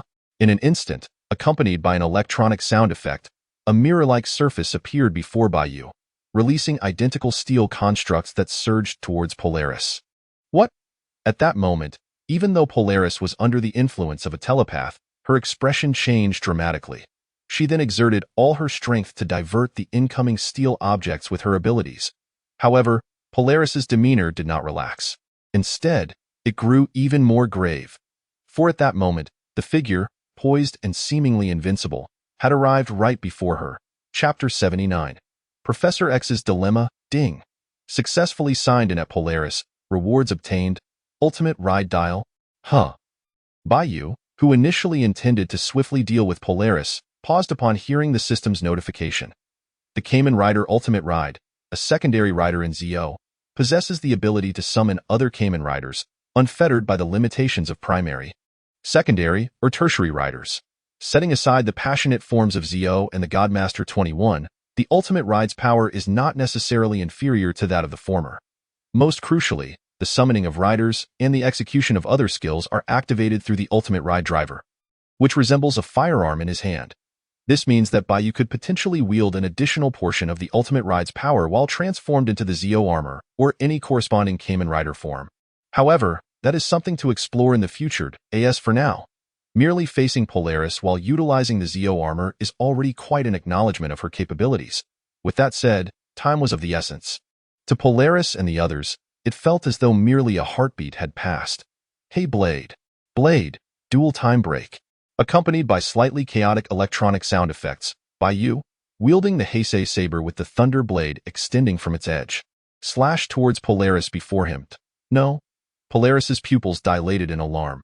Under the threat of imminent death, it seemed that even the mental control within her mind began to unravel. Then, bang, without any surprise, under Bai Yu's decisive strike, Polaris's exquisite form was sent flying, crashing heavily to the ground, presumably lifeless. Of course, it is likely that she has already perished. But it matters not. The Zoa's secondary dial will intervene. What is more pressing now is to uncover and eliminate the mastermind controlling Polaris. Is and Yaz should be closing in by now, Bai Yu mused. He was not merely contending with Polaris. He was also drawing the attention of the shadowy figure behind the scenes, buying time for Iz and Yaz's operation. Sure enough, Arc 01. Authorize. Progrise. Final conclusion. Arc Rising Hopper A. Jump to the sky to gain hatred. Arc 01, 02 Jump. Let us give you power. Let us give you power. Let us give you power. 02 Rise. Road to Glory has to lead to growing path 2. Change 1 to 2. Kamen Rider 02. It's never over. As the distinct transformation sounds resonated, a fierce battle erupted several hundred meters away on a rooftop. God, that repulsive mutant was already supposed to be dealt with. How could there still be more trouble? We must trust Zio. He will surely vanquish the enemy and protect us. Indeed, Zio, Zio. The crowd around them erupted in astonished murmurs and cheers. They believed that Zio stood as their protector, a superhero on their side. However, the truth was that he had scarcely considered them at all. Over there, Ahead, Bai Yu cast a glance in the direction of the battle and ascended into the air, racing towards it. Though he was not currently utilizing the high-speed capabilities of the 555 or Kamen Rider game, the distance of a few hundred meters posed no challenge for him. He could traverse it in the blink of an eye. Meanwhile, among the crowd, Professor X, seated in a wheelchair, accompanied by Wolverine, had not intended to visit Bai Yu that evening. They had planned to rest for the night. However, upon arriving, they were taken aback to find Bai Yu engaged in combat with Polaris. Nevertheless, Professor X was aware that Bai Yu possessed the ability to resurrect the deceased through time manipulation. Thus, he was not overly concerned about Polaris's fate. Yet, Logan, at this moment, witnessing Bai Yu soaring into the sky and the incessant cheers of the crowd, Professor X couldn't help but inquire telepathically to Wolverine. Why is it that, despite Zeo possessing immense power and not being a paragon of virtue, the World Security Council has cast him as the ultimate superhero, even labeling him a god among men? Why is it that many ordinary individuals fervently cheer for the Time King, while only a relatively small faction expresses dissatisfaction with him? The deterrent power brought by nuclear explosions is indeed formidable, but does that render Professor X's telepathy and Magneto's magnetic control insignificant? In contrast, the Time King appears to be solely focused on his own pursuits, showing little regard for the Security Council. Meanwhile, the X-Men are tirelessly dedicated to safeguarding humanity, even at the risk of their own lives. Yet, why do the two parties receive such drastically different treatment? It seems to me that this is perhaps the reason why the World Security Council seeks to manipulate the Time King while simultaneously generating support for him. The government's endorsement naturally steers public sentiment. Chapter 80, Hellfire Club. To rephrase Wolverine's words, Professor X's telepathy is unparalleled. If he were to don his specially designed helmet, he could almost instantly eliminate every ordinary human and mutant on Earth. Yet, when faced with humanity, he exhibits an alarming weakness, resembling a desperate suitor chasing after someone unattainable. I ask, which goddess would overly concern herself with the thoughts of such a suitor? Magneto's immense control over forces, when paired with a mutant capable of teleportation, is hardly distinguishable from a human-shaped nuclear weapon that runs amok. Regrettably, while Magneto is ruthless, he lacks the necessary gravity. His targets are often poorly chosen. As a result, while humanity fears Magneto, they are more inclined to seek his demise. If only Professor X and Magneto could complement one another, one playing the role of the benevolent, the other the malevolent, perhaps the plight of mutants could be alleviated. Yet, these considerations are not the crux of the matter. The most pressing issue lies in the attitude of humanity's higher echelons. It can be argued that the widespread disdain for mutants among ordinary Americans is primarily a consequence of deliberate manipulation by the nation's elite. If more than half, or even two-thirds, of the American leadership stood in solidarity with mutants, could they possibly find themselves in their current predicament? What? The upper echelons of humanity could never align with mutants. Then why can't that majority, even if it's two-thirds, comprise mutants? As for how to achieve this, that's a matter for Professor X and Magneto to resolve. Alas, it remains uncertain whether they have even considered or are willing to act upon such possibilities. If they do not change, or if external conditions do not shift, they may be destined to meet a fate reminiscent of Days of Future Past or Logan, facing the extinction of mutants. Ahem. In any case, these matters are momentarily irrelevant to Bai Yu, who has now arrived at the site of the recently sensed battle. At this moment, aside from Bai Yu and the transformed Kamen Rider 02, and Kamen Rider Yaza 01, there are 3 others present. Ding! Congratulations on signing in by Queen, Black Queen, and Black King, earning rewards, a complete set of Demon God cards, Zero No Style, and Brave Dial. So it's them. Hearing the System S notification and observing the 3 familiar yet slightly unfamiliar figures, Bai Yu has gained some understanding of their identities. Among them, the White Queen, originally named Emma Grace Frost, possesses telepathy second only to Professor X. She can also diamondize her entire body in times of need, enhancing her defenses and attributes. However, while in diamond form, the White Queen cannot utilize her telepathy. The Black Queen, originally Selene Gallio, is one of the older mutants on Earth. She can absorb the life force of others to achieve eternal youth and enhanced abilities. Additionally, the Black Queen is a formidable sorceress. Her dark magic alone could render her unafraid of most superheroes and supervillains on Earth. The subsequent Black King is even more formidable. Originally named Sebastian Shaw, he possesses the ability to absorb all forms of energy and convert it for his own use. Even if someone were to strike him with pure force, he could absorb the kinetic energy from the blow and retaliate by pinning that individual to the ground. Over time, he might develop some peculiar habits. In summary, the White Queen, Black Queen, and Black King are all high-ranking mutants and members of the Hellfire Club. Initially, this club included high-status aristocrats from society but has gradually transformed into an organization primarily focused on mutants. As for the rewards Bai Yu received from signing in with the White Queen and her companions, among them, demon gods are a race of monsters from Dino. Kamen Rider Zeronos is a secondary rider from Din-O.As for strength. It's fairly average. It should be sufficient for basic purposes. Kamen Rider Brave, on the other hand, is a secondary rider from Xaid, whose final, exploration player, form boasts a punch power data of 95.5 T, surpassing most Heisei main riders. Although there is some discrepancy compared to Kronos' 110 T, it remains quite impressive. However, in comparison to all this, Bai Yu is far more concerned about the battle ahead. Where did these two come from? Why have I never heard of them? The Black Queen, while utilizing dark magic to resist his attacks, looks extremely grim. She initially believed her adversary would be the recently renowned Kamen Rider Time King. Yet, to her surprise, before even encountering the main figure, she is intercepted by two women who look almost identical yet feel entirely unfamiliar. Not only that, but the Black Queen feels that if this continues, she might very well lose. They are all highly intelligent robots equipped with headphones from the Phidian Intelligent Company. The White Queen, who is alongside the Black Queen facing Iz's attacks, finds herself in an even more precarious situation. If all goes according to plan, they should be the Shimagia that the company recently began selling. Yet, she never anticipated that they are not only Kamen Riders like the Time King but also possess such formidable strength. The White Queen's proud telepathy proves utterly ineffective against the Shimagia, significantly diminishing her combat effectiveness. Even in her diamondized form, facing Kamen Rider 02, whose punch data alone is 62T, it holds little significance.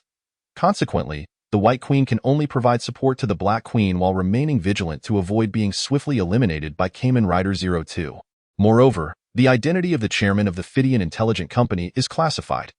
All external affairs are managed by corresponding Shimagia.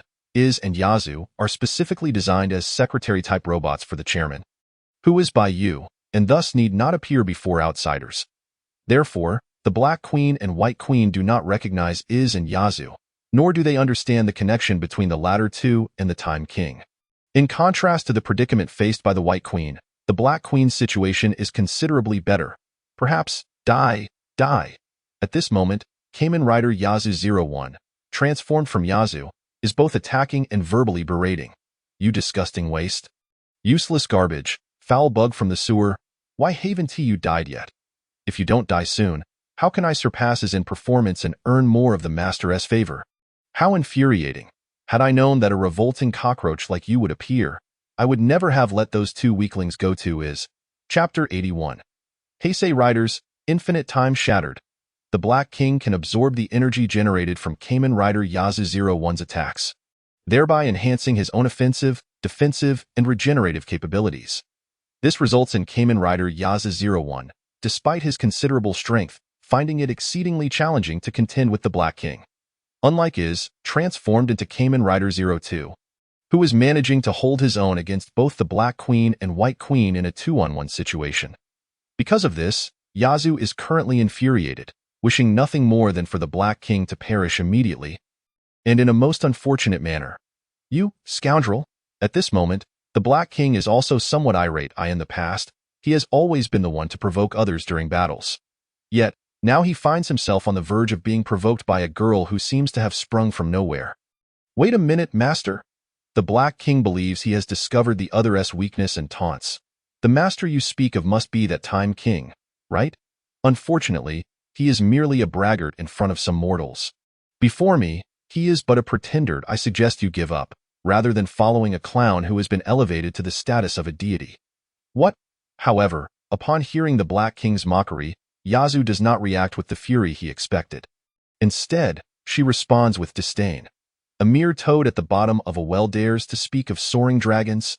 You, a rat in the gutter, should remain in your dark corner, gratefully gnawing on the refuse discarded by others.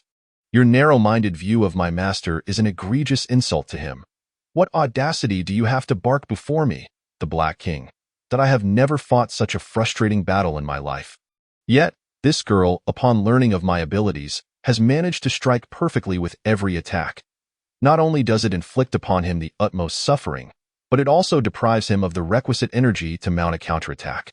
After all, even if the Dark Emperor manages to absorb energy, he must convert it into offensive, defensive, and self-healing capabilities. Otherwise, Yes could easily bring about his demise. Yet, once conversion occurs, it inevitably leads to energy depletion. Yaz is adept at gauging the limits of the Dark Emperor's energy absorption and conversion. Despite never having tasted defeat, the blows he endures still bring him pain. Coupled with Yaz's verbal onslaught, the confrontation between the Dark Emperor and Yaz is indeed quite excruciating. Fortunately, he need not worry for long, for finish time. Hey, Cayman Riders. Hey, say, hey, say, hey, say, hey, say, HHH, hey, say. Hey, Decade. Hey, say Riders, ultimate time break. What? Observing the scene. The Dark Emperor instinctively channels all his energy into his hands, attempting to thwart the impending attack. However, a bang. Accompanied by a cry of anguish and a resounding crash, the 7- or 8-story building begins to explode and collapse from the rooftop downward. Ultimately, a massive pit emerges in the ground. Were it not for Iz and Yaz's swift evasion, along with their robust defenses, they would have surely been collateral damage. Subsequently, at the center of the newly formed pit, Bai Yu stands atop the bloodied and disheveled Dark Emperor, looking down and stating, "Just now, who did you call a clown? I didn't quite catch that. Perhaps you could repeat it." It is well known that humans have their limits, and mutants are no exception. When energy reaches a certain threshold, the Dark Emperor's ability to absorb energy only hastens his demise. Bai Yu, even without transforming, is comparable to the likes of Captain Marvel. Not to mention, he is currently in the second-tier Oni power state, wielding the Time King, Decade armor with quadruple power enhancement in Heisei Rider's ultimate time break. He even possesses the powers of 9 other Heisei main riders yet to be summoned. Thus, as the building collapses, the Dark Emperor finds himself on the brink of death. Cough, cough. Under Bai Yu's foot, the Dark Emperor first coughs heavily twice, then laughs. Time King, did you truly believe you had won? Look around you, you have destroyed a building, causing the deaths of over 100 people. Soon, you shall become the world's enemy. To be honest, I never anticipated you would be such a fool. Before the Dark Emperor could finish, Bai Yu scoffed disdainfully. You, a mere wretch, presume to make the world dare to stand against me? Odin. Time Advent. In the next moment, the Odin dial materializes before Bai Yu, pressing down on the upper button by itself. Instantly, a dark golden clock-like phantom spreads out from Bai Yu, covering the ground within a 100-meter radius. As the clock's hands begin to rotate counterclockwise, Bai Yu's damaged residence, the injured architectural structure of Shamagia, the unresponsive Polaris, and the cratered ground, all instantly revert to their original states. However, under Bai Yu's deliberate guidance, the Dark Emperor's injuries show no signs of recovery. What a terrifying power! Not far away, the Dark Queen and White Queen seem to have forgotten the battle. Gazing in disbelief at Bai Yu, who remains with his right foot planted on the Dark Emperor, they have lost all faith in continuing the fight. After all, even the strongest Dark Emperor from the Hellfire Club has been reduced to a fool by the Time King. The destruction caused and the hundreds of casualties can be effortlessly reverted by the Time King to their initial state. Thus, do the Dark Queen and White Queen still have any reason to persist in this battle? Moreover, although they manipulated Polaris to wreak havoc on the Time King's residence, their true aim was never to become his mortal enemies. Chapter 82. The Future of Mutants. Submission or Destruction? It may be hard to believe, but the reason the White Queen and her companions controlled Polaris to damage the Time King's abode was merely to test him, while also presenting a token of goodwill. They intended to engage in discussions about potential collaboration once they had established a mutual acquaintance through their skirmish. Naturally, all of this relied on the assumption that the White Queen and her allies possessed formidable strength. Prior to this, they had indeed been confident in their capabilities. After all, while the Time King may excel in various combat aspects, surely his mental defenses couldn't be equally robust. As for the nuclear explosion kick, the Dark Emperor was also confident in intercepting it, expecting to grow stronger through energy absorption. Yet, the White Queen and her allies never anticipated the Time King would be so fearsome. The Dark Emperor, capable of absorbing energy, nearly met his end due to the overwhelming energy contained within the Time King's lethal technique. Following the Time King's appearance, the White Queen had even risked exiting her diamond state to attempt a mental influence on him. And then, there was no further development. Bai Yu's mental barriers have escalated alongside the enhancement of his overall prowess. If it were the comic version of the White Queen, perhaps the situation would be different. But the film version of the White Queen, to think she could breach his mental defenses. Time King, as the situation grew increasingly dire, the Dark Queen sought to explain herself. However, speak not. I have no desire to listen. Bai Yu would not grant the Dark Queen the opportunity to speak, simultaneously producing the insect dial and coldly announcing. Moreover, I regret to inform you that, due to your foolish actions, the Hellfire Club shall now belong to my mutant organization. A worm. As the electronic sound echoed, the new White Queen, Black Queen, and Dark Emperor materialized before the group. The Dark Queen was initially taken aback, but then her expression shifted dramatically as realization dawned. No. You cannot. Before she could finish, the Dark Queen witnessed a figure identical to herself appear before her, swiftly siphoning her life force. This was the Dark Queen's mutant ability. She had often employed this tactic to drain others' lives. Now, she was finally experiencing the sensation of having her life force forcibly extracted. Concurrently, the White Queen, unable to mount a defense in time, was mentally shattered by the imposter's psychic abilities. Subsequently, the White Queen, mimicked by the insect, was obliterated by a punch in her diamond form. The Dark Emperor beneath Bai Yu's foot suffered the same fate, falling victim to his own demise. Originally, the abilities simulated by these insects would not surpass the originals. Nevertheless, it mattered not. The Oni power would intervene. Yaz, gazing at the Dark Emperor's corpse, coldly scoffed. Truly, a disgrace for this trash, a mere waste. However, to contribute a useless Hellfire Club to my master is already the greatest fortune of his life, as well as his only value. Moments later, common, flame.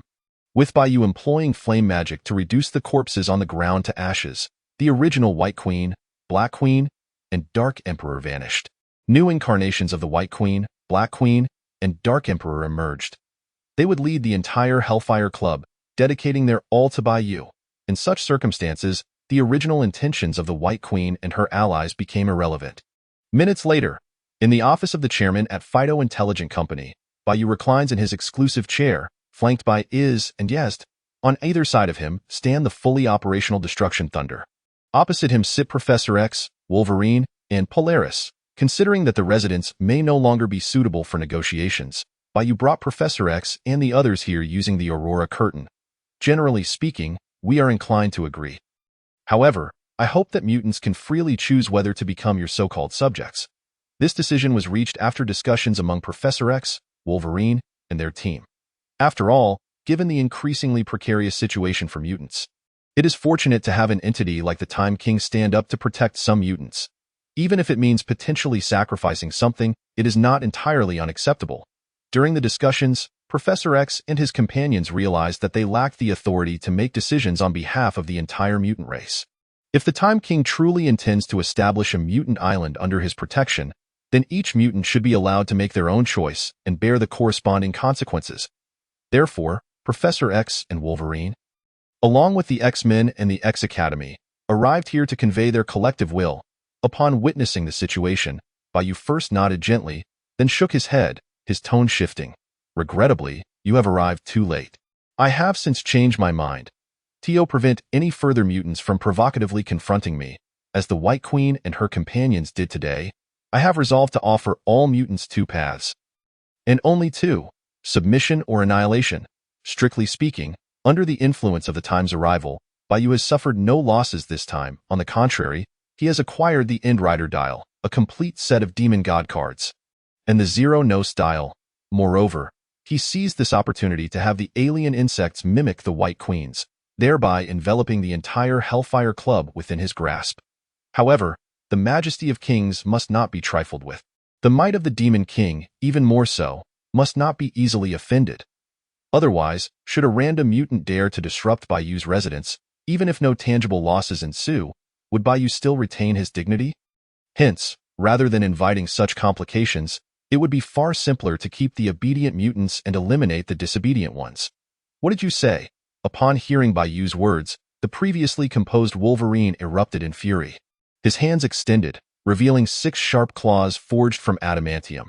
This reaction is entirely understandable. Wolverine is a mutant, and a particularly rebellious one at that. Setting aside this fact, it is improbable that anyone would remain entirely unperturbed upon hearing such statements from Bai Yu. Had it not been for the display of strength from Bai Yu's side and the absence of a response from Professor X, Wolverine might have charged forward, although the likely consequence would have been his own demise. Nevertheless, Professor X, why do you merely observe? Have you betrayed us as well? Meanwhile, Professor X was connecting his mind with the Sorcerer Supreme in Kamardash. Esteemed Sorcerer Supreme, may I inquire if the future of mutants is truly destined for annihilation? As the Time King previously suggested, in your heart, do you not already possess the answer? Ancient One sipped her tea, addressing the distant Professor X in a soft voice. However, I know that your true inquiry lies elsewhere. I can tell you that the existence of the Time King is exceptional. He has the potential to reverse everything, or conversely, to utterly obliterate it all. The nuances of this matter, you must contemplate for yourself. I am willing to submit, though I can only represent myself. I will attempt to persuade others, but I cannot guarantee success. Freedom, dignity, glory, these may hold significance. Yet, most often, they become trivial in the face of death, especially in the face of meaningless demise. Professor X may sacrifice his life for mutants, but he cannot allow the lives of all mutants to vanish due to his singular decision. The future is clear. Whether it be Professor X's path or Magneto's, it can only lead the mutants toward a tragic extinction. Thus, why not explore new avenues? The crux of the matter is that the power of the Time King is growing ever stronger. He has now demonstrated formidable abilities to reverse time on a grand scale. This implies that as long as the Time King retains his thoughts and that peculiar dial from before, one must ponder, what can be done to conquer such an adversary? Perhaps Professor X could attempt to influence the Time King with his telepathy. Yet he hesitates to gamble, for if he were to fail, the mutant race might face an enemy far more formidable than ordinary humans. The end result would merely hasten the extinction of mutants. Additionally, Professor X is concerned about the Sorcerer Supreme Ancient One's stance. Although the latter has not made her position overtly clear, Professor X senses her inclination to believe in the Time King, and Professor X is inclined to trust the judgment of a Sorcerer Supreme. However, it remains true that Professor X does not represent, nor does he believe he can represent, all mutants. What? Wolverine gazed at Professor X in disbelief. Could it be that the latter has indeed betrayed them?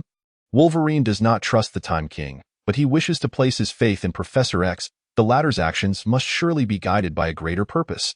If all else fails, Wolverine can always reconsider later. But you must persuade them swiftly. Otherwise, you may find yourselves at odds. As the second mutant to declare submission to me, I shall grant you a modicum of benefit. With that, Bai Yu produced the Empty Eye Dial and the Time King Dial, pressing them respectively against Professor X and Wolverine, then summoned the Aurora Veil to transport them away. Elsewhere, outside the gates of X Academy, at this moment, they stood frozen, speechless and motionless. After a considerable pause, Wolverine finally spoke, incredulous and somewhat agitated, to Professor X. I think I have regained my memories. Due to a previous experiment, Wolverine had acquired an adamantium skeleton and claws but lost his memories, forgetting everything from his past. Even Professor X could not help him recover his memories in a short time. However, the Time King managed to achieve that. The operation is not difficult to surmise. He reversed part of Wolverine's time to before the experiment while retaining the memories from the years following his amnesia. Yes, it is as simple as that, not difficult at all. Yet, at this moment, Professor X appeared to be even more exhilarated than Wolverine. He slowly rose from his wheelchair, taking a few steps with ease. Alas, his head remained bald. Ahem. In any case, Professor X had experienced certain events that necessitated either a life spent in a wheelchair or the forfeiture of his telepathic abilities. Regrettably, to lead the X-Men and uphold the dream of peaceful coexistence between mutants and humans, Professor X could not afford to lose his telepathy. Thus, he remained in that wheelchair for decades. But now, not only has Professor X stood, but he also senses his telepathic abilities remain unweakened. A miracle. This is truly a miracle. Even with Professor X's calm demeanor, he could not help but murmur. Prior to this, he had never contemplated that the Time King could accomplish such feats. Perhaps you were right. At this moment, upon realizing the changes in Professor X, Wolverine pondered for a moment before nodding. Perhaps the Time King can indeed alter the future of mutants and bring U.S. hoped, the headquarters of Fadian Intelligent Company, in the chairman's office. And what about me? What about me? After Professor X and the others were transported away, the previously silent North Star finally began to assert her presence. What should I do now? Not long ago, while playing with her friends, she had inexplicably ended up in Harlem, inexplicably received a sword strike, and found herself here, inexplicably hearing the Time King offer mutants two paths, only to have that old friend and rival of her father inexplicably agree to submit? This feeling is rather inexplicable. Chapter 84. The Fluffy General? North Star is uncertain about her impending fate. As expected, Master. Upon hearing North Star's voice, Yaz immediately suggested, "Shall we kill her?" Although she merely acted under the influence of the White Queen's telepathy, unwittingly damaging your property, any offense against the Master is unforgivable. Moreover, she now knows your true identity.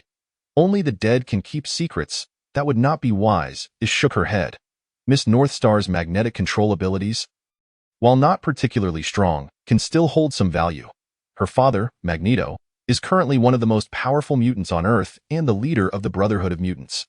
We can leverage Miss North Star's connections to increase the likelihood of subduing Magneto. Therefore, I suggest we install a micro-brainwave controller within Miss North Star, allowing her to serve as a trivial aid on your path to dominance, Master.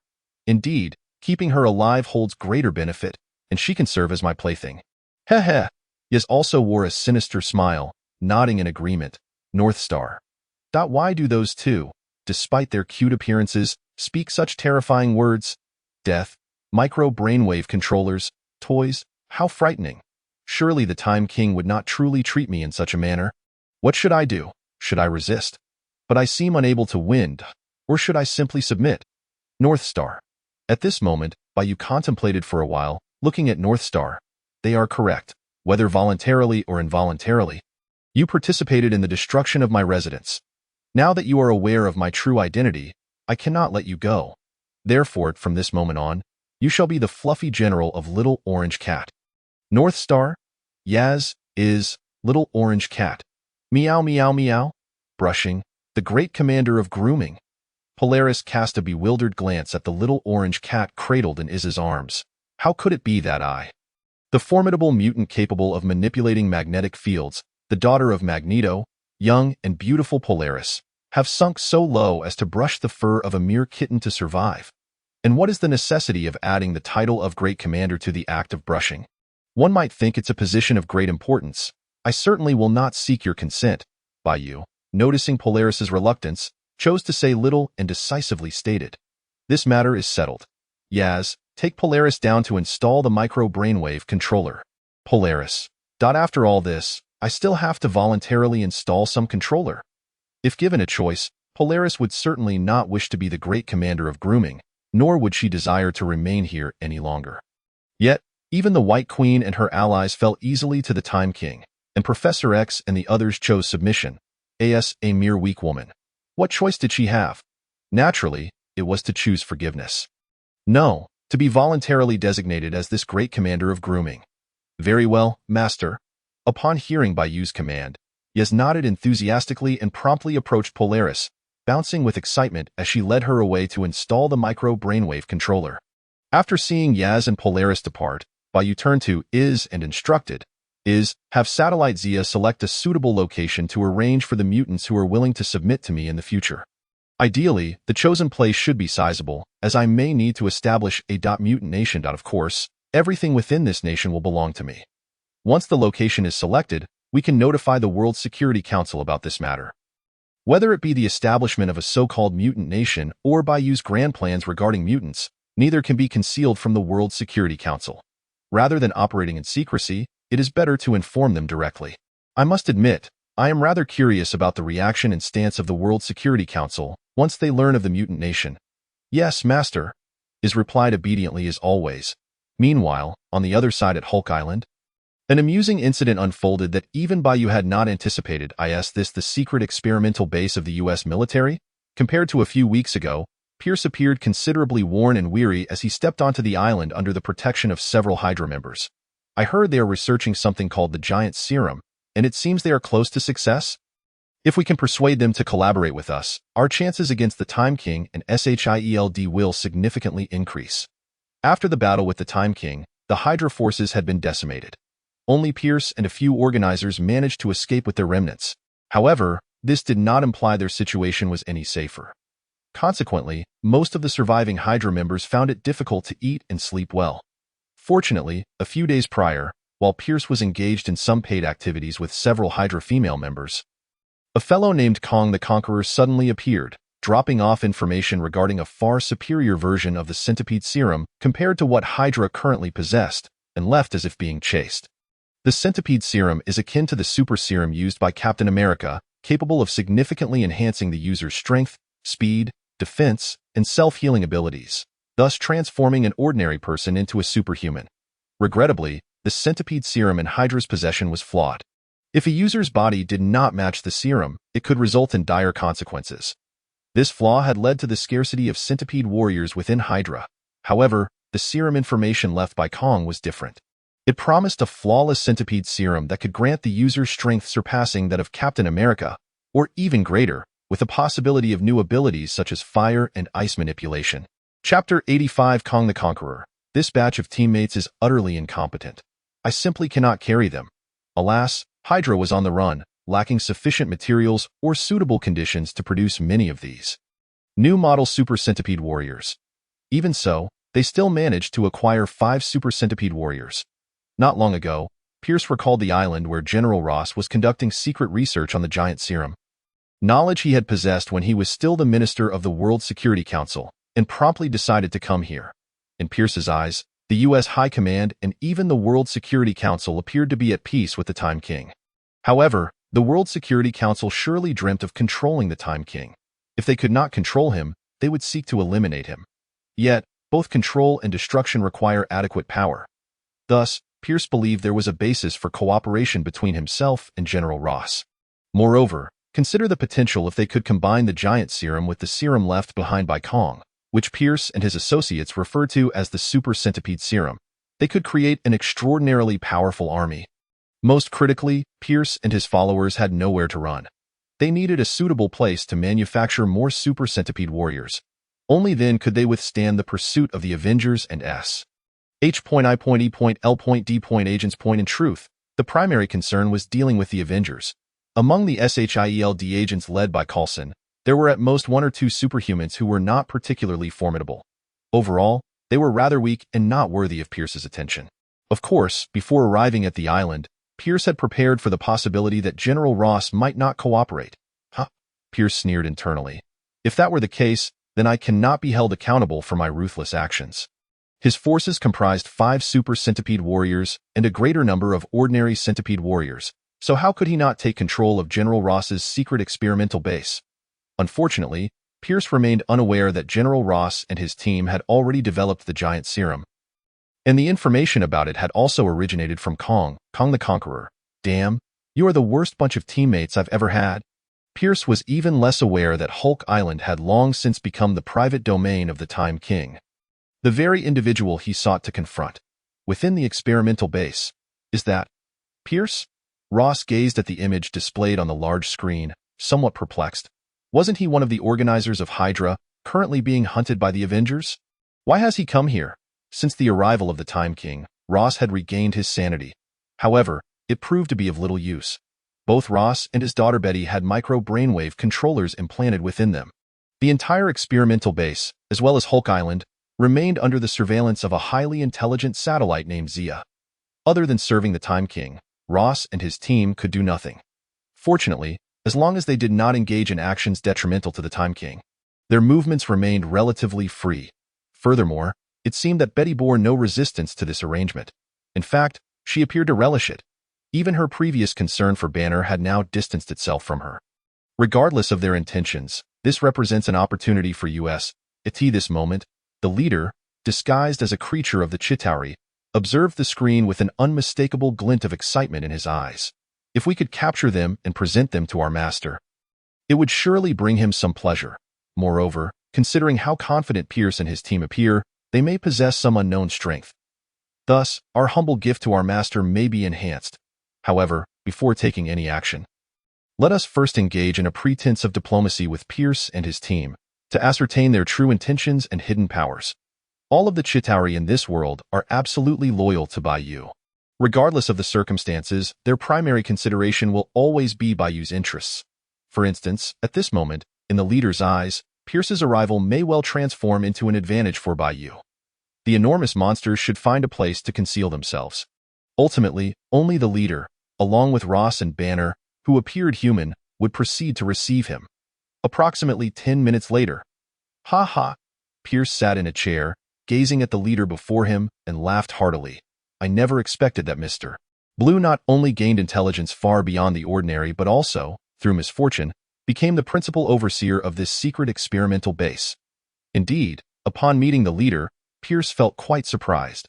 He had already been aware of the leader's existence during his tenure as the Minister of the World Security Council. He simply did not understand it. Even the most astute leader should, at most, be regarded merely as a researcher. What then grants him the authority to be the principal overseer of this experimental base?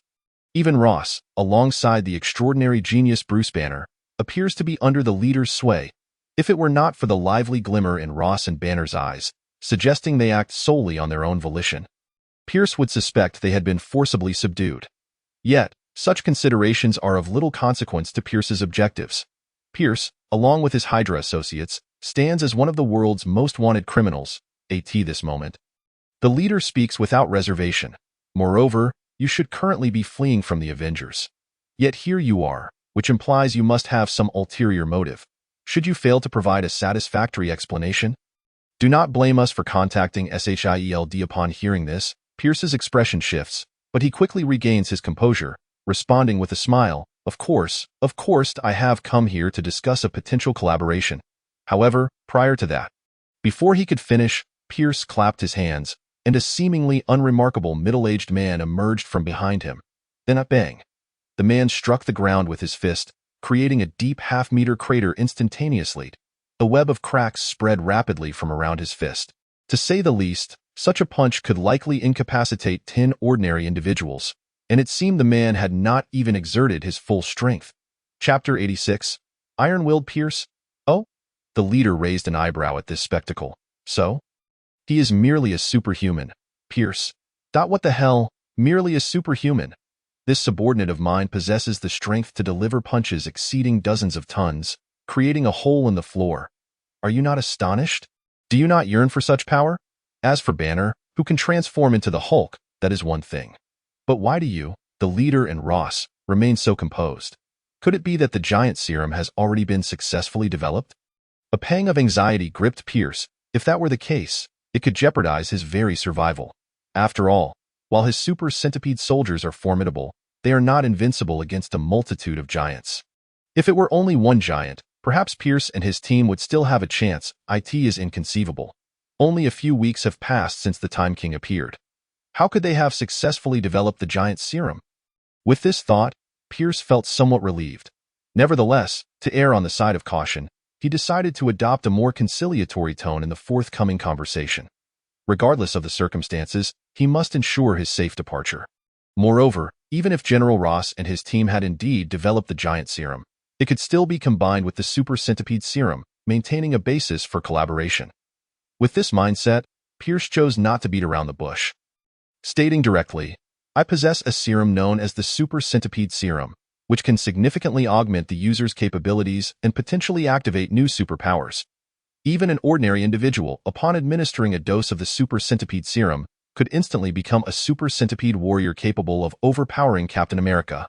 If I recall correctly, this experimental base is attempting to mass-produce a serum akin to the Hulk's, known as the giant serum. Am I right? I believe that if the super centipede serum could be combined with the giant serum, it would undoubtedly yield an invincible army. At that point, neither the Avengers nor the Time King could halt our advance. What do you say? Are you interested? The combination of the Super Centipede Serum and the Giant Serum is indeed an intriguing concept. The leader nodded slightly, his expression inscrutable as he regarded Pierce, and then, Pierce. What do you mean by and then? The fusion of the Super Centipede Serum and the Giant Serum is sufficient to forge an invincible army. Are you not satisfied? Is your appetite truly that insatiable? It seems you lack the sincerity for cooperation. Pierce's voice turned cold. He stood up, preparing to leave. He simply could not ascertain whether General Ross and the others had genuinely succeeded in their research on the Giant Serum. Otherwise, he might have already commanded his Super Centipede soldiers to take action. However, unbeknownst to Pierce, from the moment he set foot on this island, he had become akin to fish on a chopping block. Ironically, he had willingly jumped into this pitfall. Indeed. Halt! The leader's icy voice resonated. Pierce, do you truly believe that you can walk out of here unscathed? If you wish to avoid suffering, I advise you to surrender quietly. Simultaneously, General Ross and Banner transformed into the Red Giant and the Hulk, respectively. You. Pierce turned to see this scene, his voice growing increasingly frigid. Very well, Mr. Blue. Do you genuinely believe that just the two of them can contain us? Besides the 5 Super Centipede soldiers at my side, there is a fully armed Hydra task force outside this experimental base. Moreover, concealed in the skies above this island are my Hydra Quinjet fighters. Should they rain down missiles upon the base, how will you respond? At worst, we shall perish together. In the next moment, giants began to emerge from every corner, nearly filling the room. 2 virtual screens appeared before Pierce. On one screen, his Hydra agents were surrounded by a swarm of gigantic animals. On the other screen, a flock of enormous birds encircled them as well. While the Quinjet possesses stealth capabilities, the multitude of oversized birds, with their great numbers and swift speeds, would inevitably expose any aircraft flying around the island. Chuckling coldly, Pierce sneered twice, then unhesitatingly knelt. I was wrong, fathers, that I beg for your forgiveness. The leader, Red Giant, and Hulk. The Super Centipede soldiers. Had he always been this flexible? The leader, unfamiliar with Pierce's nature, glanced at the Red Giant, inquiring, at least, the Pierce I know was not. Once transformed back into Ross, the Red Giant regarded Pierce with a hint of disdain. He had anticipated that Pierce, as one of the organizers of Hydra, would exhibit some degree of fortitude. Yet, this was the outcome. In truth, Pierce felt helpless. If it were solely the Hulk, perhaps the 5 Super Centipede soldiers might stand a chance against him. With the addition of the Red Giant, the 5 soldiers could at least provide cover for Pierce to escape. Even if more giants were to join, given the threat posed by the armed Hydra agents outside and the Quinjet above, Pierce might have been able to negotiate with the leader using his silver tongue. Yet, faced with the overwhelming presence of countless giants and gigantic beasts, what other recourse did Pierce have but to kneel and plead for mercy? He certainly did not wish to meet his demise in such a fashion. Not only did he kneel, but he even uttered the term father. Alas, had he never considered that someone of his ilk is utterly unworthy of being our son? Chapter 87. Pierce. Impossible, absolutely impossible. Nick Fury and Pierce have been longtime friends and comrades. Nick Fury even believed he could trust Pierce completely with his back. Subsequently, it was Pierce who became the Minister of the World Security Council that supported Nick Fury's ascension to the position of Director of SHIELD, advising him that the agency's duty was to uphold world peace. Yet, Nick Fury could hardly fathom that Pierce, the treacherous scoundrel, was one of the leaders of Hydra. What a twist of fate. My greatest enemy is none other than my superior. In truth, it was precisely due to the trust placed in Pierce, coupled with his authority being lower than that of the latter, that Nick Fury failed to uncover Hydra's infiltration in a timely manner. This trust was also a primary reason why Pierce had initially promoted Nick Fury to Director of Fury. At this moment, Pierce glanced at Nick Fury, then at Bai Yu, who was accompanied by 2 unfamiliar twin beauties, and finally at the leader, Ross, and the others, his face awash with disbelief. How could this be given Pierce's former stature? He was naturally aware of the Time King's appearance when not transformed. However, he had originally believed that the World Security Council would certainly remain vigilant against the Time King. Powers capable of restraining the giant army could never have been known to the latter. This assumption was precisely why Pierce sought collaboration with the leader and Ross. The Time Lord not only made his presence felt here, but also the leaders, Ross and others, displayed no semblance of vigilance. In fact, they seemed to intentionally position themselves half a body behind him, adopting a demeanor that suggested his supremacy. Ding! Congratulations on successfully signing in for Pierce. Reward obtained. Police Rider Dial. The Kamen Rider Police Rider is the second rider in Double Riders. He possesses acceleration abilities akin to those of a Kamen Rider. While this holds little value for Bai Yu at present, it is certainly better than nothing. Master, at this moment, is also reported to Bai Yu. Satellite Zia has scanned and analyzed the super centipede serum brought by Pierce. Preliminary assessments indicate that this technology does not belong to this era. Conqueror Kong. Upon hearing this, Bai Yu quickly grasped the implications. It is rather intriguing to consider. Conqueror Kong must have arrived in this era to confront Bai Yu. Ironically, the giant serum he entrusted to others, the super centipede serum, may inadvertently enhance the strength of Bai Yu's subordinates. Bai Yu found himself eagerly anticipating what gifts Conqueror Kong might present him next. Of course, Ancient One's contributions cannot be overlooked. Had she not kept a vigilant watch over Conqueror Kang's movements, denying him opportunities for greater involvement, the narrative might have unfolded quite differently. Master, after is concluded, Yes hastily chimed in, unwilling to be outdone. Satellite Yak has also located the information on all remaining members of Hydra, including one ugly entity referred to as the Hive. In summary, as long as you wish. Master, Hydra can be completely eradicated from this world at any moment. The Hive. Bai Yu's gaze shifted slightly. According to the lore of the agents of SHIELD television series, Hydra had existed long before. The Red Skull merely appropriated the name. The Hive is the first Inhuman within the Marvel Cinematic Universe, endowed with abilities such as parasitism, manipulation of Inhumans, superhuman physique, and rapid learning. Due to the immense threat it posed to Earth, the Hive was dispatched to some distant planet 1,400 years ago. Regrettably, some of the show's portrayals were woefully inadequate. Despite the Hive's formidable conceptualization, Bai Yu's lasting impression was reduced to 2 words. Weakling. If 2 more words were to be added, they would be trash. In any case, the Hive is not a character worthy of excessive concern. However, capturing it for the sake of signing in should pose no problem. Impossible, absolutely impossible. At this moment, upon hearing Yaz's report, Pierce lost his composure. For every head of Hydra that is severed, 2 more sprout in its place. Be cautious. I am not even fully aware of the remaining remnants' details. How could you possibly ascertain their locations in such a short span of time? Ha! In response, Yas cast a disdainful glance at Pierce, too disinterested to explain. How dare this foolish, wretched, repugnant creature question Satellite Yak or oppose our esteemed master? I see. Bai Yu pondered briefly before addressing Yaz. Yaz? Please forward the information regarding Hydra's remnants to the Avengers and SHIELD. Let them handle the remnants of Hydra. However, I want the Hive alive. When necessary, Yaz, you may provide appropriate support. Yes, Master. Yaz nodded without hesitation. Perfect. Leaving annihilation to the likes of Exterminator and the others in the office serves no purpose. They merely encroach upon the space I share with you. Master, let's have them accompany the Avengers in their operations. Also, Yaz glanced at Iz, her eyes narrowing. Why not have you join them? That way, the office can transform into a space exclusively for you and the Master. Just imagine the possibilities, the bed, the sofa, the table, or perhaps the kitchen. The thought is rather exhilarating. I decline. In response, Iz shook her head. I am the Master's dedicated secretary type Shimagia. Unless the Master has other plans, I am meant to remain by his side. Sigh. Upon hearing this, Yaz sighed. So serious, so dull. Let us wait until you enter the technological singularity. Otherwise, our banter lacks any excitement. It's peculiar.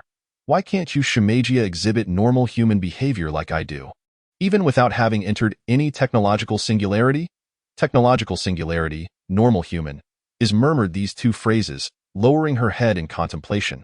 In the ensuing hours, Bai Yu merely instructed Ross to escort Pierce and his subordinates for the installation of miniature brainwave controllers. He also asked the leader to experiment with combining the super centipede serum with the giant serum before departing from the scene with Iz and Yaz. After all, Bai Yu had come merely for the purpose of signing in for rewards and out of curiosity regarding the so-called super centipede serum. He also intended to introduce Nick Fury to his old friend. With matters resolved, Bai Yu naturally felt no need to linger in that moment. Nick Fury seemed to grasp the sentiments once felt by Black Widow and Spider-Man. That night, many found themselves unable to sleep because, what? Mutants wreaking havoc in the streets, and she is suspected to be Polaris, the daughter of Magneto? The Kamen Rider Time Lord made a formidable entrance, effortlessly subduing Polaris and swiftly vanquishing 3 other powerful mutants. During this encounter, the Time Lord's sword obliterated an entire building. However, the words I am about to utter should not instill fear, aside from those mutants' defeat. Indeed, I can attest that I was inside that building at the time. Remarkably, the experience was quite thrilling, a miracle, no, a divine event. This is undeniably a divine event. The Time Lord. No, he is not merely the Time Lord. He is fundamentally the god of time, the time deity. The World Security Council was not mistaken. A god has descended upon the mortal realm. As time progressed, the events surrounding Bai Yu's residence rapidly gained traction. If Polaris's appearance merely served to intensify ordinary people's animosity toward mutants, then Bai Yu's act of destroying a building and subsequently reversing time in an entire area to before the incident was a complete game-changer. After all, such feats were undeniably beyond human capability. As the saying goes, a moment of time is worth a moment of gold, and no matter how advanced human technology becomes, it remains incapable of reversing time. Moreover, let us not forget that, aside from a certain Eastern nation, the populace of other countries generally believes in the existence of deities. In the eyes of many, the Time Lord accomplished what only a god could achieve, rendering him a true god among men. Despite the Kamen Rider Time Lord's image not aligning with the deities worshipped across various nations, it mattered not. Followers would rally to his side. Any existing descriptions of deities stem from human imagination, and thus cannot be taken literally. Any god can manifest in myriad forms. The Kamen Rider Time Lord is merely one of the forms he currently presents. Remarkably, such assertions indeed captivated a considerable number of individuals. It is worth noting that it was still nighttime, and the fervor of discussion was not yet particularly high. However, come the dawn, many things would undoubtedly change. The World Security Council. It's over. It's all over. We'd have botched this. I warned against initiating any god-making project, yet you insisted on proceeding with it. Look where we are now. The Time Lord is on the verge of becoming a deity. Humans, gods, demons, and spirits. These are all distinct concepts. When faced with demons and spirits, humans may feel fear and loathing. Yet when confronted with a god, humans tend to worship, support, and blindly follow, even offering everything they possess. Ironically, the Time Lord has so far only vanquished those deserving of demise. Even when destruction ensues, his temporal powers can restore everything to its original state. Despite some of his actions being somewhat unreasonable, they become insignificant under the divine aura, often overlooked. Yet, consider this. If at this moment, this deity were to proclaim some divine edict, what might unfold? The implications are profoundly unsettling. And let us not forget the World Security Council's own culpability. It is akin to the ancient times in Hua country, where the emperor and ministers declare a person to be a deity.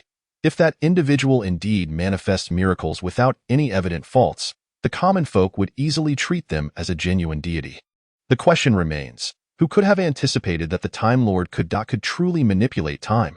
Moreover, he not only wields control over time, but can also enact temporal reversal within a designated area. What if we were to now change our stance, claiming that the Time Lord is, in fact, a demon luring humanity into perdition? Our initial foray into the god-making project was influenced by his dark powers. Go ahead, try it. See if the populace will believe such unfounded claims. Might I inquire, what would transpire if you dared to act so recklessly? Would the Time King descend upon you, truly consigning you to the depths of hell? Would he dare? Should he follow through with such an act, would it not serve as an affirmation of his identity as a demon? But what if he were to dispatch you into the vastness of space, concealed from the prying eyes of surveillance? How would you respond then? Do not forget that the Time King possesses not only mastery over time, but also the uncanny ability to teleport himself and others to disparate locations at will. Well, splendid. Now it is evident. Indeed, it has all gone awry. In that moment, the members of the World Security Council wore expressions of deep concern, haunted by the fear that the Time King might one day, in the name of divinity, enact deeds they would be loath to witness. Alas, they presently lack an adequate strategy to counter such threats. Naturally, the the World Security Council would not relinquish their resolve so easily. They merely require time to contemplate their course of action. Stark Tower? The manipulation of time, the deity of time. Tony cast a glance at the surveillance footage compiled by the artificial intelligence, Jarvis, alongside the online discourse. He then surveyed the incomplete anti-time king armor within the room, feeling a wave of helplessness wash over him. Even if he were to successfully construct this so-called anti-time king armor and temporarily vanquish the Time King, what significance would that hold? Moreover, the Time King's displayed prowess only seems to grow stronger, and he undoubtedly harbors numerous hidden abilities. The question remains whether Tony could even confront the Time King directly. Chapter 89. The Conqueror Kong is a fool, is he not? Thus, for one such as Tony, the prospect of fabricating an anti-Time King armor against such a formidable existence feels overwhelmingly daunting. Furthermore, upon reflection, must the Time King truly be opposed? To date, he has not engaged in indiscriminate slaughter. Rather, he has saved many lives. The reason Tony initially resolved to create the anti-Time King armor stemmed from the Time King's powers, which, at that time, were nowhere near as formidable as they are now. Perhaps, back then, Tony had a fighting chance. However, he now lacks the confidence to create an armor capable of defeating the Time King. Secondly, Wanda's illusion revealed to Tony the potential devastation the Time King could unleash upon the world. Yet that was merely an illusion, not a definitive reality. The mere possibility of the Time King obliterating the world is insufficient grounds to necessitate a confrontation with him. Thirdly, there is Kang's description of the Time King during the apocalyptic era. Yet why should Tony place his trust in a future being he does not know?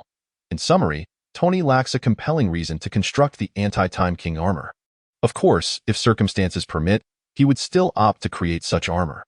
This way, should the Time King truly transform into the world-ending demon depicted in his illusions and Kang's descriptions, he would not be left entirely powerless.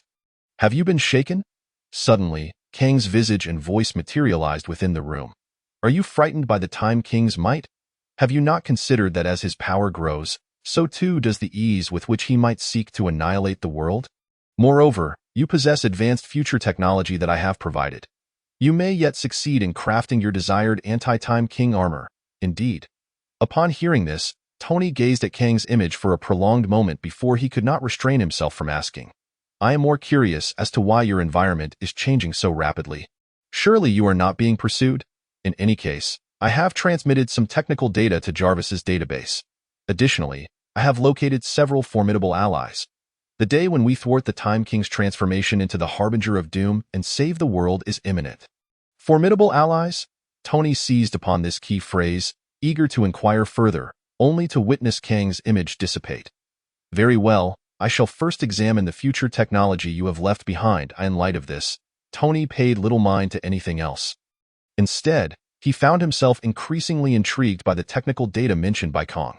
After all, while humans may deceive, technology remains steadfast. Once Tony masters the relevant technology, how he chooses to utilize it will ultimately rest in his hands. He would not become Kang's puppet. Ultimately, the primary value of the anti-Time King armor lies in its capacity to preemptively prevent the Time King from becoming the world-devouring malevolence. This does not imply that Tony must be adversarial towards the Time King. Rather, as long as he does not metamorphose into a world-ending demon, Tony is quite willing to engage in amicable discourse with him. After all, the Time King could be considered a savior in Tony's narrative. A moment later, Ultron, nanotechnology, and the integration with vibranium, an upgraded arc reactor, magical steel armor, an enhanced version of the dire virus, thought-stopping bombs. Tony scrutinized the technical data retrieved by Jarvis, his expression growing increasingly grave. Furthermore, a machine for manipulating time and space. Flying Electric Intelligence Company, Bai Yu observed the technical data synchronized from Jarvis by satellite Zaya, pondering deeply before he could not help but sigh. Kong. Could he truly be a fool? Ever since learning of Tony's connection to Kong, satellite Zaya had been monitoring him closely. Thus, when Kong reappeared at Stark Tower, satellite Zaya swiftly detected the anomaly and conveniently copied all the technical data left in Jarvis's database. Throughout this entire process, neither Jarvis nor Tony perceived anything amiss. In truth, Kang's ability to surreptitiously transmit data to Jarvis's database also allowed him to encrypt that data. Theoretically, aside from Jarvis and Tony, no one in this world or era should possess knowledge of that information. Yet, Satellite Zaya is neither of this era nor this world. Bai Yu has repeatedly suspected that Satellite Zaya and Satellite Yake have been secretly enhanced by the system. Thus, the scene before Bai Yu unfolds. Master, after a while, is reported to Bai Yu. Preliminary analysis by Satellite Zaya reveals that the technical data contains flaws. Although the items produced will function effectively, they will harbor one or more backdoors. By exploiting these backdoors, anyone can easily control the products derived from this data. Given the current technological standards, it is nearly impossible to detect or resolve these backdoors. Indeed, there is an issue. Bai Yu is not surprised. But does Kong truly believe these materials would remain undiscovered by us? Or is it that Kong has intentionally orchestrated this to achieve some ulterior motive? In light of this, Bai Yu contemplated briefly and reached a decision. Instruct Satellite Zaya to conduct further analysis of this data. I wish to eliminate these backdoors. No. Rather, to retain or create backdoors that only we can utilize. However, do not hastily attempt to manufacture these items, lest we fall into Kang's trap. However, it could be considered to find an opportunity to present them to Tony, allowing him to serve as a test subject, rather, to embark on a grand experiment. After all, Kong has yet to reveal much related to himself before Tony. Therefore, Satellite Zaya could easily find suitable reasons to present this data to Tony under his name. Furthermore, Bai Yu pondered before addressing Yazi. Yazi, ensure that Satellite Yake keeps a close watch on Kang's whereabouts. Additionally, analyze and identify who his so-called allies might be and where they are located. We cannot remain passive, waiting for Kong to make his next move, can we? Despite the current circumstances, Kong has inadvertently appeared to assist Bai Yu. Chapter 90. The Cosmic Elder, the High Celestial. Yes, Master. Very well, Master. Yazi vows to fulfill the mission. Upon hearing Bai Yu's instructions, Iz and Yazi responded in succession. Moreover, regarding the online discourse that deifies the Time King, Bai Yu was certainly aware and found little reason to concern himself. After all, this may not be entirely detrimental to his interests. Very well, what comes next? Moments later, just as Bai Yu was about to speak, his expression shifted abruptly. Simultaneously, an elderly figure with blue skin, white hair, and clad in a yellow garb materialized before Bai Yu and his companions. Who are you, you blue-skin lizard? How did you enter here, and what do you seek? Iz and Yazi instantly transformed into Kamen Rider 02 and Kamen Rider Yake 01, respectively. The other occupants of the office, including Destruction Thunder, also shifted into their respective Kamen Rider forms. The office's defense systems activated at once. It is important to note that Flying Electric Intelligence Company possesses a defense system far superior to the so-called all-encompassing home systems. Oh, do not be alarmed. Do not be alarmed. Upon witnessing this, the blue-skinned figure immediately raised his hands in a placating gesture. Do not misunderstand. I am not here to engage in combat. You see? I am a rather amiable individual, fond of peace. Well, perhaps you are unaware of that. In summary, I bear no malice, at least not at this moment. Ding. Congratulations on successfully signing in as the Grandmaster. Rewards obtained. Double Rider Dial. Dream Dial. As expected, the system's voice echoed in Bai Yu's mind. The Grandmaster? Upon hearing this name, Bai Yu furrowed his brow. According to the lore of Marvel Comics, following the cosmic explosion, the initial few life races gradually dwindled to a single representative each. Collectively referred to as the Elders of the Universe. These elders possess eternal life, boundless knowledge, and unimaginably potent powers. Coincidentally, the Grandmaster is one among them. In fact, he made an appearance in the Marvel film Thor, Ragnarok, where he orchestrated a fight between Thor and Hulk, only to resort to cheating just as Thor was on the verge of awakening his true powers and achieving victory. Go put it succinctly. If this is the Grandmaster from the Marvel Cinematic Universe, then he poses little threat, as any random superhero could potentially defeat him. However, if it is the Grandmaster from the comics, then regrettably, even Odin and the Ancient One might find themselves in a predicament. Of course, here, Odin and the Ancient One also refer to their comic counterparts. More regrettably, the Grandmaster that has now appeared before Bai Yu and his companions may very well be the comic version of the Grandmaster. Is this the reason why I not only signed in for the Double Rider Dial but also received the Dream Dial? Bai Yu speculated. The Double Rider is the 11th in the Heisei series and the first Kamen Rider of the new Heisei era. The protagonist's famous catchphrase is "Come, let us count your sins." Unfortunately, in terms of combat prowess, the Double Rider does not surpass the likes of Kamen Riders like Kuuga, Decade, or Kronos, which Bai Yu has already obtained. However, when it comes to Kamen Rider Dream, the situation is entirely different. After all, this is a Kamen Rider crafted by Dan Kuroda, who possesses divine abilities. Moreover, Dream boasts two exceptionally powerful forms, Godbillion and Muzu. While we won't delve into Godbillion for now, Muzu is theoretically capable of matching up against Xaid, the ultimate player. In conclusion, possessing the Dream Dial means that even if the Grandmaster from the comic universe truly appears, Bai Yu may still have a chance to confront him. It can only be said that Zhongzi, at times, proves to be quite reliable. Do you know me? At this moment, the Grandmaster cast a surprised glance at Bai Yu and then chuckled. Then this simplifies matters greatly. Here's the situation. Not long ago, a future being known as Kong the Conqueror approached me. He informed me that you will become a threat to the multiverse. One that even the 5 cosmic deities cannot contend with, the omnipotent king. Therefore, he hopes that I can eliminate you before you reach your full potential. However, as you well know, I am indifferent to the safety of the universe. My interest lies solely in one matter. What would you like to wager? Before the Grandmaster could finish, Bai Yu interjected, fully aware that the elders of the universe, having lived far too long, often succumb to boredom. To alleviate this tedium, they each cultivate a particular hobby. In the case of the Grandmaster, it is encapsulated in a single word: gambling. Apart from gambling, he typically shows little concern for other matters. Furthermore, the comic version of the Grandmaster is exceptionally stringent about all aspects of gambling, particularly fairness. At the very least, he does not engage in the sorts of underhanded tactics seen with the cinematic version. After all, if he were to cheat in this regard, then the act of gambling would lose all significance for him. You truly understand me. I anticipate we shall have a delightful conversation. The Grandmaster smiled, showing no irritation at being interrupted by Bai Yu, and continued, as for what to wager, quite simple. I will periodically select a group of individuals from across the universe to challenge you, 3 times in total. Should you defeat them, you will win. Conversely, should you lose, you shall concede to the other party a condition. For each victory, I will grant you a request, be it eternal life, boundless power, or the Infinity Stones. Anything I can fulfill or procure will be yours. The same applies in reverse. Moreover, I can assure you that the individuals I select will either be Earthlings or have spent time on Earth at some point. What do you think? However, I doubt you will refuse, considering I stand to lose more, given that I can achieve far more than you. Finding someone on Earth capable of defeating you is no simple task. Of course, not much of a challenge, Bai Yu replied without hesitation. Only 3 attempts?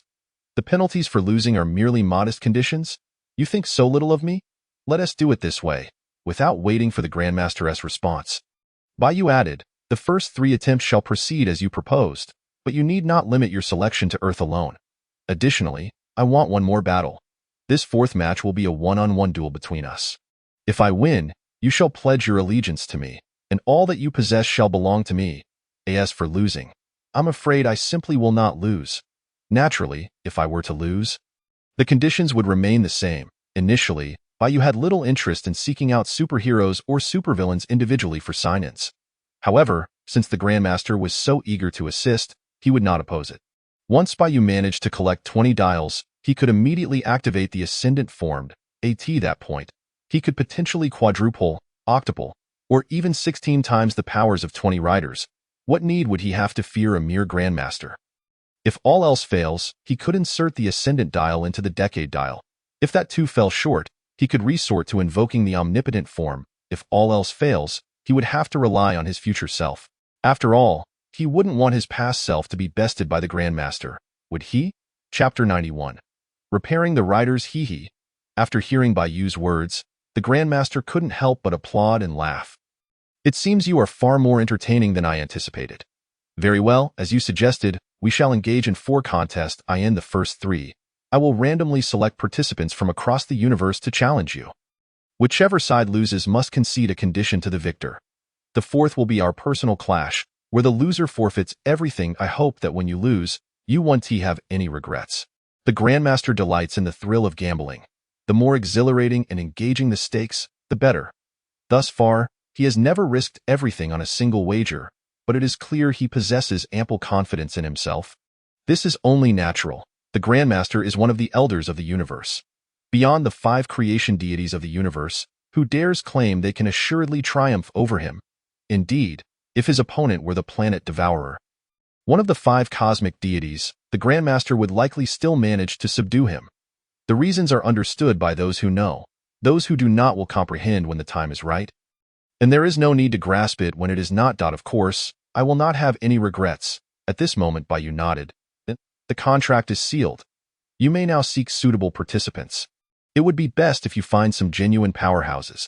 Otherwise, if I win too easily, it will lose its appeal. If the opponents are too weak, I won't be able to sign in for the primary rider dial. And that would be even less interesting. However, if Bai Yu's assumptions are correct, the first group the Grandmaster selects will likely be the evil team. In Marvel Comics, the Grandmaster has orchestrated similar scenarios before. Only that he was wagering against Kong the Conqueror. The evil team serves as the villainous counterpart to the Ultimates, which can be simply understood as the Marvel version of the Justice League. As for their members, well, that is a matter for another time. There is no need to delve into too much detail now. All right, I shall not disturb you any further. Good night. The Grandmaster politely placed his right hand over his left chest and gave a slight bow to Bai Yu. And Yaz before vanishing from sight. Master, that Grandmaster we just encountered, possesses an extraordinary level of energy, is remarked solemnly to Bai Yu, given the current defensive and offensive capabilities of the Photo-Intelligent Company. It is likely insufficient to withstand a being of such caliber. According to calculations from Satellite Z, should the Grandmaster so desire, he could effortlessly annihilate Earth, the entire solar system, or even the Milky Way.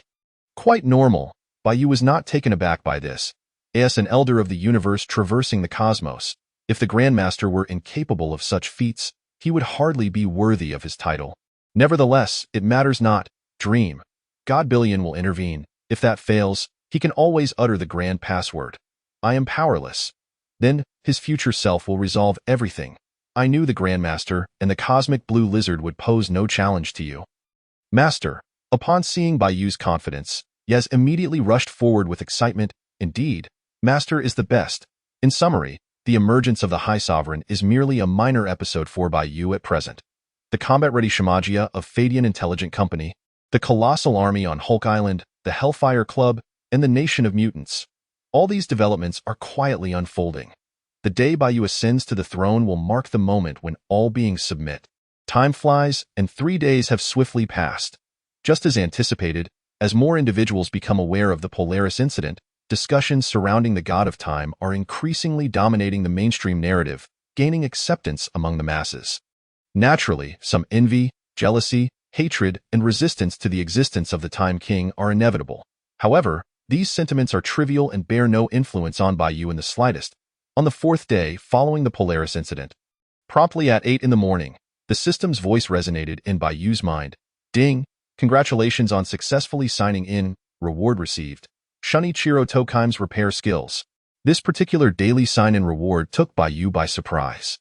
Shunichiro Tokime is the great-uncle of the protagonist, Sugo Tokiwa, in Kamen Rider Zio. Known in the underworld as the repair rider in the series, Shunichiro Tokime seems capable of repairing anything, as long as the item presented falls within the realm of timepieces. For instance, he once repaired the time train capable of traversing dimensions in Kamen Rider Dino. What is most astonishing is that even the Heisei Rider's dials, which ostensibly lost their power in the latter part of Kamen Rider Zio, he could restore. In essence, Shunichiro Tokime's repair abilities have become synonymous with a conceptual existence. Now, Bai Yu possesses a similar, if not potentially superior, capability for repair. Thus, Bai Yu was momentarily exhilarated before quickly regaining his composure. Pondering that there seemed to be nothing in need of repaired, perhaps, one might wonder if Thor getting electrocuted or Mitsai being evenly matched counts as such. Several hours later, Bai Yu sat at his desk. Flanked by and Yaz, the Extermination Thunder was absent, as they had gone to assist the Avengers in dealing with remnants of Hydra. However, the little orange cat and her fluffy general, Polaris, were present. Opposite Bai Yu sat 3 parties. On the left, Professor X, Wolverine, Jean Grey, Cyclops, Storm, Beast, Angel, and Nightcrawler. On the right, Magneto, Mystique, and Sabretooth. While in the center were Wanda and Quicksilver. Then, the system's voice timely echoed again. Ding! Congratulations on signing in for Cyclops. Storm, Beast, Angel, Nightcrawler, Magneto, Mystique, and Sabretooth. Reward received. OO Driver, Force Driver, Wizard Driver, complete set of mixed type cards, Build Driver, Ghost Driver, Game Driver, Beast Driver. Among these, the OO, Force, Wizard, and Game Drivers represent the primary Heisei riders, indicating that Bai Yu is now only 4 primary rider dials away from becoming the sovereign, namely Drive, Xaid, and 01. There are indeed few primary rider dials left for Bai Yu.as for the Eternal Driver. It belongs to the antagonist of W, while the Build and Beast Drivers are secondary riders from OOO and Wizard respectively. The mixed type cards belong to the monster races in W.in summary. Bai Yu's haul this time was quite bountiful.as for why Professor X and Magneto found themselves here. Time King. Magneto cast a complex glance at Polaris, who was cradling the little orange cat, and at Quicksilver, who appeared perplexed about his presence here, before finally focusing on Bai Yu. I never expected you to be so young, and yet the CEO of Fadian Intelligent Company. Magneto had long been aware of the Time King's emergence. However, he was oblivious to the latter's true identity and did not anticipate that he would become the so-called god of time in just a few weeks. The crux of the matter is that, unlike other superheroes, the Time King is backed by the World Security Council. Even if the Council harbors certain ulterior motives, who would dare to target the Time King without a compelling reason? Doing so would be tantamount to opposing various nations simultaneously, especially now, as the Time King approaches deification. His significance in the eyes of many may even surpass that of their national leaders. Upon reflection, such a reality is indeed terrifying. However, for Magneto, these considerations were not of paramount importance. I heard you offered the mutants 2 choices, submission or annihilation. His voice and tone grew increasingly frigid. Magneto's past suffering, compounded by his experiences witnessing humanity's atrocities against mutants, has fostered an overwhelming distrust of humans. He champions mutant supremacy, believing them to be the evolved version of humanity, destined to rise above. Thus, upon learning from Professor X of Bai Yu's stance on mutants, Magneto's heart seethed with rage. Had it not been for Professor X's persistent persuasion, as well as his awareness of Wanda, Quicksilver's backgrounds, and the presence of Polaris, Magneto would likely not be so composed. Of course, the primary reason lies in Magneto's uncertainty about his ability to defeat the renowned Kamen Rider Time King, especially after hearing that the Time King had once effortlessly dispatched the Black King of the Hellfire Club. Indeed, Bai Yu gazed at Magneto, asking meaningfully, "So, what is your choice? Submission or annihilation?" Magneto and Professor X both stand as one of the foremost leaders of mutants. Their attitudes often influence the perspectives of many mutants. Yet, considering Magneto's character, it is probable that he would assert, "I will neither submit nor allow you to annihilate my kind." His expression turned exceedingly grave, as if he were making a solemn vow. "Ha!" Bai Yu scoffed dismissively. "Is that so? With your feeble strength, akin to that of a weakling, how do you find the audacity to speak so boldly? You cannot even contend with the might of humanity. What courage do you possess to make such claims here? At least, once those mutants become my subjects, as long as they do not court their own demise, I can guarantee their safety, and you? What can you offer beyond leading them toward annihilation?" "What did you say?"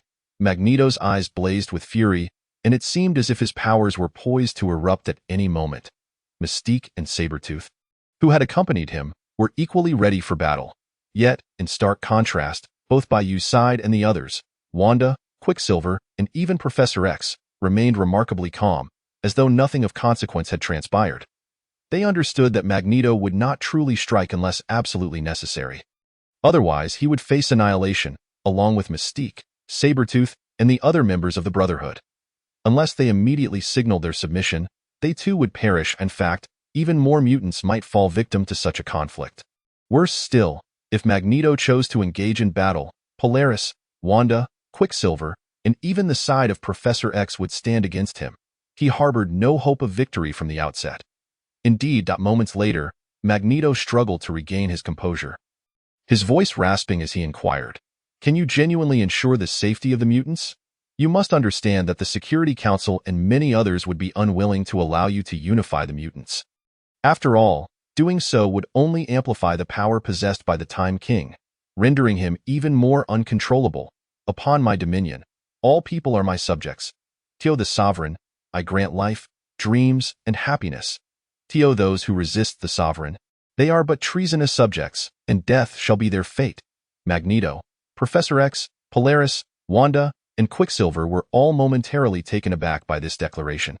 After all, such words held a staggering impact for those living in modern society, especially when it became evident that Bai Yu was not only entirely serious but also possessed the strength to realize these assertions. After a prolonged internal struggle and hesitation, Magneto finally nodded. I agree to submit. However, should I discover in the future that you cannot provide a new dawn for the mutants, and instead lead them toward ruin, I shall unhesitatingly stand against you, if it were merely for himself. Magneto would likely refuse to bow to anyone, even at the cost of his life. However, for the sake of the future of mutants, he was willing to lower his head, as long as they are my subjects and have not acted against me. I will naturally offer them protection, Bai Yu nodded, then turned to look at Jean Grey and Cyclops beside Professor X. What are your choices? Professor X and Wolverine had already expressed their stances previously. However, Jean Grey, Cyclops, and others had not yet done so. Nevertheless, their presence alongside Professor X and Wolverine signified their position. We are willing to trust the Professor. Since he has chosen to trust you, we shall follow him. Jean Grey, Cyclops, and the others swiftly echoed the same sentiment. In fact, even Magneto's earlier concession was partly influenced by Professor X, as those who understood him knew that such a decision reflected what he deemed the most righteous path at present. Excellent. Seeing this, Bai Yu nodded in approval. He is indifferent to the reasons behind others' submission, as long as they accept him as their sovereign and refrain from actions detrimental to him. Fortuitously, Satellite Zaya has nearly identified suitable territories to accommodate those mutants willing to become subjects of Bai Yu. Thus, numerous matters can be set in motion. Chapter 93. Prelude to bloodshed and turmoil. However, before that, Bai Yu raised his hand to summon the Kuuga dial, infusing it with the power of the Twilight Demon, and then pressed it towards Jean Grey and Magneto, asked the benevolent Demon King. I shall not shortchange my subjects. Since you are among the earlier mutants to pledge allegiance to me, allow me to bestow upon you a minor shock. With the electronic sound effect echoing, 12 dark golden beams of light erupted from the Kuuga dial, merging into Jean Grey, Cyclops, Storm, Beast, Angel, Nightcrawler, Magneto, Mystique, Sabretooth, as well as Wanda, Quicksilver, and Polaris. In the next moment, Beast gazed in astonishment at his own blue skin, gradually transforming into a more human-like appearance. While he was surprised, he could not help but feel exhilarated. For a long time, perhaps due to the propaganda from the upper echelons of the United States or the prevailing environment, many mutants, including Beast, believed their powers to be a form of illness. The monstrous visage he once bore had indeed caused significant distress in his normal life. Yet, his mutant abilities had not vanished.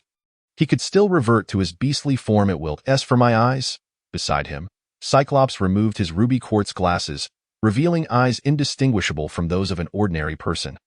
Previously, whenever Cyclops took off his glasses and opened his eyes, powerful red shockwaves would automatically emit from them. Thus, he had to wear glasses at all times, even while sleeping. But now, Cyclops discovered that he could freely control his mutant abilities. Moreover, aside from Beast and Cyclops, the other mutants either had their X-gene defects repaired or had their abilities enhanced. For instance, Polaris's magnetic manipulation skills had not directly impacted her life. They were simply not as formidable as her father Magneto's. However, under the influence of the recent dark golden light, her abilities had grown to a level comparable to No, surpassing that of the former Magneto. With Bai Yu's assistance, Magneto's own magnetic manipulation had also been further strengthened. This was truly remarkable. Moments later, Magneto and the others gazed at Bai Yu with incredulous expressions. Among them, Jean Grey and Cyclops, who were aware that Professor X had risen with the help of the Time King and that Wolverine had regained his memory, still found it hard to believe this miraculous event had occurred to them. They were overwhelmed with joy and gratitude. If, prior to this, Cyclops and his companions had chosen to become Bai Yu's subjects primarily out of faith in Professor X, they now felt a growing willingness to embrace their new allegiance. This was only natural, for genuine feelings alone cannot retain loyalty. It is the benefits that truly capture hearts, provided the rewards were sufficient. Even if Bai Yu ordered Cyclops to take his own life, he would likely comply without hesitation. The X-Men and the Brotherhood of Mutants were two of the most renowned organizations among mutants. Once they were shown enough favor, more mutants would be inclined to become Bai Yu's subjects. Naturally, with Cyclops and the others growing stronger, they would also be better positioned to serve Bai Yu. You have all experienced this firsthand. After a while, Bai Yu spoke. As long as you serve well as my subjects and fulfill your responsibilities, not only will your lives be secure, but you will also reap ample rewards. Furthermore, I will take your lives as well. Next, I shall establish a nation for mutants. Without waiting for Professor X or Magneto to respond, Bai Yu commanded directly. Your task is to encourage more qualified mutants to join this nation. Any who refuse or those who would clearly pose a threat to our mutant nation. You understand. Upon hearing this, the atmosphere in the room became tense. Although Bai Yu spoke lightly, the consequences of his words could very well unleash a tremendous storm of bloodshed. It was clear that many mutants would be unwilling to join the mutant nation, and even more would be unfit for inclusion. Their fate would be nothing short of death. Moreover, it was likely that Professor X and Magneto would have to take matters into their own hands. In a sense, this could be seen as the price of their choice to become Bai Yu's subjects. After all, what one says is of little consequence. What truly matters is the actions taken. Additionally, this matter must be broadcasted to the world. Within 24 hours, I want everyone to know about the establishment of the mutant nation. Yes, Master. Izzy nodded obediently as always. Azzy. After Izzy's affirmation, Bai Yu turned to Azzy, his tone noticeably colder. Activate the demon machine dolls from Satellite Yake from this moment on. 48 hours hence, any who harm my subjects, any mutants unwilling to join the mutant nation, and any unworthy of becoming my subjects, shall be killed. During this process, any who obstruct us, after 2 warnings, on the 3rd, shall also be killed. If necessary, Azzy, you and the Extermination Thunder, along with the combat-type Shimagia army from Satellite Zaya, may provide support. Yes, Master. Excitement sparkled in Azzy's eyes. Finally, the demon machine dolls will be deployed, and a bloodbath will commence. How splendid! Azzy's favorite thing is serving the Master, followed closely by witnessing such thrilling spectacles. The demon machine dolls refer to the Shimagia that become monstrous after connecting to the Extermination Thunder or Satellite Yake. Their combat prowess varies, yet they are sufficient to confront typical superheroes or supervillains. If that proves inadequate, there are still Azzy, the Extermination Thunder, the combat-type Shimagia army, and, of course, Bai Yu himself. And let us not forget that Professor X and Magneto must also be involved. Chapter 94. The weakness of the Time King. After hearing Bai Yu's words, Professor X, Magneto, and the others exchanged glances, remaining silent for a long while. They could envision a scene of severed heads and rivers of blood. They had already boarded a ship of thieves. Even if they wished to disembark, it was nearly impossible in the ensuing time. Magneto, Wanda, Quicksilver, and Polaris, who was cradling a small orange cat, held a family gathering as for the outcome. Wanda and Quicksilver were not easily accepting of their lineage, yet they were not wholly resistant either. After all, having relied on each other since childhood and striving for the sake of their deceased family, Wanda and Quicksilver harbored a desire for more familial affection, to some extent. Meanwhile, on another front, shit, fuck, shit. The Time King intended to establish a nation for mutants, welcoming all willing and qualified mutants. Moreover, citizens from other nations could not unjustly oppress those within this new realm, or they would face his wrath. What on earth was the Time King trying to accomplish? Did he truly see himself as a deity? What audacity to forge a mutant nation! What might he do in the future? It was unfathomable, damn it. With such capabilities, why not ascend to the heavens and stand beside the sun? Could it be possible that he truly could? Why does the United States and this world harbor such animosity towards mutants, nearly leading to the near extinction of this race? Because they fear and are wary of the mutants' formidable powers. Imagine if the United States and other nations' leaders disregarded mutants, allowing them to develop freely. Would mutants ultimately evolve into a superior race, surpassing ordinary humans? Of course, the United States and the World Security Council would seek to control the powers of mutants. Their chosen method of control was to capture, study, and exterminate mutants. In the original timeline, the Sentinel robots capable of replicating mutant abilities and adapting their powers against opponents were the pinnacle of this control method. From this perspective, humanity had undoubtedly succeeded. For the Sentinels were indeed powerful. Characters like Magneto and Professor X were little more than ants in the face of these mechanical constructs. However, against mutants like Apocalypse and Dark Phoenix, the Sentinels would struggle. In summary, during this era, if mutants united their powers, they could become incredibly formidable. Bai Yu's proposal to establish a mutant nation aimed to consolidate the strength of mutants. Certainly, his selection criteria of willingness to join and possessing the necessary qualifications were in place. The establishment of a nation for mutants undoubtedly poses a significant threat to the World Security Council, as well as a provocation. The crux of the matter lies in the Council's skepticism regarding Bai Yu's intentions, which they believe extend beyond merely founding a mutant nation, a positive development, indeed. However, within the World Security Council, new voices began to emerge. What has historically concerned us most about the Time King? He appears without warning and vanishes just as swiftly. He possesses no close relatives or individuals of any significance. This leaves us unable to find leverage against him outside his own sphere. Yet, if this mutant nation is established, the situation will be drastically altered. In other words, this nation will become a new vulnerability for the Time King. Moreover, the formation of this country will bring together more than half. No, all of the mutants. After all, according to the Time King's assertions, any mutant who does not join will perish. Consider the implications. If we were to unite the efforts of dozens of nations and simultaneously unleash 100, 1,000, or even more nuclear devices upon this nation, what would ensue? Even if the Time King is immensely powerful, even if he truly is a god, I find it hard to believe he could defend against such a multitude of nuclear strikes.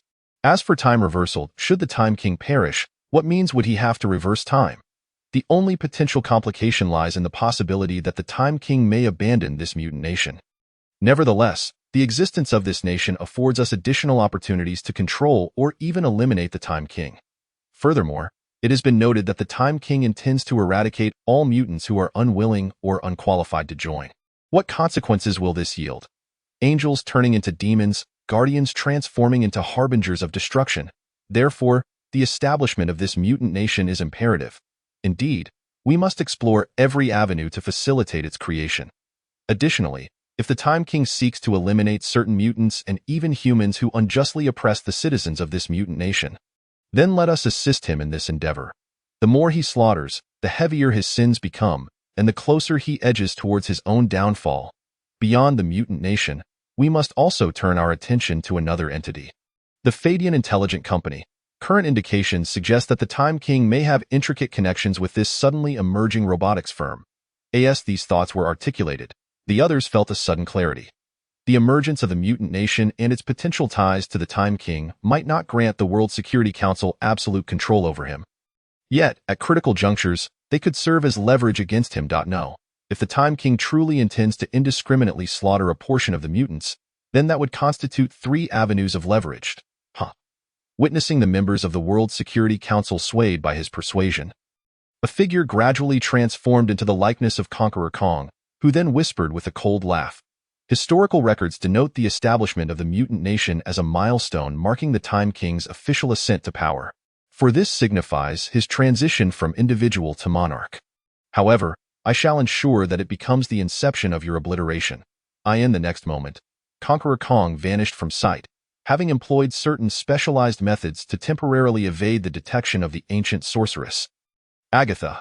This afforded him the opportunity to influence the decisions of the World Security Council.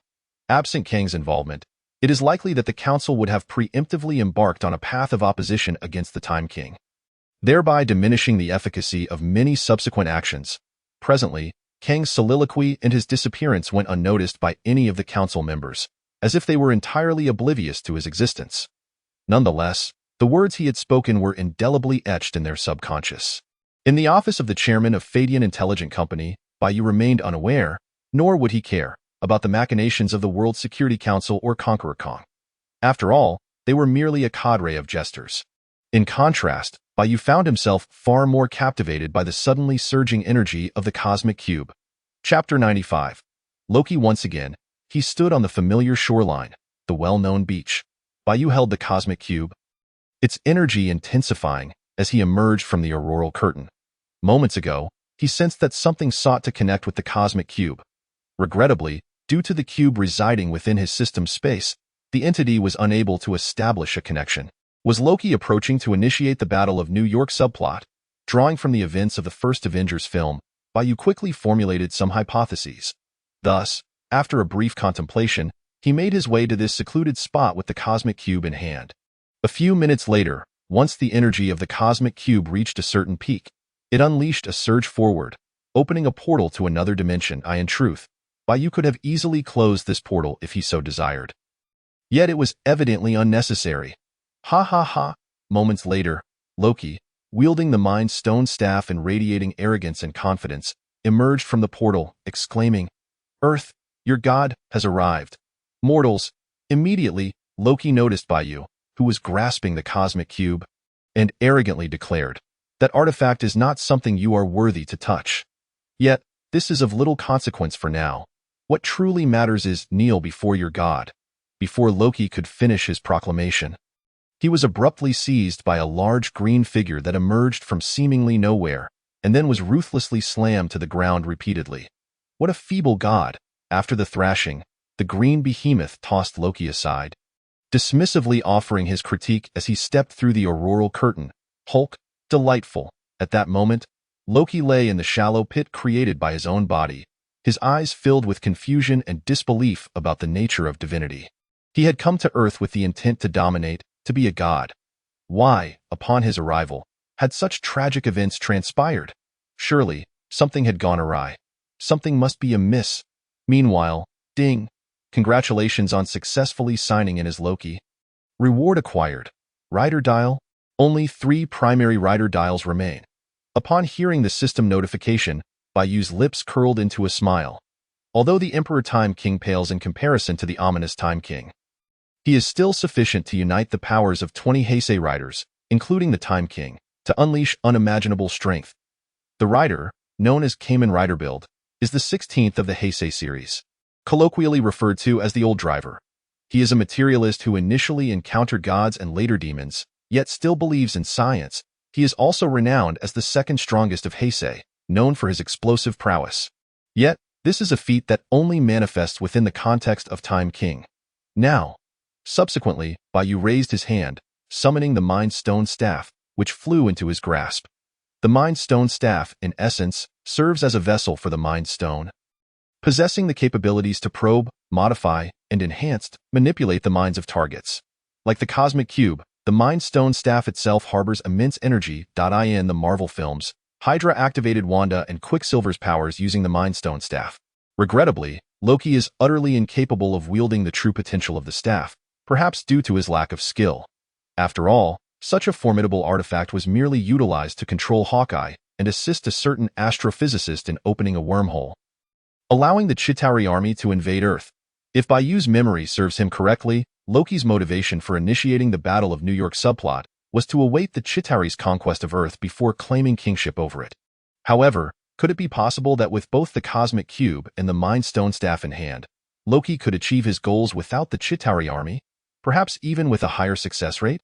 Yet, for now, these considerations were of little consequence. The Mind Stone staff was now Bai Yu's possession, and he had no intention of relinquishing it. The Mind Stone staff? At this moment, realizing the staff had flown away, Loki hastily rose, shouting angrily at Bai Yu, "You thief, return it at once." Without the Mind Stone staff, his subsequent plans would be nearly impossible to realize. Moreover, the staff itself was an exceedingly rare treasure. "I understand your urgency, but please, not so fast." Bai Yu casually tossed the Mind Stone staff into his system space and raised his right hand, as though grasping for something. "I happen to have someone here. I believe you would be quite pleased to meet him. In New Mexico, Old Bridge Town. He need not concern himself with Asgard, nor see that foolish brother of his, except for occasionally participating in some operations as a member of the Avengers. He mostly spent his time with his girlfriend. Nevertheless, this could be considered a form of life's embellishment, couldn't it?"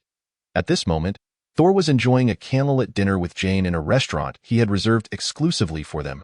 The other realms may be unaware, but in this world, members of the Avengers do indeed receive salaries, and they are not meager. Importantly, following the candlelit dinner, they could engage in some paid activities. However, if all goes according to plan, an unexpected turn of events looms on the horizon. As Thor was about to speak to Jane, he suddenly noticed his mighty Mjolnir soaring into the air. Curse it! This must surely be the work of that wretched Time King. Every encounter with him is bound to bring misfortune. Sigh. Before Thor could even exhale his frustration, his hand instinctively grasped Mjolnir. Observing the rapidly receding surroundings, he felt an overwhelming sense of foreboding. The familiar seaside and sandy beach. What are you planning?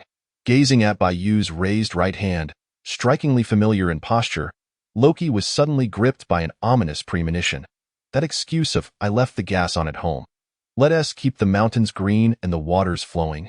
Farewell, or rather, never to meet again, Loki babbled nonsensically, preparing to make his escape. However, at that moment, a bolt of lightning descended from the heavens, landing in Bai Yu's hand, transforming into Mjolnir, in the next instant. Another robust man descended gracefully, like a heron taking flight, landing on one leg with a triumphant grin. I am a god, the thunder god of Asgard. This time, I shall not fall, by Odin's beard. Loki, perhaps overwhelmed by shock, the robust man lost his balance and fell with a thud onto the beach. Chapter 96. An epic reunion of sister and brother. I knew it was you, my foolish brother. Watching Thor tumble unceremoniously before him, Loki couldn't help but facepalm. He hadn't anticipated that upon arriving on Earth, he would immediately encounter the one person he least wished to see. This is truly infuriating. Thor, disregarding the nuances, quickly stood and exclaimed to Loki, I had thought you perished. Do you have any idea how heartbroken father and mother are? Don't jest. If I cannot be the king of Asgard, then I shall rule this earth. Upon witnessing Bai Yu successfully summon Mjolnir, Loki had already deduced his identity. You are Kamen Rider Zeo? Thor also took note of Bai Yu and the hammer in his grasp. Recognizing the latter's identity as well, truth be told, he hadn't recognized him after the change of attire. Now that you two are here, I shall take you to meet Odin's eldest daughter. Bai Yu casually tossed Mjolnir to Thor, chuckling lightly. After all, how could a mere Hela compare to the likes of Iz and Yaz? Odin's eldest daughter. How could this be? Upon hearing Bai Yu's words, Loki and Thor exchanged bewildered glances, momentarily forgetting their quarrel. They had never heard of Odin having an eldest daughter. Yet, given Bai Yu's demeanor, it seemed he was not speaking in jest. Moreover, if this were indeed a fabrication, it would be too easily unraveled. You shall see for yourselves. Bai Yu, uninterested in elaborating further, summoned a curtain of auroras that swept over him, Loki, and Thor in succession. Sealed space. Humph. Finally realizing that no. How dare you come here? Upon sensing something, Hela initially felt a flicker of joy, but then immediately conjured a sword and ruthlessly hurled it. If Hela had remained isolated within her seal, she would have been consumed by increasingly potent hatred until her release, wreaking havoc upon the realms. Yet now, she knew there was someone who could arrive at any moment should they choose to do so. Furthermore, this individual not only possessed great strength, but also seemed capable of granting her undying power even after Ragnarok. Consequently, this sealed space felt even more like imprisonment to Hela. Deep down, she might have harbored some anticipation for Bai Yu's arrival. However, given Hela's nature, she would certainly not admit to this. Thus, the preceding scene unfolded. In Hela's eyes, Bai Yu would not suffer any repercussions from this. In fact, it was merely a minor inconvenience. Defensive arrival. Upon sensing Hela's attack, Bai Yu immediately pulled Thor before him, using the latter's broad chest to shield against the sword cast by his elder sister. This first encounter between the siblings left a profound impression on both sides. Thor. Please, Time King, act like a decent person. Hela, unfazed by Bai Yu's defense, turned her gaze toward Thor, sensing something. Within you flows the royal blood of Asgard, along with the power of that old rascal Odin. You are his son. As she spoke, Hela raised her hand, summoning Mjolnir to her grasp. It has been far too long, Mjolnir. According to the Marvel Cinematic Canon, Hela was the previous wielder of Mjolnir. Alas, in the film, upon her unsealing, her first act was to crush Mjolnir with one hand. Fortunately, in this world, Hela's fury had diminished somewhat, and she could sense Bai Yu's essence emanating from Mjolnir. Even if it was merely to honor Bai Yu, she would not easily destroy the hammer. Thor. How is it that a mere stranger can summon Mjolnir so effortlessly? Forget it. I'm tired. Let us destroy it quickly. You are Odin's daughter? At this moment, Loki seized his chance to speak, his tone tinged with curiosity. Yet, we have never heard of you. Why are you even here? Frigga's, Thor's mother, magical prowess? Hela turned to Loki. Yet you do not seem to be of Asgardian descent? How intriguing, by the way. Did you just say that you do not recognize me? Hela's eyes flashed with indignation. Has that old fool Odin forgotten who aided him in his conquests? Who secured his throne? Because of his weakness, hypocrisy, and laughable compassion. He has imprisoned me, Asgard's greatest benefactor and his firstborn, erasing all traces of my glory and existence. Truly despicable. From Hela's perspective, this was undeniably unjust. It bore the essence of a fallen bird hiding its bough. A cunning rabbit leading to the demise of its hound. Yet from Odin's viewpoint, the Nine Realms had reached a state of stability and peace, necessitating benevolent governance, regardless of the family dynamics at play. The rights and wrongs were irrelevant to Bai Yu himself. His intention in bringing Loki and Thor to meet Hela was merely to alleviate her grievances, facilitating his own endeavors. Could such a thing truly occur? Upon hearing Hela's words, Thor felt compelled to counter, yet found himself at a loss for words. For he too sensed the power within Hela that resonated with his own. The fact that she could wield Mjolnir spoke volumes. Ha ha! Meanwhile, Loki burst into laughter. I had assumed Odin favored only his biological son. I never imagined he would be equally ruthless, indifferent, and cruel towards his own daughter. How amusing! For some reason, Loki felt a sense of balance restored within himself. Perhaps it was because Hela appeared to be in a far worse predicament than he. Chapter 97. Loki's scheme. Given that it was their first meeting, it was hardly appropriate for Loki, Thor, and Hela to linger in the same space for too long.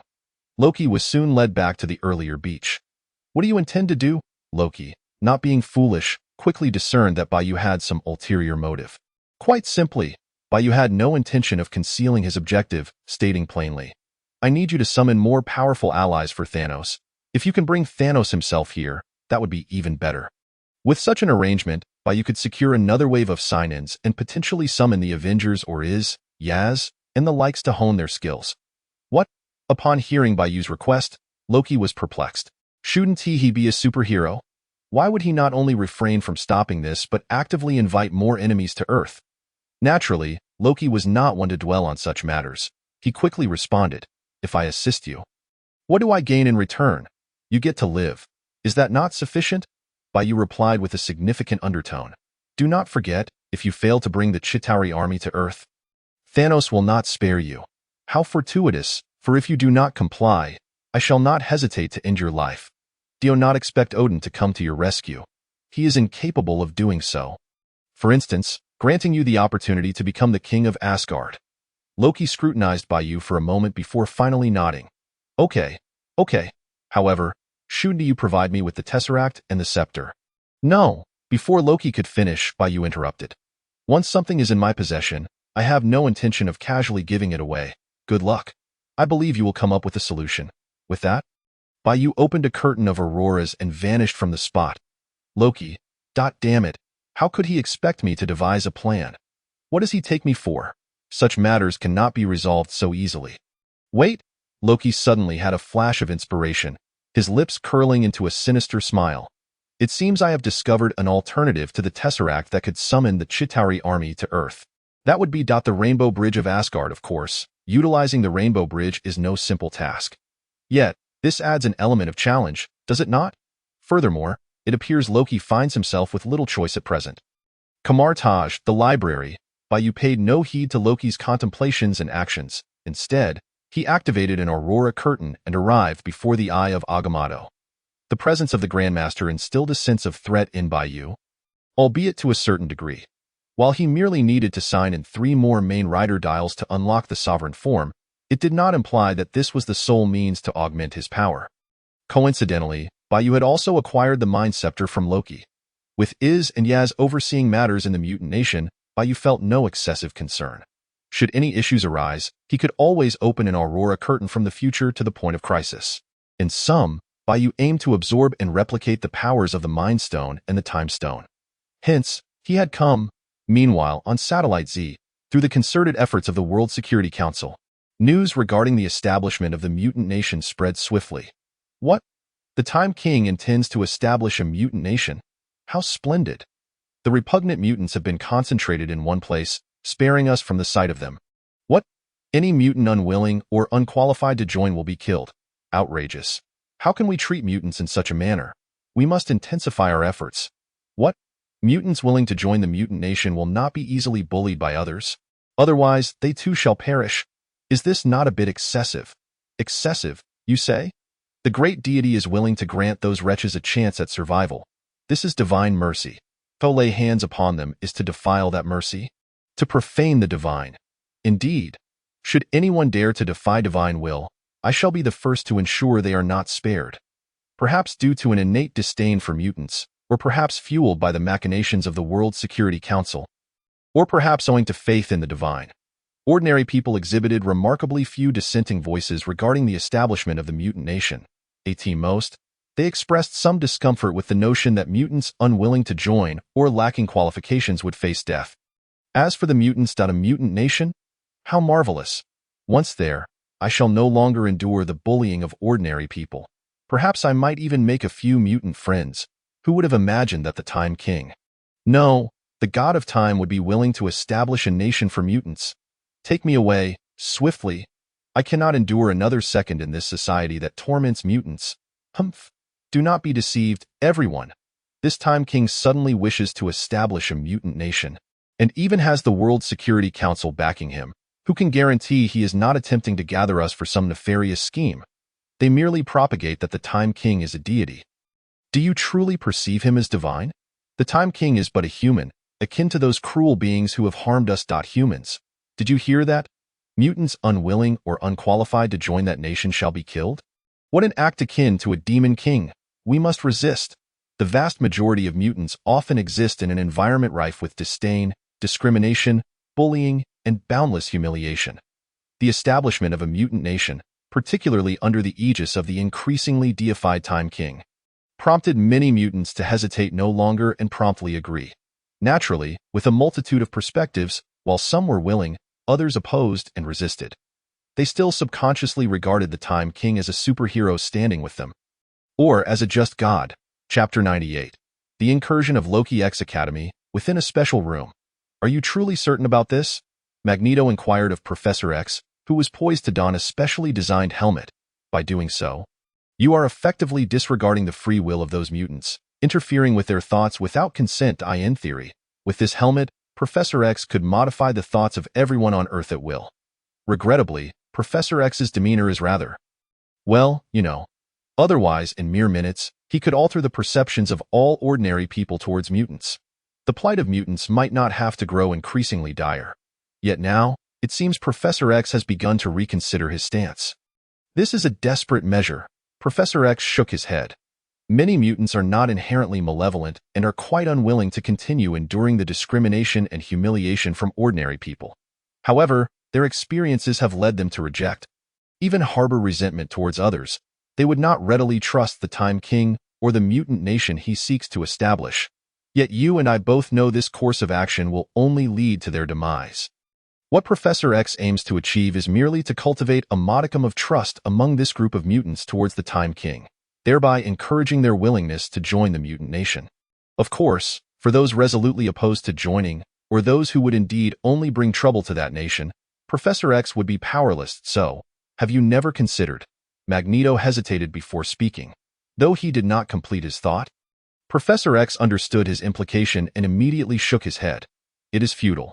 The Time King exists not only in the present but also in the past and future. While I may control the Time King of the current moment, I would only provoke the Time Kings of other timelines. Even setting that aside, you underestimate him far too much. There exists a formidable barrier surrounding his mind. Should I fail to breach it instantaneously and control him thereafter, we would be met with far greater calamity. You understand, I cannot afford to take that gamble. With that, Professor X donned the helmet and began to influence the thoughts of a select few mutants. Meanwhile, Asgard, you foolish, obstinate fool. Loki coldly reproached Heimdall. You can see every corner of the 9 realms and hear the most subtle sounds within. How then do you fail to perceive the slaughter wrought by Thanos and his army upon countless life-bearing planets in the universe? Or hear the cries of the innocents before their demise? Thanos' current target is Midgard, Earth, and next, it may very well be Asgard. Are you so certain we can withstand the onslaught of that purple fiend? There exists an opportunity to weaken him, if we can transfer part of his army to Earth and eliminate them entirely. Very well, setting aside the purple fiend, you are aware of the recent emergence of the Time King in Midgard. Yes? He explicitly stated that if he wished to kill me, even Odin could not prevent it. His demand is for me to bring a portion of Thanos' army to Earth, so, are you prepared to watch as I, the Prince of Asgard, son of Odin, perish at the hands of an outsider? Is this how you honor Odin and your loyalty? Heimdall, tasked with guarding the Rainbow Bridge, stood as the gatekeeper to Loki's plans. A direct approach would not suffice for the time being. Thus, Loki resolved to employ moral coercion. I concede. Your argument is not without merit. Heimdall regarded Loki for a moment before reluctantly responding.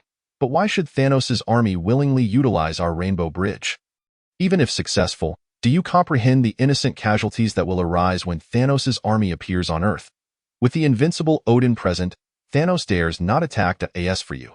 The sacrifice for the lives of the 9 realms is a responsibility you must bear as the Prince of Asgard. Loki, I knew it wouldn't be so simple.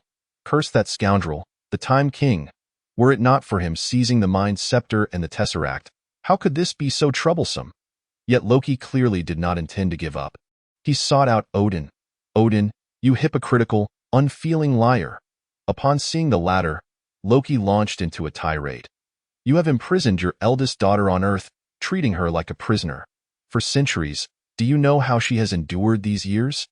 You hypocritical wretch, do you ever feel remorse for our elder sister, for Hela? I once truly believed you would treat me as your own child, that you would genuinely care for me. But look at the deeds you have wrought. If you can treat your own daughter in such a manner, what on earth will you do to me? Enough, enough. I shall descend to wander the streets with my foolish brother, and no longer consider myself the Prince of Asgard. To avoid the day when, out of displeasure, you might seal us both away, this is but a fabrication. Whether it was just now when I insulted Heimdall, or presently when I berate Odin, Loki is merely striking at the tender spots within them, seeking to fulfill his own agenda. Very well. Odin pressed his fingers against his brow, a hint of a headache and resignation in his demeanor. I am aware of your intentions, do as you wish. That Time King truly knows how to cause him trouble. However, it seems that Hela's resentment has indeed diminished considerably. Perhaps this counts as a stroke of fortune amidst misfortune. Thank you, my king. Upon witnessing this scene, Loki immediately broke into a smile, bowing slightly, and remarked, with such generosity, I trust you will make a commendable father. Yet, deep within, Loki felt no true joy. He discerned that Odin's acquiescence was less about him and more a concession to the Time King. For Loki, this was yet another blow. She has been deeply concerned for you. I shall go. At these words, Loki's expression grew markedly grave, revealing a flicker of genuine emotion. Although he had always harbored dissatisfaction with his father Odin, he remained deeply concerned for his mother. Regrettably, in Thor, the Dark World, it was Loki who inadvertently led to the demise of his mother by guiding the invaders. Chapter 99. The Power of the Darkened Ones. Level 3. In any case, with Odin's permission, Heimdall need no longer waste time on persuasion. Loki's only pressing concern now was how to gain the trust of Thanos, persuading him to traverse the Bifrost Bridge to Earth. Additionally, he must explain the absence of the Tesseract and the loss of the Mind Stone. Perhaps the crux lies with the Time King. Time flies.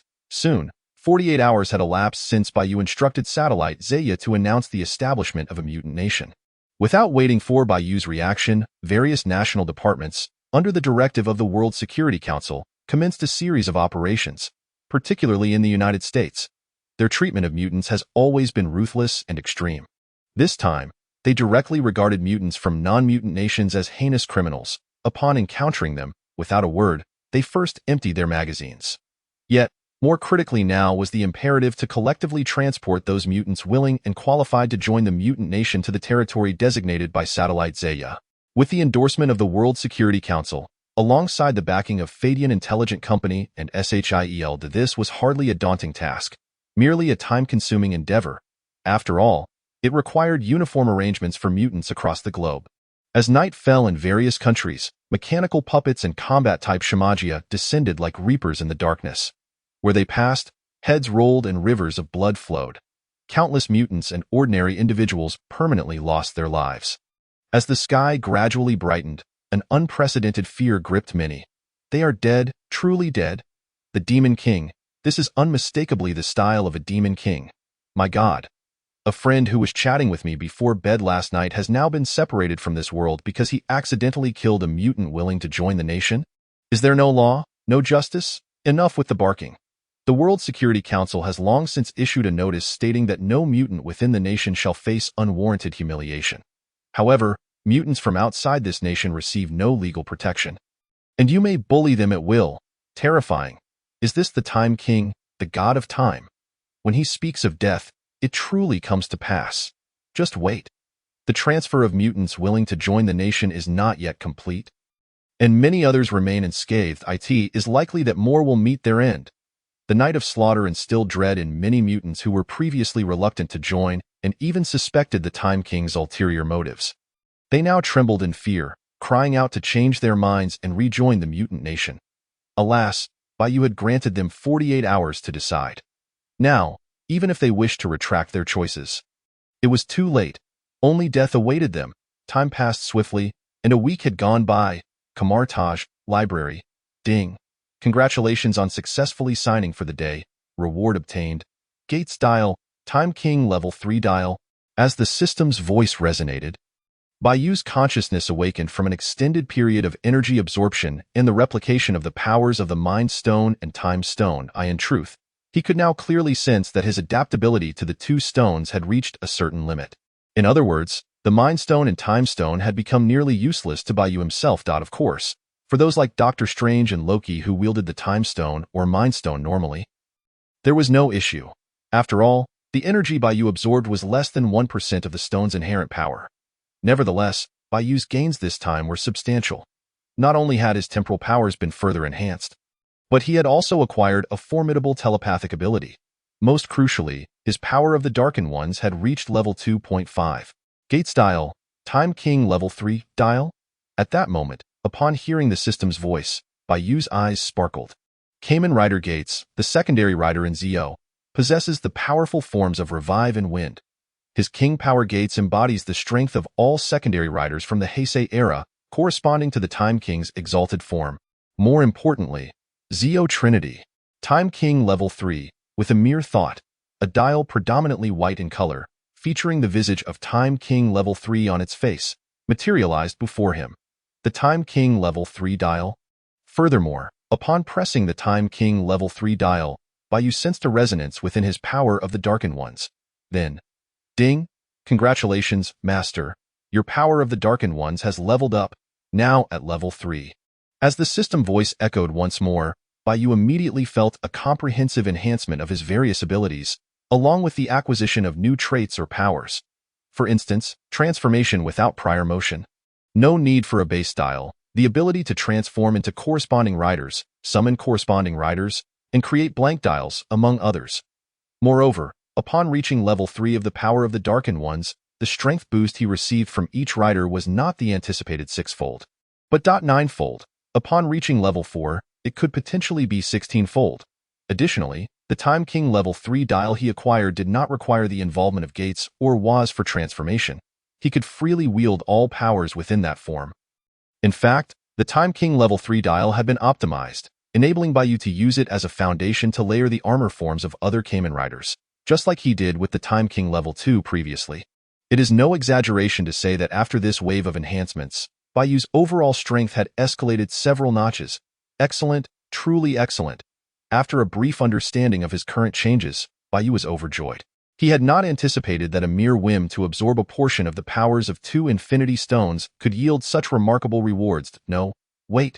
Bai Yu quickly regained his composure. I recall that daily sign-in rewards only become significantly bountiful during special occasions. If I am not mistaken, something extraordinary must be occurring outside. Chapter 100. The Challenge of Hades. The New York battle subquest commences. If Bai Yu's predictions hold true, it could only mean that the challengers selected by the Grandmaster have arrived, or that Loki has successfully activated the New York battle subquest. Even if it were not the case, there should not be any major issues. Otherwise, Ancient One and the likes of Iz and Yaz would have likely found a way to alert Bai Yu. It was precisely for this reason that Bai Yu did not choose to leave immediately. Subsequently, Bai Yu raised his hand and conjured a new dial, predominantly gray in color, without any iconic imagery on its face. More accurately, This was a blank dial capable of replicating or seizing the powers of targets, even encompassing the entire history of the target. The blank dial. Regrettably, the blank dial Bai Yu created only possessed the ability to replicate. For instance, Time Gem. Bai Yu pressed the blank dial against the time stone before him. In the next moment, the dial transformed into one predominantly green, featuring the image of the green gem on its face, the Time Gem dial. Through this dial, Bai Yu could wield powers equivalent to those of the Time Stone, and this power would not be constrained by the rules of different universes. In other words, even if Bai Yu took the Time Gem dial to other universes, its usage would remain unaffected. Mind Gem.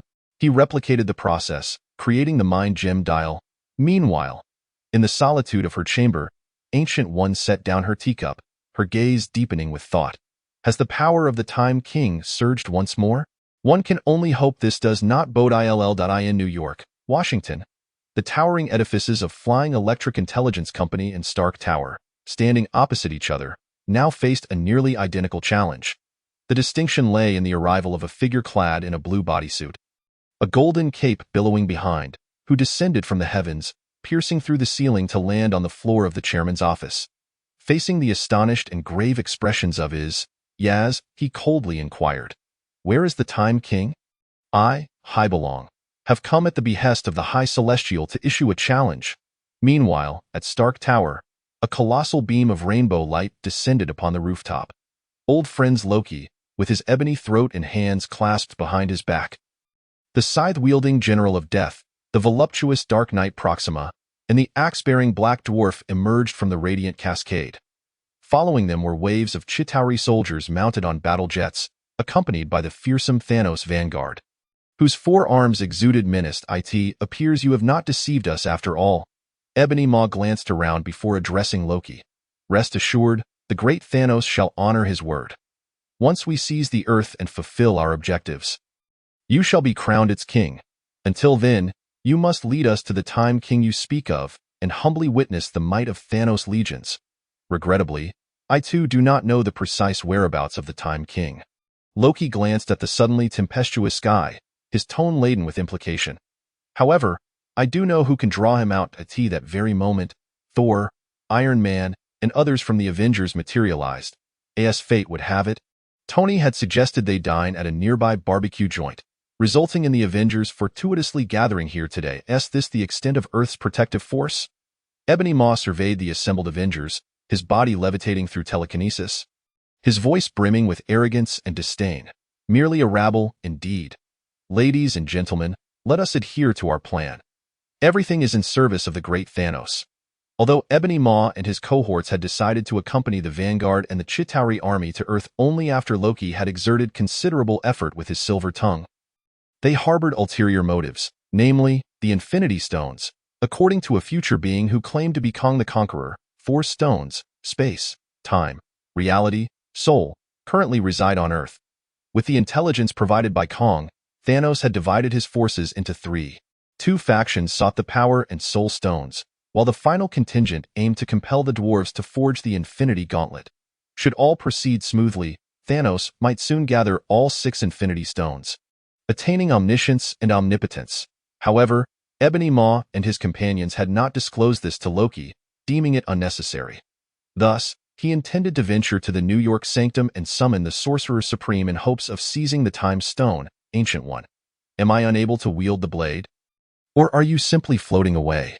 Suddenly, as Ebony Maw prepared to head to the New York Sanctum, he felt an unfamiliar red magical energy enveloping him.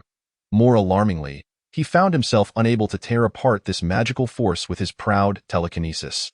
"Who did you just call a rabble?" Wanda's voice was icy, as she intended to rend Ebony Maw's body with her chaos magic. Yet, at that moment, Dark Knight Proxima charged at Wanda, forcing her to momentarily release Ebony Maw. Meanwhile, Thor confronted Black Dwarf, and Iron Man engaged the General of Death.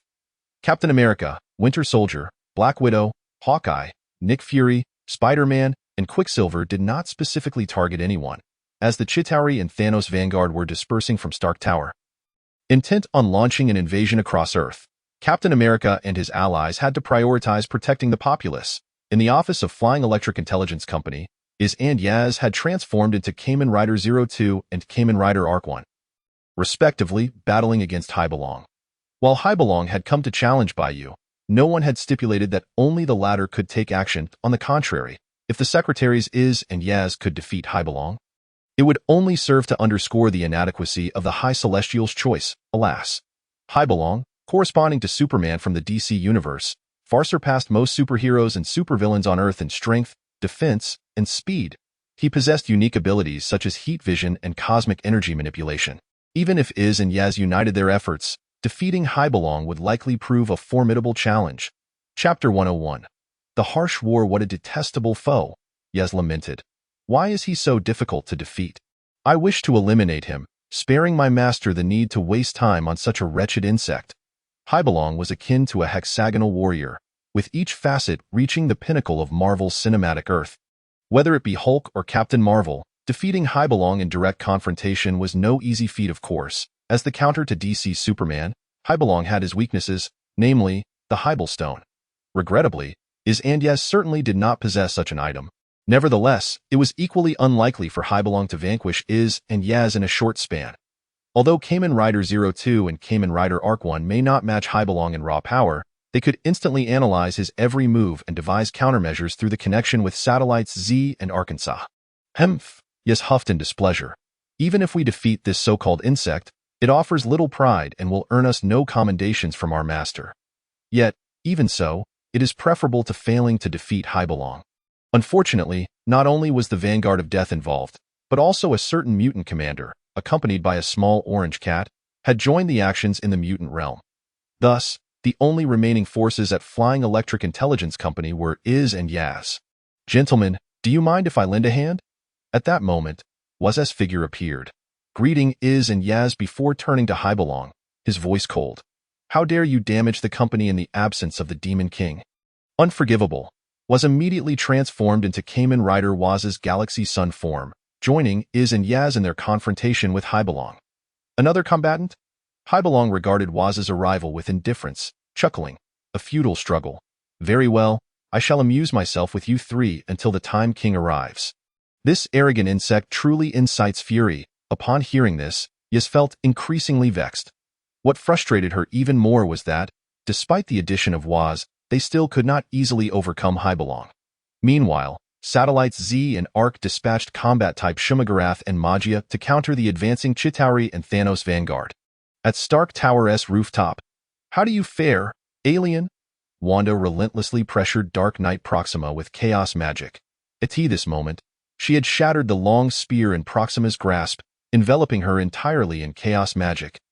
Poised to obliterate her entirely, in truth, Wanda had previously battled Dark Knight Proxima in Avengers: Infinity War. However, her focus had been divided due to vision, often leading her to be suppressed by Proxima. Yet in this realm, Wanda was unencumbered by such concerns, allowing her to unleash her full power. If only time were longer. Once Wanda mastered her abilities further, defeating Dark Knight Proxima would become exponentially easier. Humph! Dark Knight Proxima, acutely aware of her dire position and foreseeing her fate, bore no fear in her gaze. Earthling, when the great Thanos descends upon this land, you shall surely, Wanda, not granting Dark Knight Proxima the chance to complete her sentence, unleashed her chaos magic, inflicting grievous wounds upon her, leaving her fate uncertain. Alas, even if that day comes, you shall not witness it. Wanda turned her attention from Dark Knight Proxima to other battlefields. She beheld Thor raising Mjolnir, summoning a deluge of thunder, incinerating Black Dwarf. The axe in the latter's hand was shattered on the spot. Huh? Dare you invade Earth under the protection of the God of Thunder? You shall perish. Thor bellowed in laughter, wielding Mjolnir, and swiftly continued his assault, leaving Black Dwarf nearly unrecognizable. Iron Man's skirmish also favored his side, thanks to the technological data left behind by Kong during his pursuit, enabling Tony to amalgamate vibranium and nanotechnology. He has once again utilized an upgraded version of the Desperate Virus, enhancing his physical strength to a level surpassing even that of Captain America. Coupled with the newly upgraded arc reactor, even though General Deathblade possesses formidable power, rivaling that of the Dark Knight's Proxima Midnight, he now finds himself utterly suppressed before Iron Man.it appears that your strength, invaders, is rather unimpressive, isn't it? At this moment, As Iron Man sends General Deathblade flying with a burst of energy beams, he taunts, regrettably, "I must send you, these interlopers who dare to roam freely on Earth. To hell. Ha, such tedious fantasies akin to ants." General Deathblade, seemingly unrepentant and unafraid of his own failure, retorts, "The power of that being far exceeds your imagination. Do you truly believe that by defeating us, you can halt this calamity? Look around you, gaze upon the skies above. Earthlings, prepare to receive the magnificent gift from that being. As long as you do not resist, you will have a 50% chance of survival. Your deaths will merely constitute a great sacrifice for that being's lofty aspirations. Though we may perish, our glory shall endure forever." Following General Deathblade's words, Iron Man gazes around, his expression growing grave as he witnesses the densely packed Chitauri army and Thanos' vanguard creating utter chaos throughout Manhattan and New York. Even standing atop the Stark Tower, Iron Man seems to hear the anguished screams and cries for help of countless individuals. "I am a fool. I should not have targeted the Time King." The scenes unfolding before him fill Iron Man with seething rage. "You wretches are the true demons, the refuse that must be utterly eradicated." Without a moment's hesitation, Iron Man disregards energy consumption and unleashes a massive energy cannon from his arc reactor. Resembling a pillar in width, unsurprisingly, General Deathblade is sent plummeting from Stark Tower with a scream.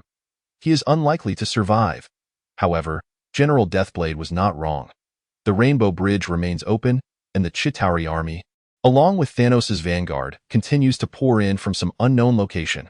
Chapter 102, Kamen Rider Zeo, Infinite Soul Form. As long as the Rainbow Bridge is not closed, Iron Man and the others, no matter how fatigued, cannot prevent this disaster. After all, the number of Avengers is still far too few. Heimdall. At this moment, Thor, who has just felled Black Dwarf, calls urgently to the sky. "Heimdall, close the Rainbow Bridge." "Heimdall, can you hear me?" Splendid. Nothing has transpired. Damn it." Thor curses under his breath, approaching Loki and grabbing him by the collar, demanding angrily, "Loki, what have you done to Heimdall? Why have you used our Asgardian Rainbow Bridge to transport these fiends to Earth? Do you have any idea how many Earthlings will perish? How great the calamity will be? Do not make me repeat myself. Immediately command Heimdall to close the Rainbow Bridge." "Huh?" Loki chuckles, thoroughly amused. "Thor, you foolish creature. You shall never learn to think. Have you never considered that all of this was permitted by Odin?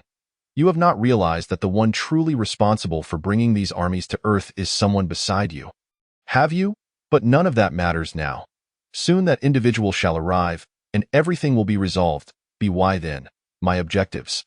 Before he can finish, a swarm of enormous mechanical creatures, resembling sharks, emerges from the Rainbow Bridge, soaring in all directions. Indeed, these are the very beings that were left bewildered by Hulk's punch in the Avengers. Additionally, countless Chitauri soldiers and Thanos' vanguard can be seen atop them. Meanwhile, at the Supreme Club in New York, the Supreme Sorcerer and the Time Stone are both here. Ebony Maw, having evaded all battles, strides ever closer to his demise. At this moment, gazing at the grand door before him, he hesitates not a second before preparing to charge in. Suddenly, the door before him ripples open, and his surroundings are replaced by a mirror image. Ebony Maw, servant of Thanos? The figure of Ancient One materializes, looking at Ebony Maw with a resigned shake of her head. "Originally, your affairs had nothing to do with the Supreme Sorcerer. However, since you seek the Time Stone, I regret to inform you.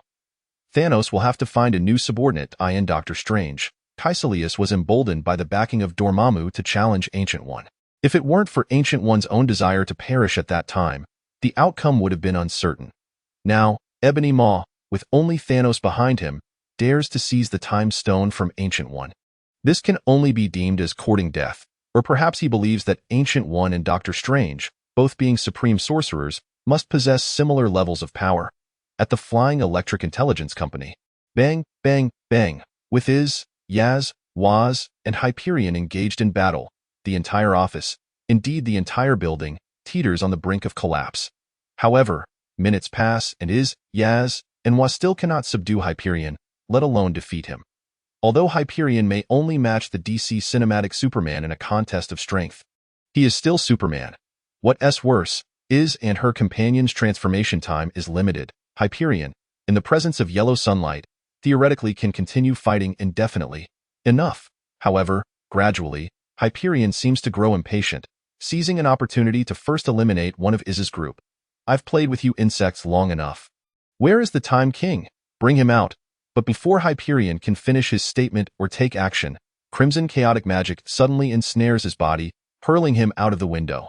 Wanda is aware of the Time King's true identity and the fact that he is the mastermind behind this company. Having noticed the battle while fighting Proxima Midnight, she found it strange that she hadn't heard the Time King's distinctive electronic sound effects. Thus, fueled by curiosity, after defeating Proxima Midnight, Wanda heads directly to this location, effortlessly tossing Hyperion out. Unfortunately, Wanda ultimately underestimates her opponent this time. You'd have angered me. The target of the ensuing attack is none other than Wanda. Rider time. Kamen Rider. Rider. Zio Zio Zio. Just then, the transformed second stage Time King, Bai Yu, appears before Wanda, effortlessly blocking Hyperion's atomic ray with one hand. Time King? Wanda gazes at Bai Yu's silhouette, her heart filled with joy, although she knows that the previous atomic ray might not genuinely harm her. Having someone appear at a critical moment to protect her is indeed fortuitous. Master. X2 upon seeing Bai Yu, is, Yaz, and Waz display expressions of surprise and excitement. You are the Time King? Hyperion, observing Bai Yu's arrival, maintains his arrogance, declaring, I thought you would remain hidden indefinitely. Ding! Congratulations on successfully signing in with Hyperion. You have received the reward. Spirit Rider Dial? The ignorant are always so arrogantly deluded, lacking humility. Bai Yu shakes his head, casually producing the Spirit Rider Dial just granted by the system and replacing the second stage Time King Dial on the time-space driver. Rider time. Cho Kagan Mugen. Keep on going. Go go go. Kamen Rider Ghost Mugen Damashii. With the transformation sound effect resonating, Bai Yu transforms into Kamen Rider Spirit Rider. Infinite soul form, adorned predominantly in silver and white, with a red-eyed emblem on his chest and a matching cape. At this moment, Bai Yu, aside from the time-space driver at his waist, bears no trace of the Time King that, of course, he still enjoys a 9-fold power enhancement under the third stage Omniscient Force. Chapter 103, Fatal Chicken Celebration. He is the king who embodies the powers of all riders, transcending time and space, mastering both past and future. Kamen Rider Zio. Now, having acquired new powers, he transforms into Kamen Rider Spirit Rider. Infinite soul form. Naturally, Waz, present at the scene, seizes the opportunity and, as soon as Bai Yu completes his transformation, immediately congratulates him. Wanda glances at Waz before turning to Iz and Yaz, inquiring, who is he, and who was he speaking to just now? I don't know. Iz shakes her head. Who cares? As long as he is on our side. Yazzie waved his hand dismissively, then began to fix his gaze intently on Bai Yu. Look, the master is about to show off. Gao Tianzuan was indeed correct. You have demonstrated an ability to change forms. Haibao Long looked at Bai Yu. Regrettably, in the face of absolute power, no matter what form you take, it is utterly meaningless. Upon hearing this, Bai Yu could not be bothered to engage in conversation, merely offering Haibao Long a polite middle finger. Seeking death, Haibao Long discerned the contempt and provocation in Bai Yu's gesture, and immediately clenched his fist, launching an attack at supersonic speed, channeling all his strength into the punch, determined to bring the Time King down. What? Before Haibao Long's fantasies could conclude, he was incredulously struck by the realization that his fist was effortlessly blocked by the Time King. Lacking the strength to land a blow, how dare he challenge me? Bai Yu scoffed dismissively, grasping Haibao Long's fist and then proceeded to pummel it against the ground with a series of thuds. Perfect, just like that. Unbeknownst to him, Loki, who had appeared out of nowhere, exclaimed in delight at the scene before him. How infuriating! Haibao Long felt a humiliation he had never before experienced and immediately attempted to retaliate. Yet, before he could act, Bai Yu delivered a kick that sent him flying. By sheer coincidence, that kick landed with a devastating blow. Consequently, as Haibao Long flew through the air, he clutched his lower half. Rolling on the ground while emitting anguished cries, it was a sight that could bring tears to the eyes of those who witnessed it. Alas, I am a kind-hearted person, unable to bear the sight of another's suffering. Let me send you on your way. Bai Yu soared into the air, radiating a golden light. Finish time. Ghost Mugen Damashii. God Omega Drive Mugen. accompanied by the sound of his ultimate technique. Bai Yu struck Hela Long, who was still writhing in pain, boom. As expected, amidst the golden symbols and the thunderous explosion, Hela Long was utterly reduced to mere dust, scattered by the wind. Victory! Yazi immediately rushed forward, exclaiming, "Master is truly formidable. What of Hela Long or Hela Chong, who roared so fiercely? Was he not easily defeated by the master? Clearly, that no. Lo Tianzuan's judgment in seeking individuals is quite lacking. Yazi, Easy, and Wozy. You have all worked hard." Bai Yu reached out to pat Yazi's little head, addressing her, along with Easy and Wozy. Although Hela Long's strength was insignificant in his presence, it was still formidable in the eyes of Yazi and Easy. "Time King, congratulations, your power has grown even stronger," Wanda remarked, casting a glance at Yazi, who still clung to Bai Yu. Although Wanda had yet to engage in battle with Hela Long, she could sense the immense energy within him. Under normal circumstances, facing Hela Long would not be an easy feat for her, and she would likely lose, considering her speed in casting chaos magic might not keep pace with his movements. Yet, this powerful being was utterly powerless before the current Time King. The previous Time King was strong, but it seemed he had not reached this level of power, as a paragon of benevolence. "Isn't infinite growth to be expected?" In response to Wanda's congratulations, Bai Yu nodded and said, "All right, it's time for me to address the issues outside." "Outside? What do you intend to do?" Wanda inquired, unable to contain herself. "The invading alien army is quite numerous. Furthermore, as long as the Rainbow Bridge spoken of by Thor remains open, more alien forces will continue to arrive on Earth. No worries." Bai Yu shook his head dismissively, stating, "While a multitude of ants can indeed fell an elephant, in the presence of deities, their numbers are rendered meaningless. If necessary, I can obliterate all of New York." Bai Yu did not allow Wanda the chance to probe further. Pushing the somewhat dissatisfied Yazi aside, he soared into the air, heading outward. Kamen Rider ZO2. For the challenges ahead, he would require the power of time even more. The Time King? The Time King has appeared. Splendid. With him here, resolving this calamity will be much easier. Captain America, Nick Fury, Spider-Man, and the others breathed a sigh of relief upon seeing Bai Yu's arrival. Even Thor and Iron Man felt the same way. After all, the Time King's power had completely surpassed all of theirs weeks ago. Moreover, judging by his performance thus far, the Time King's strength was evidently on the rise, in short, in the eyes of Thor. Iron Man and the others, the arrival of the Time King could very well change the entire tide of battle. The time was nearly ripe, thus. Loki, who had emerged alongside Bai Yu, wore a mysterious smile as he called out to the sky. "Heimdall, it is time to execute our plan." As Loki's voice echoed, the Rainbow Bridge vanished in an instant. Some of the Chitauri army that had just emerged were abruptly sliced in half. The plan? Hearing Loki's voice, Thor rushed to his side, exclaiming, "Loki, what on earth are you plotting?" Previously, could it be that the fool Thor suddenly grasped Loki's intention and exclaimed in astonishment, "You intend to use the Rainbow Bridge to directly assault the alien army's stronghold? And you brought them to Earth to gain their trust?" "Indeed, that is correct," Loki affirmed without hesitation. "You understand me well. The merciful me, in order to successfully attack the Chitauri army's stronghold, had no choice but to lure a portion of them to Earth. My heart, too, is filled with profound sorrow." Chapter 104. Time Reversal and Time Acceleration. Upon hearing Loki's words, Thor was deeply moved, immediately embracing him with open arms. "I am sorry, brother. I misjudged you. You truly deserve the title of Prince of Asgard." Iron Man and Wanda. That it can only be said that Thor, the fool, is indeed true to his nature. Who would believe Loki's words? However, if it is indeed as Loki claims, that the Rainbow Bridge is being used as a weapon to attack the alien army's stronghold, then it would be a tremendous boon. Unfortunately, even if the Rainbow Bridge ceased to summon more alien forces, there are still plenty of aliens present.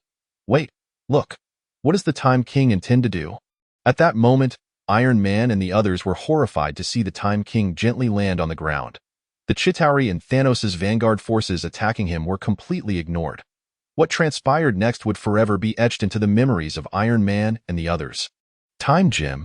Bai Yu produced the Time Gem dial and inserted it into the left slot of the time-space driver, following which he retrieved the Odin dial, then, finish time. Time Advent. Boom. Instantaneously, centered around Bai Yu, two dark golden clock phantoms enveloped all of New York. Tick, tick, ticked, as the sound of clockwork echoed.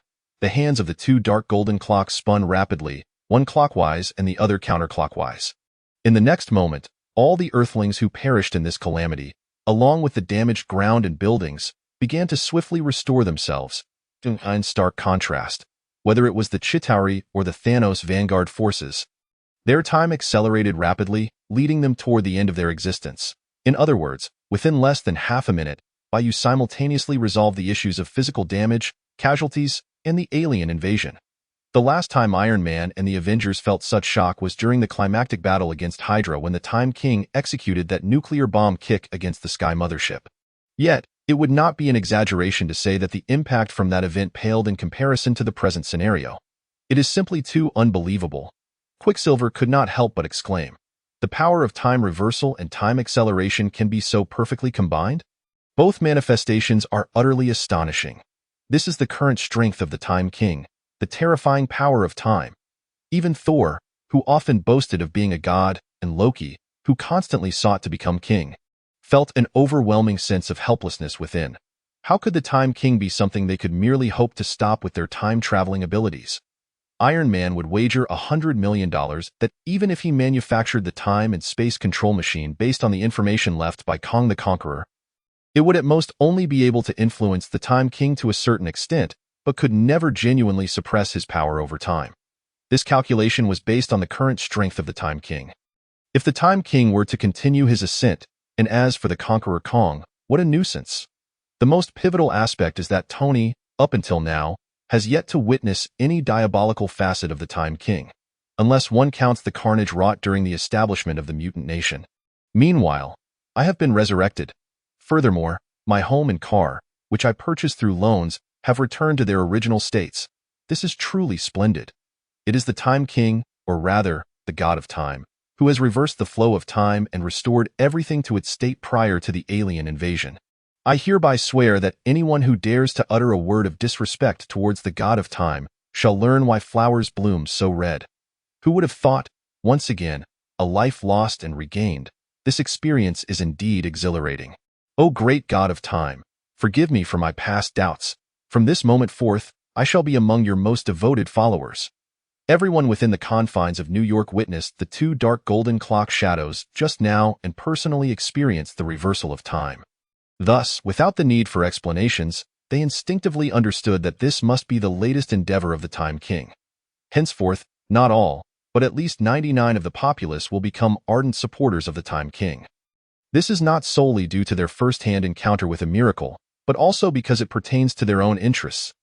This, in fact, serves as another significant reason, aside from the signing in, for Bai Yu to permit Loki to initiate the New York battle instance. In truth, it was not just the Earthlings who were restored. Did I not perish fighting the Earthlings? Why am I now? Ebony Maw, having been defeated by the Ancient One, how could I be having such a dream? This also applies to Ebony Maw, who had foolishly approached the Ancient One not long ago and was effortlessly dispatched by her. At this moment, Bai Yu soared into the sky and descended before Ebony Maw and his companions. Ding! Congratulations on signing in, Ebony Maw, General of the Black Order, Black Dwarf, and Corvus Glaive, successfully obtaining rewards. A complete set of greed cards, a complete set of hunger cards, a meteor dial, and a complete set of illusion cards. The system's voice echoed in Bai Yu's mind. Thus, he achieved another objective in activating the New York battle instance. Among these, the greed and hunger are the mutant races from OZ. The Star Apostles are from Kamen Rider. Kamen Rider Meteor is the second rider from Kamen Rider. The illusion is a mutant race from which rider. Comparatively, the meteor dial seems to hold little immediate utility for Bai Yu. Chapter 105. You are remarkable. You are noble. It is better than nothing, and Bai Yu believes the system would not grant him something entirely without value. Perhaps, in due course, he would discover other uses for the meteor dial. Are you the Time King? Did you bring us back to life? What do you truly wish to achieve? Are you perhaps seeking to pledge allegiance to the great Thanos? At this moment, the Black Order also recognized the presence of the Time King and began to surmise what had transpired to them. Instantly, they spoke up in unison. How bothersome, Bai Yu scoffed, first conjuring 4 blank dials to replicate the powers of the Black Order, then summoning the most formidable time-limit sword. Now that you are of no use, you may rest in peace. Psycheo, finish time. King Giri Giri slash. Without allowing Ebony Maw and the others any time to react, Bai Yu wielded the most powerful time-limit sword, extending a radiant blade, and with a sweeping motion, obliterated them. Iron Man, Thor, and the others. What is the Time King doing? Why resurrect those aliens only to slay them in the next moment? Before Iron Man and the others could comprehend the situation, they noticed a familiar gray dial materializing before them. Subsequently, the dial began to glow, displaying their respective images or symbols before soaring towards the Time King and vanishing. Throughout this process, Iron Man and his companions remained entirely oblivious to what had transpired. Oh, by the way, Bai Yu had no intention of providing explanations. Instead, as if struck by an idea, he arrived at the spot where Hybelong had perished. My apologies, I got a bit carried away earlier and forgot. Allow me to rectify that. As he spoke, Bai Yu immediately resurrected Hybelong, replicating powers and executing a series of actions seamlessly. The individual involved had yet to register his revival before meeting his demise once more. Hybelong, you are remarkable, you are noble. In conclusion, whether it was the initial assault instigated by the High Celestial or the New York battle instance, it can now be declared essentially concluded. Time King. Iron Man approached Bai Yu, removing his mask to reveal Tony's visage, and quietly said, I apologize. I may have misunderstood you earlier. We were just about to head to a nearby restaurant for barbecue. Would you care to join us? Barbecue. Upon hearing this word, Bai Yu instantly recalled a scene from the Avengers 1 post-credits and promptly declined. I still have some matters to attend to, so I shall not accompany you. Very well. Though rejected, Tony was not overly disappointed. He had merely been testing the waters. Master, shortly thereafter, is reported to Bai Yu. According to news from the side of the Fallen Thunder, the last batch of mutants willing to become your subjects has successfully relocated to the mutant nation. Due to your demonstration of temporal abilities, you will be further deified in the eyes of the populace. The discontent stemming from your previous carnage against certain mutants and ordinary individuals will also diminish by over 60 dam. Bai Yu nodded, then stated, for convenience, I plan to name the mutant nation Genosha. Please have the Satellite Z announce this name.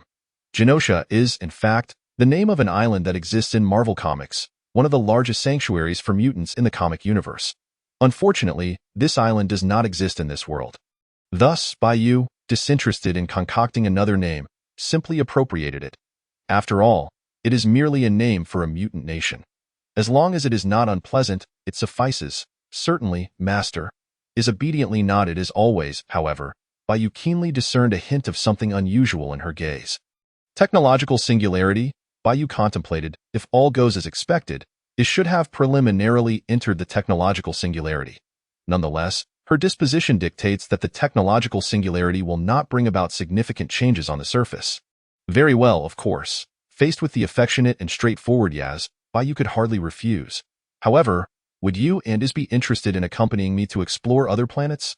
Through the telepathic abilities he had copied from the Mind Scepter, Bai Yu had already read the thoughts and memories of Ebony Maw and the others before he truly eliminated them. Thus, he learned that, under the influence of the Conqueror Kong, Thanos had dispatched agents to seek the Power Stone, the Soul Stone, and to coerce the dwarves into crafting the Infinity Gauntlet. I must say, Thanos is indeed quite headstrong, attempting to dispatch Ebony Maw to seize the Time Stone while the Ancient One is still alive, and now sending agents to pressure the dwarves while Odin remains unfallen. Does he not realize that the dwarves are under the protection of Asgard? Could there be matters I am unaware of? Bai Yu mused briefly, then dismissed the thought. After all, Thanos is merely the final boss of the Avengers series, yet when compared to Bai Yu in his current state, he falls significantly short. However, upon discovering that Thanos might personally seek the Power Stone from the memories of Ebony Maw and the others, Bai Yu developed an inclination to meet the latter. After all, he is merely 2 main rider dials away from the Sovereign. Other planets? Upon hearing Bai Yu's words, Yaz promptly responded, as long as I am with my master. Yaz is willing to go anywhere. Master, as long as it does not interfere with you, is willing to stay by your side forever. Is also expressed her willingness. Excellent, then let us set off now.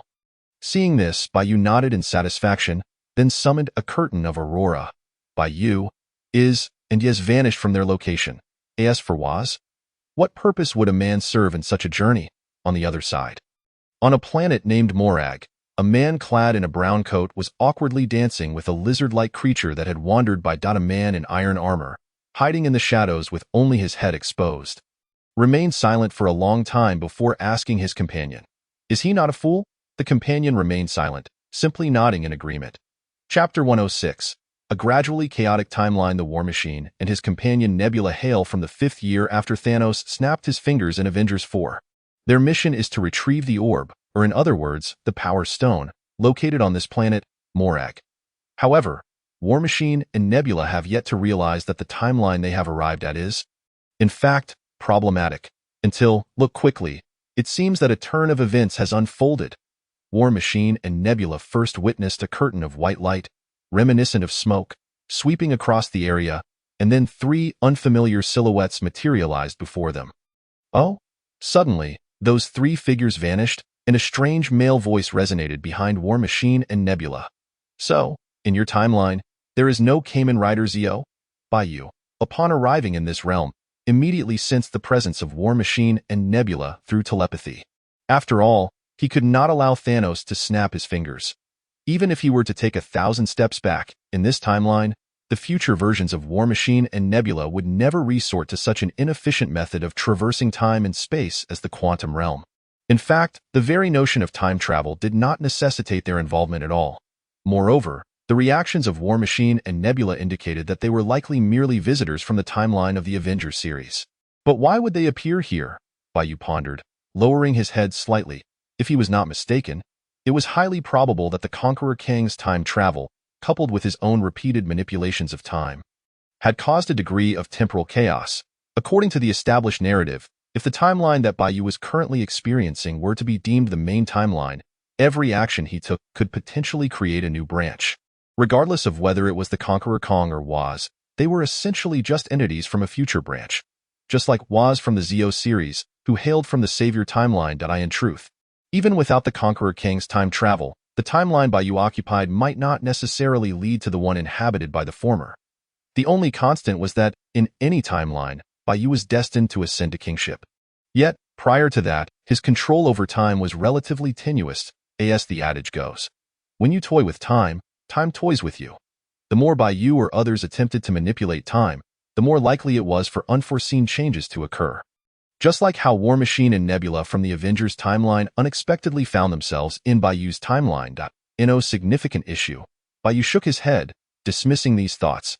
As the ruler of time, if I still fear the backlash of time, what qualifications do I have to claim kingship? To be honest, Bai Yu felt a sense of curiosity about what would transpire as the timeline continued to spiral into chaos. It should be quite entertaining, wouldn't it? Ding! Congratulations on successfully signing in with War Machine and Nebula. Reward: Baron Driver and a complete set of Outworlder cards. Simultaneously, the voice of the system echoed in Bai Yu's mind. The Baron Driver belonged to Kamen Rider game as the second rider. The Outworlders were a race of monsters from Kamen Rider game. Fairly mediocre, Bai Yu mused internally. The Baron Driver might later be utilized to forge the corresponding King's Gate Driver associated with the Sovereign Time King. The complete set of Outworlder cards could be combined to create the Outworlder Driver, allowing Bai Yu to accumulate the powers of all Outworlders. Strictly speaking, both rewards should hold some significance in the future. However, that was a matter for later. As for now, who are you? What do you seek? Upon hearing Bai Yu's voice, War Machine and Nebula swiftly entered a combat stance. Yet, within their hearts, they were utterly astonished. They had completely failed to discern the movements of the 3 figures, and before they realized it, the latter had already positioned themselves behind them. The instincts honed through years of battle led Nebula to perceive the man before her as profoundly intimidating. Even more so than her father, Thanos. Until now, Nebula had always believed that Thanos was the most formidable being in the universe. Do not be alarmed. I am merely a passing demon king. Bai Yu chuckled lightly at War Machine and Nebula. You must be here for the Power Stone, correct? Regrettably, now that I have arrived, I cannot grant it to you.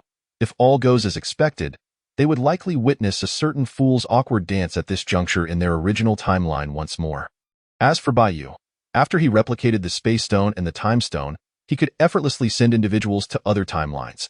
Nevertheless, Bai Yu generally preferred to utilize the Aurora Veil. So now, After dispatching War Machine and Nebula, Bai Yu looked up at the sky. At that moment, a colossal warship, accompanied by countless smaller vessels, was rapidly descending towards them. Guardians of the Galaxy, Thanos could not ascertain whether the Power Stone resided on this planet. At most, he had dispatched his two daughters, Nebula and Gamora, to investigate after hearing some rumors. However, not long ago, the Conqueror Kong had appeared before Thanos, revealing the coordinates of all the stones. Thus, Thanos had now arrived with his armada. Why such a sudden influx of warships? Foolish. Star-Lord had initially only heard that there existed a treasure known as the Orb of the Cosmos and intended to come and retrieve it for some quick cash. He had not anticipated encountering such a grand spectacle. Consequently, Star-Lord promptly decided to heed the call of his heart, strategically retreat. Ironically, the location chosen by Star-Lord to hide and then attempt an escape was precisely where War Machine and Nebula had previously sought refuge. Chapter 107. The Last Piece Before the Sovereign. Ding. Congratulations on successfully signing in with Star-Lord. Reward. XA Driver. As Star-Lord stared blankly at Bai Yu and the others, the system's voice echoed once more. Not bad, truly not bad. Bai Yu nodded in satisfaction. Xaid is the 18th Kamen Rider of the Heisei series. Its ultimate form, the Invincible Player, possesses the characteristic of being immune to all types of attacks and has never been defeated thus far. Indeed, it has been proven that despite Star-Lord's lackluster abilities, he remains the protagonist. Consequently, Bai Yu successfully obtained a new main rider driver. Once he acquires the build driver, he will be able to open the Sovereign. Therefore, you should rest well for now. Bai Yu used his telepathy to induce sleep in Star-Lord and deftly created a blank driver. Replicating the latter's abilities, it is noteworthy that Star-Lord's father, Ego, is a living planet. While his combat prowess may not rival that of Ancient One or Odin, it is certainly not far behind. Thus, despite Star-Lord's current inadequacies, he can be considered a unique demigod. In any case, crafting a blank driver incurs no cost for Bai Yu. Producing a Star-Lord driver might prove useful in the future. However, it would be inconvenient for Star-Lord to participate in the subsequent events. Additionally, to prevent any loud outbursts from Star-Lord, it was best to let him sleep for a while. Very well, we should go and meet Thanos. Subsequently, Bai Yu, along with Iz and Yaz, walked outside. Since Thanos had arrived, it would be remiss not to meet him. Moreover, perhaps he could also sign in for the final piece of the Heisei main rider driver. Inside Thanos' flagship, who are they? The other Nebula, or rather the one from this timeline, gazed at the screen displaying Bai Yu and his companions, her expression filled with confusion. They seem not afraid of us at all? Not just unafraid. Beside her, the green-skinned, red-haired Gamora added gravely. They may even wish to challenge us. Challenge? The purple-skinned, bald, towering figure clad in golden armor, Thanos, approached. Then let us descend and see if they possess the qualifications to challenge us. Not long after, the warships of Thanos' army hovered above Morag, and a beam of light was cast from the flagship, landing not far from Bai Yu. The figures of Thanos, Gamora, and Nebula slowly emerged from the light. Ding! Congratulations on successfully signing in with Thanos and Gamora. Reward. Build driver, Evolt driver.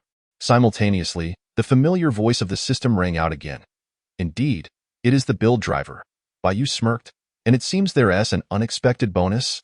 Kamen Rider Build is the 19th rider of the Heisei series. By combining different full bottles, he can transform into various forms and unleash a multitude of abilities. The most critical aspect is that with the build driver, Bai Yu has completed the final piece of the puzzle leading to the Sovereign Time King. Whenever he desires, he can activate the Sovereign form. As for the Evolt driver, it is the final boss of build. Known in the community as it possesses the ability to create black holes, traverse freely in space, and consume planetary life energy to strengthen itself, making it a formidable entity that surpasses even the final, genius, form of build. In summary, Bai Yu's journey to Morag has yielded considerable rewards. Furthermore, even if they hail from different timelines, can the same individual only be signed in once? Casting a glance at Nebula across from him, Bai Yu pondered. Of course, this was not a significant issue. However, Father, I shall go and test them. Perhaps it was Bai Yu's mere glance that led Nebula to perceive a provocation, as she immediately requested Thanos' permission. Do not hold back. Beside them, Gamora cautioned, the strength of the three of them is certainly not as simplistic as it appears. Humph, that's none of your concern. Nebula retorted coldly. At this juncture, their relationship was still one of rivalry, marked by considerable tension. To Nebula, Gamora's warning felt like a veiled doubt cast upon her capabilities, tinged with sarcasm. Gamora, Nebula, you are to go together, Thanos commanded, his gaze fixated on Bai Yu across the way. Instinctively, he sensed that the latter was not an ordinary adversary. Yes, Father. Both Gamora and Nebula responded in unison, no longer hesitating as they swiftly charged towards Bai Yu. Ha! Observing this, Yes scoffed derisively. Is it now the case that any random fool dares to provoke our master? Arc 01. Authorize. Progrise. Final conclusion. Arc Rising Hopperay. Jump to the sky to gain hatred. With the sound of transformation echoing, Yes instantly morphed into Kamen Rider Arc 0-1. Do not question why the Morag star can connect with Satellite Arc. The answer lies in quantum entanglement. Both satellites Arc and Z have undergone systematic enhancements, allowing Bai Yu to connect with them regardless of his location in this universe. Naturally, Iz and Yaz, who were by his side, could do the same. In an instant, Yaz, having completed his transformation, surged forward like a stream of black and purple lightning, effortlessly knocking Gamora and Nebula to the ground, leaving them unable to rise. Had Bai Yu not previously indicated a reluctance to resort to lethal force, and considering his seemingly amicable demeanor towards another version of Nebula not long ago, Yaz might have been inclined to do far worse. You are Loki, and the Time King mentioned by Kong the Conqueror? Thanos mused, his expression grave, as he surmised Bai Yu's identity. I never anticipated encountering you so soon, and here of all places. What is your intention? The Power Stone, or me? Although Thanos had never seen Bai Yu, Iz, or Yaz before, and Bai Yu was still in his untransformed state, deducing Bai Yu's identity was not particularly challenging, given the intelligence provided by Loki and Kong, along with the distinctive electronic sound during Yaz's transformation. Unfortunately for Thanos, the current circumstances were not favorable for him. Chapter 108. The Invincible Player. Don't say I haven't given you a chance. Unleash your full power. Bai Yu stepped forward, producing the XA driver and the time-space device. Otherwise, once I make my move, you will have no opportunity left. Rider time. Mutiki. Like a meteor, the strongest golden player shines. Hyper Mutiki X8. Kamen Rider X8 Mutiki Gamer. The Invincible Player. Rejoice. He embodies the power of all riders, knowledgeable of past and future, the sovereign who transcends time, Kamen Rider Zio. Now he has acquired the power of another rider, transforming into the Kamen Rider X8 Invincible Player form. Accompanied by the soaring sound of transformation, Bai Yu became the Invincible Player, adorned in a predominantly golden attire, with flowing golden hair cascading behind him. Was appeared at an opportune moment, opening a book titled The Chronicles of Celestial Demons, which contained nothing but blank pages, and he jubilantly exclaimed, "How did this guy arrive as well?" He shook his head, unable to suppress his sarcasm. "Great, another third wheel is... Humph." Thanos snorted coldly, then charged at Bai Yu. "All this showiness. Let me see what audacity you truly possess." As he spoke, Thanos closed the distance and swung his dual-bladed sword menacingly towards Bai Yu. It is worth noting that in Avengers Endgame, Thanos effortlessly shattered Captain America's shield with his blade, underscoring his formidable strength and the extraordinary material of his weapon. However, the next moment... What? Thanos's purple visage bore an expression of disbelief. How can this be? His sword struck Bai Yu's shoulder, yet failed to inflict any harm. Is this all your strength? Bai Yu extended his right hand, effortlessly crushing the dual-bladed sword resting on his shoulder, and subsequently crafted a blank driver to replicate Thanos's power, sending the latter flying with a kick. Weak, exceedingly weak. Such a lackluster display fails to pique my interest. Perhaps I should just eliminate you now and move on to your more complete self. Finish time. Hypercritical sparking. On the ground, Thanos, still reeling from the blow, had yet to rise when he heard the electronic sound, instantly sensing an ominous premonition. Moments later, he was besieged by a flurry of golden kicks from the Time King. I am unscathed. Thanos observed his body, devoid of any injuries aside from the earlier kick, staring incredulously at the Golden Time King. This attack could not have been without effect. Hit, hit, hit, hit, hit. Final strike. Complete victory. Before Thanos could unravel his confusion, he found strange characters appearing on his body, accompanied by new electronic sounds. And then, he was no more. Father, did you kill him? Upon witnessing Thanos' demise, Gamora and Nebula stared at Bai Yu in shock. What, do you intend to seek vengeance? Bai Yu turned to them. If I recall correctly, your relationship with him wasn't exactly cordial, was it? Vengeance? What a joke, Nebula interjected. I have been nearly entirely replaced with machinery by him. Do you have any idea of the agony that has caused me? My homeland was ravaged by him, and I witnessed countless lives extinguished, Gamora added. While he lived, I had no power to confront him. Now that he is dead, so be it, Bai Yu nodded in agreement. Otherwise, there would have been 2 more corpses on this planet today. A few minutes later, Power Gem. Bai Yu successfully acquired the Power Stone from Morag and crafted a Power Stone driver. Yaz, it is time for us to explore another point in time on Earth, he declared, tossing the Power Stone and its corresponding driver into the system space. With the XA driver and the Kamen Rider driver obtained from Star-Lord and Thanos, Bai Yu could now activate the reigning Emperor form at will. Yet, he must find a worthy opponent for its debut, perhaps facing Thanos with 5 or even all 6 Infinity Stones. Thus, Bai Yu would need to traverse through time once more, embarking on what is known as a dungeon quest. All right, Master, let us depart swiftly. Anyaz nodded in agreement to Bai Yu's words. Without hesitation, Bai Yu summoned a curtain of Aurora. Have they just left? Nebula gazed at the spot where Bai Yu and the others had vanished, bewildered. In truth, Nebula had heard of the Time King's name from Loki and Kong, yet she never imagined that even Thanos, whom she had always considered invincible, would be so effortlessly dispatched by this Time King. She was equally astonished that Thanos had actually perished, and so simply before her eyes. Even minutes later, it still felt surreal. The power of the Time King far exceeded their expectations. It was no wonder Kong would traverse time from the future to contend with him. Gamora glanced at the warships still hovering in the sky. Let us go. Thanos is dead, but he has left behind quite the mess for us to clean up. By the way, wasn't there a man who suddenly appeared and spouted a plethora of congratulatory phrases? Where has he vanished to? Could it have been my imagination? Meanwhile, in another realm, around the year 2022, Earth, I am Destiny. Clad in the Infinity Gauntlet, Thanos proclaimed his line without hesitation, snapping his fingers, and then, there was no further consequence. For at that moment, the 6 Infinity Stones had already transferred to Iron Man's gauntlet. I am burdened by the immense weight of the Infinity Stones upon my body, driven by an unwavering resolve to face inevitable demise. Iron Man, without hesitation, prepares to snap his fingers. Leave me be. But at that moment, a golden hand reaches out, halting Iron Man's impending action. Allow me to make use of these 6 stones for the time being. If you desire to wield them for your own snap, I shall return them to you later, so you may indulge to your heart's content. Chapter 109. Rejoice, Kamen Rider Zeo. What? Iron Man, bewildered by the unfamiliar figure clad in golden armor with long, golden hair, is instantly consumed by rage. Are you jesting? Do you wish to witness Thanos obliterate all life within this universe with the 6 Infinity Stones?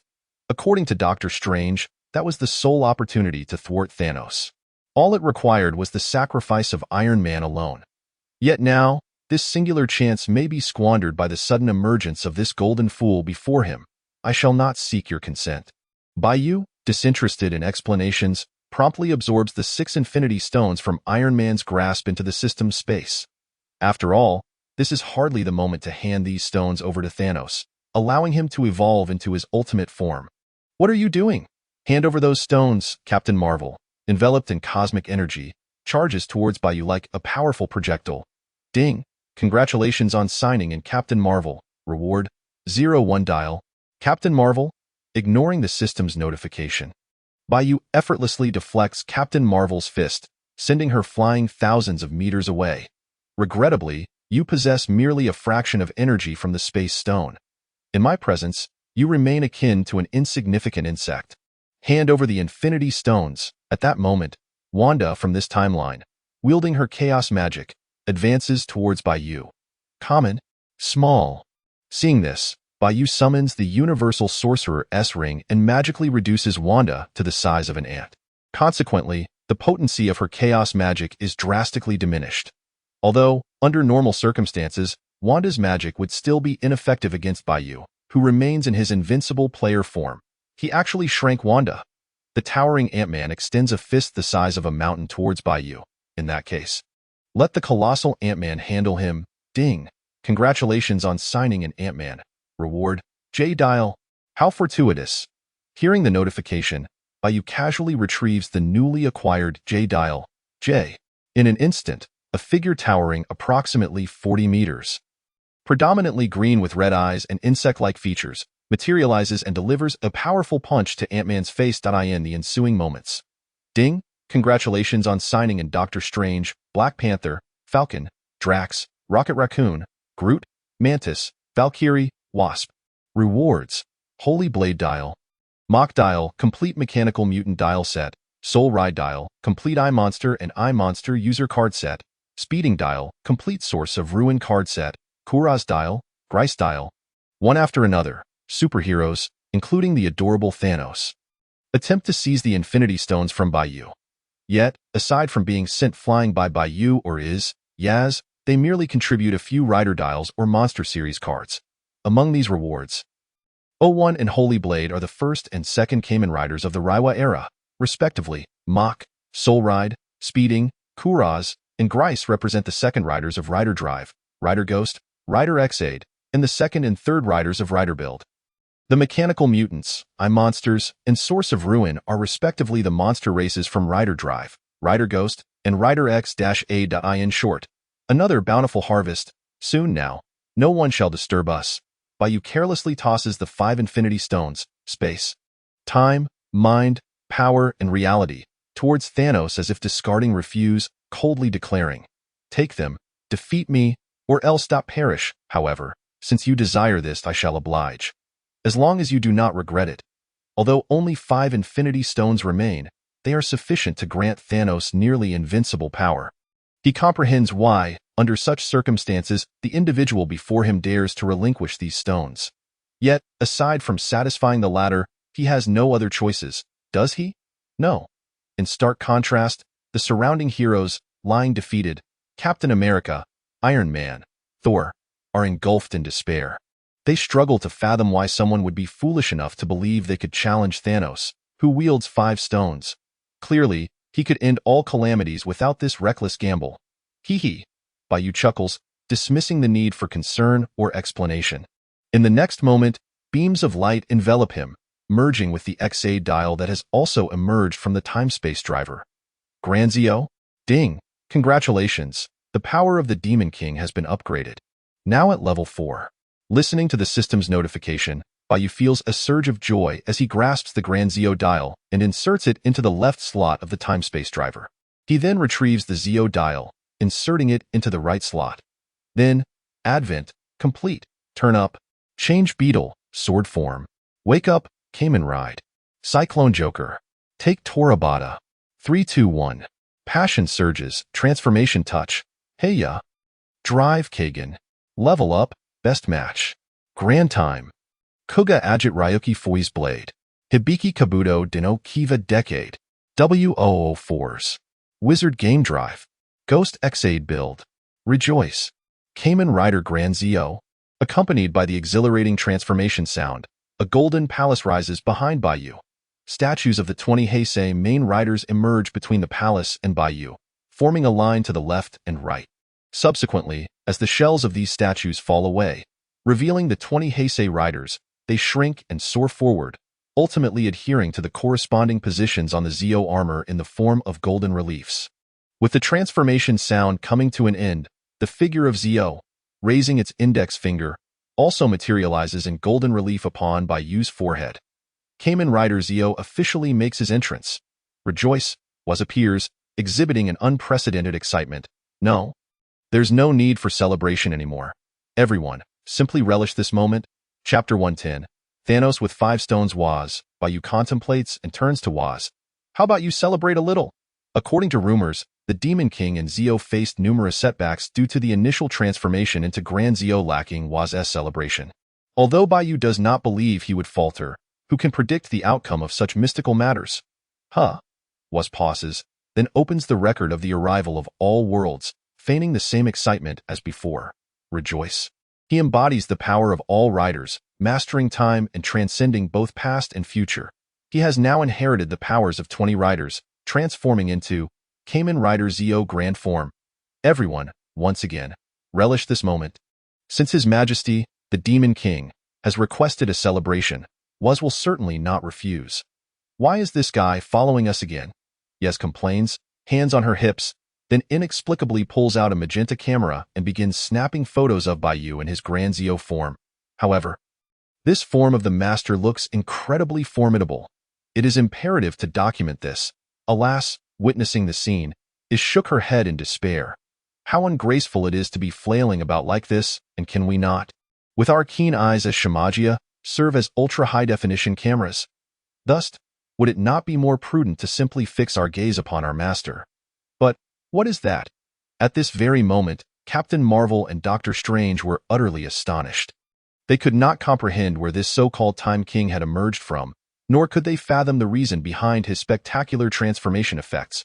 However, they could undeniably sense that the Time King before them possessed a truly formidable power. Yet, could he truly contend with Thanos, who wielded the 5 Infinity Stones?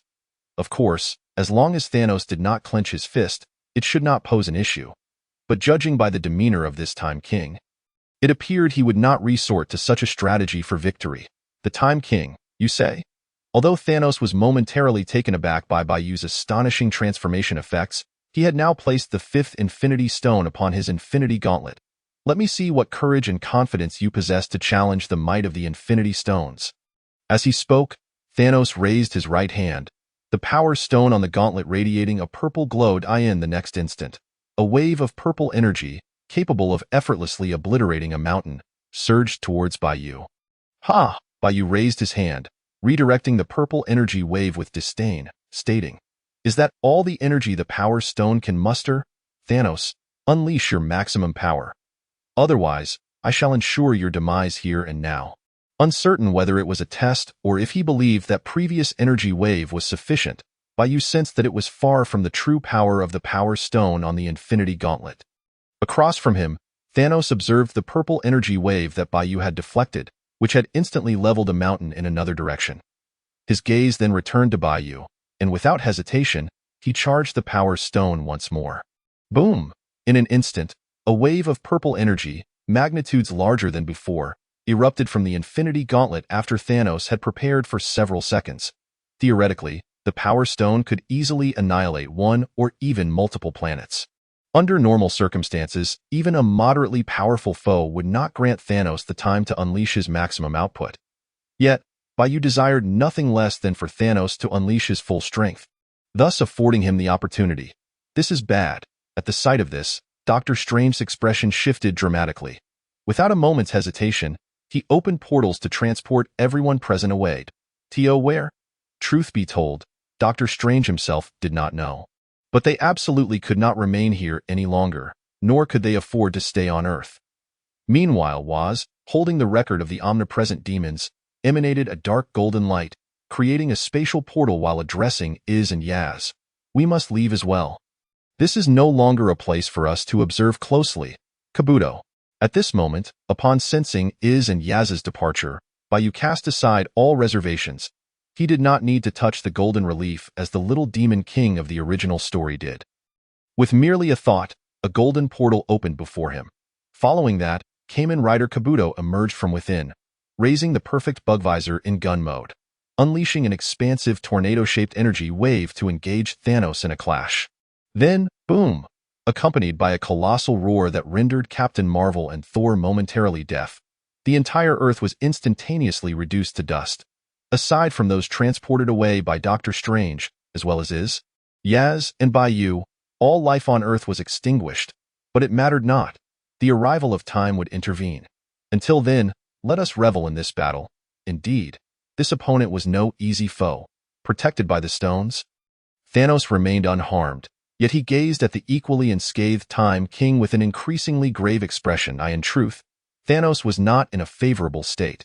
Even with the Infinity Gauntlet, utilizing the Power Stone at maximum capacity imposed a significant burden on his body. If he continued to employ such devastating attacks repeatedly, regardless of the Time King's strength, he too would meet his end. Yet, the Time King's power exceeded Thanos' imagination. To survive, he would have to gamble his life.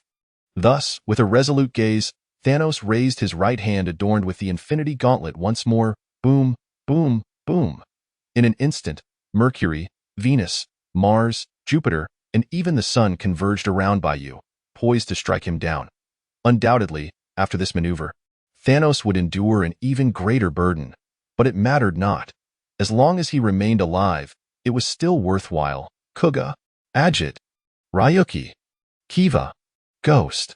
Observing this scene, Bai Yu remained unfazed, simultaneously summoning Ultimate Kuuga, Shining Agito, Ryuki, Kiva, and Infinite Ghost. Shining Agito, Kiva. Chapter 111, Thanos' Resolution.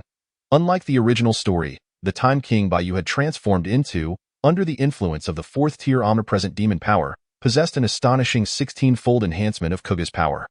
16 times Illuminated, Invincible Player, 16 times Genius Kamen Rider, 16 times Time King's Strength. Just the base punch power data exceeded 10,000 tons. The Kamen Riders Bai Yu summoned also received a 16-fold power increase.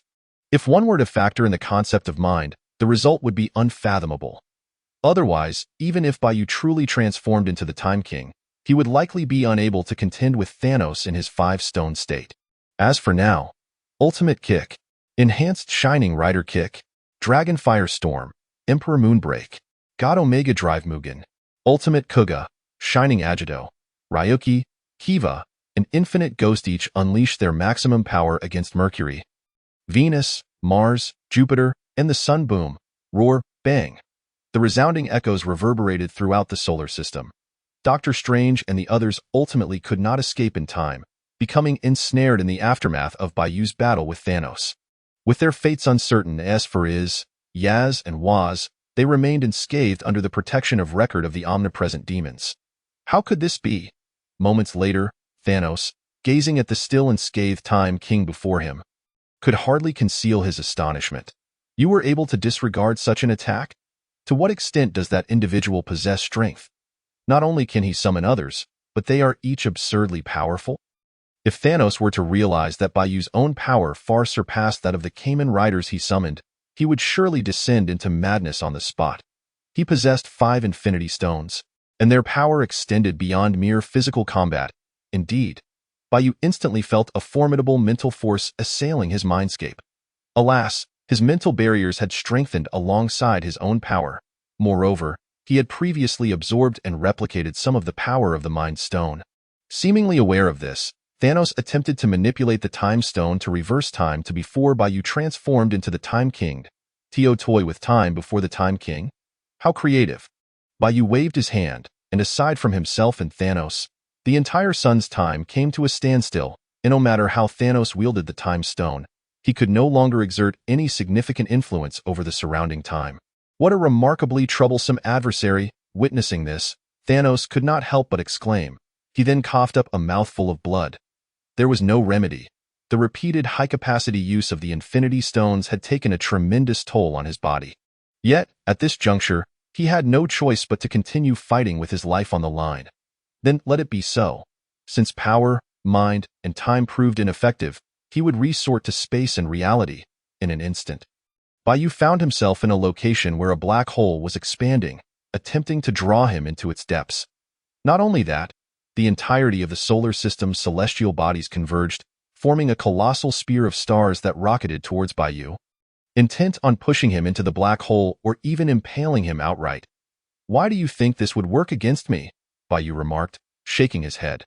Continuing onwards, he stood unwavering, allowing the spear of the stars to propel him into the black hole behind him. As he entered, the latter contracted at an astonishing speed, vanishing from sight. Was this a success? Kneeling in the cosmos, Thanos cast a weary gaze towards Bai Yu and the location where the black hole had disappeared. His expression revealing a blend of 3 parts longing, 3 parts unease, 3 parts exhilaration, and 1 part nonchalance. It is well known that when someone utters the words "was this a success?" it often accompanied by an electronic sound effect. The black hole that had seemingly vanished re-emerged, and Bai Yu's figure emerged unscathed from within. This scene evoked a profound sense of powerlessness even in one as resolute as Thanos. He had never envisaged that anyone could navigate the sequential effects of the 5 Infinity Stones with such ease. Remaining completely unscathed, in truth, this was also related to Thanos' inability to fully harness the true power of the Infinity Stones. Otherwise, if each stone unleashed its universe-level might, even Bai Yu in his transformed state as the Monarch of Time would struggle. And it certainly would not be as effortless as it appeared now. Thanos, the embodiment of benevolence, I shall grant you another opportunity. Bai Yu tossed the Soul Stone to Thanos, simultaneously laughing and saying, "Now, let me witness the true extent of your power in your complete form." Following the recent battle with Thanos, Bai Yu had developed a solid understanding of his current strength. Thus, the time had come to embrace greater challenges. As you wish. Left with no other recourse, Thanos immediately placed the Soul Stone into the Infinity Gauntlet and snapped his fingers. Then, nothing followed. The entire universe surrounding Bai Yu descended into a state of collapse. As if it were on the verge of reliving the Big Bang, so that Bai Yu gazed at the now seemingly breathless Thanos.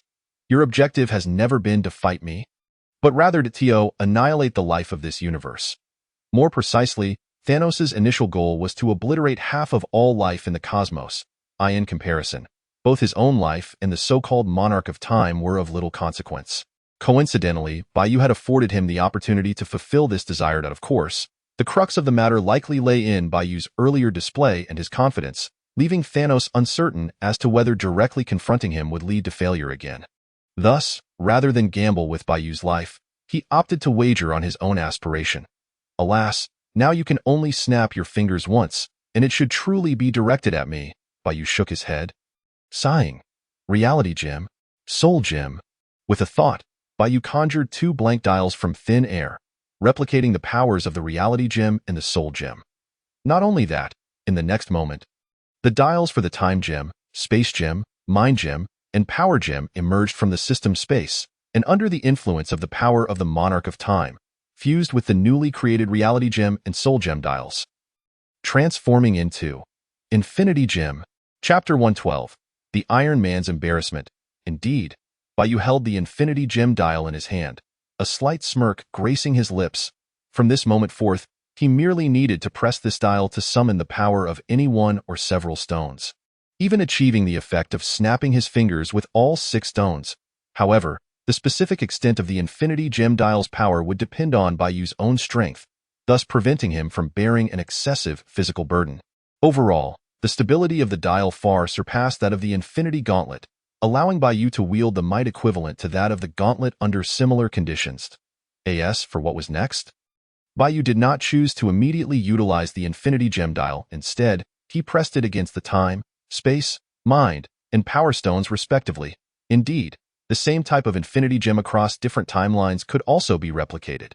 Feeling the increasingly potent power within the Infinity Gem dial, Bai Yu's heart surged with joy. This meant that the more Infinity Gems he acquired, the greater the power of the Infinity Gem dial. Naturally, as stated before, regardless of how formidable the dial's inherent power was, if Bai Yu's own strength was insufficient, it would hold little significance. Soon enough, I am him, the Iron Man, prepared to snap his fingers with a resolute acceptance of death, suddenly sensed something amiss. This scene seemed oddly familiar. It felt as though he had experienced this once before, and during that time, there had been some figure known as, before he could finish his thought, Iron Man beheld the Monarch of Time standing opposite him.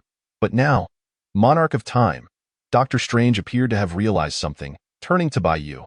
It was you reversed time? Rounding up, you all owe me 2 lives. Let us temporarily use your powers as interest. In an instant, Doctor Strange, Captain Marvel, Ant-Man, and the others found a peculiar gray dial materializing in front of them. All right, soon, Bai Yu stored the dial that replicated Doctor Strange and the others' powers into the system space, then smiled at Iron Man. I have always kept my word. I said I would return the Infinity Gems, and I shall do so. Therefore, you now owe me 2 lives, plus a favor. Furthermore, you may continue to snap your fingers. Farewell, everyone. Until we meet again. With that, Bai Yu summoned a curtain of auroras, taking him, along with and Yaz away from there. Witnessing this scene, Doctor Strange and Iron Man exchanged glances, utterly perplexed as to the true intentions of this so-called Monarch of Time. After the Infinity Gems were taken and then returned to them, claiming to use their powers as interest, they noticed no diminishment in their own strength. Was the Monarch of Time merely here to engage in battle with Thanos, who possessed the Infinity Gems?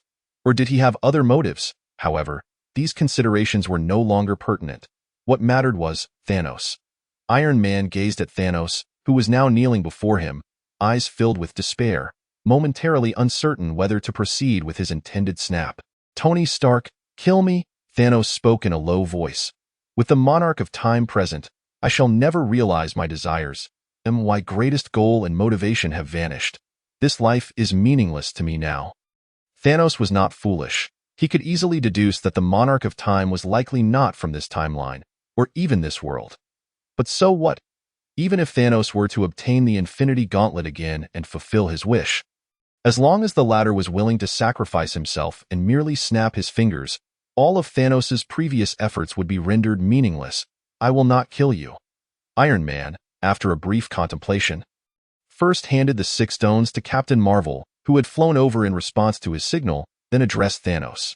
"Of course, that does not imply that others won't. Perhaps you might find a way to earn a chance at redemption. Additionally, have you ever considered a question? Even if you did obliterate half of all life in the universe, the remaining life would swiftly reproduce, leading to resource scarcity once more. At that point, would you snap your fingers again? Oh, I almost forgot. According to your original plan, you would destroy the Infinity Gems. In other words, is there a possibility that everything you have done thus far has been inherently meaningless? Bai Yu's timeline, the main timeline. At the headquarters of Fadian Intelligent Company, in the chairman's office. Excellent. Bai Yu sat at his desk, nodding with satisfaction. This operation not only allowed me to unlock the Monarch form, but also successfully merged into the Infinity Gem dial. Henceforth, at least by the standards of the Marvel Cinematic Universe, I am invincible. However, whether it was the Chronicles of the Omniverse in Waz's hands or the time-traveling Conqueror Kong, the increasingly chaotic timeline testified that his future would not merely be confined to the narrative of the Marvel Cinematic Universe. Naturally, this also signified that his future achievements would continue to soar. Moreover, if there were no greater challenges, how could the stage for the Monarch of Time's appearance be established? On the other side, with his apprehensions and animosity towards the Monarch having dissipated, Iron Man in this timeline felt unburdened as he took the Avengers members to indulge in the barbecue he had long yearned for. However, approximately half an hour later, before him lay a plate with a single bite taken out of a piece of barbecue. Yet the Avengers members wore peculiar expressions, and the atmosphere had grown increasingly silent and awkward. Chapter 113. The Smile That Will Not Fade. In summary, Iron Man and the others arrived with enthusiasm, only to depart in disappointment. With a wave of his sleeve, they left without taking a single cloud with them. Night fell at Fadian Intelligent Company. I did not expect you to resolve the individual I summoned so effortlessly. The Grandmaster made his second appearance before Bai Yu, yet he bore no trace of displeasure from his defeat. It seems I should seek one or several challengers of greater strength next time. Furthermore, according to our contract, you may propose a condition now, as long as it lies within my capabilities, I shall exert every effort to achieve it. However, what can a mere earthling propose that exceeds the bounds of the High Celestial's powers? I desire the reality controller, without hesitation, Bai Yu declared. Or perhaps the ultimate eraser, the heart of the universe. If worst comes to worst, I shall settle for the cosmic cube. It is widely acknowledged that within the Marvel canon, there exists a character that could be considered the author's alter ego. Tiole, the one above all, also known as Ao, above all other. Theoretically, such a character within the Marvel universe should be an absolutely invincible entity. Yet, it matters not. Thanos will intervene. In a certain comic series, Thanos wielded the reality controller to strike down Toa. The ultimate eraser is akin to an artist's eraser. Theoretically, it possesses the capability to erase anything within the Marvel universe. The ultimate eraser made its first appearance in the Fantastic Four comics, and even before it was utilized, it intimidated the Planet Devourer into immobility. Regrettably, the ultimate eraser, much like Bai Yu's Infinity Stone dial, is cursed with a rather frustrating limitation. The greater the strength of the wielder, the more formidable the power unleashed. If an ordinary person were to obtain it, it might at best extinguish a star or pose a minor threat to the Planet Devourer. However, should a being of substantial might acquire it, then it would indeed become a force of divine retribution, capable of vanquishing any who stand in its way. As for the heart of the universe, it is fundamentally a part of TOA itself, and its power is beyond comprehension. It is not an exaggeration to assert that possession of it would grant near absolute dominion within the Marvel Universe. Lastly, the Cosmic Cube, though its name closely resembles that of the Cosmic Tesseract, differs vastly in essence and capability. In simple terms, the power of the Cosmic Cube surpasses that of the Infinity Stones, comic version, allowing for the manipulation of all within the Marvel multiverse. Even the 5 primordial deities would be compelled to kneel and lament their existence. In summary, aside from the somewhat irksome ultimate eraser, Bai Yu would only need to acquire any one of the reality controller, the heart of the universe, or the Cosmic Cube to ascend to greatness. However, upon hearing Bai Yu's words, the High Celestial's smile visibly faltered. Setting aside the items Bai Yu mentioned, it seemed he had only heard of the ultimate eraser and the Cosmic Cube. Even these 2 artifacts were not something the High Celestial could simply claim at will. Were they? More accurately, even if he were to possess them, he would need to deliberate on whether to relinquish such powerful artifacts to Bai Yu for what could be deemed a mere gamble. Alas, seeing this, Bai Yu was not surprised, but he still shook his head and sighed. I had thought our cosmic elder, the High Celestial, was incredibly formidable. Yet, it seems he cannot even fulfill such a modest request. Truly, one should not have too great expectations of you. Very well, I shall concede a slight reduction in my 100 million demands. Surely, you can effortlessly procure the Soul Stone from this timeline. Yes? The facts have already demonstrated that the Infinity Stones from other timelines can augment the power of the Infinity Stone dial. At most. It is just that Bai Yu is currently unable to wield it. Nonetheless, the collection must continue. Regrettably, acquiring the Soul Stone from the main timeline is somewhat it seems not so troublesome after all. A mere press of the Infinity Stone dial will suffice. However, since there is free labor at hand, why not utilize it, High Celestial? Hear me, thank you, for you have warmed the seasons. Ahem. The High Celestial cleared his throat twice, his expression somewhat grim. This poses a bit of a challenge for me. However, since I have promised to endeavor to meet your conditions, I shall fulfill that promise. According to the lore, in the Marvel Cinematic version, the Soul Stone requires the sacrifice of a beloved individual to be obtained. Unfortunately, this is merely a rule set forth by the Soul Stone itself. And what power can a gem without an owner truly wield? Ordinary humans and eternal beings like Thanos cannot defy the Soul Stone's rules. But that does not imply that the High Celestial, possessing the strength of his comic counterpart, cannot do so. At most, it would require him to take a slight risk. After all, in comparison to the ultimate eraser and the Cosmic Cube, the Soul Stone is still relatively easy to acquire. Nevertheless, the High Celestial has already resolved to seek a challenger capable of overwhelming the Time King next time. He must, once more, impose a challenge upon the latter. One can only imagine the expression on the High Celestial's face if he were to learn that Bai Yu had previously overwhelmed the Thanos with 5 Infinity Stones in another timeline and possessed a dial that surpassed the Infinity Gauntlet. Yes, splendid. At this moment, upon hearing the High Celestial's agreement, Bai Yu nodded with satisfaction. Very well, you may take your leave. Oh, by the way, I almost forgot one thing. Before he could finish, Bai Yu swiftly completed the process of handcrafting a blank dial, copying the power, and tossing the dial into the system space. By the way, after accumulating so many items, isn't it time for the system space to undergo an upgrade? System, you understand? What were you just doing? The High Celestial witnessed Bai Yu's fluid motions, yet he was entirely oblivious to the significance of the actions taken. High Celestial, what the hell do you mean by take your leave? Do you take me for your servant? Never mind. The illustrious High Celestial shall not quibble with a mere earthling. However, the standards for the next challenger must be adjusted upward, correct? Hee. After the High Celestial departed, Yes produced her magenta camera. When you mentioned those demands, the expression of that lowly creature, akin to having consumed excrement, was captured by me, and of course, had I not been able to capture you as well. His grotesque face would only tarnish my camera and photographs. Chapter 114. The gates of royalty. That fool likely believes he can find a challenger capable of defeating the master. Yes continued. I truly wish to witness the expression of the person he selects when they are crushed by the master. Furthermore, it must be properly documented for posterity. Naturally, the master must also be included in the frame. That lowly creature is merely a comical accessory. Do not speak thus. I am actually quite eager to see what challengers the High Celestial will bring forth. Bai Yu smiled. What he anticipated even more was the nature of the rewards he would receive. After all, the main dial reserved for the system was running low. Bai Yu truly wished to see which universe's rewards the system would offer once the rewards from the Kamen Rider universe were exhausted. The following day, ding, congratulations on successful signing in. Reward. System space expanded by 100 times. Huh.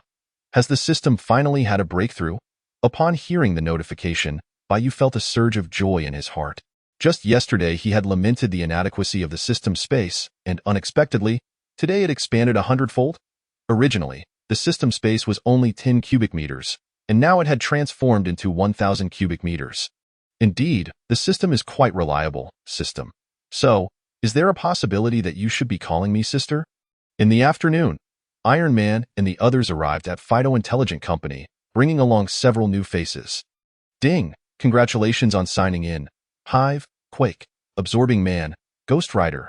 Reward, G3 Dial, Hive Dial, Caesar Dial, Quake Dial, Gurren Dial, Absorbing Man Dial, Battle Rider Dial, Ghost Rider Dial. Good heavens, an entire array of dials. A series of system notifications left Bai Yu feeling somewhat astonished. The most significant aspect was that the system had learned to directly sign in for the corresponding characters' dials without Bai Yu needing to craft blank dials by hand anymore, of course. This was a delightful development. Additionally, Hive was the first Inhuman member within the Marvel Cinematic Universe, modified by the Kree long ago. Quake, originally named Sky and also known as Daisy Johnson, is an Inhuman who possesses the ability to generate shockwaves. Capable of causing earthquakes, collapsing buildings, or directly attacking enemies with shockwaves. Simultaneously, Quake is also an agent of SHIELD. Absorbing Man, originally named Carl Creel, is a member of Hydra who can transform his body into whatever material he touches. For instance, he can instantly turn his entire body into steel upon contact with IT.AS for Ghost Rider. It is well known that there is more than one Ghost Rider. Presently, the 4th-generation Ghost Rider, Robbie Reyes, stands before Bai Yu. While active as Ghost Rider, he possesses a flaming skull, hellfire, the Eye of Judgment, and demonic chains among his abilities. His current identity should belong to the companions and comrades of Coulson and the others. As for Kamen Rider G3, Kamen Rider Caesar, Kamen Rider Gurren's Dial, and Kamen Rider Zanki's Dial, they correspond to the second riders of Ajakudo, 555, Kin, and Tsukuyami respectively. However, these details pale in significance compared to the fact that, setting aside the empty Kamen Rider with no second rider, Bai Yu has already collected all 19 Heisei second rider dials. What does this imply? It signifies that Bai Yu can amalgamate these second rider dials to create the corresponding dial for Kamen Rider Zo. Not only that, but Bai Yu harbors an audacious notion. What if he were to merge the Kamen Rider Zo dial with the Kamen Rider ZOS dial, and if successful, what might transpire? A second phase of Kamen Rider Zo, perhaps? It's exhilarating to contemplate. Were it not for the presence of guests, Bai Yu would have embarked on the experiment immediately. Thankfully, the presence of Iron Man and the others here is to facilitate the Hive, and to bring an Absorbing Man to meet Bai Yu. So.as for the Hive and Absorbing Man. You may handle them as you see fit. Iron Man, Captain America, and the others. Do you take us for fools? Moreover, what exactly are you after? Ahem. Observing this, Bai Yu cleared his throat twice and spoke once more. Very well. I never shortchange those who assist me. Since that is the case, I shall enhance your powers a-bit. No sooner had he spoken than a dial materialized before Bai Yu, its upper button pressing down on its own. Infinity Gem. With the electronic sound effect resonating, Iron Man, Thor, Hawkeye, Black Widow, Nick Fury, Falcon, Spider-Man, Captain America, Winter Soldier, and even Coulson, Quake, Ghost Rider, as well as Wanda and Quicksilver, all experienced a significant enhancement in certain aspects of their abilities due to the effects of the Infinity Gem dial. As for the Hive and Absorbing Man, mere two villains hardly deserve such enhancements. This is truly extraordinary. While Iron Man and the others were astonished, they could not help but feel a surge of joy and excitement. Especially Wanda and Quicksilver, who had previously been enhanced by Bai Yu. After all, who would not wish to bolster their strength? The Infinity Gem. Meanwhile, Iron Man, Captain America, Nick Fury, Thor, and a select few noticed the content of the previous electronic announcement and felt a stir within. Although they may not fully comprehend the significance of the Infinity Gem, they instinctively understood that it was no trivial treasure. Most importantly, it also demonstrated that Kamen Rider Zeo was not only augmenting its inherent power but also continuously acquiring external strength. Naturally, setting all that aside, the appreciation and respect the Avengers held for Bai Yu were skyrocketing. After all, he genuinely had the ability to make them stronger. Adequate and fitting benefits are more than sufficient to alter the course of most circumstances. Chapter 115. Healing episode. Approximately 10 minutes later, Kamen Rider Zeo, there is something I ought to inform you. After the Avengers and the other SHIELD personnel had departed, Tony, who had already retracted his Iron Man suit, remained behind to speak with Bai Yu. Here is the situation. Up until now, the threats posed by the Abomination, the Destroyer, Hydra, the Hellfire Club, the Chitauri Army, and the Vanguard of Thanos, all these dangers have been resolved by Kamen Rider Zeo. Regardless of what the future holds, in Tony's eyes, at least in this moment, Kamen Rider Zeo is trustworthy. Moreover, with internal and external foes threatening the Earth, Tony does not wish to push Kamen Rider Zeo, who could potentially become an ally, into an adversarial position. Of course, to be prudent, research on the anti-Kamen Rider Zeo armor must continue clandestinely. However, regarding the Conqueror Kong, Tony believes it is prudent to alert Kamen Rider Zeo. Even now, Tony remains unconvinced that this so-called future being is merely here to confront Kamen Rider Zeo. After all, Kong spoke with such conviction, yet has he prevented anything thus far? He has not even dared to appear before Kamen Rider Zeo. Oh, I see. Upon hearing Tony's words, Bai Yu nodded lightly. Yes, I am already aware. A mere Conqueror Kong is hardly a cause for concern. Haven't I stated countless times? Bai Yu declared without hesitation. I am the benevolent and righteous Demon King. Wherever you tread is my territory, and all whom you encounter are my subjects. Why would I wish to destroy my realm or harm my people? Naturally, should anyone court disaster, I will show no mercy. After all, the annihilation of worlds is the domain of Kamen Rider D end, not Kamen Riders. I understand. After a brief moment, Tony, with a complex expression, truly departed from this place. Time flew by, and soon several days had passed. While there were still occasional minor villains causing trouble, they were merely trifling disturbances. The Avengers often found themselves in a state of leisure. Meanwhile, Coulson seemed to have received some news and went to investigate something in the land of the rising sun. Subsequently, he hastened off to seek out new challengers. One day, with nothing much to occupy his time, Bai Yu ventured into Hela's sealed space. Hela, I have brought you some delightful items this time. Bai Yu flashed Hela a mischievous smile. He then retrieved from his system's space the smartphone, laptop, projector, and other items he had prepared in advance. After all, Hela had nothing here, and even if she wasn't originally insane, prolonged isolation could drive anyone mad. Hence, Bai Yu thought to provide her with some entertainment, such as anime and the like. Additionally, Bai Yu had thoughtfully prepared for her healing-type series like Akame Ga Kill, Puella Magi Madoka Magica, Magical Girl Sight, Hellgirl Higurashi, When They Cry, and so forth. Moreover, he included a compilation video of a certain cheerful game series. Do not question why these exist within the Marvel Cinematic Universe, nor how electricity is resolved within this sealed space. The Infinity Gem dial provides the answer. Of course, connecting to the internet is out of the question. Otherwise, would not Bai Yu's carefully curated shows and videos go to waste? Hela, you are quite kind. Are these some of the creations that mortals possess nowadays? Hela gazed at the smartphone, laptop, and other electronic devices before her, curiosity evident in her eyes. Had she been free before her sealing or had already departed from it, she likely would not have given these items a second glance. Yet, regrettably, Hela currently resided within a seal. The concept of loneliness alone is enough to alter many things. Moreover, these were personally brought by Bai Yu. If Hela were to appear overly indifferent, it would be disrespectful to him, would it not? Indeed, this was merely to acknowledge Bai Yu's contributions, for the great Lady Hela had condescended to understand these mortal creations.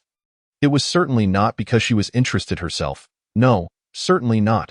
Alas, at this moment, Bai Yu glanced at Hela and sighed. You have truly spent too long here.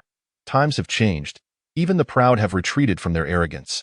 Nevertheless, fret not, for the healing anime and videos I have prepared will undoubtedly cure all your unhappiness. Bai Yu taught Hela how to use the laptop, smartphone, and the like, he recommended.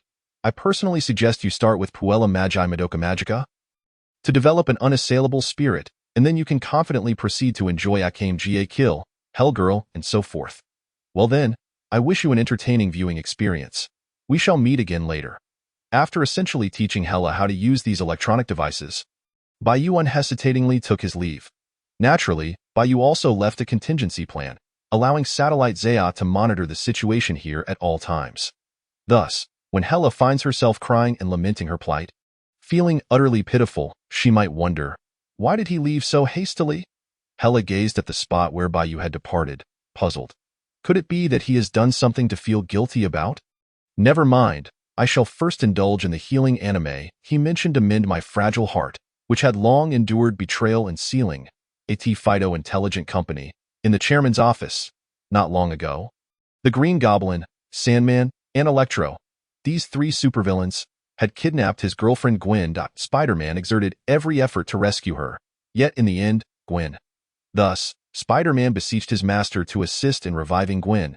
He is willing to exchange everything for her. Master, will you go to help? So it was Gwen's demise. Bai Yu recalled a film he had watched during his student years, but refrained from immediately voicing his decision, instead looking towards Is. I would like to know your thoughts.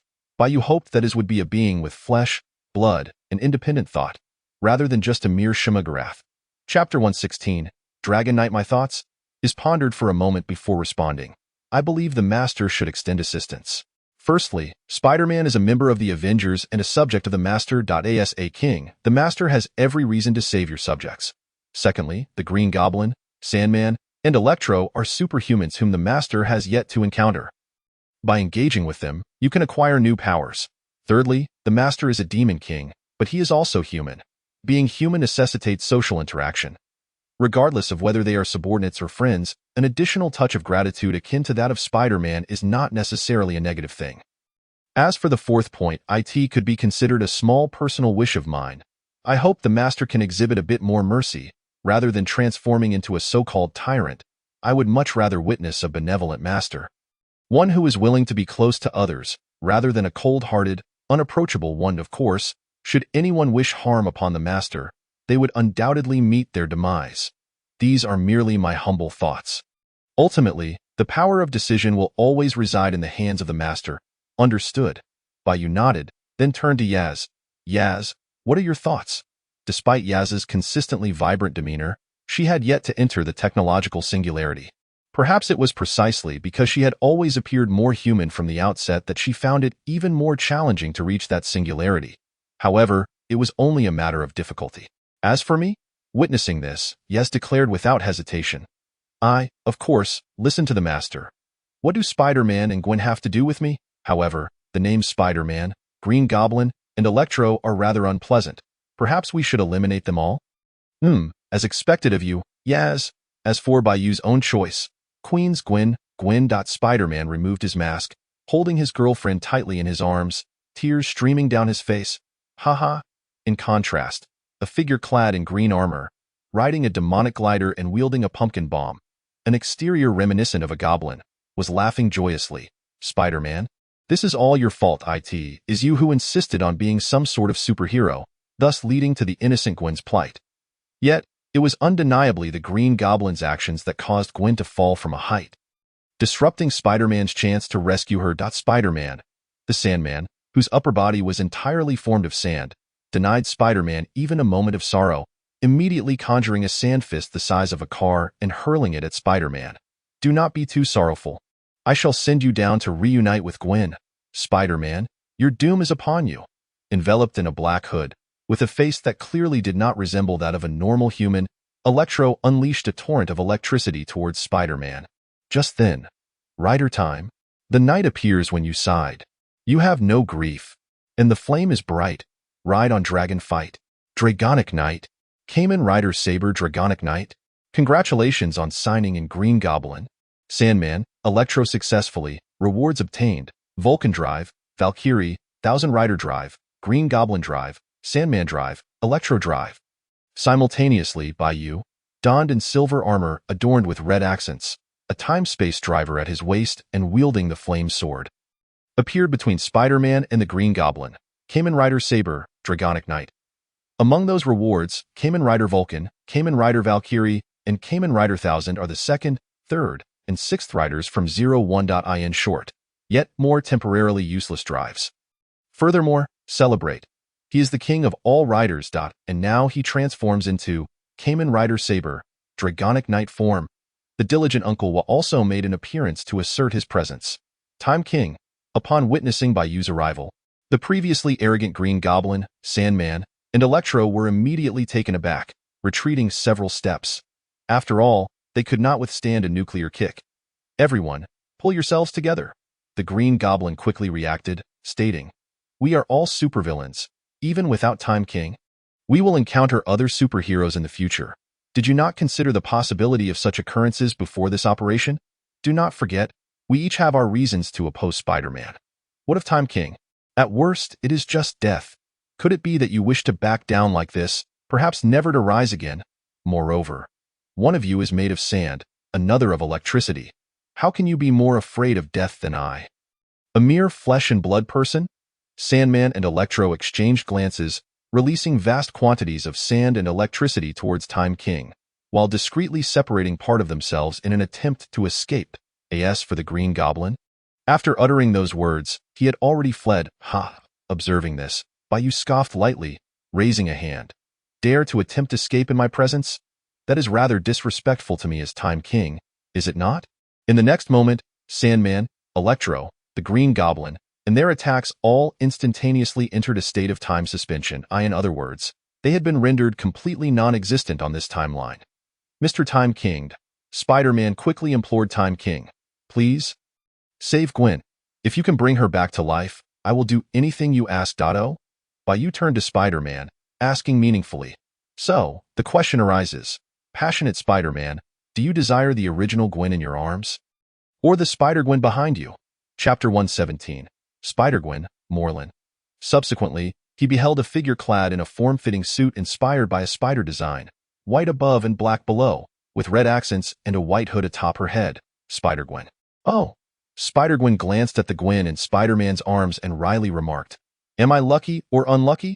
Truth be told, witnessing the corpse of another version of oneself from a parallel universe indeed feels quite peculiar." "You are Gwen?" Spider-Man gazed at the Spider-Gwen before him, filled with disbelief. "Indeed, it is I." Spider-Gwen nodded and then elaborated, "But I am not the Gwen of your world. Parallel universes, you see. However, that is not the focal point. The crux is you, and every Spider-Man from each universe, are in peril. We need your help, Peter." "Peril?" Spider-Man was still trying to grasp the meaning of Spider-Gwen's words when suddenly his spider sense triggered with an unprecedented intensity. This signified that an unprecedented and formidable danger was about to emerge. Found it. This time it's two delectable dishes. Just then, with a temporal portal reminiscent of a web, a man clad in a black coat, tie, and disheveled hair, clearly no good, appeared in this world. He gazed at Spider-Man and Spider-Gwen, much like a famished individual eyeing a sumptuous feast on the table. Neither Spider-Gwen nor this newly appeared man seemed to pay any mind to the Time King not far away. "Morlun, congratulations on signing in Spider-Gwen and Morlun successfully. Rewards obtained. Blade Drive, Sword Drive, Spider-Gwen Drive, Morlun Drive." The system's voice resonated in Bai Yu's mind at the opportune moment. Among the rewards, Spider-Gwen requires no further explanation. She is another Spider-Man from a parallel universe. Morlun is a member of a clan known as the Inheritors. This family feeds on various totemic life forms to enhance themselves. Coincidentally, the Inheritors had received a prophecy foretelling that one day they would be vanquished by the Spider Totems. There is no doubt that these Spider Totems refer to the various Spider-Men from parallel universes. As a result, the Inheritors first enslaved the Weaver, the guardian of the web of life and destiny, and utilized his power to traverse various parallel universes, hunting and preying upon Spider-Men. Moreover, the Inheritors only needed to find 3 individuals representing the heir, the son of a certain Peter from a parallel universe. The other, the Scarlet Spider, a clone of Spider-Man from the main Marvel universe, and the bride, Silk, who was bitten by the same spider as the main universe's Spider-Man. Through their blood, they could perform a ritual that would prevent the birth of new Spider-Men in the Marvel multiverse. Now, as a relatively powerful member of the Inheritors, Morlun had, with the Weaver's assistance, tracked Spider-Gwen to this world. As for Kamen Rider Blade and Kamen Rider Saber, They are the second and third writers in Saber, wielding the Lion Senki and Alangina's Lamp fantasy driving books, respectively. This is bad. At this very moment, upon encountering Morlun, Spider-Gwen's expression shifted dramatically. It's Morlun. We must leave this place immediately. No need, yet, despite the intensifying spider sense coursing through her. Spider-Man remained remarkably composed, even turning to the Time King in the distance. Time King, I beg you, save my Gwen. It was a jest. With the Time King present, he harbored no fears of Morlun or the Inheritors. In truth, Spider-Man was far more preoccupied with the resurrection of Gwen in his heart. Time King. Spider-Gwen glanced in astonishment at the entity Spider-Man referred to. She had certainly noticed this individual from the outset. Yet she did not recognize him and doubted he could be linked to the crises faced by herself and the multitude of Spider-Men. After all, the goal of the Inheritor family was solely the Spider-Men. As long as Spider-Gwen and Spider-Man could depart this world at the earliest opportunity, Morlun would naturally follow suit. However, judging by Peter's earlier demeanor, this so-called Time King seemed somewhat different. Most critically, you mean he can resurrect me from this world? Were it not for the formidable presence of Morlun, Spider-Gwen might have leapt in astonishment. After all, even for a superhero like Spider-Gwen, the concept of resurrection was exceedingly extraordinary. Oh? At this moment, having heard the voices of Spider-Man and Spider-Gwen, Morlun's gaze shifted towards the Time King. There exists someone in this world with such capabilities? Finish time. How intriguing. Observing this, Bai Yu pressed a button on the holy blade dial. Speaking in a tone devoid of warmth, no matter the world, one cannot escape the presence of those seeking their own demise. Therefore, you may now unleash your full power as a final glimmer before your body meets its end. Members of the Inheritor family, like Morlun, possess numerous clone bodies. Even if the current vessel is destroyed, they can be reborn in a new form. Nevertheless, Bai Yu was aware of the factories producing these clones across various worlds. You seem to be privy to some of our secrets? Morlun's expression darkened as he directed a scowl at Bai Yu.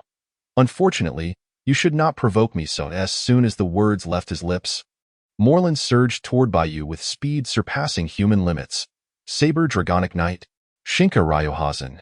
In response, Bai Yu, without hesitation, brandished the flame-wreathed sword of the Dragonic Knight, delivering an upward slash towards Morlun.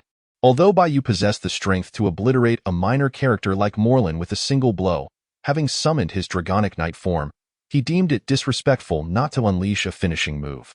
Ultimately, Bai Yu surveyed the completely annihilated Morlun, coldly appraising. You were simply too weak, you fool. Surely, to perish by my ultimate technique, you must have saved a galaxy in your past life. Chapter 118.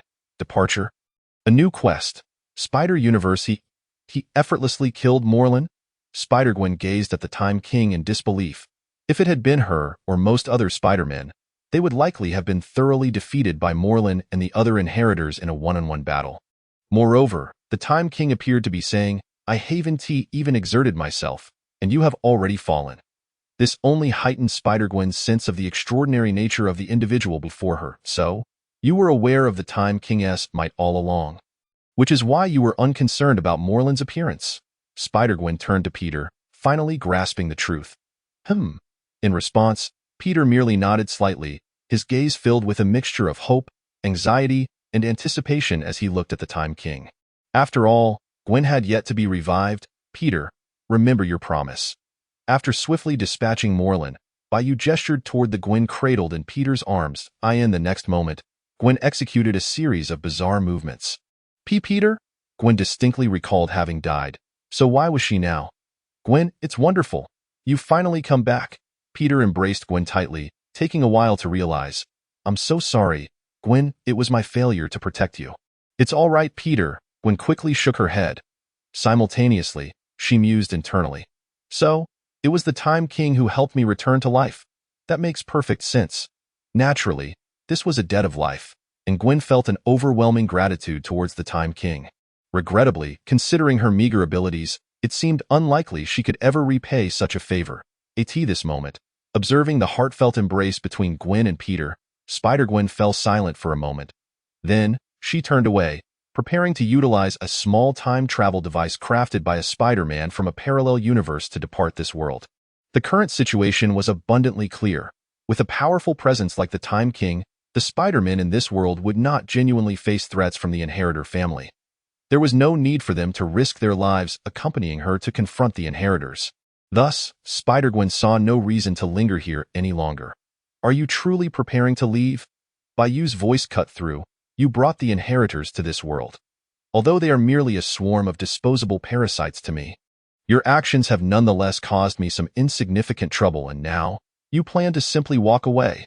Bai Yu did not believe that Morlun and his Inheritor family would relinquish this world so easily.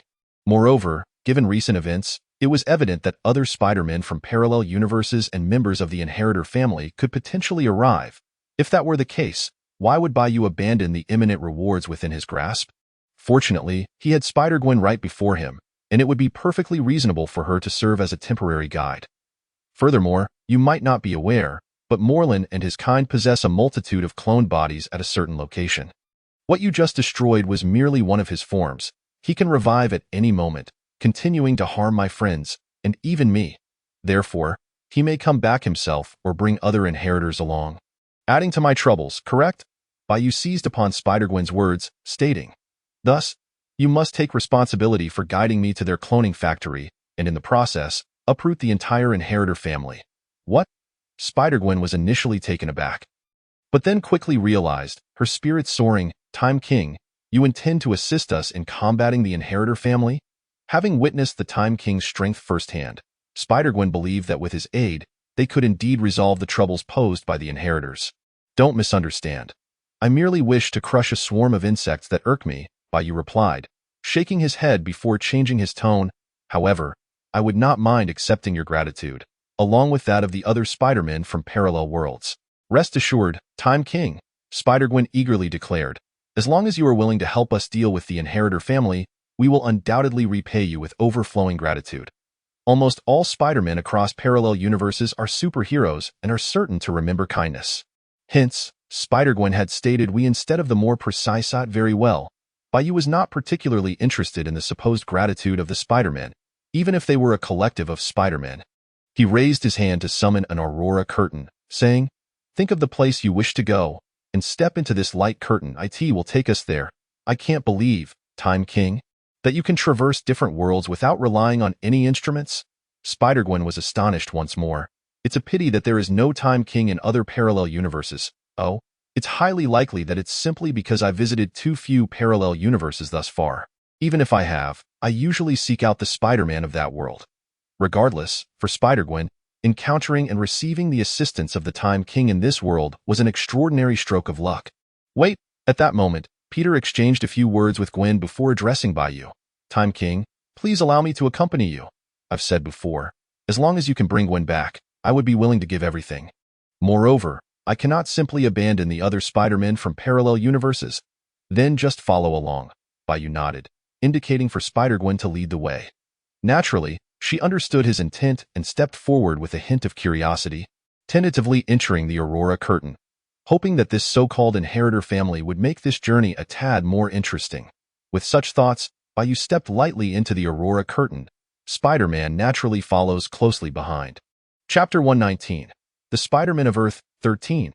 At this moment, numerous Spider-Men have gathered in this world. Among them, one is throwing a fit. The greater our numbers, the easier it is for the members of the Inheritor family. Akin to hounds on a scent, to find us, I painstakingly created a device to mask our pheromones, but its capacity is limited. Yet now, due to your reckless arrival with a host of new Spider-Men, this device is becoming increasingly ineffective, especially with that guy, and that guy. Their pheromones are inexplicably potent. Just wait, soon the wretched Inheritor family will trace us by scent. When that time comes, I won't be playing nice. You can just stay here and await your doom. All of this is your fault." The Ultimate Spider-Man, hailing from the Marvel Comics primary universe, Earth 616, is clearly not one to sacrifice everything for a noble cause. However, it must be said that the Ultimate Spider-Man possesses certain merits. Devices enabling time travel, like the one in Spider-Gwen's possession, and the pheromone masking device he just mentioned, all originated from him. He is also among the earliest to discover the Inheritor family and commence the search for allies to resist them. The individuals he refers to as that guy, and that guy represent the Inheritors, the Object, and the Bride, respectively at that moment. A curtain of auroras unfurls among the Spider-Men and the figures of Spider-Gwen. Bai Yu and Peter emerge from within. Oh, here we go again, the ultimate Spider-Man exclaims, rubbing his temples. You truly fear that the Inheritor family won't be able to find us, don't you? And he points at Bai Yu, questioning Spider-Gwen. Why did you bring someone who isn't a Spider-Man into our midst? Spider-Gwen begins to explain, only to be interrupted as a figure steps forth beside her. Regrettably, Bai Yu crushes the ultimate Spider-Man's finger and kicks him away. I dislike being pointed at, and I have no intention of seeking your approval. Therefore, when you speak to me, it's best to adopt a more respectful tone. Otherwise, I wouldn't hesitate to eliminate you and every Spider-Man here who dares to oppose me before the Inheritor family arrives. Ding! Congratulations on successfully signing an Ultimate Spider-Man, Spider-Girl, Mayday Parker, the sister of Inheritor Baby, Scarlet Spider, Webslinger, Six-Armed Spider-Man, Spider-Ham, Spider-Woman, Jessica Miriam Drew, Captain Universe Spider, Punk Spider, Spider-Penny Parker, The Little Girl in the Mech, Spider-Man 1978, Leo Payton, Indian Spider-Man, Spider-Man 2099. Rewards: Garangi Watch, G4 Watch, Unknown Lifeform Watch, King Cobra Watch, White Feather Watch, Emperor Watch, Earth Watch, Scepter Watch, Ghost Slayer Watch, Exploding Ghost Watch, Royal Wasp Watch, Thunder Dragonfly Watch, Sword Scorpion Watch, along with a multitude of watches corresponding to the various Spider-Men. A series of system notifications echoed in Bai Yu's mind. Fortunately, this sound can be muted. Otherwise, it would be quite bothersome. As for the rewards, never mind. There are too many to introduce individually. It suffices to say that the earlier ones all stem from the Heisei series of Kamen Riders and the monster races. Indeed, not every Spider-Man is eligible for sign-in. After a brief contemplation, Bai Yu mused. There must be dozens of Spider-Men here, yet only about 10 successfully signed in. This is normal, as the system typically selects sign-in targets who possess a certain degree of significance and strength. Nonetheless, Bai Yu still managed to acquire a substantial haul this time. Among the treasures, the most crucial are not the Kamen Rider watches, but the Garangi and Unknown Lifeform watches. This signifies that Bai Yu has gathered all the monster race watches from the Heisei series. The primary riders of the Heisei series achieved the reign of the Emperor, while all secondary riders culminated in the authority of Gates. Thus, creating something akin to a monster emperor or monster king from all these monster races would not be excessive. Right? Of course, this remains a matter to be explored further down the line. As for now. Who are you? What are you doing? With Bai Yu's kick, the scene erupted into chaos. After all, despite the Ultimate Spider-Man's brash demeanor, he has indeed contributed significantly to combating the Inheritor family. He is also a Spider-Man, a companion to the others. Yet now, a stranger who is not a Spider-Man has audaciously kicked the Ultimate Spider-Man as if he were not but a dog. Even the stranger's attitude is unbearably arrogant. In such circumstances, how could the other Spider-Men possibly accept this? Oh, heavens! In the back, Spider-Gwen felt a wave of frustration. She had not anticipated that Time King would resort to violence so readily, especially against her savior, who is also their greatest hope in confronting the Inheritor family. She felt unable to reproach him. In contrast, Peter remained remarkably composed. From the moment Gwen revived him, he effectively sold himself to Time King. As long as the latter's actions were not excessively outrageous, he would refrain from meddling. Furthermore, the Ultimate Spider-Man has not perished, has he? Even if he did, Time King could effortlessly bring him back to life. Ultimately, Peter trusted that Time King would exercise restraint, provided these Spider-Men did not dig their own graves. Look what we've discovered. As the atmosphere thickened with tension, a time portal adorned with a web backdrop opened, and several members of the Inheritor family stepped through, their faces alight with glee. A veritable feast of Spider-Men. This time, we should be able to indulge to our heart's content. Chapter 120. The Venom Army. Spider-Man, your doomsday. What the hell? Time King, just recently resurrected, Malin was preparing to feast with his family to alleviate his rage and fear. Yet, he never expected to encounter that familiar figure once more at this moment. How delightful! Malin fixed his gaze on Bai Yu. Time King, this time I shall kill you alongside the others, making you regret your actions in hell. With that, Malin unhesitatingly turned to an older man beside him, dressed similarly but exuding greater authority. Father, help me take revenge and slay that guy. Brother, why have you become so timid after once being so formidable? The authoritative man had yet to respond when the other members of the inheritor family chimed in. Are you so frightened of him just because he defeated you once? Indeed, Malin, you still need to request your father's help for revenge? Alas, foolish brother, because of you, we cannot let a single Spider-Man or the Time King you speak of escape. Otherwise, our inheritor family's reputation will be tarnished across the multiverse. Of course, we had no intention of sparing any of them. Humph, Malin scoffed. Mock me all you wish. Once you experience his power firsthand, you will realize that aside from Father, none among us can stand against him. Even if we combine our strengths, it would be futile. Enough. The father Malin referred to, the patriarch of the inheritor family, Solus, stepped forward. Do you wish to continue embarrassing yourselves? Now, let me witness what capabilities the Time King possesses that have so frightened my once proud son Malin. Ding! Congratulations on successfully signing in Solus, Con, and Genexus. Receiving rewards, King Do Watch, King Tooth Watch, New Electric King Watch, as well as Solus Watch, Con Watch, Genexus Watch. The system's voice resonated at an opportune moment. Regrettably, including Malin, there were 8 members of the inheritor family present, yet only 3 managed to successfully sign in. What does this signify? It indicates that the remaining individuals are not even worthy of being named. Furthermore, regarding the rewards, Kamen Rider King Do belongs to the Kamen Rider series, while Kamen Rider King Tooth and Kamen Rider New Electric King belong to the Dino series. At this moment. What? The other Spider-Men were stunned upon hearing Malin's words. Did these guys just say that the Time King who kicked the Ultimate Spider-Man was the one who defeated Malin? And Malin is now too terrified to confront him again. Malin and Con are no match for the Time King. He is that formidable? In this context, the Time King demonstrates his extraordinary prowess by effortlessly kicking Ultimate Spider-Man away, even without the activation of his spider sense. This indeed attests to his exceptional nature. While it is unfortunate that Ultimate Spider-Man has been struck, it appears we may have gained an ally in the process. Though he has been kicked, the Time King seems to have exerted minimal force, and Ultimate Spider-Man appears to be relatively unscathed. Hey, hey, hey, exclaimed Ultimate Spider-Man, somewhat disheveled as he rose to his feet, voicing his dissatisfaction. Do you guys have to keep bringing up the fact that I got kicked? Are you doing this on purpose? It was evident that, under Bai Yu's deliberate restraint, Ultimate Spider-Man had not sustained any serious injuries. After all, Bai Yu's intention was merely to teach him a lesson. Because of this, the other Spider-Men naturally harbored little animosity towards him. Moreover, with a formidable foe at hand, having a powerful ally is certainly advantageous. To a swarm of feeble leeches, I find myself rather disinclined to deal with each of you individually.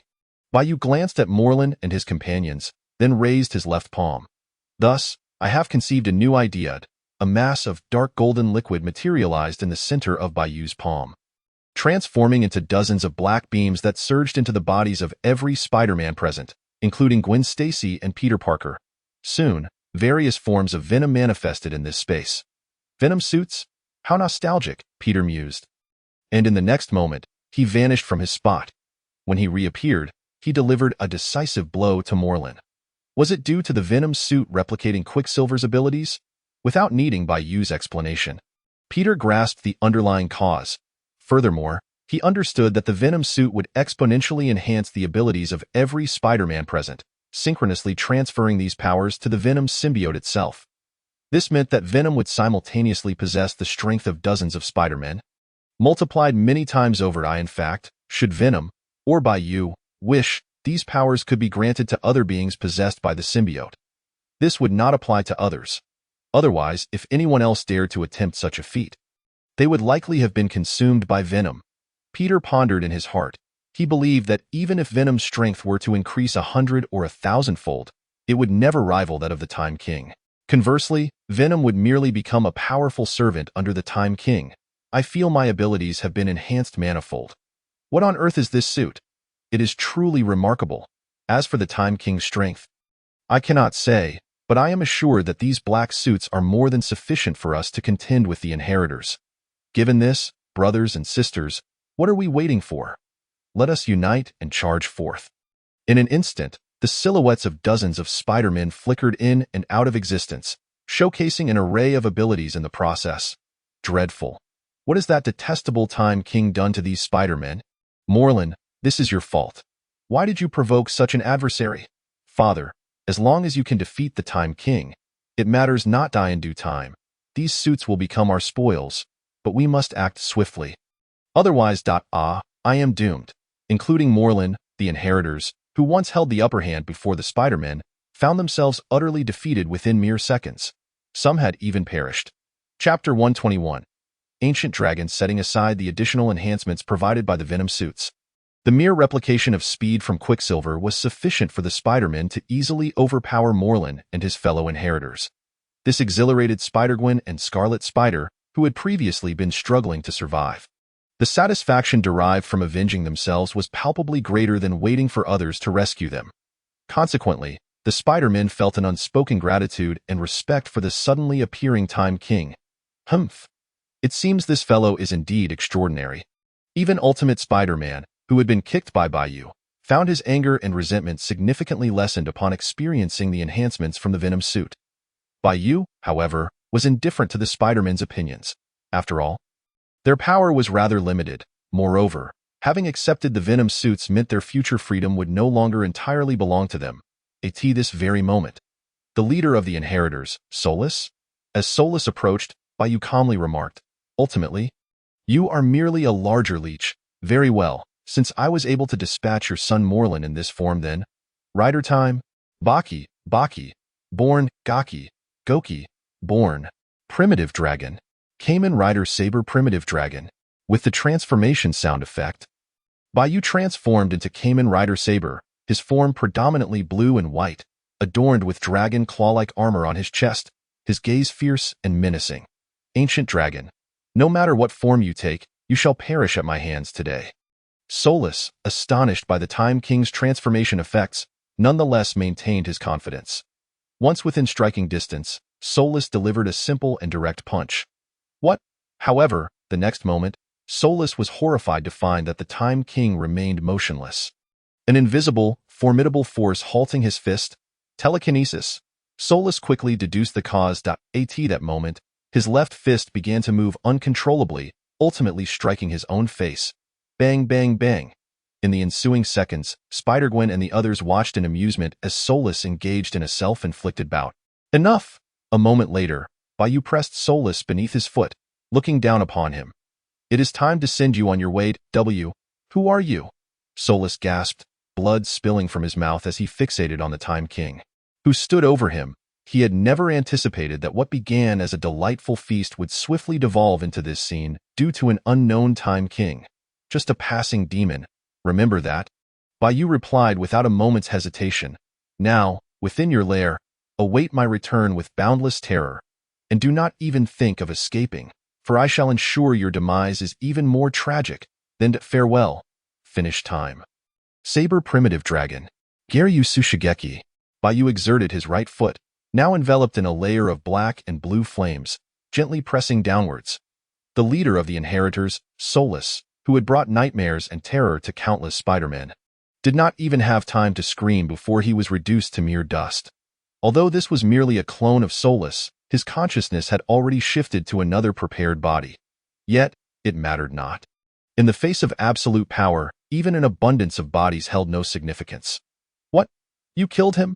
My heavens, that Time King is one thing. But why is there also a Spider-Man who is killing? Time King, you possessed the power to crush Solus, so why did you still kill him?"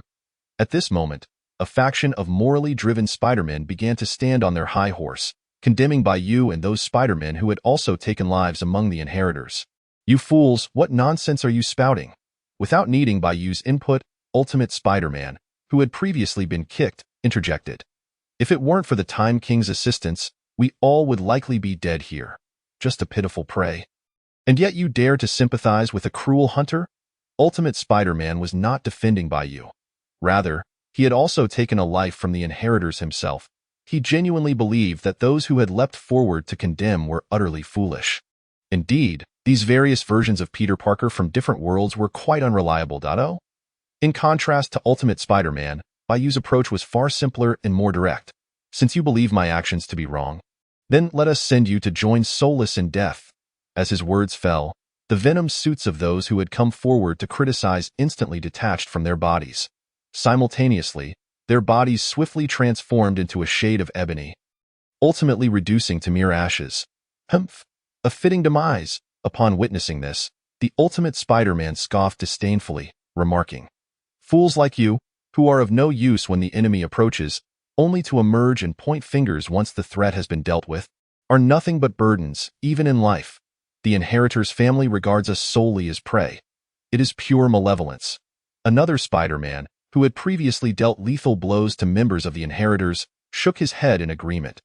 There must be total annihilation of one side in this conflict with the Inheritors. This time, we were merely fortunate, aided by the presence of the Time King. Once he departs, we shall continue to face their menace. Let us not forget, they possess numerous clones. In summary, only the deceased Inheritors can be deemed benevolent. Though Spider-Gwen and Peter remained silent, it was unmistakable that they stood firmly with Bai Yu. Chapter 122. The Weaver Master. After a brief moment, Bai Yu declared, "It is time to utterly obliterate the Inheritors." He summoned an auroral curtain, and the malevolent gaze of the ancient dragon of the Holy Blade swept over the other Spider-Men. "You shall lead the charge for me, and I shall not seek your consent." With that, Bai Yu stepped into the auroral veil, followed closely by Spider-Gwen, Peter, and the Ultimate Spider-Man. Regardless of their willingness, the remaining Spider-Men, driven by the consciousness of the Venom suit, surged into the auroral curtain like a well-trained battalion. Earth, 802. This is one of the worlds under the control of the Inheritors, typically governed by one of their members, Gen X. Crucially, the Inheritors' cloning factory resides within this realm. At that moment, somewhere within the factory, go forth my Venom army and eradicate this factory completely. Bai Yu emerged from the auroral curtain, raising his hand to issue the command. In the next instant, Venom surged from either side of his body, wreaking havoc throughout the factory. Meanwhile, alarm bells rang. Hearing the commotion outside, the recently revived Gen X's face turned ashen. "The Time King and those spiders have caught up to us. Cursed be this fate." Malron's expression was equally grim. How could they arrive so swiftly and accurately? It was over. The remaining members of the Inheritors began to panic. "Even our father cannot contend with the Time King, and we are in the cloning factory. If they destroy it and eliminate us, we will truly perish. The prophecy is flawed. Our family's annihilation will not be at the hands of the Spider Totem, but rather the Time King. In the vast multiverse, those unafraid of death are always a minority, particularly when their demise bears no significance." Silence. Solus stepped forward, speaking coldly. "Look at your cowardly demeanor. Can you still be considered Inheritors? Since death is now unavoidable, we must find a way to flay our enemies as well. Even if the Time King is insurmountable, those Spider-Men are not." Solus's words were abruptly cut short. The Time King. Upon recognizing the figure before him, Solus instinctively recoiled. Malron and the others were paralyzed with fear. "Nearly soiling themselves to it has only been a brief moment, and you meet me once more. Are you pleased?" Bai Yu advanced step by step towards Solus, speaking in a tone of casual nonchalance. "However, it has grown somewhat tedious to trample upon you blood-sucking insects. How about this? Let us each take a step back, and you may end your own lives." Malron and the others exchanged glances. Bewildered. Self-termination? They thought. Do they wish to live? The Time King. Solus retorted angrily. "You may kill or torture us as you please. Why must you humiliate us in this manner?" "Humiliation?" Bai Yu halted, fixing his gaze upon Solus with contempt. "You worthless scum are worthy of my scorn? Very well, since you do not comprehend my mercy, let me allow you to experience my cruelty firsthand." As he spoke, Bai Yu gently waved his hand. Solus suddenly found himself transported to a peculiar space. But before he could discern his surroundings, a colossal spider's appendage pierced his heart. When Solus opened his eyes again, he was swiftly met with a blade that severed his 6 limbs, leading to his demise. Each time he awakened, in summary, Solus would endure countless variations of death in an endless loop. Father. Has father vanished? No, he is truly dead. From Malron's perspective, Solus had simply disappeared. Yet they were not foolish and could easily infer that his situation was far from pleasant. The silver lining was that Malron and the others would soon join their father in demise. Except for, still here, a member of the Inheritors, adorned with a metallic mask, Khan gazed at Bai Yu in disbelief. "Why spare me?" "Khan, spare you?" Bai Yu shook his head, turning to the side. "No. I am merely awaiting your stance." And no sooner had he spoken than an enormous web unfurled, revealing a figure with a spider's lower half and a human's upper half. Donning a unique mask, the figure bowed before Bai Yu, respectfully stating, "Your Majesty, the Demon King, your loyal servant Khan greets you once again. Please forgive my current appearance, which makes it inconvenient for a formal display of reverence." The Weaver Master, initially, Khan observed the figure upon the web, but soon realized something amiss. "What did you just say your name was, Khan?" The Weaver Master turned to Khan, then removed his mask, revealing a face almost identical to his own, albeit bearing the marks of age. "I am the Weaver Master, and I am your future self." Thus, he recognized Bai Yu and was aware of his identity as the Demon King. The web of life and destiny is indeed a wondrous thing. Upon witnessing this, Bai Yu let out a soft sigh of admiration before turning to Khan. "Congratulations, as my servant, you are spared from death." Khan glanced at the Weaver Master, then back at Bai Yu, ultimately kneeling with a thud. "Thank you, Your Majesty." Although Khan harbored numerous questions, fate had unveiled the path ahead. Therefore, he needed only to follow the dictates of destiny. Approximately 10 minutes later, at the Fadian Intelligent Company, in the office, Yez observed the familiar auroral curtain materializing, initially feeling elated, but soon his smile froze. For at that moment, a strange female figure stood beside Bai Yu. "Master, am I and is not sufficient for you anymore?" Once he regained his composure, Yez quickly adopted a wounded expression. "Indeed, we Shumagarath are ultimately no match for true humanity, even if we possess similar capabilities. Nonetheless, whatever decision you make, I, as your secretary, shall support unconditionally. Including this, mistress, we shall treat her as we do you, master, Bai Yu. What a convoluted situation this is." Chapter 123. Storm clouds gather over a blossoming pavilion. In truth, Spider-Gwen currently found herself at odds with her father due to her identity. Coupled with a newfound respect and curiosity towards the Time King from her recent brief experiences, Spider-Gwen made a request to Bai Yu to follow him. Naturally, Bai Yu would not readily refuse someone willing to become his subject. Furthermore, be good, do not fuss. Bai Yu gently patted Yaz's head, explaining kindly, "I recently ventured into a parallel universe and inadvertently assembled a Spider-Man Legion. Spider-Gwen will be responsible for contacting the spiders scattered across various parallel universes when needed, henceforth known as Spider Liaison. To facilitate this, Bai Yu, utilizing the creative power inherent in the power of the Demon King and the Infinity Gem Dial, bestowed upon Spider-Gwen the unique ability to engage in interdimensional telepathic communication and open temporal portals to other Spider-Men when necessary. Additionally, to expand the Spider-Man Legion, Spider-Gwen would need to periodically traverse other parallel universes in search of more Spider-Men. Thus, Bai Yu also granted her a Venom symbiote. When encountering other non-Spider-Man Legion members, the Venom symbiote would autonomously split further and attach itself to the corresponding Spider-Man. "Understood, Master." Yaz rubbed her head against Bai Yu's palm like a content kitten, cheerfully declaring, "Yaz has stated that whatever Master does, I shall support you unconditionally." Nearby, observing the scene, appeared to want to say something but seemed uncertain how to articulate her thoughts. In fact, she might not even know what she wished to express. Although and Yaz were mechanical constructs of Shumagarath, Bai Yu would never treat them merely as machines. Therefore, some slightly intimate interactions are indeed quite necessary. Izzy felt the warmth radiating from the palm above and perceived the sincerity in Bai Yu's tone. A subtle smile crept upon her lips, and she nodded, stating, "Being able to assist my master is the greatest joy for Izzy. I in the future. Please feel free to make full use of me." The following day, at 8 in the morning, ding, congratulations on successfully signing in, reward obtained. Human satellite teleportation technology. The familiar time and the well-known system notification echoed in the air. Human satellite teleportation?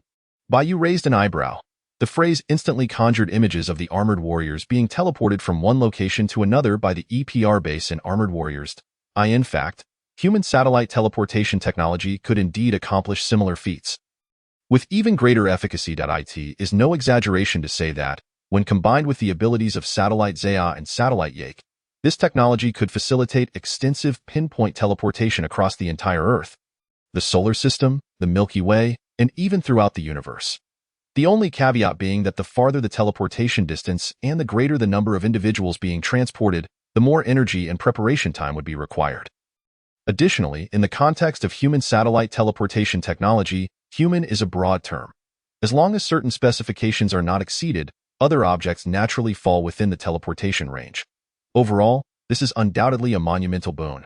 After all, Bai Yu could hardly be expected to personally descend into battle against formidable foes like the combat-type Shimagia, the Giant Army, the Mutant Army, or the Spider-Man Brigade, and of course, handling such matters once or twice would pose no issue. However, if it were to become a recurring necessity, it would somewhat diminish his stature as a Dark Lord.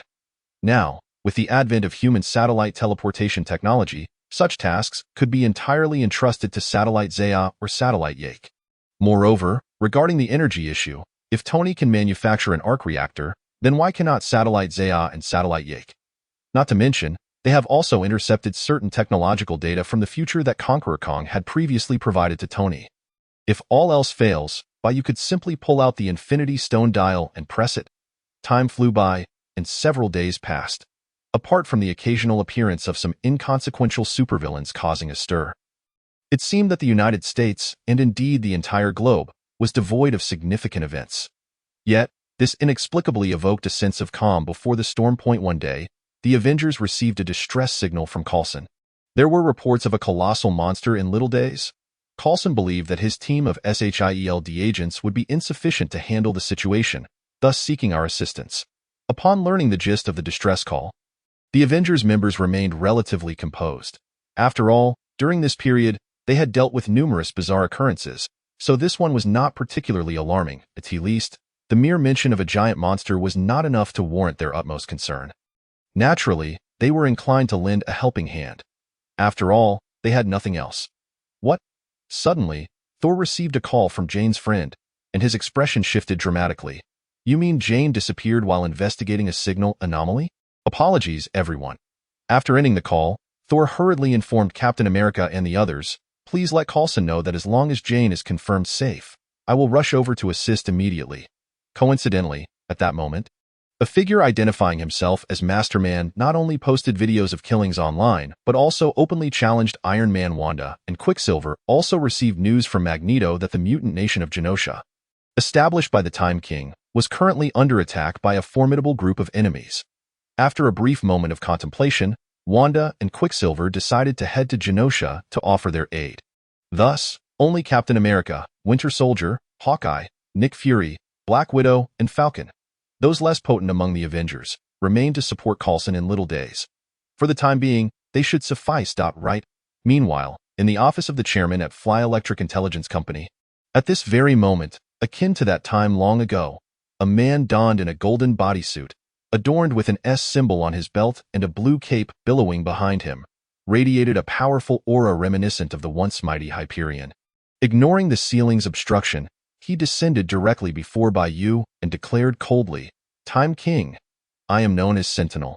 According to the High Celestial's instructions, I have come to challenge you. We shall determine our standings and seal our fates. Sentinel, originally named Robert Reynolds, possesses the energy of 1,000,000, or even 3,000,000, stars erupting simultaneously within him. According to subsequent Marvel comic lore, the 1,000,000-star power is merely the foundational strength of Sentinel. Theoretically, his power knows no bounds. However, under most circumstances, Sentinel's limit is indeed the 1,000,000-star power. Even so, this is sufficient to earn him the title of the strongest superhero on Earth within the Marvel comic universe. Regrettably, under the influence of the High Celestial, Sentinel has now become an opponent of Bai Yu. Ding! Congratulations on successfully signing in as Sentinel. Reward obtained. Alien Kamen Rider Dial. Sentinel Dial. Oh? Are we now beginning to collect alien dials? Bai Yu then raised his hand and extended a middle finger towards Sentinel as a gesture of respect. Humph! Sentinel let out a disdainful snort and, with a speed that even superheroes of Thor's and Captain Marvel's caliber would struggle to react to, approached Bai Yu and threw a punch. Rider time. Kamen Rider. Rider. ZOZO02. In an instant, Bai Yu completed his transformation and successfully disregarded Sentinel's attack with an invincible frame. Simultaneously, the surroundings began to fold and spin, signifying that they had entered the mirror dimension. Here, no matter how fiercely they fought, it would not impact the real world. Psychio Gerade. Haugiri. Subsequently, Bai Yu summoned his exclusive weapon and raised his hand, unleashing a series of dark golden clock-like phantoms. Bang! Caught off guard, Sentinel was sent hurtling backward. Rider finish time. Twice time break. Not allowing Sentinel a moment to stabilize, Bai Yu executed a classic rider kick upon him. As a result, Sentinel, struck directly, was propelled even faster, letting out a pained cry. Nevertheless, for a man possessing the million-star power, such an attack would hardly inflict any genuine harm. In fact, Bai Yu had no intention of determining victory or defeat so readily. After all, at this juncture, there were too few worthy adversaries with whom he could truly engage. How could he not savor the experience? The High Celestial was indeed correct. You are not an easy foe to confront. In mere moments, Sentinel regained his balance and floated before Bai Yu once more. I am aware of many of your past deeds. However, to fulfill the High Celestial's promise to me, I must defeat you. But rest assured, you are a good person, and the High Celestial has assured me that he can resurrect you afterward. Such excessive chatter, Bai Yu interrupted Sentinel brusquely. Today, it is either your demise or mine. However, if I were to win too easily, it would be equally uninteresting. Meanwhile, Genosha, much like in the original narrative, is an archipelago, isolated by the surrounding sea. Professor X, Magneto, and other mutants willing to embrace the Time King as their ruler have all gathered within this nation. Here, they no longer face discrimination and persecution from ordinary humans. They are also taught how to adeptly wield their mutant abilities. In terms of livelihood, they can earn corresponding rewards through their labor, akin to ordinary individuals working for a living.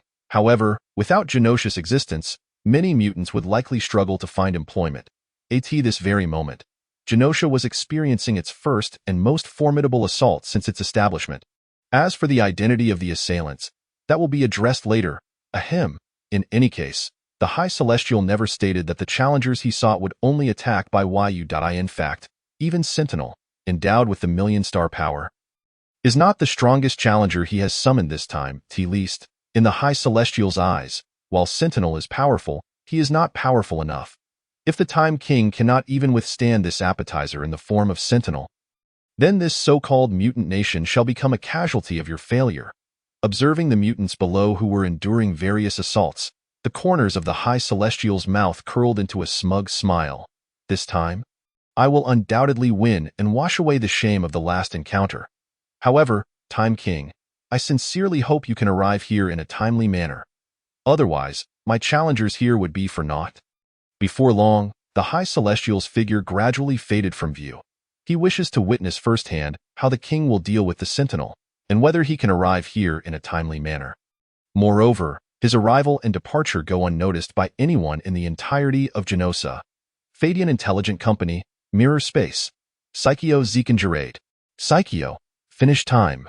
King Giri / Bai Yu grasped the most formidable time limit sword, which had extended into a blade of light, and slashed down towards the Sentinel's head. At this moment, he was oblivious to the happenings in Genosha. Even if he were aware, he would remain indifferent. After all, as long as he exists, no matter how Genosha transforms, it can be restored to its original state. He could even allow Professor X and the others to experience the joy of resurrection once more. Isn't that splendid? Professor X, Magneto.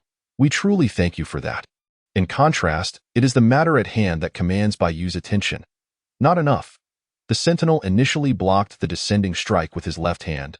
Then, in a flash, he reappeared before Bai Yu, delivering another powerful punch.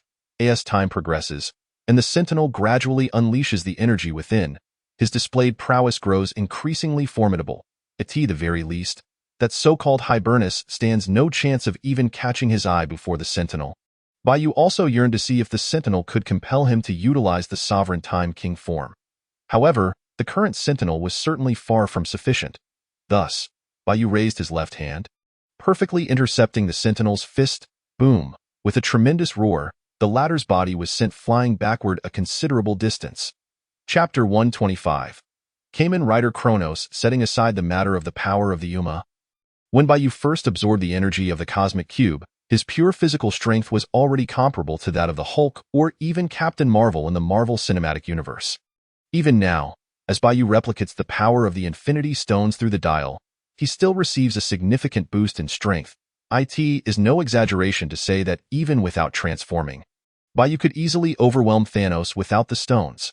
After transforming into Kamen Rider, his overall prowess only intensifies. It is precisely for this reason that even as Bai Yu currently assumes the second stage of the Time King, he can still engage the Sentinel in an evenly matched contest, provided that the Sentinel does not further unlock his powers. I understand.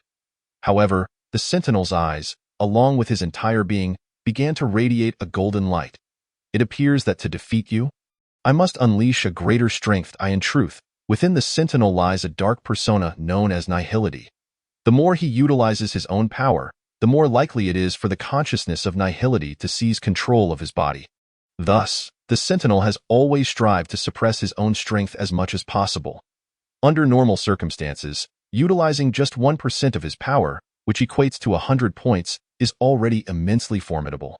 After all, he possesses the strength of 1,000,000 stars. Yet it is clear that he must now demonstrate even greater power. Ha! Observing this, Bai Yu chuckled lightly.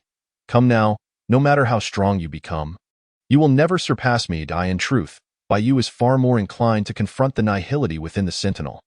The method to provoke Nihility's emergence is quite simple. Beat him senseless. If Bai Yu can pummel the Sentinel to the brink of death, will he still be able to suppress Nihility? Of course, achieving this is far beyond the capabilities of simply the second stage of the Time King. Thus, Rider Time. Tenwatsukamen Rida, Kazami Kuranakuru.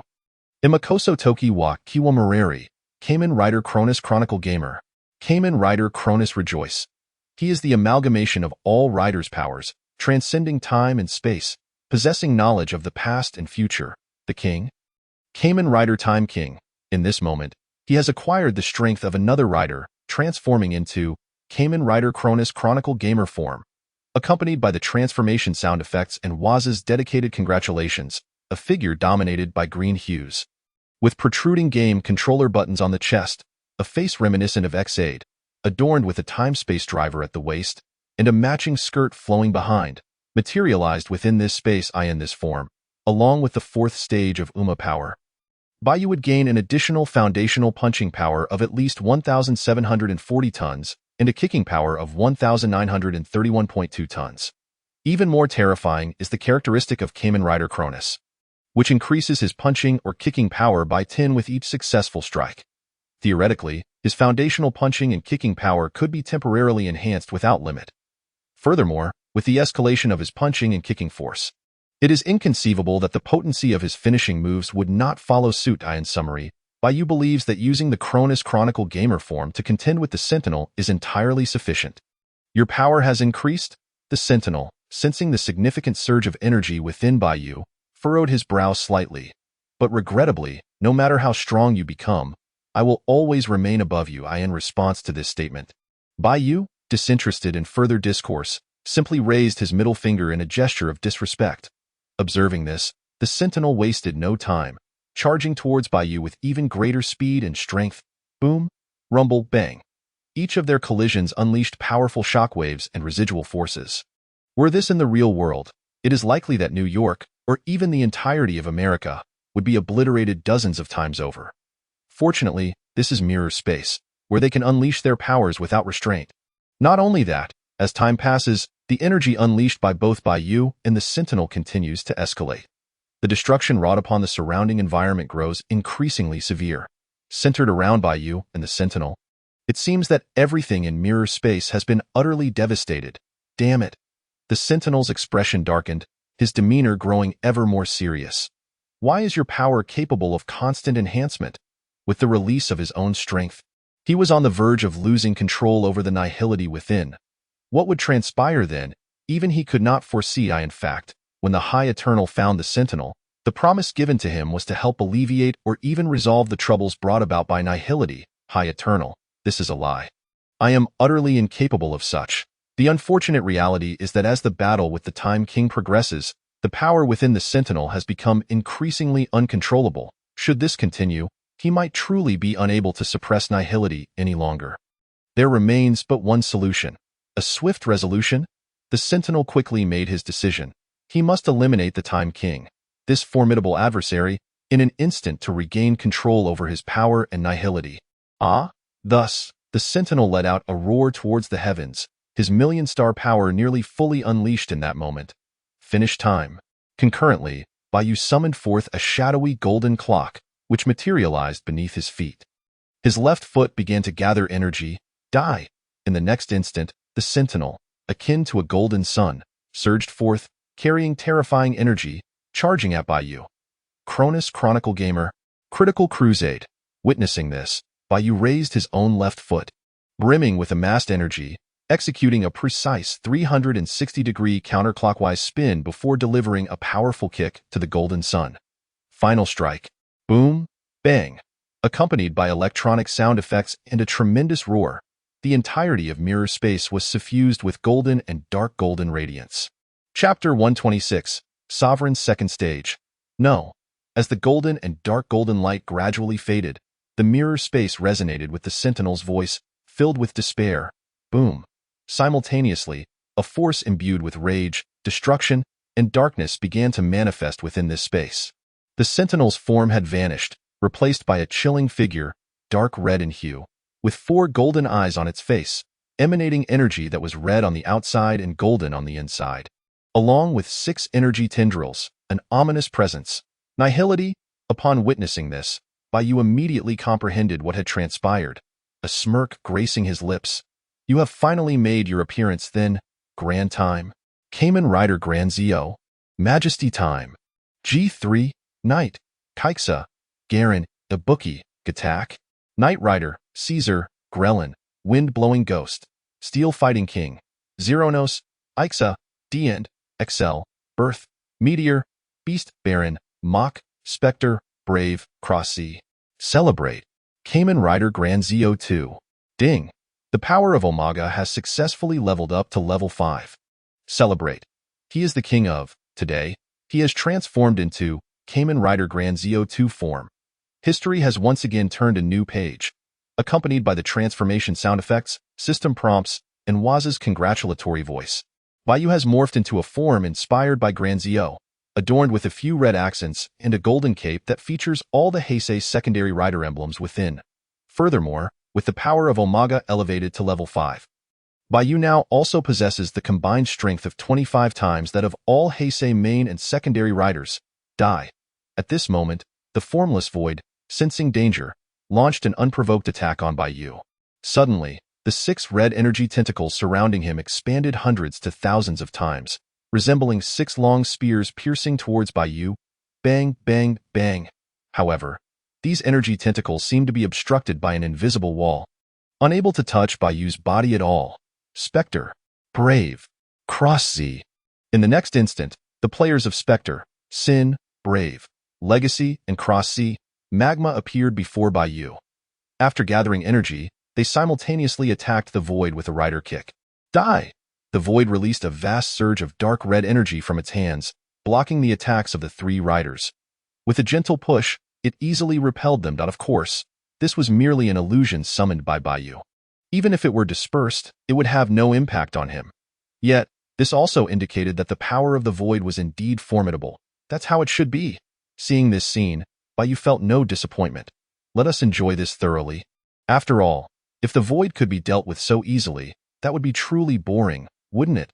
Knight, Gatak, Mach. In the ensuing time, Bai Yu continuously summoned various Heisei secondary riders to fight alongside him. Once the secondary riders were summoned, he would call upon the main riders. After summoning the main riders, he would mix in more secondary riders. The focus was solely on the summoning flow. Even more remarkably, after these summoned Kamen riders disappeared, Bai Yu could summon them again. So, what does it mean to be a one-man army? This is what it means to be a one-man army. Enough. It was unclear how much time had passed. But the void finally could no longer endure it. Although these summoned beings posed no real threat to him individually, their continuous appearance was quite bothersome. Moreover, under the relentless barrage of different riders finishing moves, even the mighty void would begin to suffer genuine injuries. As time progressed, his wounds would gradually accumulate, ultimately posing a threat to him. Most critically, the Sentinel's consciousness was only temporarily suppressed. External attacks could very well expedite his awakening. Thus, the void could not afford to continue this stalemate with Bai Yu. Witnessing this scene, Bai Yu sneered. You say enough? And it is enough? Come again, Decade. The end. Suddenly, Decade. Godmaster 21. Along with the originally unseen The End, Godmaster 21 from the TV series, appeared before Bai Yu.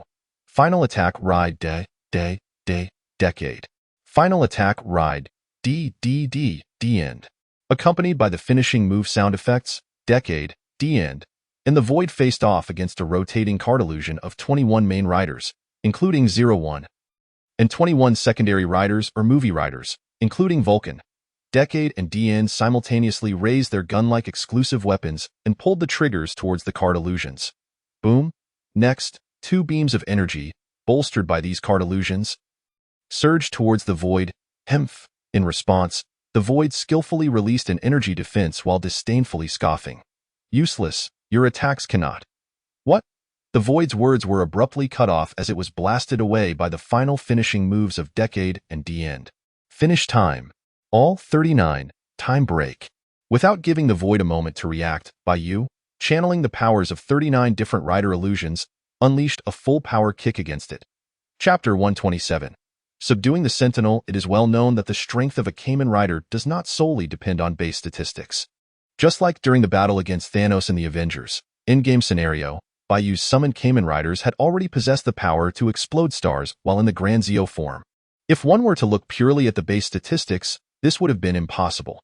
Now, Bai Yu not only held the power of 39 riders in the Grand Zeo 2 form, but also had the ability to amplify it by 25 times. The combat strength he could manifest would undoubtedly be far more formidable. However, at this moment, the Sentinel was completely unconcerned with victory or defeat. Instead, he implored Bai Yu, "Please, kill me quickly." I can sense that after this, it will be much easier for the Void to emerge than ever before. In contrast, the kind-hearted side dominating the Sentinel would rather perish alongside the Void. Is that so? But I refuse. Upon seeing this, Bai Yu shook his head without hesitation. You truly do not understand anything, Robert. The Sentinel is you, and the Void is you as well. You possess a side of justice and kindness, as well as a side of evil and destruction. What you truly need to do is not deny your darker side, but to accept it, integrate it, and ultimately transcend yourself. Do you understand? Bai Yu was certainly not merely trying to enlighten the Sentinel. It would be a tremendous waste for such a powerful being to perish in this manner. Would it not be better to transform him into one of his subjects? In that case, the Sentinel's power would only increase further. By the way, the existence of the Void is not simply a persona of the Sentinel. Regarding its essence, it might be something like this. Sentinel, I think I might have a dark persona called the Void, and whenever he appears, he will destroy everything. Void. Ah, indeed. To thank you for creating me, I will definitely annihilate everything. Sentinel. I thought it over, and I must restrain my power, or else the Void will surely emerge. Void. Yes, exactly. Your true power will vanish, and the remaining power of 1,000,000 stars will be mistaken as my power. Ahem. The above content is for reference only. In short, the Void primarily stems from the Sentinel. And I believe I am correct. Eventually, the Sentinel will likely become a singular universe-level entity, or perhaps even more than that, except, integrate. Upon hearing Bai Yu's words, the Sentinel was momentarily taken aback, and after realizing it, he appeared exceedingly troubled. Mr. Zeo, you are right. Merely resisting the Void will never truly solve the problem. But to suddenly start accepting the Void, it's all right. I will assist you. Upon hearing this, Bai Yu produced the Infinity Stone dial, continuously infusing it with Omaga's power while speaking. From now on, you will gradually accept and integrate the Void, truly making it a part of yourself.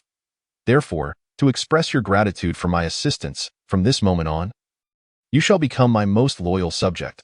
The stronger your power and the more resolute your will, the more loyal you will be to me. Now then, begin accepting your new destiny. The moment his words fell, Bai Yu pressed the button atop the Infinity Stone. The headquarters of Photo Intelligence, within the chairman's office. That Sentinel looks exceptionally formidable. Will Zeo really be all right? Spider-Gwen couldn't help but express her concern. It wasn't that she doubted Bai Yu. Rather, the Sentinel's fierce demeanor clearly indicated he was no ordinary foe. Until she witnessed Bai Yu's presence with her own eyes, she could hardly feel truly at ease. Ha! Yez crossed her arms, expressing her dissatisfaction.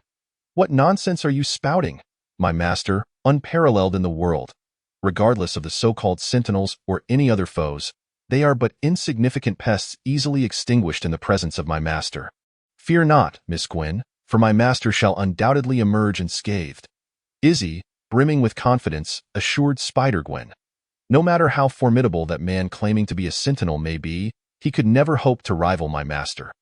On the contrary, should the sentinel truly corner my master into a dire situation, then perhaps he would be perilously close to the true abyss.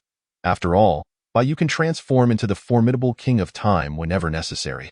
If push comes to shove, he could even summon a future version of himself.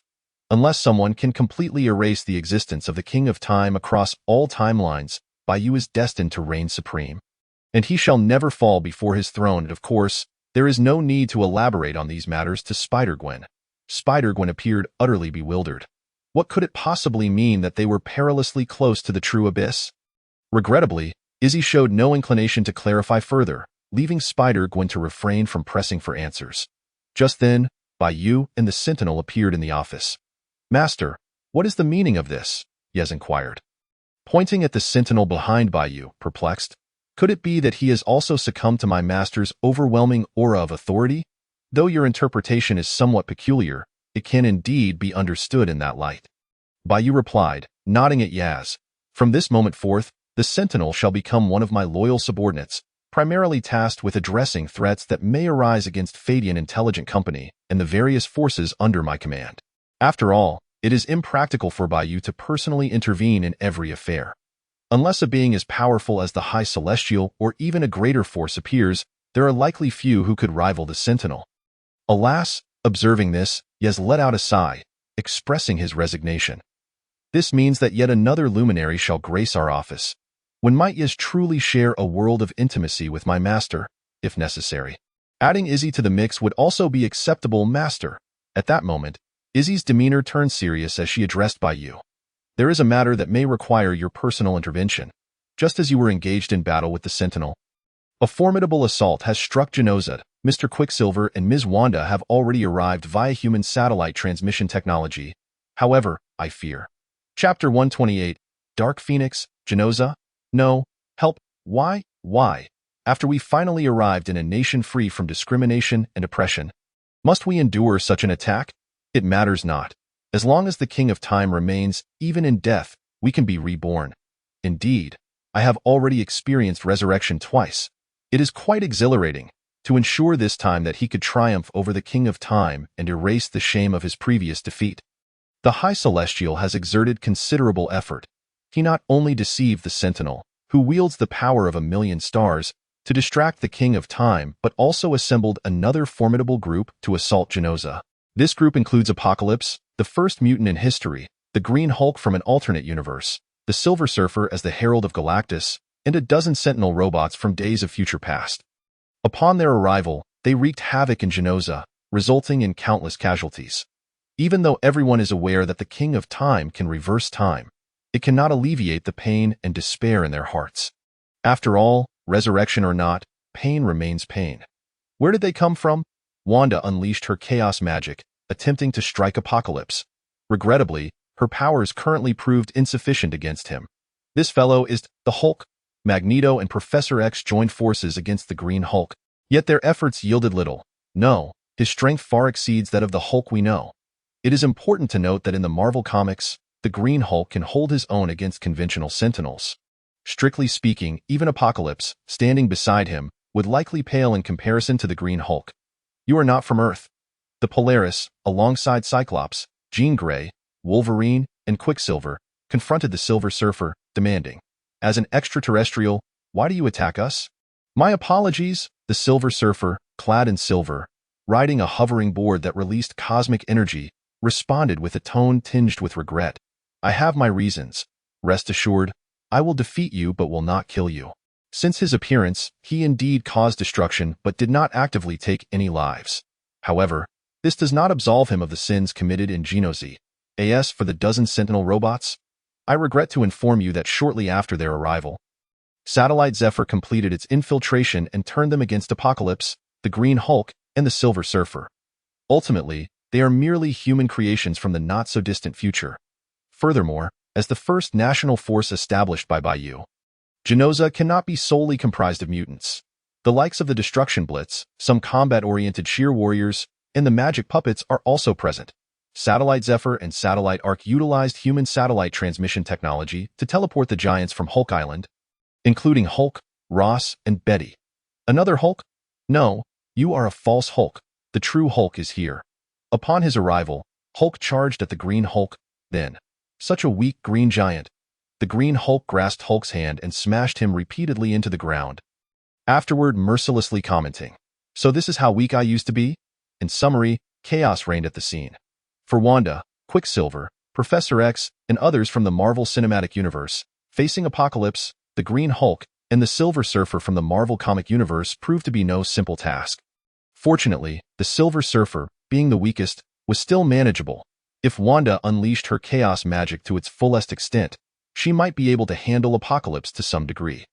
The Green Hulk, facing the seemingly endless onslaught of combat-oriented sheer warriors, magic puppets, and giant forces, found himself temporarily restrained. However, if this continued, all mutants within Genoza would undoubtedly find themselves in increasingly perilous situations, especially the Green Hulk. Once he unleashed his full power, none present would stand a chance against him. Cease this at once. At that moment, Jean Grey levitated in the air, a golden phoenix gradually materializing behind her.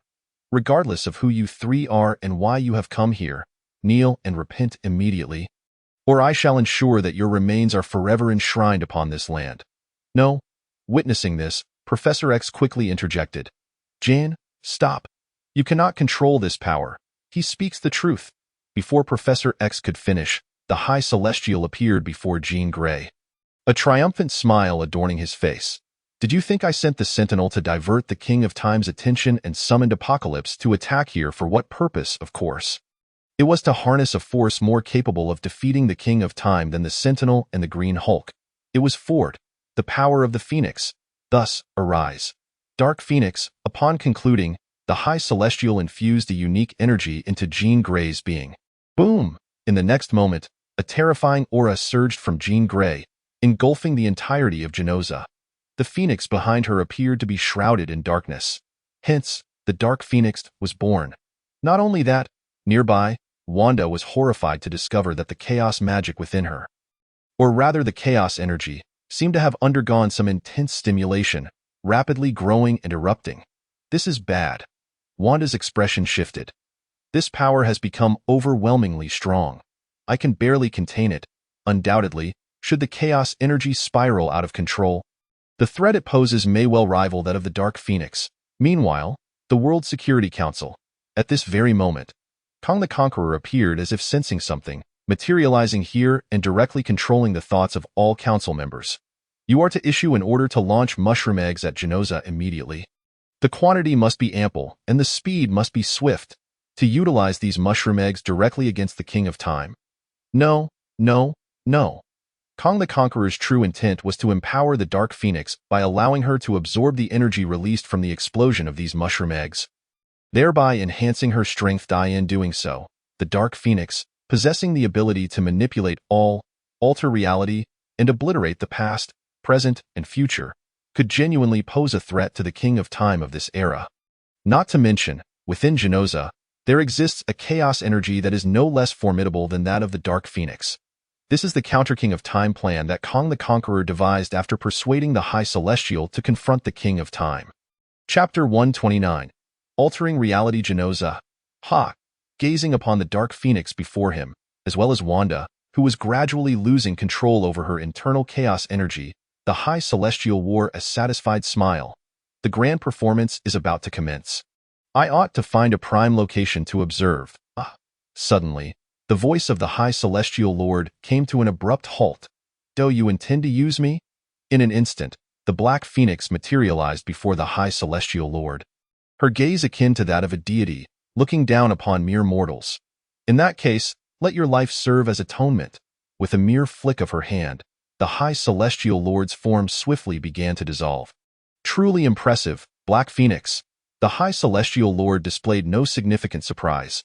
Simultaneously, his hands revealed the spatial gems and reality gems he had previously acquired from alternate timelines. Now, I need not worry about the Time King defeating me. Oh, not allowing the High Celestial Lord even a chance to leverage the gems to escape, the Black Phoenix clenched her hand, reducing the 2 gems to mere dust. On what grounds do you believe these gems could ensure your safe departure? Very well. It seems the odds of my victory in this wager have just increased. With a boisterous laugh, the High Celestial Lord's form shattered into countless particles, dispersing throughout the cosmos. This signified his complete demise. Or so one might think. The High Celestial Lord, despite his ennui with life, was certainly not one to welcome death willingly. However, such matters were of little consequence now. Look, what is that? Mushroom eggs. It's a plethora of mushroom eggs. Oh, my time God! How can there be such a multitude of mushroom eggs? There must be thousands, perhaps even tens of thousands. Isn't the time God well connected with the World's Safety Council? Why not know? Something is terribly amiss. This situation cannot be as straightforward as it appears. Yuan Fong, what is your perspective? To safeguard against unforeseen eventualities, Conqueror Kong had employed certain advanced technological capabilities from the future, instantaneously transporting the mushroom eggs launched by various nations to hover above Genosha. Moreover, he had no intention of allowing these mushroom eggs to land. Instead, they were meant to explode mid-air. After all, this would not hinder the Black Phoenix from absorbing the energy released by the nuclear detonations. Ah, I see. The Black Phoenix, with a mere thought, had already gleaned Conqueror Kang's intentions from a distance, understanding the underlying rationale. Subsequently, she chuckled softly, very well. As a token of gratitude for your assistance in my liberation, I shall lend you a hand as well. Furthermore, I am curious to witness firsthand the abilities of this so-called Time King. At that opportune moment, almost all entities within this expanse, including the thousands of mushroom eggs, seemed to be frozen in time, caught in a state of stasis. Time stopped. Regrettably, the Black Phoenix appeared unaffected, her gaze imbued with anticipation and contemplation. Clearly, he has arrived. However, this holds no significance for me. As she spoke, the Black Phoenix waved her hand. The mushroom eggs exploded in the air, the resultant energy surging rapidly towards her. Boom. Soon, an even more formidable aura emanated from the Black Phoenix. This must be the most powerful state you can achieve at present. Black Phoenix, in the next moment, still maintaining his second-tier sovereign form, Bai Yu emerged from the Aurora Veil and approached the Black Phoenix, casually raising his middle finger. Come, let me witness the extent of your current strength. To be frank, had Bai Yu chosen to, the Black Phoenix would have been incapable of absorbing the power generated by those mushroom eggs. Nevertheless, he found himself somewhat eager to see how far the Black Phoenix had progressed. Meanwhile, a notification chimed in Bai Yu's mind. Congratulations, you have successfully signed in with Sentinel Robot, Apocalypse, Green Scar Hulk, Silver Shadow Knight, and Black Phoenix. Rewards: Kamen Rider Kuuga Prototype Dial, Alien Ajigu Dial, Alternative Ajigu Dial, Alien Dragon Knight Dial, Dragon Tooth Dial, and Sentinel Robot Dial, Apocalypse Dial, Green Scar Hulk Dial, Silver Shadow Knight Dial, Black Phoenix Dial. The system's voice resonated in Bai Yu's mind at just the right moment. Among these, the Kamen Rider Kuuga prototype was a character from the Kuuga series of novels, portrayed as a female. The alien Ajigu needed no further elaboration, while the alternative Ajigu was featured in the Ajigu TV series. According to the narrative, to the characters within the show, the alternative Ajigu appeared identical to the Ajigu. However, to the audience outside the television screen, the alternative Ajigu bore a resemblance to the alien Ajigu. The alien Ajigu, the alternative Ajigu, the alien Dragon Knight, and the Dragon Tooth require no further introduction. The former is a distorted product resulting from a timeline alteration involving the Dragon Knight, while the latter is a villainous knight who can be defeated by anyone except for the Dragon Knight. In summary, Bai Yu had acquired several temporarily inconsequential rider dials. However, could Marvel characters in different forms also be signed in again? Bai Yu pondered, for he had previously signed in with Jean Grey and Hulk. This was evidently a positive development, suggesting that Bai Yu might have further opportunities for sign-ins in the future. Of course, that was a matter for another time, as for the present. The Black Phoenix regarded Bai Yu's raised middle finger without uttering a word. Yet her eyes were unmistakably filled with fury.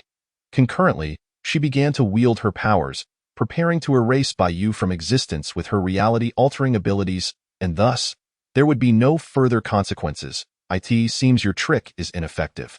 Bai Yu, seemingly unfazed, spread his hands and jested. Why not give it another try? To begin with, Bai Yu had compounded the powers of all primary riders from the Heisei series and the strongest forms of the secondary riders. This encompassed, but was not limited to, the invulnerable nature of the invincible player, immune to all forms of special attacks. Additionally, Bai Yu had replicated the powers of all 6 Infinity Stones, which naturally included the myriad abilities of the Reality Stone. Even the power of the Omega itself possessed the effects of creation and destruction, as well as the manifestation of thoughts. Most crucially, these abilities grew stronger alongside Bai Yu himself, in other words. The act of directly altering reality held little efficacy against Bai Yu. Chapter 130. Black Phoenix Dial. Truly the Time King. A flicker of astonishment passed through the Black Phoenix's eyes. She then turned her attention towards Apocalypse, Green Scar Hulk, and Silver Shadow Knight, who remained unaffected by the time-stopped eye in the blink of an eye. She had ensnared their minds, prompting them to advance toward Bai Yu in unison. On the ground, Wanda appeared to be struggling mightily, yet she still managed to temporarily restrain Apocalypse and the other 3. However, achieving more than this would prove to be a daunting task, as Wanda lacked any dark personas capable of containing the chaotic powers beyond her control. Moreover, she was perpetually on the brink of complete loss of control. Before that point, she would exert every effort to assist the Time King, even if he might not require her aid. The Black Phoenix cast a glance at Wanda before swiftly redirecting her focus back to the Time King across from her. I shall deal with that meddlesome individual later. For now. The ground of Genosha rapidly disintegrated and ascended, merging with the air, time, space, and cosmic laws that were similarly in a state of collapse. This fusion, along with the Phoenix force released by the Black Phoenix, ultimately culminated in a colossal shockwave resembling a phoenix, towering over 100 meters, with dark red flames licking its edges, hurtling toward Bai Yu. As the Phoenix shockwave swept through, all matter, including time, space, and causality, seemed to vanish entirely, obliterated without a trace. Theoretically, if left unchecked, the power of the Black Phoenix could annihilate an entire universe. This was one of the primary reasons the High Celestial Lord and Conqueror Kong believed the Black Phoenix had the potential to resolve the Time King's threat during this era. Guai's Zio. In response, Bai Yu remained utterly composed, summoning Kamen Rider Guai's and the Sovereign Time King, El Salvatore Time Burst. All 20, Time Break. Without hesitation, both Kamen Riders unleashed their ultimate techniques simultaneously. Boom! The collision of their powers in midair generated a wave potent enough to obliterate everything. Regrettably, the El Salvatore Time Burst and the All 20 Time Break merely succeeded in slowing the advance of the Black Phoenix's shockwave, but could not genuinely negate its power. Thus, All 39 Time Break. Bang! This time, without any unforeseen occurrences, Bai Yu effortlessly shattered the Phoenix shockwave and directed the residual force toward the Black Phoenix. Not good. The expression on the Black Phoenix's face changed dramatically. She acted without a moment's hesitation, instantly resurrecting the High Celestial and positioning his body in front of her as a shield. Bang! Thus, the recently revived High Celestial met his demise once more. Beware, Time King! At that moment, Wanda's anxious and concerned voice rang out. Following that, the entities freed from her control, Apocalypse, Green Hulk, and Silver Surfer, emerged. Additionally, a force as formidable as the Dark Phoenix's power, the Chaos Force, also broke free from Wanda's grasp, sweeping toward Bai Yu and engulfing her surroundings. Consequently, under the tumult of the Chaos Force and the residual shockwave from the Dark Phoenix's Phoenix Force impact, including Professor X and Magneto, the entire mutant population of Genosha fell victim to the onslaught, barely having time to react before they were rendered lifeless. Their only hope now rested upon Bai Yu's victory, which might grant them resurrection. Stop this at once. At a crucial moment, the Sentinel, radiating golden light, descended from above and single-handedly intercepted Apocalypse, Green Hulk, and Silver Surfer. While this was also due to the fact that Apocalypse and his companions had not fully unleashed their true power due to the Dark Phoenix's mental control, it nonetheless illustrated that the Sentinel was gradually awakening its genuine strength. However, while the Sentinel could halt the trio of Apocalypse, it struggled to contend with the Chaos Force unleashed by Wanda. What an opportunity! Observing this, the Dark Phoenix unleashed a fiery phoenix form from within, charging toward Bai Yu, who stood not far ahead. How intriguing! Bai Yu, witnessing the scene, remained unfazed, instead responding with a smile. In that case, I shall graciously accept the gift you offer. As he spoke, two dials appeared before him, one representing Wanda, or the Scarlet Witch, and the other representing the Dark Phoenix. Scarlet Witch, Dark Phoenix, accompanied by an electronic sound effect. The Scarlet Witch dial absorbed the chaos force released by Wanda, while the Dark Phoenix dial absorbed the power emanating from the Dark Phoenix, even drawing from her own Phoenix force. The abilities contained within these two dials thus grew exponentially stronger. What? The Dark Phoenix gazed incredulously at the Dark Phoenix dial, struggling to comprehend why this seemingly unremarkable dial not only mirrored her own powers but could also absorb the Phoenix force within her. This was truly remarkable. In contrast, Wanda felt considerably relieved, for her uncontrolled power had not genuinely harmed the Time King. Moreover, had there not been numerous perplexing aspects about the Time King, having endured much, she had developed a degree of resilience. Yet, Wanda could not help but feel astonished. Jean, Wanda, you both possess nearly limitless potential, yet unfortunately, you cannot control your powers. At this juncture, Bai Yu cast a meaningful glance at both the Dark Phoenix and Wanda before speaking. But fret not, I shall assist you. In the next instant, the Dark Phoenix dial and the Scarlet Witch dial flew into the bodies of the Dark Phoenix, or Jean Grey, and Wanda, respectively. This way, the dials would not only enhance Jean and Wanda's inherent powers, but also enable them to wield this strength more steadily. Naturally, the dials would also subtly cultivate a growing loyalty within Jean and Wanda toward Bai Yu. Chapter 131. The Planet Eater. She recalled the events that transpired after she transformed into the Dark Phoenix, her heart swelling with guilt and regret for her actions. Simultaneously, Jean felt immense gratitude toward the Time King before her. Had it not been for him, who knew what she might have become if she had continued down that path? My powers. On the ground, Wanda joyfully discovered that she could once again control the chaos force within her. Furthermore, this power had grown even more formidable and wondrous than before. Thank you, Time King. Wanda expressed her gratitude to the Time King above her, her voice brimming with appreciation. You are my subject. Naturally, I shall aid you. Bai Yu replied with a gentle nod. If you truly wish to thank me, then master this power and utilize it when the need arises. Indeed, I shall, Wanda affirmed, her gaze resolute. Meanwhile, a colossal silhouette gradually emerged in the distant sky. The entire Earth appeared minuscule in its presence. The Planet Eater, I have fulfilled my promise to you, yet you still allowed the Planet Eater to arrive at Earth? The Silver Surfer, an envoy of the Planet Eater, was tasked with aiding it in searching for life-bearing planets to consume throughout the cosmos. Initially, the Silver Surfer had complied, but upon arriving on Earth, perhaps not this timeline's Earth, he changed his mind. Not long ago, the High Celestial had found the Silver Surfer and coerced him with the threat of, you wouldn't want Earth to be destroyed by the Planet Eater, would you? However, the Silver Surfer never imagined that the High Celestial would betray him. I apologize. It is all my fault for trusting the High Celestial. Quickly regaining his composure, the Silver Surfer sincerely apologized to Bai Yu and the others, urging, you must flee. This planet will become the Planet Eater's meal. At that point, you might flee. Bai Yu shot the Silver Surfer a cold glance, retorting, what kind of joke are you making? Do you think that if the Planet Eater wishes to devour Earth, I would simply allow it to do so? What? The Silver Surfer stared at Bai Yu in disbelief. Do you realize what you are saying?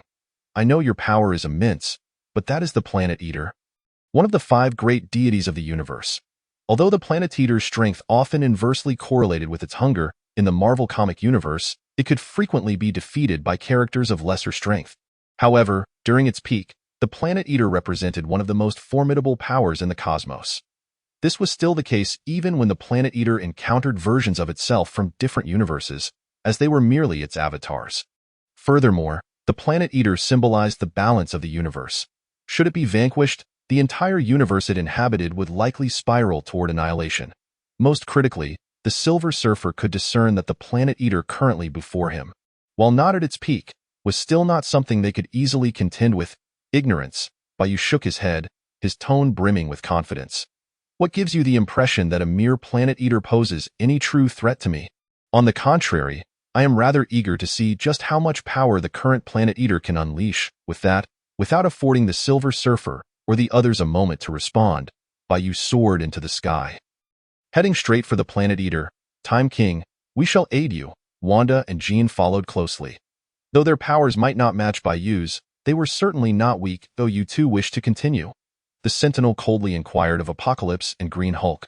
Should the latter two nod, he would not hesitate to unleash a thunderous assault, even if it meant summoning oblivion once more. Apocalypse and Green Hulk shook their heads in silence, expressing their stance. After all, they had been drawn into this conflict through various motives, even having been misled by the Silver Surfer, much like the High Celestial. They had no intrinsic reason to oppose the Time King. Naturally, Apocalypse, who was bent on becoming a god among mutants and humanity, might have such a reason, yet he could not even best the Sentinel or Jinna in that case. Do not let me down. Having observed this, the Sentinel nodded gently before flying toward the Planet Eater. Whether as a member of Earth or as one of the Time King's subordinates, the Sentinel could not simply stand by in this situation. Very well. I shall risk my life to ensure that Earth is not destroyed by the Planet Eater. The Silver Surfer quickly made his decision. I in the cosmic expanse. Kamen Rider Time King, the Planet Eater, seemingly possessing a mass comparable to a dozen Earths, gazed down at Bai Yu, uttering in a calm tone, I am aware of you. Conqueror Kong has informed me that you will become the greatest threat to the multiverse, the harbinger of destruction. I did not observe this outcome from the infinite timelines of the future. Even if that day were to come, the great arbiter, the living tribunal, would adjudicate your existence. Therefore, under normal circumstances, I would not intervene. However, the planet behind you is destined to become the Planet Eater's sustenance. Abandon it, leave it, or do not compel me to act against you. I shall strip you of your status as an envoy. Revoke the power I granted you, and take everything from you. You will regret your actions today in an abyss of infinite despair. Are you finished? At that moment, Bai Yu positioned himself at the same level as the Planet Eater's gaze, stating, do not say that I did not provide you with an opportunity. You may now unleash all your powers. Consider it your final brilliance before your demise in this universe. Chapter 132. The Cosmic Chronicle. Congratulations on successfully signing in the Planet Devourer and receiving the rewards, the Alien Emperor Rider Dial, the Qilu Bus Dial, and the Planet Devourer Dial. As expected, the system's voice resonated once more in Bai Yu's mind. Among them, the Alien Emperor Rider is the final boss in Time King, possessing abilities such as the Aurora Veil, summoning monsters, the Dark Knight, and time-stopping die. In the original series, there was a remarkable display of power that obliterated the Supreme Emperor Time King. Qilu Bus, alongside of Volto, hails from the same race, boasting strength that far surpasses the latter. All in all, this acquisition can be deemed quite satisfactory. Boldly, at this moment, upon hearing Bai Yu's words, the Planet Devourer's voice was tinged with palpable anger. Do you dare to so openly belittle and humiliate the Planet Devourer? You shall suffer, for I shall ensure you lose all chances of becoming the Demon King. No sooner had the words left his lips than powerful cosmic energy shockwaves were unleashed by the Planet Devourer, all directed towards Bai Yu. Stop. We will not allow you to harm the Time King, nor will we permit you to devour the Earth. Wanda and Jean, enveloped in chaotic power and phoenix force, stood resolutely against a third of the energy shockwaves. The Sentinel, silent, braced against another third. Planet Devourer, I regret betraying you, but I have no choice but to protect the Earth. Silver Shadow Knight, with a resolve akin to facing death, attempted to block the remaining third of the energy shockwave. Yet was in vain. After all, Silver Shadow Knight's power stemmed from the Planet Devourer, and he was not significantly stronger than typical superheroes like Thor or Hulk. Build. Chuangchi, Cross Z. Kaluzi, witnessing this scene, Bai Yu focused his thoughts, summoning Chuangchi's genius form and Kaluzi's lava form before him. Genius Break. Tian Kai Fin Shua, Volcanic Attack. Ji Yin Gong Ji. The genius Chuangchi and Lava Kaluzi unleashed their ultimate techniques, first shattering the energy shockwave that Silver Shadow Knight could not withstand, then relentlessly directing their remaining force towards the Planet Devourer. Futile. Such an attack is insufficient against the planet. The Planet Devourer raised his right hand to block, only to be struck painfully by the genius Chuangchi and Lava Kaluzi. By the time the Planet Devourer sought to retaliate against the genius Chuangchi and Lava Kaluzi, the latter had already transformed into countless points of energy, vanishing without a trace. The Time King, it seemed genuinely enraged now. The Planet Devourer released even more powerful cosmic rays and energy shockwaves from his eyes, hands, and all over his body. The planet devourer will end you. Ha! Bai Yu scoffed disdainfully. Who cannot boast?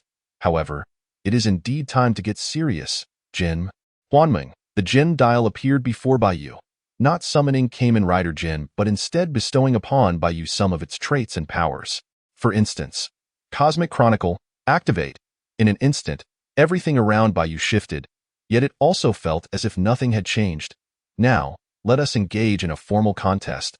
Bai Yu gazed at the planet devourer, whose expression bore a hint of astonishment.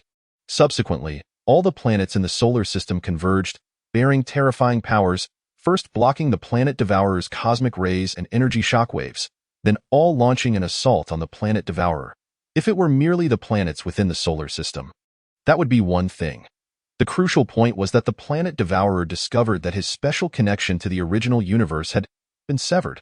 He could no longer directly replenish energy from the cosmic expanse, and energy directly influenced the planet devourer's hunger, further affecting his strength. In other words, the longer the battle lasted, the weaker the planet devourer would become.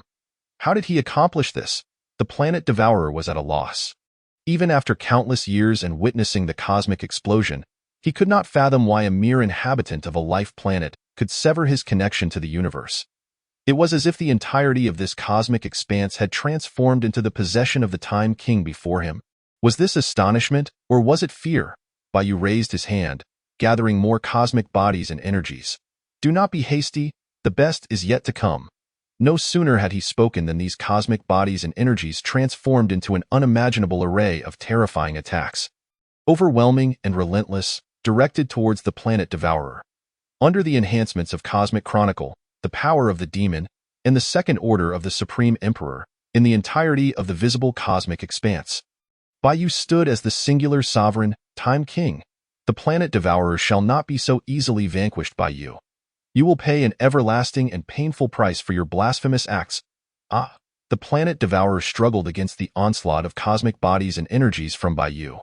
Throughout this ordeal, his strength waned ever further. Yet, his life force remained robust. Incomprehensible, utterly astonishing. Silver Shadow Knight gazed at this scene in a state of shock. Previously, he would never have imagined that someone could suppress the invincible planet devourer to such an extent in a direct confrontation. If this continued, perhaps that it truly was possible to defeat the planet devourer. This conclusion sent a jolt through Silver Shadow Knight's heart. This was a path he had never envisioned. Has the Time King truly grown this powerful? Wanda and Jean Grey exchanged glances filled with astonishment. Just weeks prior, the Time King's greatest impression on everyone had merely been his ability to unleash nuclear explosions with a kick. Yet now, he could manipulate all matter and even laws within the cosmic expanse at will. Neither Wanda nor Jean Grey could fathom what kind of existence could possibly defeat the Time King once. Enough! Witnessing the planet devourer's strength and life force waning, Silver Shadow Knight could no longer contain himself and stepped forward to plead with Bai Yu.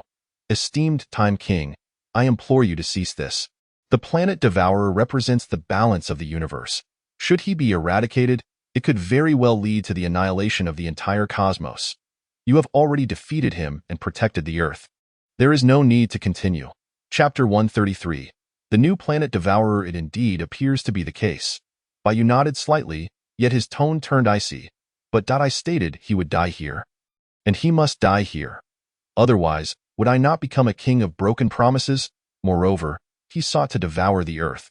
Would it suffice for him to merely be defeated? No, he must pay with his life. How can this be? Silver Shadow Knight struggled to comprehend the Time King's thoughts. Did you not hear what I just said? The planet devourer cannot be annihilated. Otherwise, the entire universe will face destruction. Thus do I call you ignorant. Bai Yu shook his head. You previously believed I could not contend with the planet devourer. What was the outcome? Now, you think that my slaying the planet devourer must inevitably lead to the universe's demise. This is no longer mere ignorance. It is a form of arrogance. Arrogance causes you to repeatedly underestimate my capabilities, rendering you foolish. Arrogant?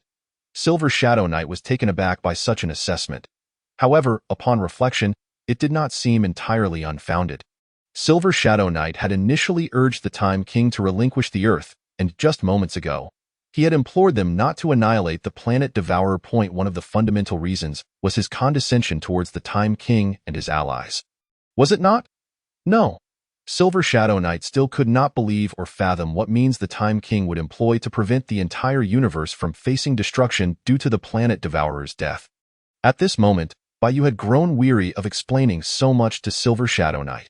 Instead, he produced a new dial, the Volto, Abowert. With the electronic sound effect ringing out, the monstrous form of Evolto materialized before Bai Yu. Evolto's monstrous form allows him to freely traverse the cosmic expanse and create black holes to devour life planets, thereby acquiring even greater power. Indeed, the abilities of Evolto and the planet Devourer share a striking resemblance. Of course, Evolto's strength is not affected by hunger, which is one of the reasons Bai Yu summoned him. Black Hole Break. Heidong Baopa. Upon Evolto's emergence, he immediately conjured a black hole, 3 times the diameter of the Earth, from his hands and positioned it above the planet Devourer's head. Witnessing this scene, the planet Devourer seemed to anticipate something, his gaze filled with horror and fury as he glared at Bai Yu. You wish to devour me? To consume the planet Devourer? This is no longer merely about defeating and annihilating the planet Devourer. This is nothing short of murder, and it seeks to pierce the heart. Simultaneously, it serves as a tremendous humiliation to the planet Devourer. Blasphemer, perish! The planet Devourer, disregarding everything else, unleashed an unprecedented energy shockwave towards the location of Bai Yu. Following this strike, the planet Devourer would undoubtedly become immensely weakened. Yet, even in death, he would drag down the audacious Time King who dared to insult him. Thus, this energy shockwave was extraordinarily powerful. However, upon witnessing this scene, Bai Yu remained utterly unfazed, seemingly devoid of any defensive measures. Black Hole Break. Meanwhile, Abert once again conjured a black hole of equal magnitude before him, effortlessly consuming the planet Devourer's energy shockwave. But that was not the end. Subsequently, Abert created 4 additional black holes, which, in conjunction with the previous 2, surged towards the planet Devourer from 6 directions: front, back, left, right, above, and below. Time King, you can never truly extinguish my existence. The planet Devourer sensed his impending doom and began hurling threats at Bai Yu. Alas, before he could finish his words, he was consumed entirely by the 6 black holes, accompanied by a pained scream. In contrast, Abert, having devoured the planet Devourer, along with his dial, grew even more formidable. Furthermore, as Silver Shadow had noted, with the demise of the planet Devourer, the entire universe seemed to undergo some unknown transformations. For now, however, Bai Yu and his companions could not perceive these changes clearly.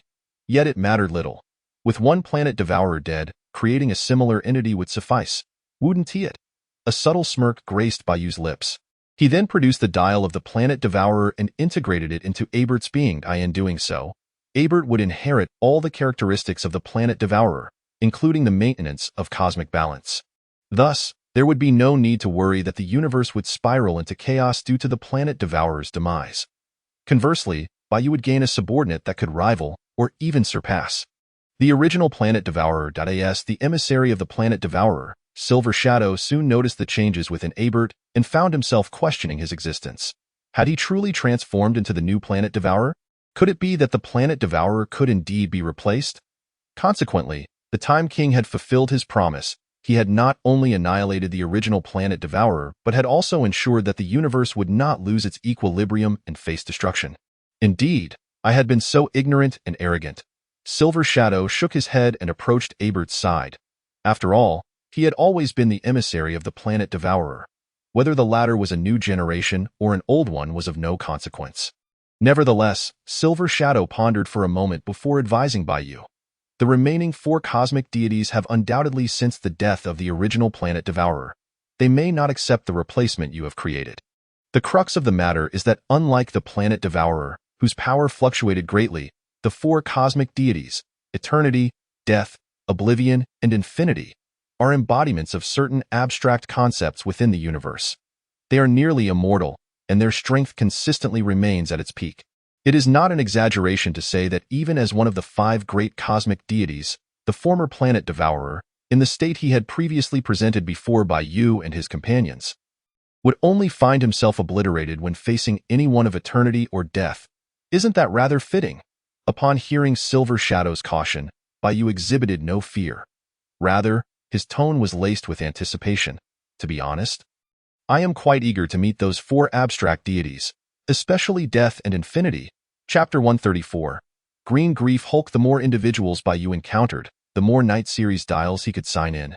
He could also sign in or create corresponding character dials independently. Consequently, his power grew ever stronger. Moreover, if his opponents were not formidable enough, Bai Yu would have no justification for transforming into the Time King. In any case, Bai Yu still harbored a strong desire to meet more and stronger characters. Silver Shadow fell into a prolonged silence. Given Bai Yu's assertion, he had no choice but to choose to acknowledge it. Abert. Bai Yu paid no heed to Silver Shadow's thoughts and instead turned his gaze to Abert. From this moment forth, you shall replace the planet Devourer, traversing the cosmos and appropriately consuming various planets. The primary reason the planet Devourer consumed different planets was to satisfy his insatiable hunger. Consuming planets did not inherently increase his power ceiling. However, Abert was different. The more planets he consumed, the more prosperous the life upon them, and the stronger he would become. Ultimately, this meant that Bai Yu's own power would also increase correspondingly. Yes, as one who was absolutely loyal to Bai Yu, Abert nodded without hesitation. Furthermore, this was inherently beneficial to him. As the emissary of the planet Devourer, I shall follow in your footsteps. Silver Shadow promptly expressed his stance. Do as you wish, Abert coldly warned Silver Shadow. However, should you dare to cause me trouble as you did with the planet Devourer, I will instantaneously consume everything about you. I understand, Silver Shadow quickly replied. I believe, as long as it is not Earth, I should refrain from such actions. Even if that day were to arrive, I would willingly accept my punishment. Therefore, your most important task moving forward is to continuously find ways to control your own power. I hope that when the next threats of nihility, apocalypse, green grief, and the like arise, you will be able to resolve them using your own will and strength.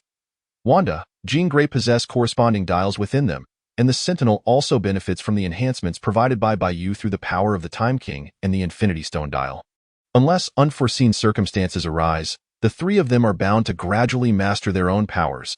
It is merely a matter of time. Yes, we understand. We are sincerely grateful to you and shall not disappoint you. Wanda, Jean Grey, and the Sentinel proclaimed in unison. Their motivations were not solely rooted in gratitude towards Bai Yu but also in their own growth. Genosha, upon returning here, Bai Yu refrained from utilizing the Odin dial or the Time Stone. He merely raised his hand and waved. Have come back to life? Is it all over? That is the Time King. No, the God of Time. Although he had never seen this form before, he was certain it was the God of Time. Indeed, he is the true deity. Once again revived? Instantly, he felt at ease. As the mutants of Genosha gradually grasped what had transpired, their gazes towards Bai Yu brimmed with gratitude, admiration, and reverence. Many even spontaneously knelt before him, as if worshipping their supreme true king, the eternal and singular true God. Moments later, surrender or perish, Bai Yu looked down upon Apocalypse and Green Grief Hulk. Choose one. The strengths of Apocalypse and Green Grief Hulk could be described as neither strong nor weak. They had been lured by the Grandmaster under various circumstances and bore no past grievances with Bai Yu or Genosha, thus possessing a certain potential for subjugation and, of course, if Apocalypse and Green Grief Hulk truly desired death, Bai Yu would not mind fulfilling that wish. After a swift contemplation, Apocalypse decisively placed his right palm upon his left chest, knelt on one knee, and bowed his head. Apocalypse pays homage to the great Time King.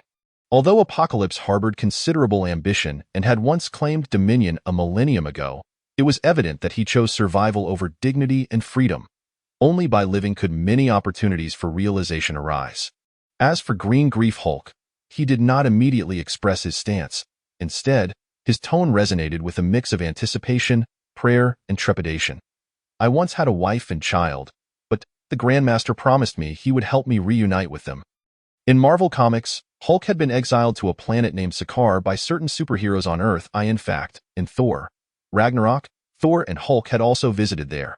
However, aside from the name and the presence of gladiatorial contests, the Sakaar depicted in the film and the comics vastly differed. In simple terms, The Hulk in the comics gradually transformed into Green Grief Hulk on Sakaar, where he had a queen and children of his own. He eventually ceased to care about the affairs of Earth. Unfortunately, a subordinate and comrade of Green Grief Hulk insisted that the Earthlings had caused their king immense suffering and demanded retribution. Consequently, while Green Grief Hulk was showing his wife and child around the spaceship that would take them to Sakaar, this subordinate secretly detonated the ship. After the incident, Green Grief Hulk gazed upon the lifeless forms of his wife and child, mistakenly believing that the superheroes on Earth had sabotaged the ship. Subsequently, the Grandmaster appeared and pulled the Green Grief Hulk from that timeline into this main timeline, offering him a promise. However, based on the appearance of the planet Devourer, it seemed that the Grandmaster had indeed been faithful to his commitments. Just then, the Green Hulk witnessed the scene of the Time King reversing time to resurrect all the mutants of Genosa, igniting a flicker of hope within his heart. Regrettably, Bai Yu shook his head and remarked, "Whether it is your death or your submission, it is merely a punishment for your invasion of my territory. Do you think it is laughable to exchange punishment for reward? However, should you achieve sufficient merit in the future, I may graciously grant your wish." Chapter 135. The humiliation of the High Sovereign. The outcome was predictable. The Green Hulk immediately knelt before Bai Yu, expressing his submission. Compared to the High Sovereign, it was evident that he found the Time King more trustworthy. Bai Yu nodded gently at the Green Hulk and then waved his hand in a certain direction once more.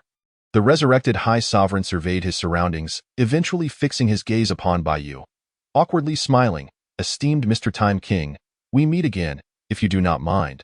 I have some matters to attend to, so I shall take my leave." Simultaneously, the High Sovereign was cursing furiously within. He had never anticipated that despite expending so much effort, even summoning the Black Phoenix and the planet Devourer, he would still be unable to vanquish the Time King. In fact, the latter appeared completely unscathed. Previously, when facing Bai Yu, the High Sovereign had looked down upon him, considering him nothing more than a relatively powerful ant. He had believed he could crush him at will. Who would have thought that in the blink of an eye, the other party would become so formidable, so powerful that whenever the Time King wished, he could utterly annihilate the High Sovereign. This was a fact that the High Sovereign was unwilling to acknowledge, yet could not deny. "Wish to leave? Very well." Bai Yu's voice was devoid of warmth. "According to our wager, you have lost, and thus you must first fulfill one of my conditions. My request is simple. Crawl on all fours around the border of Genosa 100 times, while shouting, 'I am Genosa's dog,' or something akin to it." The High Sovereign, in his desperation to win the wager, was willing to stoop to any shameful act. Had it not been necessary for him to gather more powerful allies to secure a new dial for himself, Bai Yu would not have resurrected him at all. Even if he were to be revived, it would merely be to endure an infinite cycle of death alongside the patriarch of the inheritor's family. Bai Yu's intention to make the High Sovereign crawl like a dog was to humiliate him, compelling him to strive harder in his quest for new and diverse powers in the future. By the way, as if struck by an idea, Bai Yu continued, "I believe our 4 previous challenges have been a waste of time. Let us skip ahead to the next round, where you shall directly face the challengers you have summoned. Remember, you must perform well this time. Otherwise, should you lose again, there will be no opportunity for a second chance." At that point, the High Sovereign would lose all value for utilization, rendering him unnecessary to subdue. "Time King, you..." Upon hearing this, the High Sovereign was filled with rage. He had lived on since the universe's explosion, and this Time King, deserving of 1,000 tortures, dared to make him crawl like a dog. The alteration of the wager's terms was an affront to him.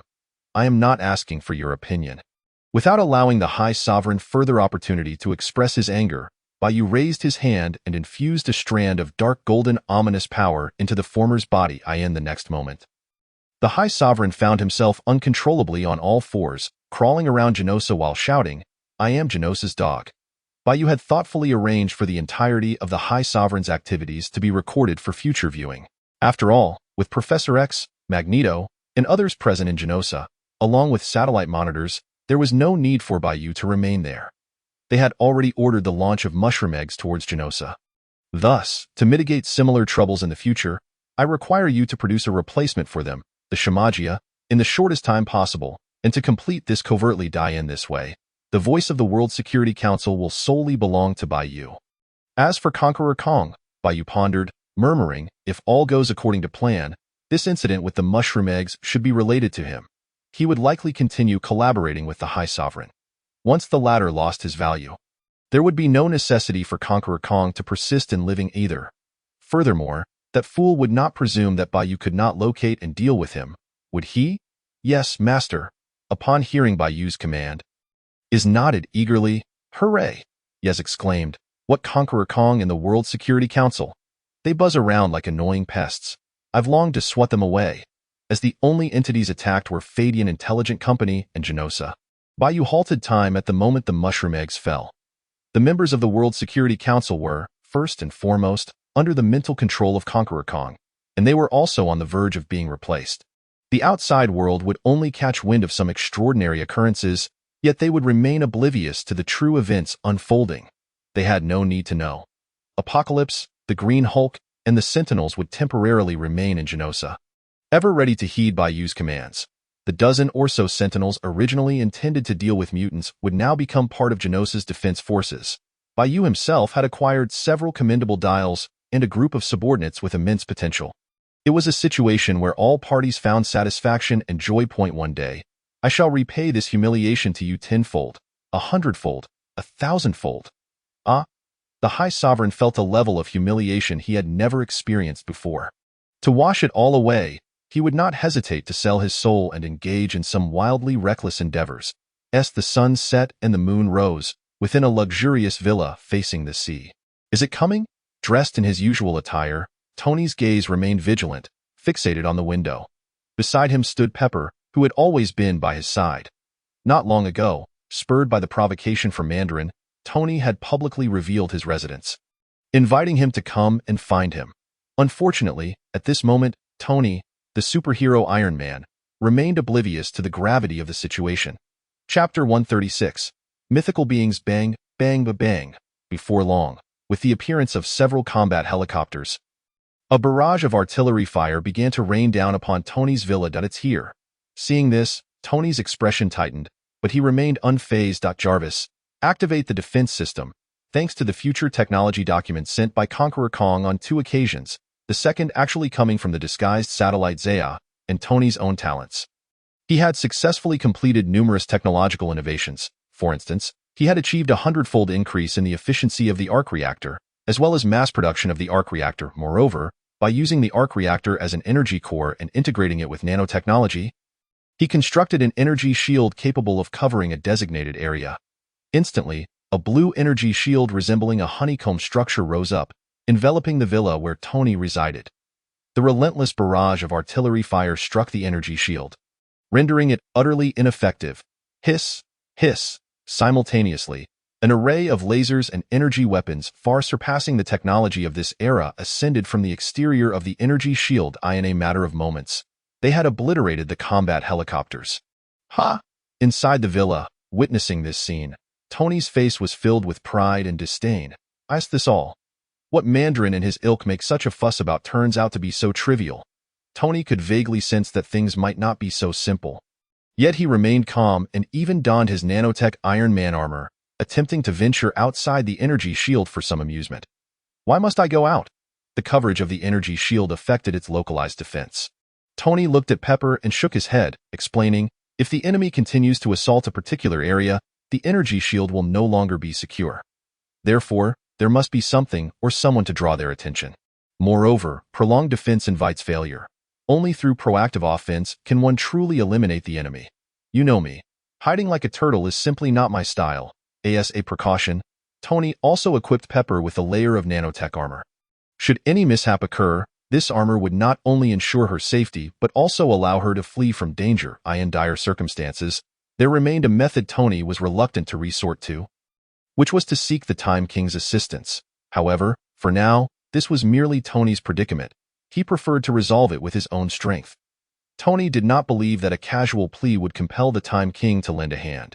In any case, looking at Pepper, who was now clad in a suit of specially designed armor, Tony felt a sense of reassurance and ceased further persuasion.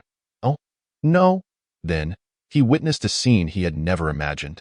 In the distant sky, a swarm of dark figures rapidly approached. Their forms gradually became clear, and their identities were revealed to be dragons.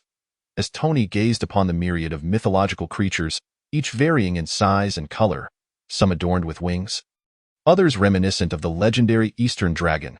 His eyes were filled with incredulity.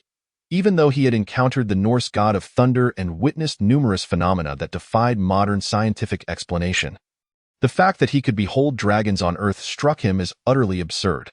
Even more outrageous was the revelation that these dragons were clad in armor strikingly similar to his own Iron Man suit, yet distinctly crafted to fit their unique forms.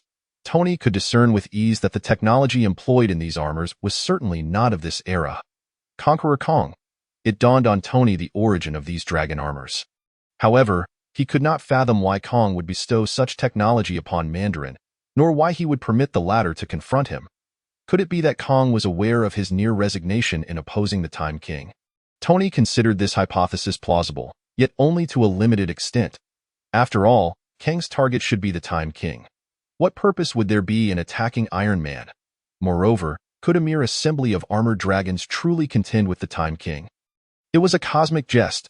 Thus, either Kang's support for Mandarin extended beyond mere dragon armors, or he harbored other sinister schemes.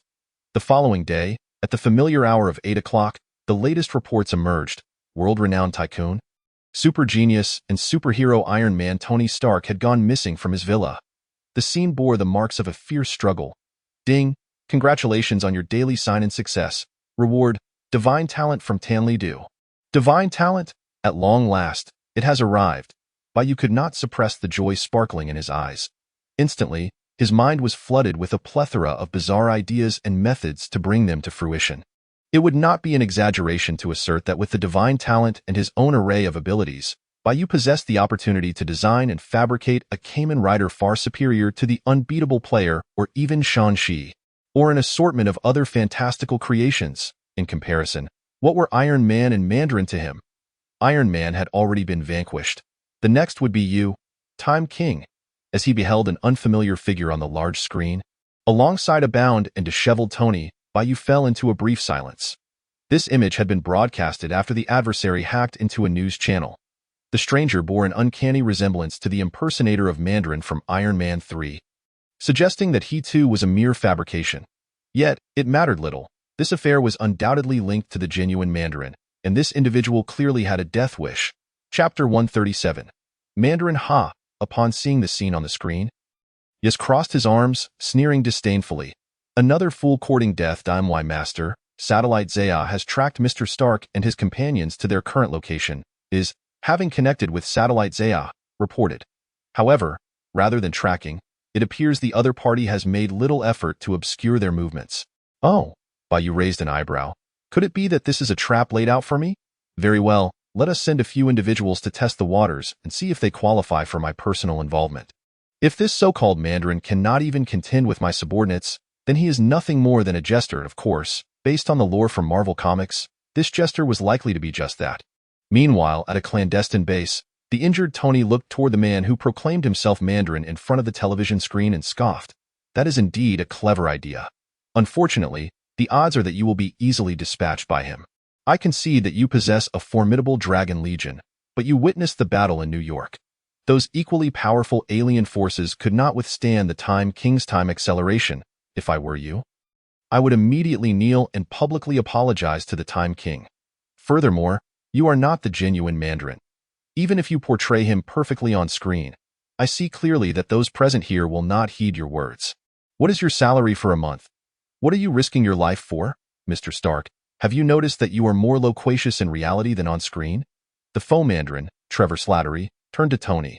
You seem rather unfazed. Do you believe the Time King will come to rescue you? As for risking my life, if I do not, these people might very well take my life at once, wouldn't they? Before Trevor Slattery could finish his sentence, a yellow brute crashed through the ceiling, landing between him and Tony. It was Sentinel. My gun, and my body. Originally, there were still over a dozen fully armed individuals in the room. Most of them suddenly found themselves engulfed in swirling pink energy, as if subjected to immense pressure, before fading away. The remaining few, bewildered by the sudden turn of events, vanished without understanding what had transpired. It goes without saying that this was the work of Wanda and Quicksilver. Spare me, spare me. Upon witnessing this, Slattery lost all composure and fell to his knees, fervently bowing and pleading. I am not him. I am not him. I am merely an actor. It was them, this group of beasts, who forced me to impersonate Mandarin. Although I smoke, drink, perm my hair, and indulge in revelry, I am truly a good person. Do not kill me. I beg you, Tony. Sentinel, Wanda, Quicksilver. Thought they had encountered spineless individuals before. But one as shameless as this was indeed a rarity. Cough, cough. After a moment, Tony cleared his throat and spoke. He is indeed not the real Mandarin. Though he is guilty, his crimes do not warrant death. Tell me, where is the true Mandarin? Upon hearing this, Wanda turned to Slattery with a cold gaze. After all, her mission, along with Quicksilver, was to locate Mandarin. However, that moment, a searing red beam shot toward her from behind. Wanda reacted swiftly, dodging the attack.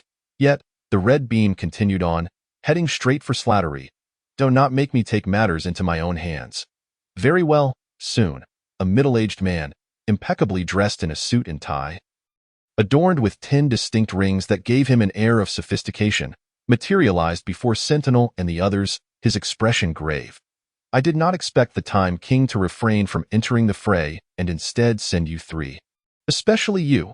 The gaze of the newcomer, or rather Mandarin, fell upon Sentinel. Why have I never heard of you before? Sentinel had been pulled from another timeline by the High Celestial. The Flying Electric Company and Genosha were Bai Yu's private domains. It was only natural that Mandarin, under Kang's control of the World Security Council, would be unaware of Sentinel's existence, especially since Kang had vanished after launching those mushroom bombs. Thus, it was understandable that the current Mandarin would not recognize Sentinel. In fact, his impression of Bai Yu, the Time King, was still rooted in the New York battle, where the latter effortlessly vanquished the alien forces using the power of time. In truth, Mandarin's presence here was merely a pawn in the game laid out by Kang not long ago. The outcome had proven that Kang's chosen allies were either incompetent or possessed a penchant for self-destruction. For example, there was Pierce, who had sought out Hulk Island, and now this Mandarin, who dared to challenge the Time King after defeating Tony. You are Mandarin? At this moment, Wanda regarded Mandarin, her hands beginning to channel powerful chaos magic. I regret to inform you that the World Security Council has designated you as an international supervillain. You have the right to remain silent, but every word you utter will become your last. While it was true that Mandarin had directly provoked the Time King on television, it was no different from challenging the entire world. Moreover, he was a criminal at heart. Aside from wanting to claim his signature, Bai Yu had no intention of allowing Mandarin to live. Ha ha ha. Upon hearing Wanda's words, Mandarin laughed heartily. You think you can capture me with just the four of you? I truly underestimated both you and that Time King. It was evident that Mandarin, much like Tony the night before, remained oblivious to the gravity of his situation. Chapter 138. At this moment, a helpless Hela Flying Electric Company. What? As he watched the live broadcast, hearing Mandarin's words, he immediately clenched his fist, exclaiming furiously. This foolish clown dares to say we underestimate him. My master, leave him to me when the time comes. I will ensure he regrets uttering those words. No, he will regret ever coming to this world. Very well, Bai Yu nodded without hesitation. After all, the downfall of a mere master man was hardly worthy of his concern. You all keep an eye on things here. I must take my leave for a while. Trusting the Sentinels, Bai Yu lost all interest in monitoring the situation. Instead, he was more curious about how Hela was faring with those depressing shows. Were they truly as disheartening as they seemed? Let me tell you. Once Bai Yu had passed through the Aurora Veil, Iz leaned closer to Iz and said conspiratorially, Look, our master has run off without us again. Do you think he has another woman out there? Iz, upon hearing this, nervously clenched her hands but quickly regained her composure, feigning annoyance. You? Since when did you become so gossipy? What are you doing? Counting. As Iz counted on her fingers, she spoke with righteous indignation. You, me, Wanda, the fluffy general, Spider-Gwen. Rounding up, that makes about 1 billion. Our master is truly a man of great sins. Iz merely sighed in response, eyeing a certain sealed space, unlike any previous encounters with Bai Yu. Hela curled up in a corner, hugging her knees. She showed no reaction upon his arrival, appearing so fragile, pitiful, and helpless. Was she losing her mind? Bai Yu mused, perplexed. It was merely a few depressing shows, along with a compilation video of a similarly disheartening game. Wasn't it? Hela, a fierce warrior who had battled valiantly for years, was afraid of this. Or was it that she had truly lost her sanity from being confined for too long? Perhaps he should help her open an Aurora veil to visit Asgard for a while? Cough, cough. No, it seemed that Asgard was not particularly peaceful at the moment. It was best not to stir up trouble. Good girl, be obedient. Bai Yu pondered briefly before stepping forward to gently ruffle Hela's hair. A devilishly angelic smile gracing his lips. This time, we won't be watching shows. Let's play a game instead. I know, a delightful game with no healing content, perfect for relaxing. What game? Hela finally reacted, quickly realizing something was off. Wait, did you just say no healing content? It has a wonderfully catchy name. Honkai Impact 2. Hela fell into a long silence before suddenly erupting. I will kill you. Though she had never played Honkai Impact 2. She had gleaned enough from the compilation videos of Honkai Impact 3 and the mischievous grin on Bai Yu's face to surmise how distressing this game would be. The most outrageous part was that this wretched Time King, fully aware of her current emotional state, dared to provoke her. Did he truly think she wouldn't get angry? Rider Time, Mutiki, shining like a meteor, the strongest golden player, Hyper Mutiki X-Aid, Kamen Rider X-Aid, the invincible player.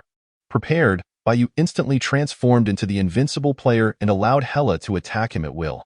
After all, no matter how she struck, she could not harm him. Meanwhile, in a secret base. Impossible, absolutely impossible, the Master Man, now beneath the foot of a sentinel, bore an expression of disbelief, starkly contrasting his earlier confidence. How could you be so strong? It was important to note that this was the comic version of the Master Man, who had been enhanced by Conqueror Kang's future technology. He boasted a suit combining magic and technology, akin to Iron Man's armor. Yet, he found himself evenly matched against Wanda, who wielded chaotic magic, and was then harassed by Quicksilver, whose thousand-fold supersonic speed left him exceedingly agitated. However, these were mere trifles. When the Sentinel finally struck, the Master Man truly understood the meaning of despair. After all, Wanda still could not fully unleash her power. The best she could muster was a level comparable to her strength during the Avengers, Infinity War, and Endgame. But the Sentinel was different. He started with the power of 1,000,000 stars. Even the Mad Titan Thanos, with all 5 Infinity Stones, would have to bow down before him to pass. And do not be fooled by the fact that the Sentinel had only recently become Bai Yu's subordinate. As he gradually accepted the existence of the Void and began to master his true power, his strength increased at an alarming rate. It would not be an exaggeration to say that the current Sentinel could take on 2 of his former selves from yesterday. Or even 1.5. A mere Master Man, even after enhancement, could never hope to match him. Why would someone as powerful as you submit to such a trivial Time King? The Master Man gazed at the Sentinel, increasingly perplexed. You could easily replace him and become the new deity of this world. I would gladly follow you, assist you. Even if he offered you some promise, there are countless ways to usurp him in the face of your absolute strength. Before the Master Man could finish, he noticed the Sentinel regarding him as though he were a fool. Even Wanda, Quicksilver, and Tony looked at him similarly, with a hint of pity. Why? Why did they react this way?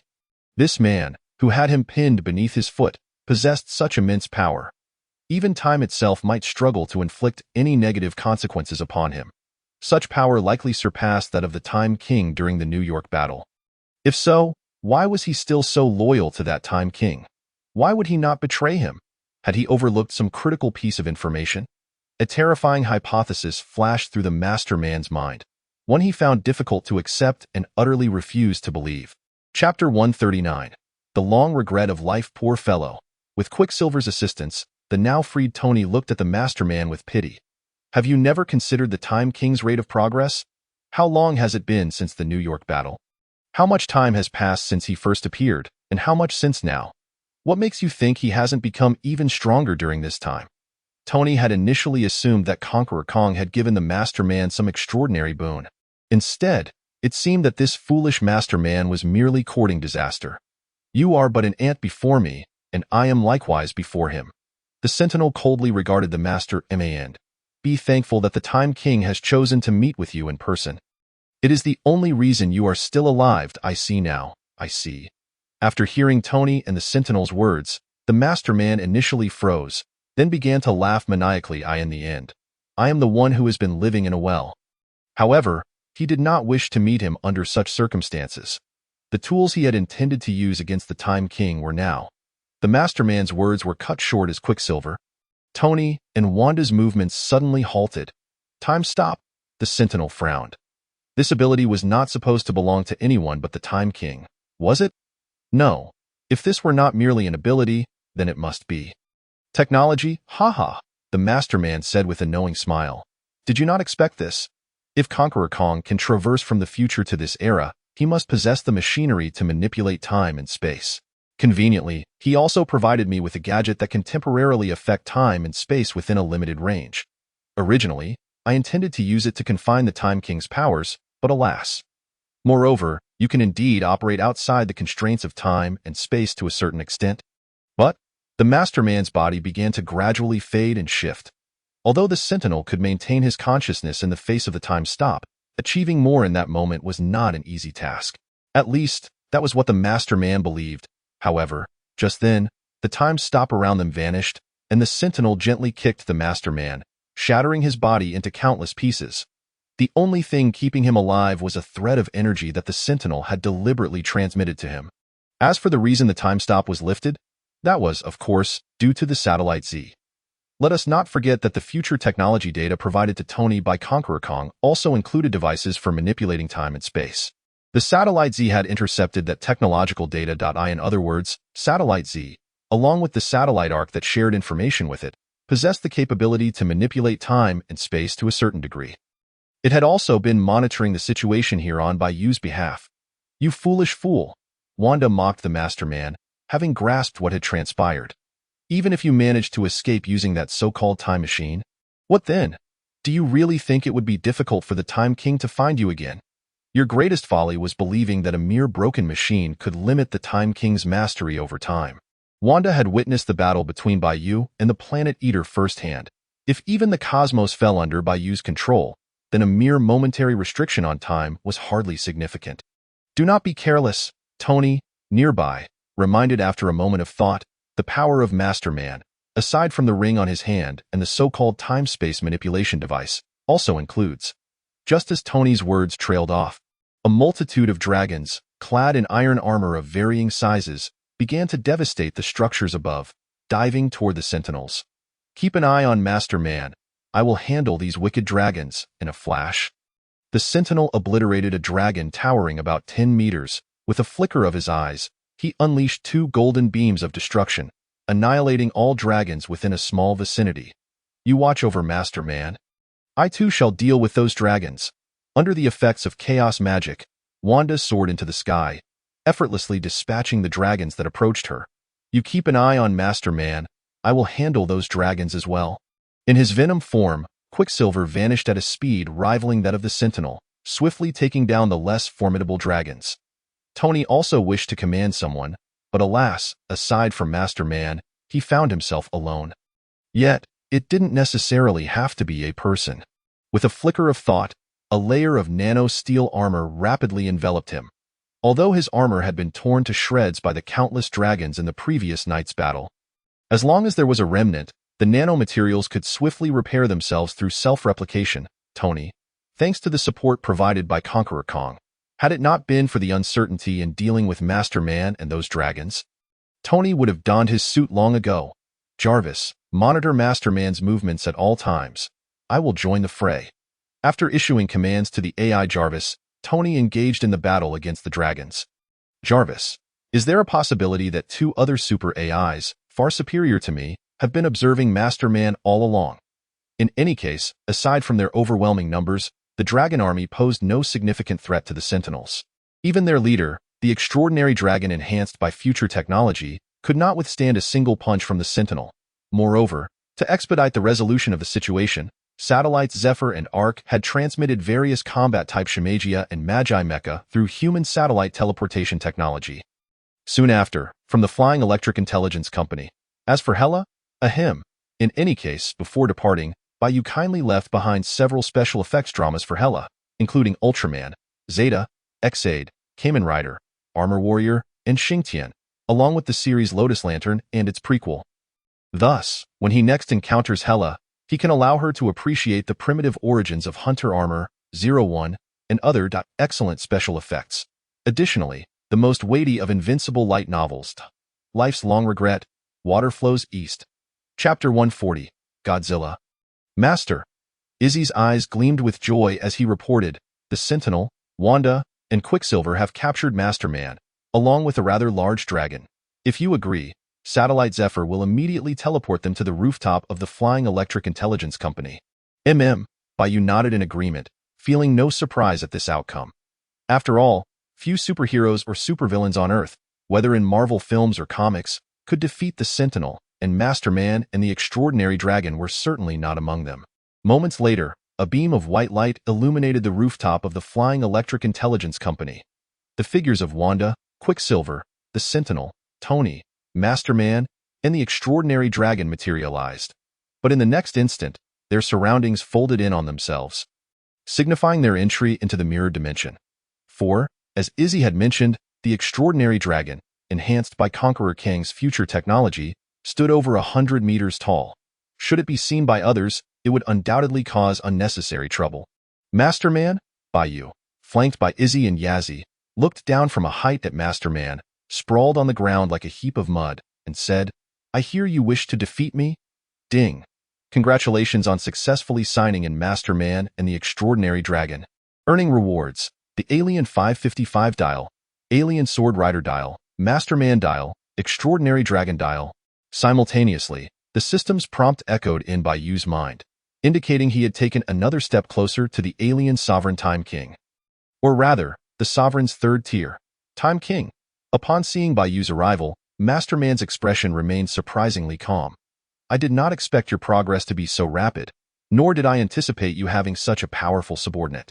I realize that I am likely doomed this time, but before I meet my end, I wish to witness your true strength." At this, Bai Yu shook his head with a cold smile. "Apologies. You lack that qualification, Yazzie. He is yours to handle." With that, Bai Yu vanished from sight. His reason for confronting Master Man and the Extraordinary Dragon was merely to claim the signing reward, a fool who knows not his demise. Yazzie approached Master Man, hands on her hips, her voice cold. "You dare provoke my master with such a trifling power? Initially, I had prepared 108 methods specifically designed to torment you for your enjoyment. However, you are too ugly. Even a glance at you pollutes my eyes. Let us conclude this swiftly. I think I shall let that large, foolish dragon devour you." Extraordinary Dragon. Minutes later, the Extraordinary Dragon willingly consumed Master Man. It, too, was sent by Yazzie to Genosha to undertake menial labor. After all, it would be a waste to kill such a large dragon outright. If nothing else, they could wait until it finished its work before slaying it for a meal. After all, Bai Yu and the others had yet to taste dragon meat. However, at that moment, Tony and Wanda received a distress signal. It was from Captain America. Tony's expression turned serious. Did they not go to Little Japan to assist Coulson yesterday? Could it be that even they cannot handle the situation there? Unfortunately, Coulson and his team of enigmas did not provide further details in their distress signal, leaving Tony and the others unable to ascertain what had transpired. It was also possible that Coulson's group had encountered something particularly unusual, making it inconvenient to describe in the distress message. In that case, let us head to Little Japan first. Tony quickly made a decision. Simultaneously, he could only call Pepper to report their safety. As for meeting up, that would have to wait until after they visited Little Japan. Wanda and Quicksilver naturally had no objections.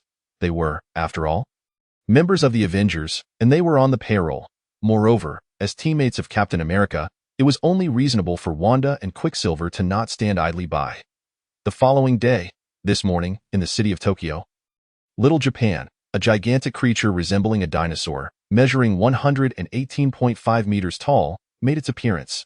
For convenience, Little Japan dubbed it Godzilla. Upon its emergence, Godzilla inflicted immeasurable destruction on the city of Tokyo, resulting in significant casualties. Currently, the defense forces of Little Japan, along with some Avengers, were engaged in battle with Godzilla, but the situation appeared grim. To prevent the creature from causing further devastation, particularly threatening other nations, should Little Japan and the Avengers fail to neutralize it within 24 hours. We, the United States, would not hesitate to directly deploy a mushroom bomb on Tokyo.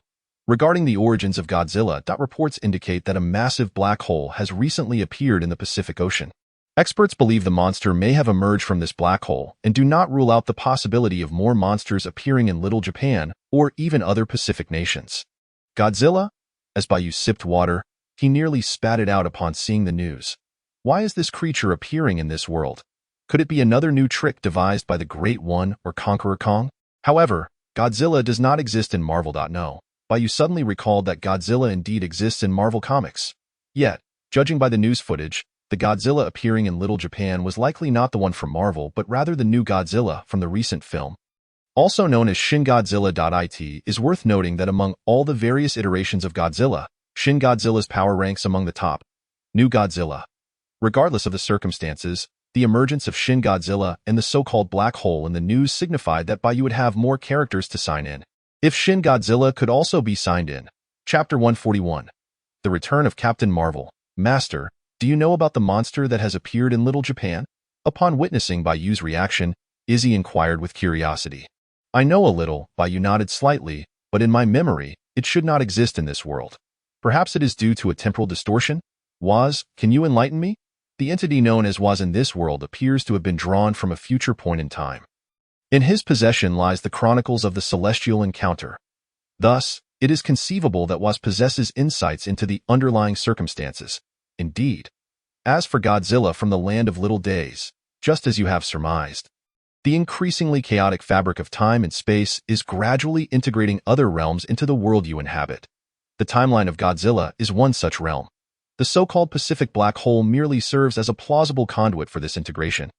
Furthermore, according to the chronicles of the celestial encounter, your journey is far from confined to the modest confines of the Marvel Universe. Prior to that, allowing some lesser worlds to bask in the radiance of His Majesty the Demon King may not be an entirely negative endeavor. Indeed, it is not a negative endeavor. Bai Yu nodded once more. Waz's assertions reflect one aspect, yet more significantly, the greater the number of narrative characters Bai Yu encounters, the more benefits he stands to gain. Conversely, even if narrative characters from non-Marvel realms, such as Godzilla, cannot be signed in, Bai Yu can still create corresponding mastery dials. With that in mind, let us proceed to explore. Soon, Bai Yu reached a decision and summoned an auroral veil. If it were a clown like Masterman, Bai Yu would refrain from attending personally. However, with Godzilla making an appearance, it would be rather disrespectful for Bai Yu not to pay a visit. Meanwhile, in the land of little days, Tokyo, no, help, Mom, I don't want to die. The new Godzilla, towering at a height of 118.5 meters and weighing 92,000 tons, vastly surpasses the majority of monsters from the neighboring Ultraman world. It seemingly materialized within the heart of Tokyo. Caught off guard, many citizens of Little Days, who were either working in high-rise buildings or enjoying leisurely activities in the streets, had no time to react before their fates were sealed. Those fortunate enough to survive fled in a frenzy. Not to mention the trampling incidents that claimed numerous lives. Hurry, hurry, hurry, aim and attack. The forces of Little Days swiftly dispatched armed troops to intercept Godzilla. The outcome, however, was not merely ineffectual. It was utterly futile. This is to be expected, as even the defense teams from the Ultraman world struggle against these monsters. What hope does the technology of this world possess against the towering height and immense weight of the new Godzilla? Damn it! This creature is exceedingly difficult to contend with. Our attacks are practically useless. The Avengers and S.I.E.L.D. as two extraordinary teams dedicated to maintaining world peace were also actively engaging the new Godzilla. Yet, aside from Wanda occasionally inflicting a modicum of damage with her chaotic magic, the others were merely present for the sake of participation. At this inconvenient time, Thor had departed due to personal matters concerning his girlfriend and had yet to return to the team. It seems we have no choice. Soon after, Tony shook his head in resignation.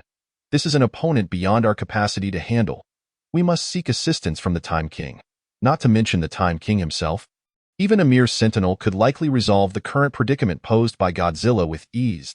At the very least, summoning that extraordinary dragon from yesterday would significantly alleviate the pressure on Tony and the others.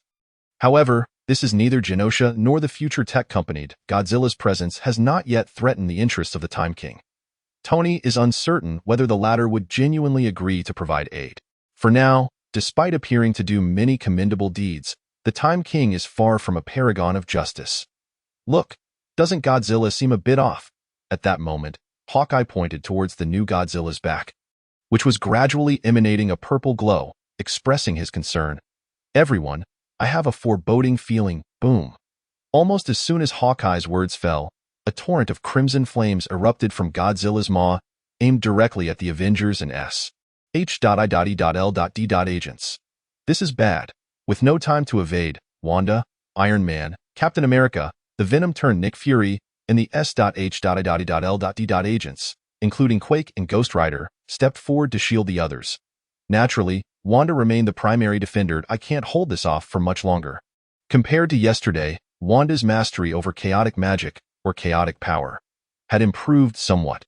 Yet, in the face of the blazing inferno unleashed by Godzilla, she still found herself at a disadvantage. Even more alarming was that the flames spewing from Godzilla's mouth were rapidly condensing, ultimately forming a slender yet immensely powerful violet beam. This culminated in Godzilla's signature attack.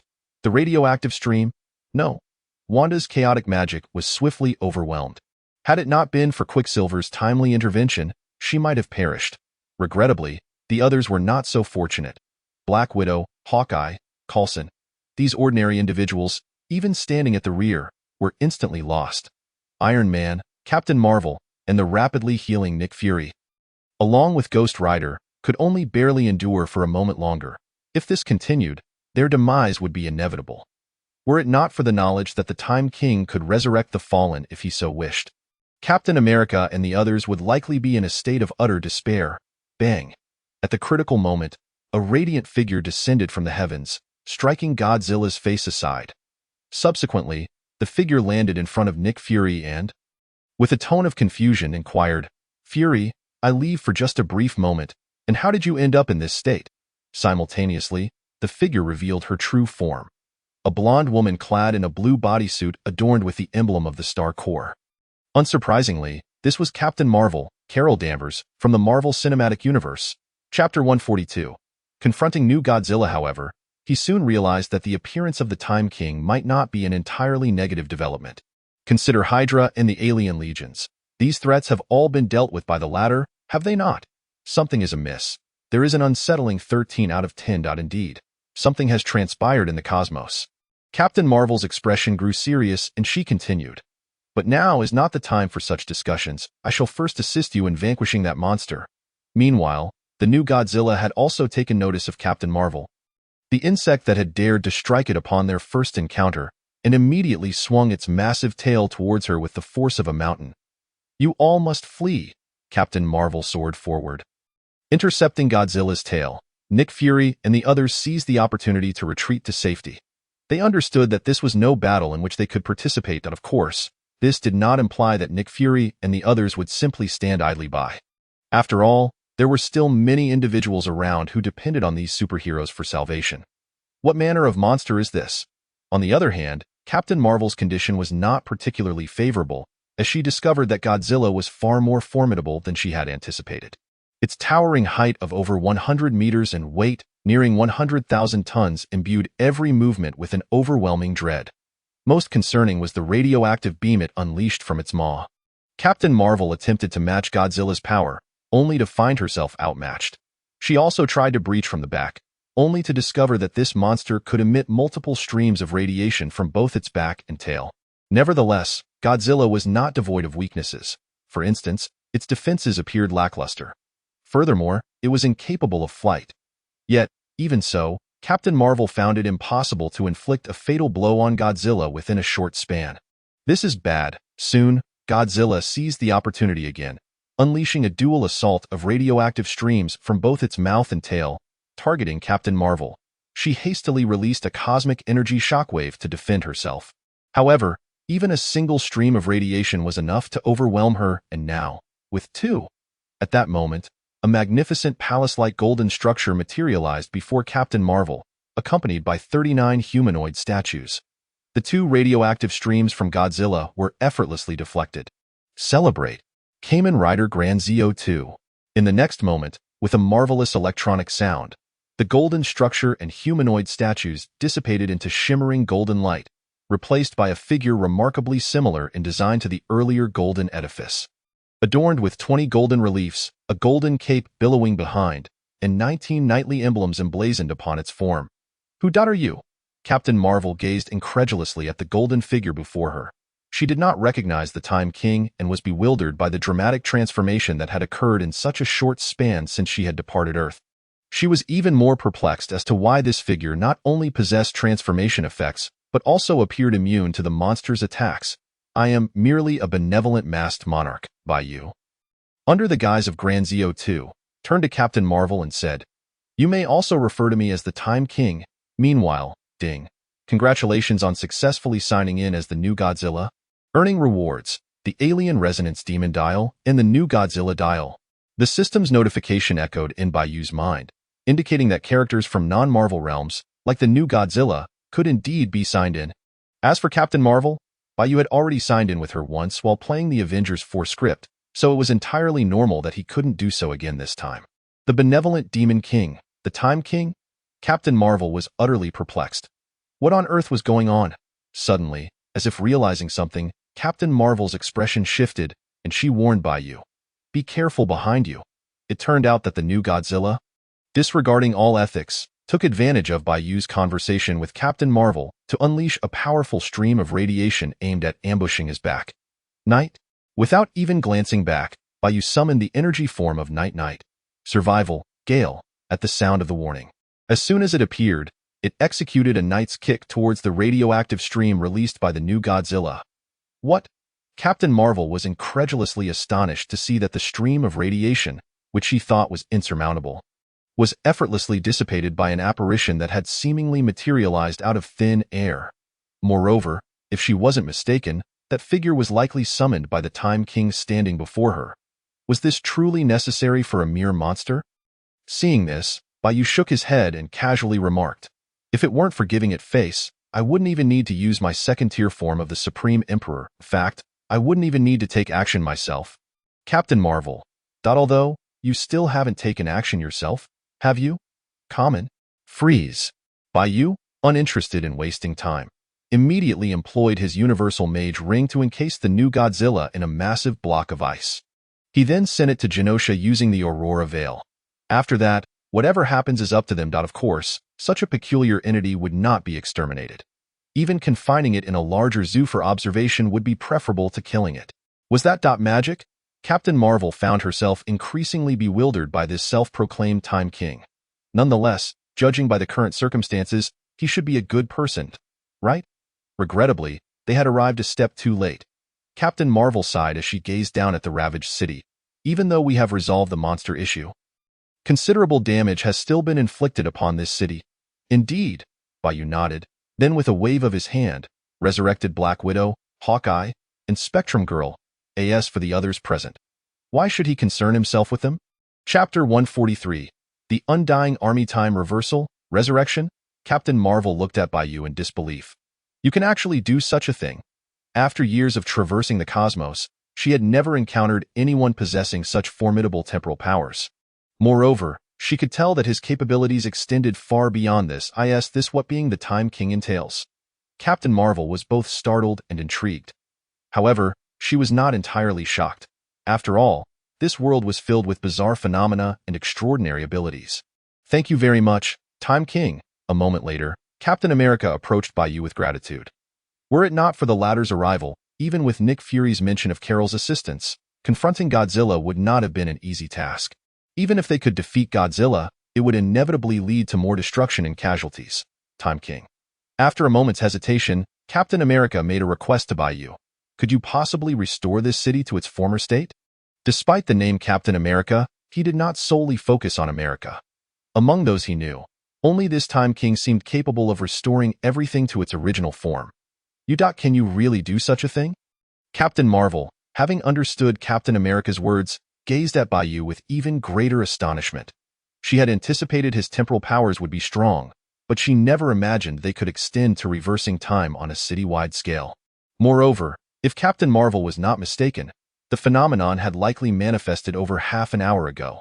The longer the elapsed time, the more challenging the reversal would be, right? I refuse. Bai Yu coldly shook his head at Captain America, disregarding Captain Marvel. The only reason I can resurrect you is due to the fact that SHIELD and the Avengers, in a sense, are also part of my domain. As for the damages in Tokyo, what concern is it of mine? During the New York battle, Bai Yu reversed the entire city's time because both his residence and the Flying Electric Smart Company were located in New York. The initiation of the New York battle was also somewhat related to him. At the same time, the deification of the Time King had its benefits for him. But now, the land of the rising sun had little connection to Bai Yu. The emergence of the new Godzilla. Well, that seemed to have a slight relation, but not much. He saw no need to further deify himself, however. Bai Yu suddenly shifted his tone. I am always benevolent towards my subjects. If the land of the rising sun is willing to pledge loyalty to me, I might consider aiding my subjects. Upon hearing this, Captain America fell silent for a moment before nodding. All right. I will convey this to the authorities of the land of the rising sun, but he could hardly pressure the latter into compliance. Although the Time King's approach was not that of a typical superhero, he had never claimed to be one either. All Captain America could do now was relay the Time King's words to the land of the rising sun. After that, it would be their responsibility. Not long after, at the headquarters of Flying Electric Smart Company, in the chairman's office, Carol, you just mentioned that something happened in the universe? Nick Fury's dark expression betrayed no emotion, yet his demeanor was considerably grave. Can you elaborate on what you mean? Captain Marvel cast a glance at the individuals in the office, particularly at Bai Yu, and spoke in a serious tone. But you all need to prepare yourselves. What I am about to say may be frightening. Rest assured. Nick Fury's expression grew increasingly solemn, yet he replied, We are superheroes. We do not fear. While aiding other life forms across the universe, I discovered an army formed by various alien races. Captain Marvel recounted slowly. They destroy everything, devour everything. Countless life-bearing planets have already been devastated and consumed by them. The more they destroy, the more they consume, the stronger they seem to become. The most crucial part is, they cannot be killed. Cannot be killed? The last sentence from Captain Marvel left not only Nick Fury and the others astonished, but even Bai Yu, who had been reclining comfortably in his chair, suddenly expressed interest. Is this due to their inherent characteristics, or is there some external factor at play? For instance, the zombie hero series. However, the distinction between zombies and normal beings is far too pronounced. If they were truly zombies, Captain Marvel would have mentioned some relevant traits. Yet, aside from any factors of concealment, her previous statements contain no features associated with zombies. Furthermore, in a certain Marvel comic, the embodiment of death, the goddess of death, was cast out of the universe by Eternity, one of the 4 abstract deities. This resulted in the loss of the concept of death within that universe, causing all who had died to be resurrected and rendered unkillable. However, aside from Bai Yu's time reversal, there had been no signs of mass resurrection on Earth recently. Moreover, according to Captain Marvel's description, it seemed that only the extraterrestrial army she encountered possessed this indestructible trait. Yet if these events still fell within the Marvel universe, it would likely be related to the goddess of death. I am certain they originally lacked the ability to resurrect. Additionally, the resurrection of that army differs fundamentally from your time reversal. Captain Marvel looked at Bai Yu. To be precise, there are no temporal factors involved whatsoever. It is more as if they do not possess the concept of death at all. The absence of the concept of death. Bai Yu's expression shifted slightly, and then as if sensing something, he raised his hand and waved. Wait a moment. Let me meet 2 individuals. In the next instant, as an aurora veil swept through, 2 figures materialized in the office. They were Gamora and Nebula, whom Bai Yu had previously encountered on Morak. You all, where is this? Gamora, uncertain how she had suddenly arrived, recalled the familiar light curtain and her significant discovery, and promptly addressed Bai Yu and the others. This is bad. Thanos has been resurrected. Chapter 144. The Woman in Black. What? Thanos has actually been resurrected. Wait, when did Thanos die? Who is Thanos? Despite the fact that Nick Fury and his companions had yet to encounter Thanos in this world, they had heard his name from the lips of Ebony Maw during the Battle of New York. Naturally, some could not recall or were entirely unaware of Thanos. Furthermore, they were oblivious to the fact that Thanos had long since perished at the hands of the Time King. Gamora and Nebula, perhaps influenced by the tales of the Undying Army from Captain Marvel, and harboring some suspicions within, Bai Yu was not particularly astonished by the notion of Thanos' resurrection. He merely inquired of Gamora and Nebula. Please elaborate. You are the Time King? Gamora hastily replied after confirming Bai Yu's identity. After you eliminated Thanos, Nebula and I made efforts to consolidate some remnants of his forces. However, a larger portion of his army scattered throughout the cosmos. Yet, just recently, we heard rumors that Thanos and the Black Order were rallying their troops. Subsequently, Gamora and Nebula, filled with skepticism, set out to investigate. To their astonishment, they indeed discovered a living Thanos. Beside him stood a woman shrouded in black robes, her figure only vaguely discernible. To avoid detection and further ascertain the situation, Gamora and Nebula merely observed Thanos from a distance before hastily making their way to Morag. Upon discovering that Thanos' corpse had vanished from Morag, they decisively headed towards Earth, knowing the Time King resided there and was their only hope of confronting the resurrected Thanos. The woman in the black robes, upon hearing this description, Bai Yu deduced that it must be the goddess of death who had revived Thanos. Moreover, it was likely that the undying army mentioned by Captain Marvel was also connected to her. This was not unexpected. In the typical narrative arcs of novels, films, and games, after dealing with a planet-devouring entity, Bai Yu should be prepared to face a new boss. A mere goddess of death was hardly a cause for excessive concern. By the way, you mentioned that you saw Thanos and the woman beside him from a distance? Bai Yu asked Gamora. Indeed, Gamora nodded. Then, as if grasping Bai Yu's implication, exclaimed in surprise, are you suggesting that Thanos noticed Nebula and me? Impossible.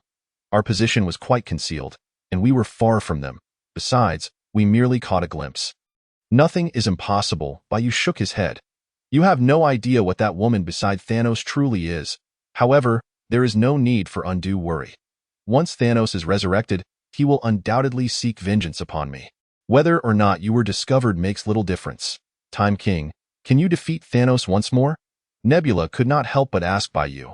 It is evident that he is no longer alone. Having barely escaped Thanos, Nebula was naturally unwilling to live under his shadow again. Furthermore, after Thanos' demise, both Nebula and Gamora had not only abandoned their quest for vengeance, but had also gathered some of his remaining forces. Such actions were, in themselves, a betrayal. Regrettably, in the face of the resurrected Thanos and the being capable of reviving him, Nebula and Gamora's strengths seemed utterly insignificant. Their only hope lay with the Time King before them. If even the Time King could not contend with the resurrected Thanos, then the situation would be dire. Naturally, Bai Yu replied confidently, without a second thought, Thanos' resurrection merely grants him another opportunity to meet his end. Moreover, it allows me to gain new powers through signing with the goddess of death. Before that, Bai Yu produced a dial and pressed a button at the top. Let me see when he is likely to arrive on Earth again. Infinity Gem. Ah, I see, as the electronic voice echoed. Bai Yu instantly grasped the answer, disdainfully remarking, what a surprise, he still requires a month's preparation. Even with a powerful ally by his side, he waits until he has greater assurance before daring to seek vengeance against me. He has already died before me. Is he truly so cowardly? I had expected to eliminate him again within 3 days. How disappointing, Gamora, Nebula. Nick Fury and the others. Thought there were too many points of contention, leaving them momentarily at a loss for words. As long as you are confident, that is enough. Observing Bai Yu's self-assurance, Gamora and Nebula felt a sense of relief.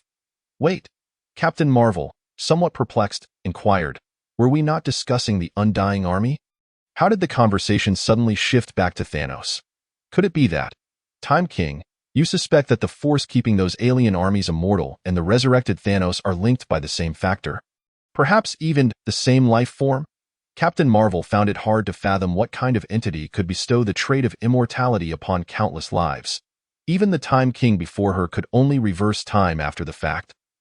Rather than directly transform others into indestructible beings, could he? Did I not say? These are trivial matters.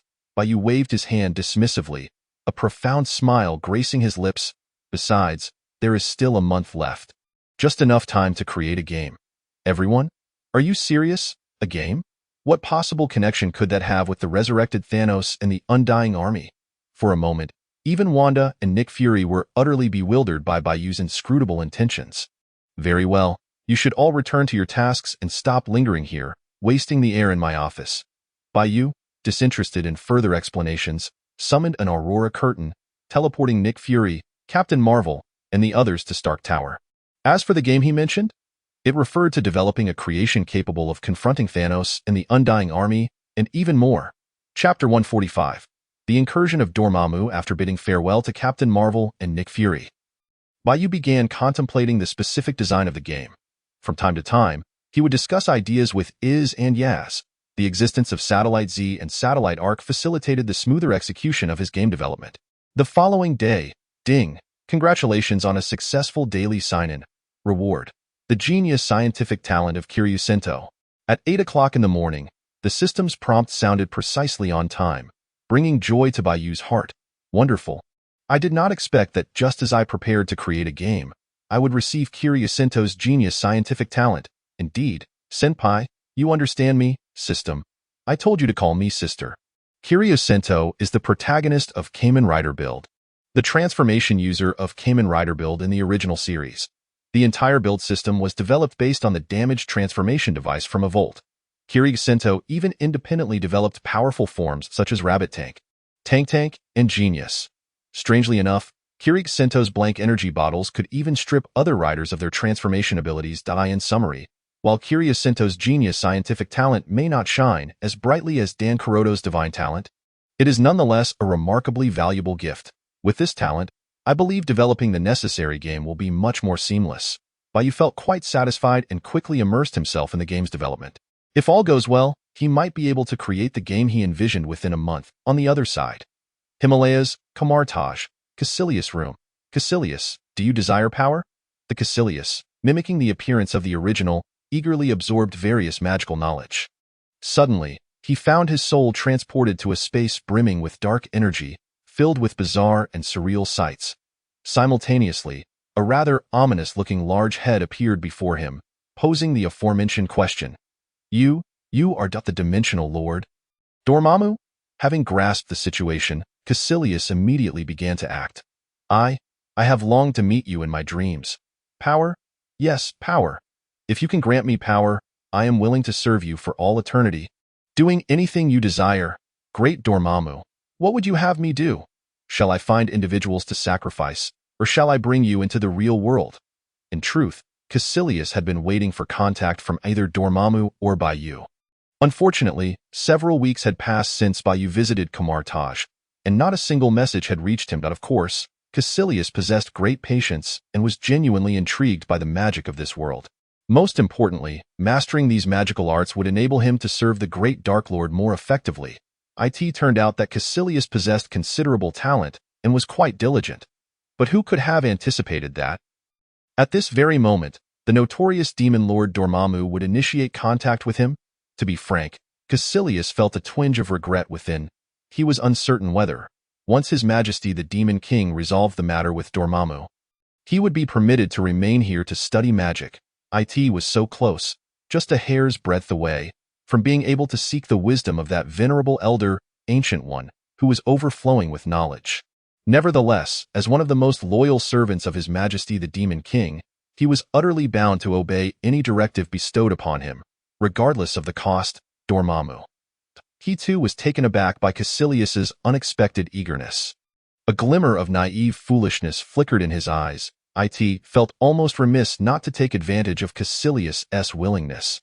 However, I required you to perform this so-called sacrifice and guide another dimensional lord. Caecilius appeared utterly bewildered. This was a path he had never contemplated. Yet, he quickly regained his composure and respectfully declared, Great Lord Dormammu, your command shall be the most exalted aim of my existence. Please inform your humble servant of the Dimensional Lord to whom I am to offer the sacrifice and guide. What is their name? And a few minutes later, everything returned to its original state. The first action Caecilius took was to inform Bai Yu of the situation.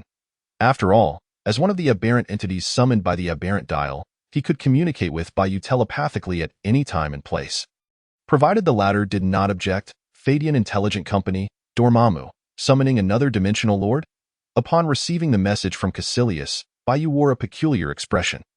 Although they were nominally all dimensional lords, Dormammu and the other dimensional lords should at least be considered semi-adversarial. How could he assist another dimensional lord in descending into reality? Bai Yu seemed to detect the scent of a conspiracy. Regardless, I shall intervene. Soon, Bai Yu paid little heed to these thoughts, instead sporting a smile, just in time.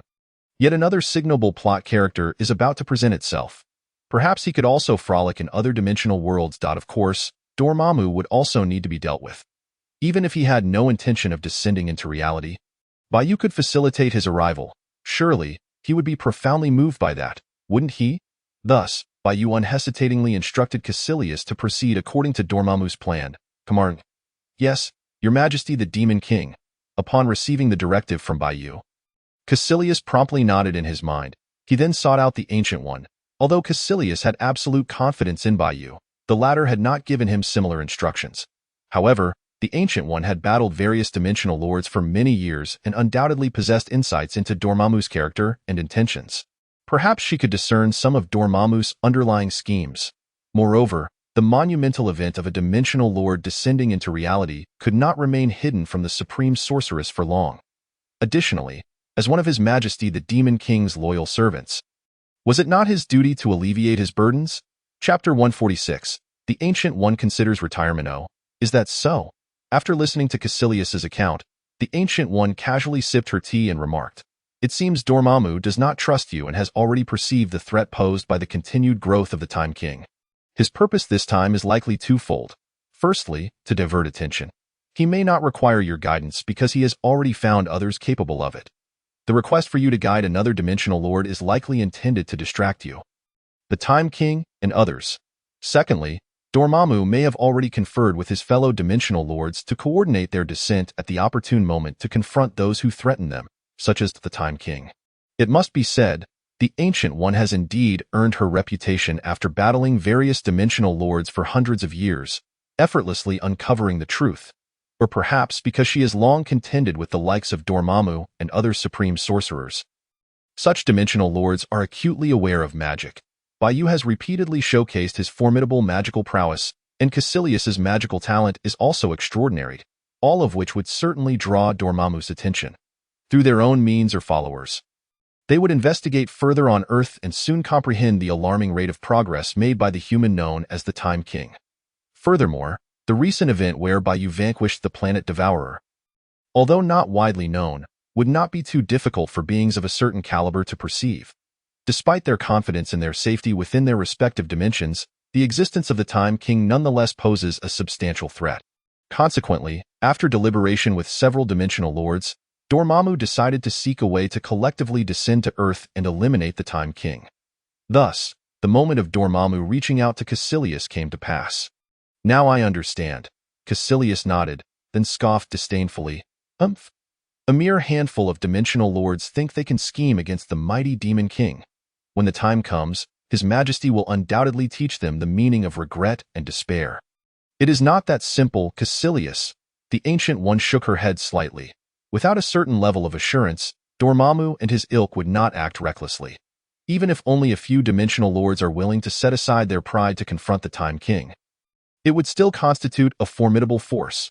The key concern is that I fear they may. Never mind. That is merely my conjecture. By the way. After a moment's thought, the Ancient One summoned the Eye of Agamotto to her hand and addressed Caecilius. "I know that you truly aspire to attain the position of Supreme Sorcerer. Your talent and diligence in magic are evident to all. Therefore, I have decided that if you can complete a simple task, you will immediately be granted the title of Supreme Sorcerer. According to the original timeline, Doctor Strange would require several more years before arriving at Kamartaj. However, given the rapidly changing circumstances, he may not have that luxury. The current Caecilius is not the same as the original. As long as there is no command from that Time King, he will not stray from the path as the original Caecilius did. His magical talent far surpasses that of the true Caecilius and even Doctor Strange, making him the best candidate for the position of Supreme Sorcerer at present. The most pressing concern is that even the planet Devourer has fallen. If this continues, who knows what might transpire, and the Ancient One can hardly bear to imagine in comparison, she would prefer to retire early and become oblivious to worldly affairs. What task? Caecilius was taken aback by the Ancient One's words. However, the opportunity to gain the title of Supreme Sorcerer was within reach, and he naturally would not pass it up. Of course. If this task were to interfere with matters concerning His Majesty the Demon King, Caecilius would certainly disregard it. Rest assured, This task will not be overly difficult. It may simply require a bit of time. The Ancient One spoke softly. In simple terms, I need you to help me find a certain item, the Darkhold. The so-called Darkhold contains nearly all the records of dark magic in existence. In contrast, the Book of Vishani records virtually all forms of white magic, i.e. Doctor Strange 2. It was the acquisition of the Darkhold that enabled Scarlet Witch to overpower Doctor Strange and effortlessly annihilate the Illuminati. Comprised of Captain America, Black Bolt, Captain Marvel, Professor X, and other superheroes in an alternate universe. Furthermore, according to certain Marvel comic lore, the chaos magic within Scarlet Witch originates from the Darkhold's master, the ancient deity, Thon. Recently, the Ancient One has had a premonition that the fabled Darkhold may indeed have emerged. In this time of turmoil, allowing events to unfold unchecked may not bode well. That, of course, if it were merely the Darkhold, the Ancient One believed it would hardly stir up significant commotion. After all, there is still a Time King to rely upon, right? She considered that using the whereabouts of the Darkhold as a minor test for Caecilius should pose no issue. The Darkhold? Hearing that name, Caecilius felt a slight jolt in his heart. Over the past few days, he had not only focused on studying magic, but had also spent considerable time perusing various magical tomes in the library. He had occasionally come across records regarding the Darkhold and was aware that it was a potent yet dangerous artifact that could influence the mind. Very well, I accept this task. After merely a moment of contemplation, Caecilius reached his decision. However, I hope this will occur after the Dormammu incident, and that I will be allowed to retain my identity as Caecilius by His Majesty the Demon King. This time, Caecilius directly acknowledged his falsehood. After all, the Ancient One was already aware that he was not genuine, so there was no need to continue concealing it. The Ancient One nodded and refrained from further comment. Meanwhile, in the nation of the Little Days, at this moment, both the leadership and the online community were abuzz with discussions, all concerning Bai Yu. What? Does the Time King demand that our entire nation declare itself his subjects? Only in this manner will he be willing to restore the buildings in Tokyo that were ravaged by Godzilla, along with the lives lost, to their former state. This is nothing short of extortion. It must be condemned in the strongest terms. Thus, there is but one answer. We shall pledge our allegiance to the Time King. Chapter 147. Odin's request setting aside the matter of the mushroom egg. The nation of Little Japan finds itself utterly powerless against Godzilla. Yet, such a formidable beast was effortlessly subdued by the Time King. How foolish must the people of Little Japan be to confront him head-on? Moreover, the Time King merely requested that Little Japan declare its loyalty. He did not demand anything particularly arduous. Hence, the fate of the entire nation was sealed in this manner. Fadian Intelligent Company. Oh? Upon receiving the news, Bai Yu was somewhat taken aback. Had they capitulated so swiftly? I had anticipated a more vigorous struggle. Nevertheless, I am currently preoccupied with my game and have no desire to engage with them. Yaz, instruct Satellite Zaya and Satellite Yake to restore everything to its original state. After all, they possess a certain degree of temporal manipulation abilities. Additionally, dispatch some suitable Shimagia to oversee Little Japan. This so-called loyalty must not be merely a verbal commitment. Understood, Master. After hearing Bai Yu's instructions, both Iz and Yaz nodded in agreement. Soon after, in the nation of Little Japan, Tokyo, here they come, here they come. The buildings and ground that were destroyed when the monster appeared are now being restored. And the deceased and injured are either being resurrected or rapidly healed. How strange. Did we not perish in the battle against Godzilla? Previously, a friend from the United States, who now found himself in Genoa, remarked that the sensation of life and death was exhilarating, and now I can only concur, he was right. The Time King must be the one responsible. Only he possesses such power. Yet, why have we not seen his appearance? Nor the so-called dark golden clock shadow? Wait, look up at the sky. Thanks to the efforts of Satellite Zaya and Satellite Yake, the buildings and ground previously devastated by the new Godzilla, along with the resultant casualties, are swiftly returning to their former glory. To signify that this is a blessing from the Time King, they cleverly manipulated the clouds above Tokyo to take the form of Kamen Rider Time King, preventing anyone from disputing that the restoration of the city was unrelated to him. Simultaneously, a dozen appropriate Shimagia have arrived before the leaders of Little Japan, asserting that they would generally refrain from interfering in the nation's internal affairs. However, Should they receive any directives from the Time King, Little Japan must comply unconditionally. In response, the leaders of Little Japan applauded vigorously after witnessing one particularly obstinate individual being swiftly dispatched by a Shimagia, expressing their unwavering commitment to follow any orders from the Time King. They claimed that their compliance was entirely voluntary, devoid of any coercive elements. Thus, the entire nation of Little Japan was formally incorporated into Bai Yu's domain. Regrettably, even so, Bai Yu could not continue his quest to develop a new game in peace, for an unexpected visitor had arrived. Time King, I hope to receive your assistance. Odin, wielding the eternal spear and astride an 8-legged steed, appeared before Bai Yu, his tone laden with gravity and entreaty. Regardless of whether you agree to assist, I am willing to offer this eternal spear in exchange. Ding! Congratulations on successfully signing in with Odin. Rewards received. Alien Odin Dial, Solomon Dial, Marvel, Odin Dial. Simultaneously, a notification from the system resonated in Bai Yu's mind. Alien Odin. Bai Yu's lips twitched slightly. It is hard to say that the system is not doing this on purpose.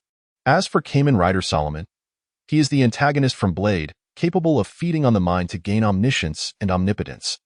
Although, from the narrative's perspective, this so-called omniscience and omnipotence is highly questionable. Nevertheless, Bai Yu is unconcerned. As long as the theoretical power exists, he could utilize it, especially with the augmentation of the Uma power.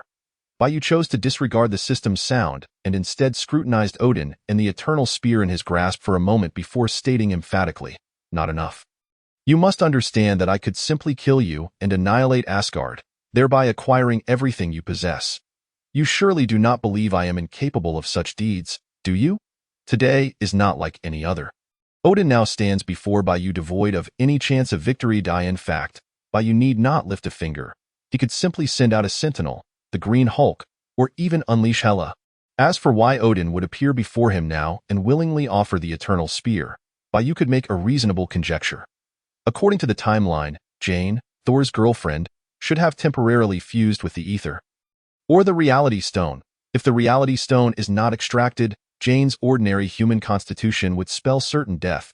More critically, the emergence of the Reality Stone would awaken the Dark Elves, one of Asgard's greatest foes. Given Thor's character, he would undoubtedly rush to save Jane, even if it meant confronting the Dark Elves alongside Loki. If that were the case, Odin would have no reason to seek Bai Yu's assistance, let alone directly offer the eternal spear. After all, according to the plot of Thor, the Dark World, Thor was destined for victory. At the very least, Odin could personally rush to the scene to provide aid or devise alternative solutions. Thus, Odin's need was not for Bai Yu to assist Thor and Loki this time, but rather for Bai Yu to extend as much help as possible to Thor and Loki in the future. Therefore, in Bai Yu's eyes, a mere eternal spear is far from sufficient for such an exchange. Not even an abundance of them would suffice. He has no interest in becoming a caretaker. At that moment, Odin hesitated before finally asking, "What do you desire?" "Everything," Bai Yu replied without a moment's hesitation. "From this day forth, all that belongs to Asgard shall be mine. You know my mercy towards my subjects, as long as they do not court their own destruction. Furthermore, you should be well aware that this will provide far greater benefits than detriments for all of Asgard." Upon hearing this, Odin closed his eyes, inhaled deeply, and slowly exhaled before stating, "I wish to glimpse the future that the Conqueror Kong speaks of." Chapter 148. The steadfast Hela. In Odin's view, the Time King is indeed powerful now, yet still not sufficiently so. Perhaps a mere goddess of death could pose a significant challenge to him. If that is all there is to it, then it is not enough to persuade Odin to lead Asgard in submission. However, if the Time King were to become the omniversal Time King, capable of suppressing the multiverse single-handedly, instilling terror in countless beings as proclaimed by Conqueror Kong, the situation would be drastically different. Of course, the crux of the matter lies in Odin's need to ascertain that even if the Time King transforms into the omniversal Time King, he would not bring about destruction for Asgard. Otherwise, Odin would rather see Asgard obliterated by the Time King before him. Thus, Odin yearns to witness the omniversal Time King that Conqueror Kong has incessantly spoken of. Regrettably, although Odin possesses a certain ability to foresee the future, it proves ineffective against the Time King. However, he can sense that if the Time King so wishes, he could assist Odin in witnessing the future of the omniversal Time King. Well then, observing this scene, Bai Yu contemplated for a moment before conjuring a curtain of aurora and addressing Odin. Once you arrive there, remember to send my regards. Just as in the original storyline, where Kamen Rider Decade could send the little demon king to meet the old demon king of 2068, Bai Yu is capable of similar feats. However, he has never deemed it necessary. Even now, he lacks the interest to meet his future self. After all, what he could possibly encounter would merely be the future self from different temporal branches. The omniversal Time King of the main timeline would only exist once he truly adopts that form. The omniversal Time King from divergent timelines may share similarities in thought, character, and experiences, yet they are not guaranteed to be identical. Just as in the timeline of Conqueror Kong, it is quite possible that there is no resurrection of Thanos. Of course, Odin merely wishes to meet the omniversal Time King. Thus, sending him to any timeline suffices. Regardless of which timeline Bai Yu finds himself in, he is destined to become a king. All right, I shall remember. Odin nodded, his gaze resolute as he stepped into the curtain of aurora. In truth, from his perspective, this was a rather perilous venture. Should Bai Yu, or the so-called omniversal Time King, harbor any ill intentions towards him, it could lead to even more terrifying consequences. However, for the future of Asgard, Odin deemed it necessary to take a risk. A few minutes later, with a flicker of a small dark golden clock's teleportation array, Odin tumbled onto the floor. It goes without saying that this was undoubtedly the work of some future demon king. Your Majesty, the Demon King. Once he regained his bearings, Odin did not immediately rise but instead knelt on one knee before Bai Yu, bowing his head and respectfully proclaiming, from this day forth, all of Asgard shall pledge allegiance to you. Excellent. It seems you have encountered something to your satisfaction in the future. Bai Yu nodded in acknowledgement. In that case, I shall not hesitate to lend Thor and Loki a hand. Moreover, I shall assist you in resolving a bit of family strife. Your Majesty, the Demon King, are you suggesting? Odin's expression changed suddenly as if a thought had struck him. Bai Yu, disinterested in elaborating further, raised his hand to summon a curtain of auroras once again. This time, emerging from it was none other than Hela. Time King, what are you planning to do? Hela, having just finished watching the prequel to the Lotus Lantern and preparing to view the Lotus Lantern itself, was interrupted and could not help but display her ire upon seeing Odin not far ahead. Odin, without hesitation, Hela conjured a sword in each hand, her gaze fixed intently upon Odin. You old fool. You have finally shown yourself. Just wait and see. Time King, what are you doing? Before Hela could finish her words, she found herself caught in a stasis, her consciousness and ability to speak remaining intact.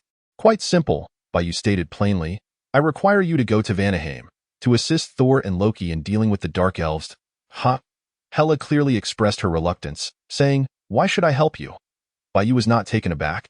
Instead responding with a meaningful tone, I happen to possess dozens of healing series. I trust you wouldn't wish to— Oh, not jest? Hela retorted with righteous indignation. Do you think I fear some healing series? I merely find the Dark Elves insufferable. If there are no other matters, send me to Vanaheim at once. Meanwhile, in Vanaheim, the territory of the Dark Elves, it was indeed exceedingly dark. At the very least, sunlight was virtually non-existent. However, this posed no issue for Thor, Loki, and their companions. Eventually, everything would work out splendidly. Unfortunately, while the initial part of the plan proceeded smoothly, when Malekith produced the Reality Stone, a dark elf named Algrim stood in the way of Thor and Loki.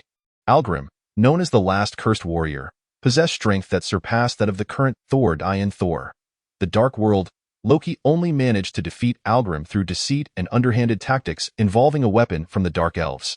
It is worth mentioning that in the original narrative, Algrim was responsible for the death of Thor's mother, Frigga. In this world, however, Loki was not imprisoned, thus he did not need to guide Algrim through Asgard. Consequently, Frigga was spared from death's grasp.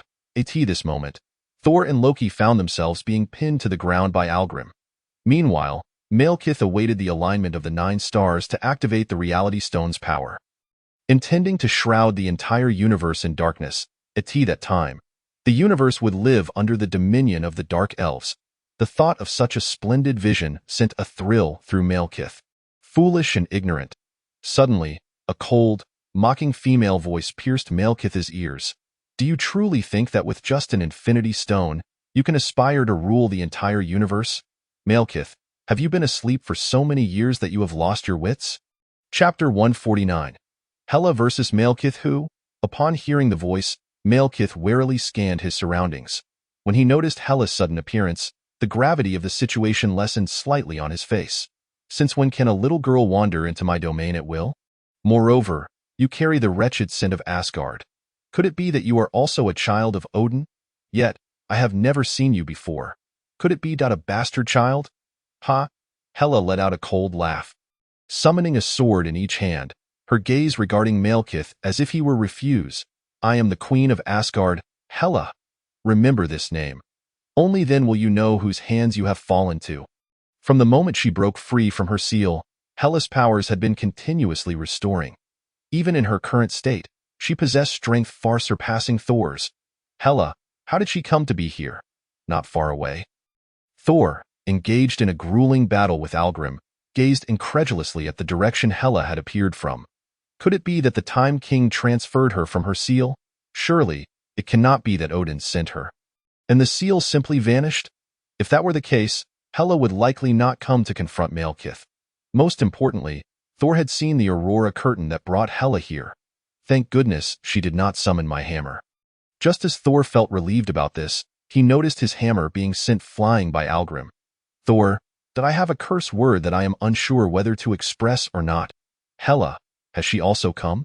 Nearby, Loki, having dealt with a swarm of dark elf minions, could not help but glance towards Hela, who was confronting Malekith. Loki lacked understanding of this unexpected sister and was uncertain whether Hela could truly contend with Malekith, who had absorbed the reality stone. However, since the Time King had chosen to send Hela, it suggested he held some measure of trust in her. That, of course, what was more pressing now was not Hela's situation, but simultaneously pondering how to deal with Algrim. Loki, this family is falling apart without me. On the other side, you truly dare to speak so arrogantly. Hela's words and demeanor infuriated Malekith. Without hesitation, he lunged towards her. Although he had yet to unleash the full power of the reality stone, it was enough to enhance his strength significantly. Seems I must go to great lengths to ensure you remember my name. In response, Hela wielded her two night sky swords, ready to face Malekith. Who are you? How do you possess such power? Malekith's expression darkened as he realized he could not suppress Hela. Instead, it seemed he was increasingly at a disadvantage. This indicated that her strength was on the rise. I've already said it once, and I shall not repeat myself, Hela declared as she threw her right-hand sword at Malekith, coldly stating, Oh, by the way, I have yet to mention another identity. I am also the former god of thunder.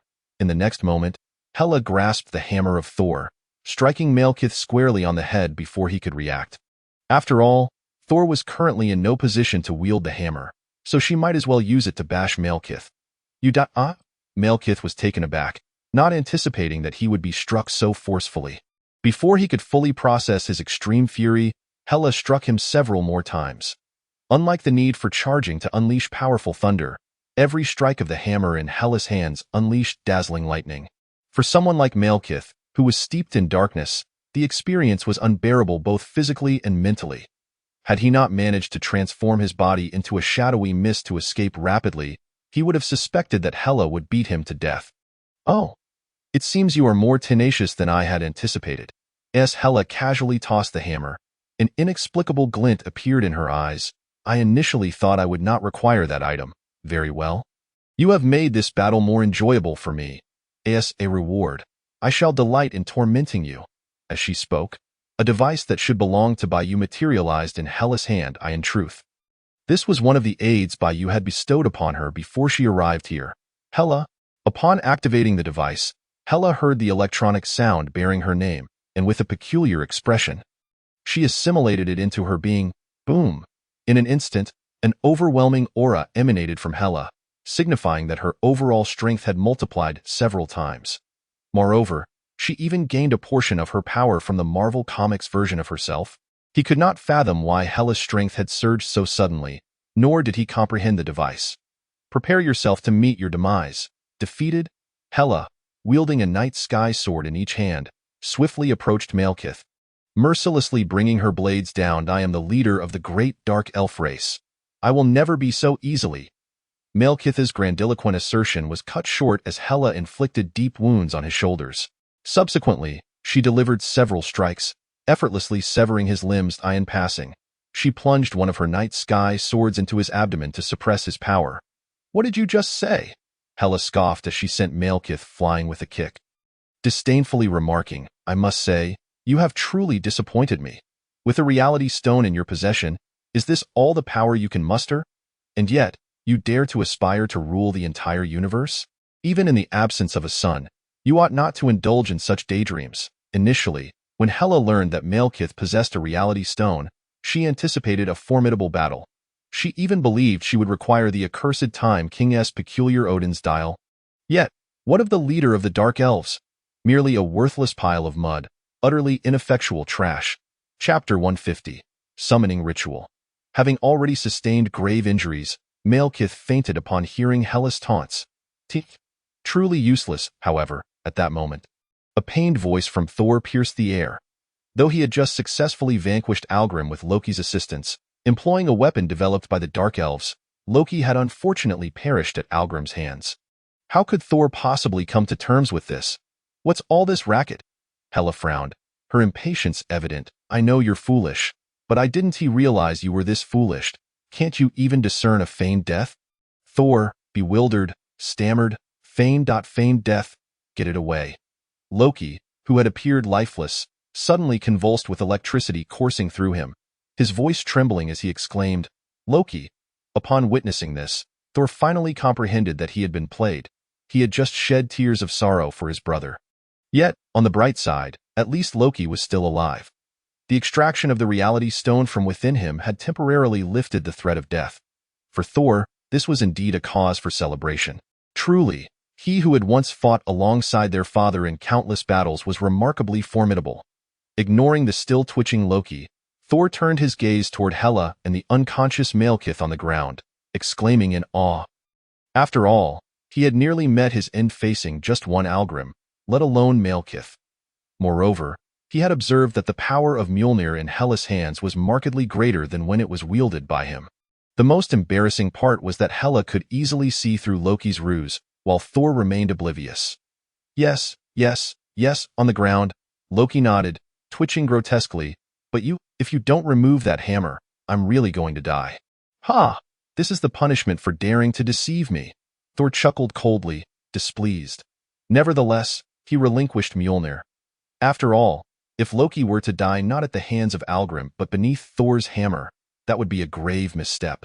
"You two foolish creatures," Hela commented ruthlessly upon witnessing the scene. "Why not just head to Asgard for a bit of fun?" Just then, a beam of white light descended from the heavens, illuminating Hela. In the next moment, she vanished from her spot. Ding! Congratulations on successfully signing in Malekith. Reward obtained. Alien Odin dial, Malekith dial. Alas! The Benevolent One had granted Hela a full 5 minutes of freedom. Even aiding her in enhancing her power. One can only imagine the gratitude swelling within her heart. Hela, you. Subsequently, Bai Yu's gaze fell upon Malekith's motionless form on the ground. Infinity Gem. Wasting no time, Bai Yu utilized the Infinity Gem dial to absorb the power of the Reality Stone. Then, with a mere gesture, Malekith's body erupted into searing flames, reducing him to a mere pile of ash in an instant. Yet, not a single word of protest escaped Malekith's lips until his final breath. He must have departed in peace, one would presume. Malekith, can you guess why didn't he utter a word? Bai Yu acquired 3 new dials and the allegiance of Asgard, represented by Odin, without any significant sacrifice. Setting aside the dials granted to Hela and the alien Odin dial, it amounted to no sacrifice at all. Following the usual protocol, he dispatched several suitable Shamagia from satellite Zaya to monitor Asgard, while he immersed himself in the development of a new game. Time passed swiftly, and another week slipped by. Apart from a couple of Pacific Rim monsters emerging from the black hole at the center of the Pacific, which were easily dispatched by the likes of Sentinel, Hulk, Captain Marvel, Apocalypse, and Scarlet Witch, nothing unusual occurred until in New York, atop a skyscraper. At long last, the moment had arrived. Caecilius's gaze was sharp. He summoned a group of naysayers who had previously spoken ill of the Dark Lord as sacrifices. Then began the summoning ritual as instructed by Dormammu. "Help! Don't do this. Please, spare us. We have money. We can give you whatever you desire." No, ah, as the ritual progressed, the bound captives cried out in desperation and agony. In truth, they were utterly bewildered as to why they found themselves in this predicament, only aware that the man before them, resembling a demon, had suddenly appeared and whisked them away. The most crucial aspect was that the man's actions and their ensuing suffering made it abundantly clear that what awaited them would be far from pleasant. Ha! Caecilius sneered inwardly, a group daring to insult the Dark Lord from behind. Every last one of you deserves to perish. He did not spare them a glance, continuing with the summoning ritual. As time wore on, the captives' cries grew fainter, their bodies gradually succumbing to ash. The once clear sky above Caecilius was rapidly obscured by thick, dark clouds, and an ominous aura began to emanate in all directions. Stop this, Iron Man. Captain Marvel and a few nearby superheroes, having sensed the disturbance, rushed over to confront Caecilius. Whatever you intend to do, you must cease immediately. Otherwise, don't blame us for being unmerciful. Chapter 151. Dimension Invasion. Iron Man and Captain Marvel were unfamiliar with Caecilius. Nor did they know he was a creature modeled after one of the Time King's minions. They merely observed that Caecilius was engaged in an act that seemed perilous. For the safety of New York and the broader region, they had to intervene. If necessary, they were prepared to eliminate him. The Avengers. Upon seeing Iron Man and the others, Caecilius remained unfazed. Perfect. Let me assess your strength. Caecilius was already aware that the Avengers were a superhero organization partially aligned with the Dark Lord. He had just never encountered them, until today, when he had the opportunity to gauge their capabilities through combat. After all, the ritual was nearing completion, and there was little left for Caecilius to do. Simultaneously, a towering black rift of over 100 meters appeared near Caecilius. Sinister, malevolent energy surged forth from the crack, which continued to expand rapidly, as if some terrifying force was poised to emerge and descend upon Earth. Clearly, you are unwilling to cooperate. Seeing this, Tony raised his hand and launched 2 moderately powerful missiles toward Caecilius. Then we shall resort to force. Iron Man, you handle this one. I'll attempt to seal that rift. Captain Marvel, glowing with energy, darted toward the fissure. Ha! Caecilius chuckled coldly, making no effort to hinder Captain Marvel, but casually conjured a red magical shield to deflect the missiles launched by Iron Man. Iron Man. Tony Stark, I know you. Caecilius continued, placing a black magical ring on his left hand. I can sense magic emanating from your armor. If I'm not mistaken, this is one of the future technologies bestowed upon you by Conqueror Kong. Come, let me witness the fusion of science and magic firsthand. As he spoke, Caecilius waved his ring-clad left hand lightly, causing the space around Tony to fold in upon itself. The structures and ground beneath him suddenly collided from either side. It was crucial to note that this was not a mirror dimension but reality. Yet, Caecilius was still able to manipulate the surrounding space as if he were in a mirror dimension, even bending the laws of physics. As for the black magical ring on his left hand, it was a versatile magical artifact he had crafted by imitating the Dark Lord's all-purpose sorcerer's ring. Although the versatile magical ring could not match the all-powerful sorcerer's ring in certain effects, it sufficiently amplified Caecilius's magical prowess. Additionally, he had acquired a measure of dark magical energy from Dormammu and through the recent sacrifice. He naturally achieved the extraordinary feat of directly altering reality through magic. Altering reality? Magic. This was the first time Iron Man encountered something of this nature, and his expression instantly shifted. However, he quickly regained his composure and chose to direct his attack towards Caecilius. After all, these spatial transformations originated from the latter. If he could eliminate the spellcaster before him, would it not restore everything to its original state? Unfortunately, while ideals are abundant, reality is often starkly different. Bang! Caecilius first conjured a dozen red magical chains to temporarily bind Iron Man's body, seizing the opportunity to coalesce a magically charged hammer the size of a car, which he wielded without reservation to send Iron Man flying. On the other side, what is this? As Captain Marvel approached the rift, a green tentacle, as thick as a tree trunk, extended from the fissure and lashed out at her like a whip. Upon witnessing this, Captain Marvel hastily unleashed an energy shockwave from her hands. However, a shocking occurrence transpired. The energy wave passed straight through the green tentacle as if it were non-existent. What? Captain Marvel gasped in astonishment. Could it truly be that she couldn't land a hit? Was this an illusion? But in the next moment, distracted, She was struck and sent flying by the green tentacle, dispelling her doubts. Is there no law, no order? To make matters worse, a second, a third, and even more green tentacles soon followed, all lunging towards her. These were creatures from another dimension. In a critical moment, the Scarlet Witch, Wanda, descended from the heavens, employing her chaos magic to halt the advance of the green tentacles, addressing Captain Marvel behind her. "Leave this to me." As she spoke, Wanda exerted her power, utterly obliterating several of the green appendages. Regrettably, new tentacles swiftly emerged from the rift. Another dimension, magic. Captain Marvel could not conceal her astonishment at the unfolding scene. Despite her extensive experience in the cosmos, she had rarely encountered entities from other dimensions, especially those intertwined with magic. The reality that this foe could strike her while she remained powerless to retaliate felt exceedingly underhanded. Subsequently, Captain Marvel turned her gaze towards another direction. "Iron Man, your magical armor is indeed impressive." Caecilius, while casting various spells, remarked to Iron Man, "Unfortunately, it is still far from sufficient before me." During the previous skirmish, Iron Man had swiftly transformed his armor into a magical variant through nanotechnology, thereby gaining the ability to cast some spells. But that was the extent of it. Caecilius' own magical prowess was second only to that of the Ancient One in this realm. The Universal Magic Ring, crafted to emulate the all-purpose Sorcerer's Ring, significantly augmented his magical strength. Were it not for Caecilius' intention to merely gauge Iron Man's capabilities and grant leniency for the sake of his master, the outcome would have likely been determined long ago, perhaps even resulting in life or death. "Who exactly are you?" Iron Man felt a surge of discomfort, his mind racing with strategies to confront the adversary, while verbally attempting to divert attention. "Why are you doing all of this?" Simultaneously, Captain Marvel and Thor, two relatively formidable superheroes, arrived before Iron Man. Additionally, Quicksilver, Nick Fury, Captain America, and other members of the Avengers gradually joined.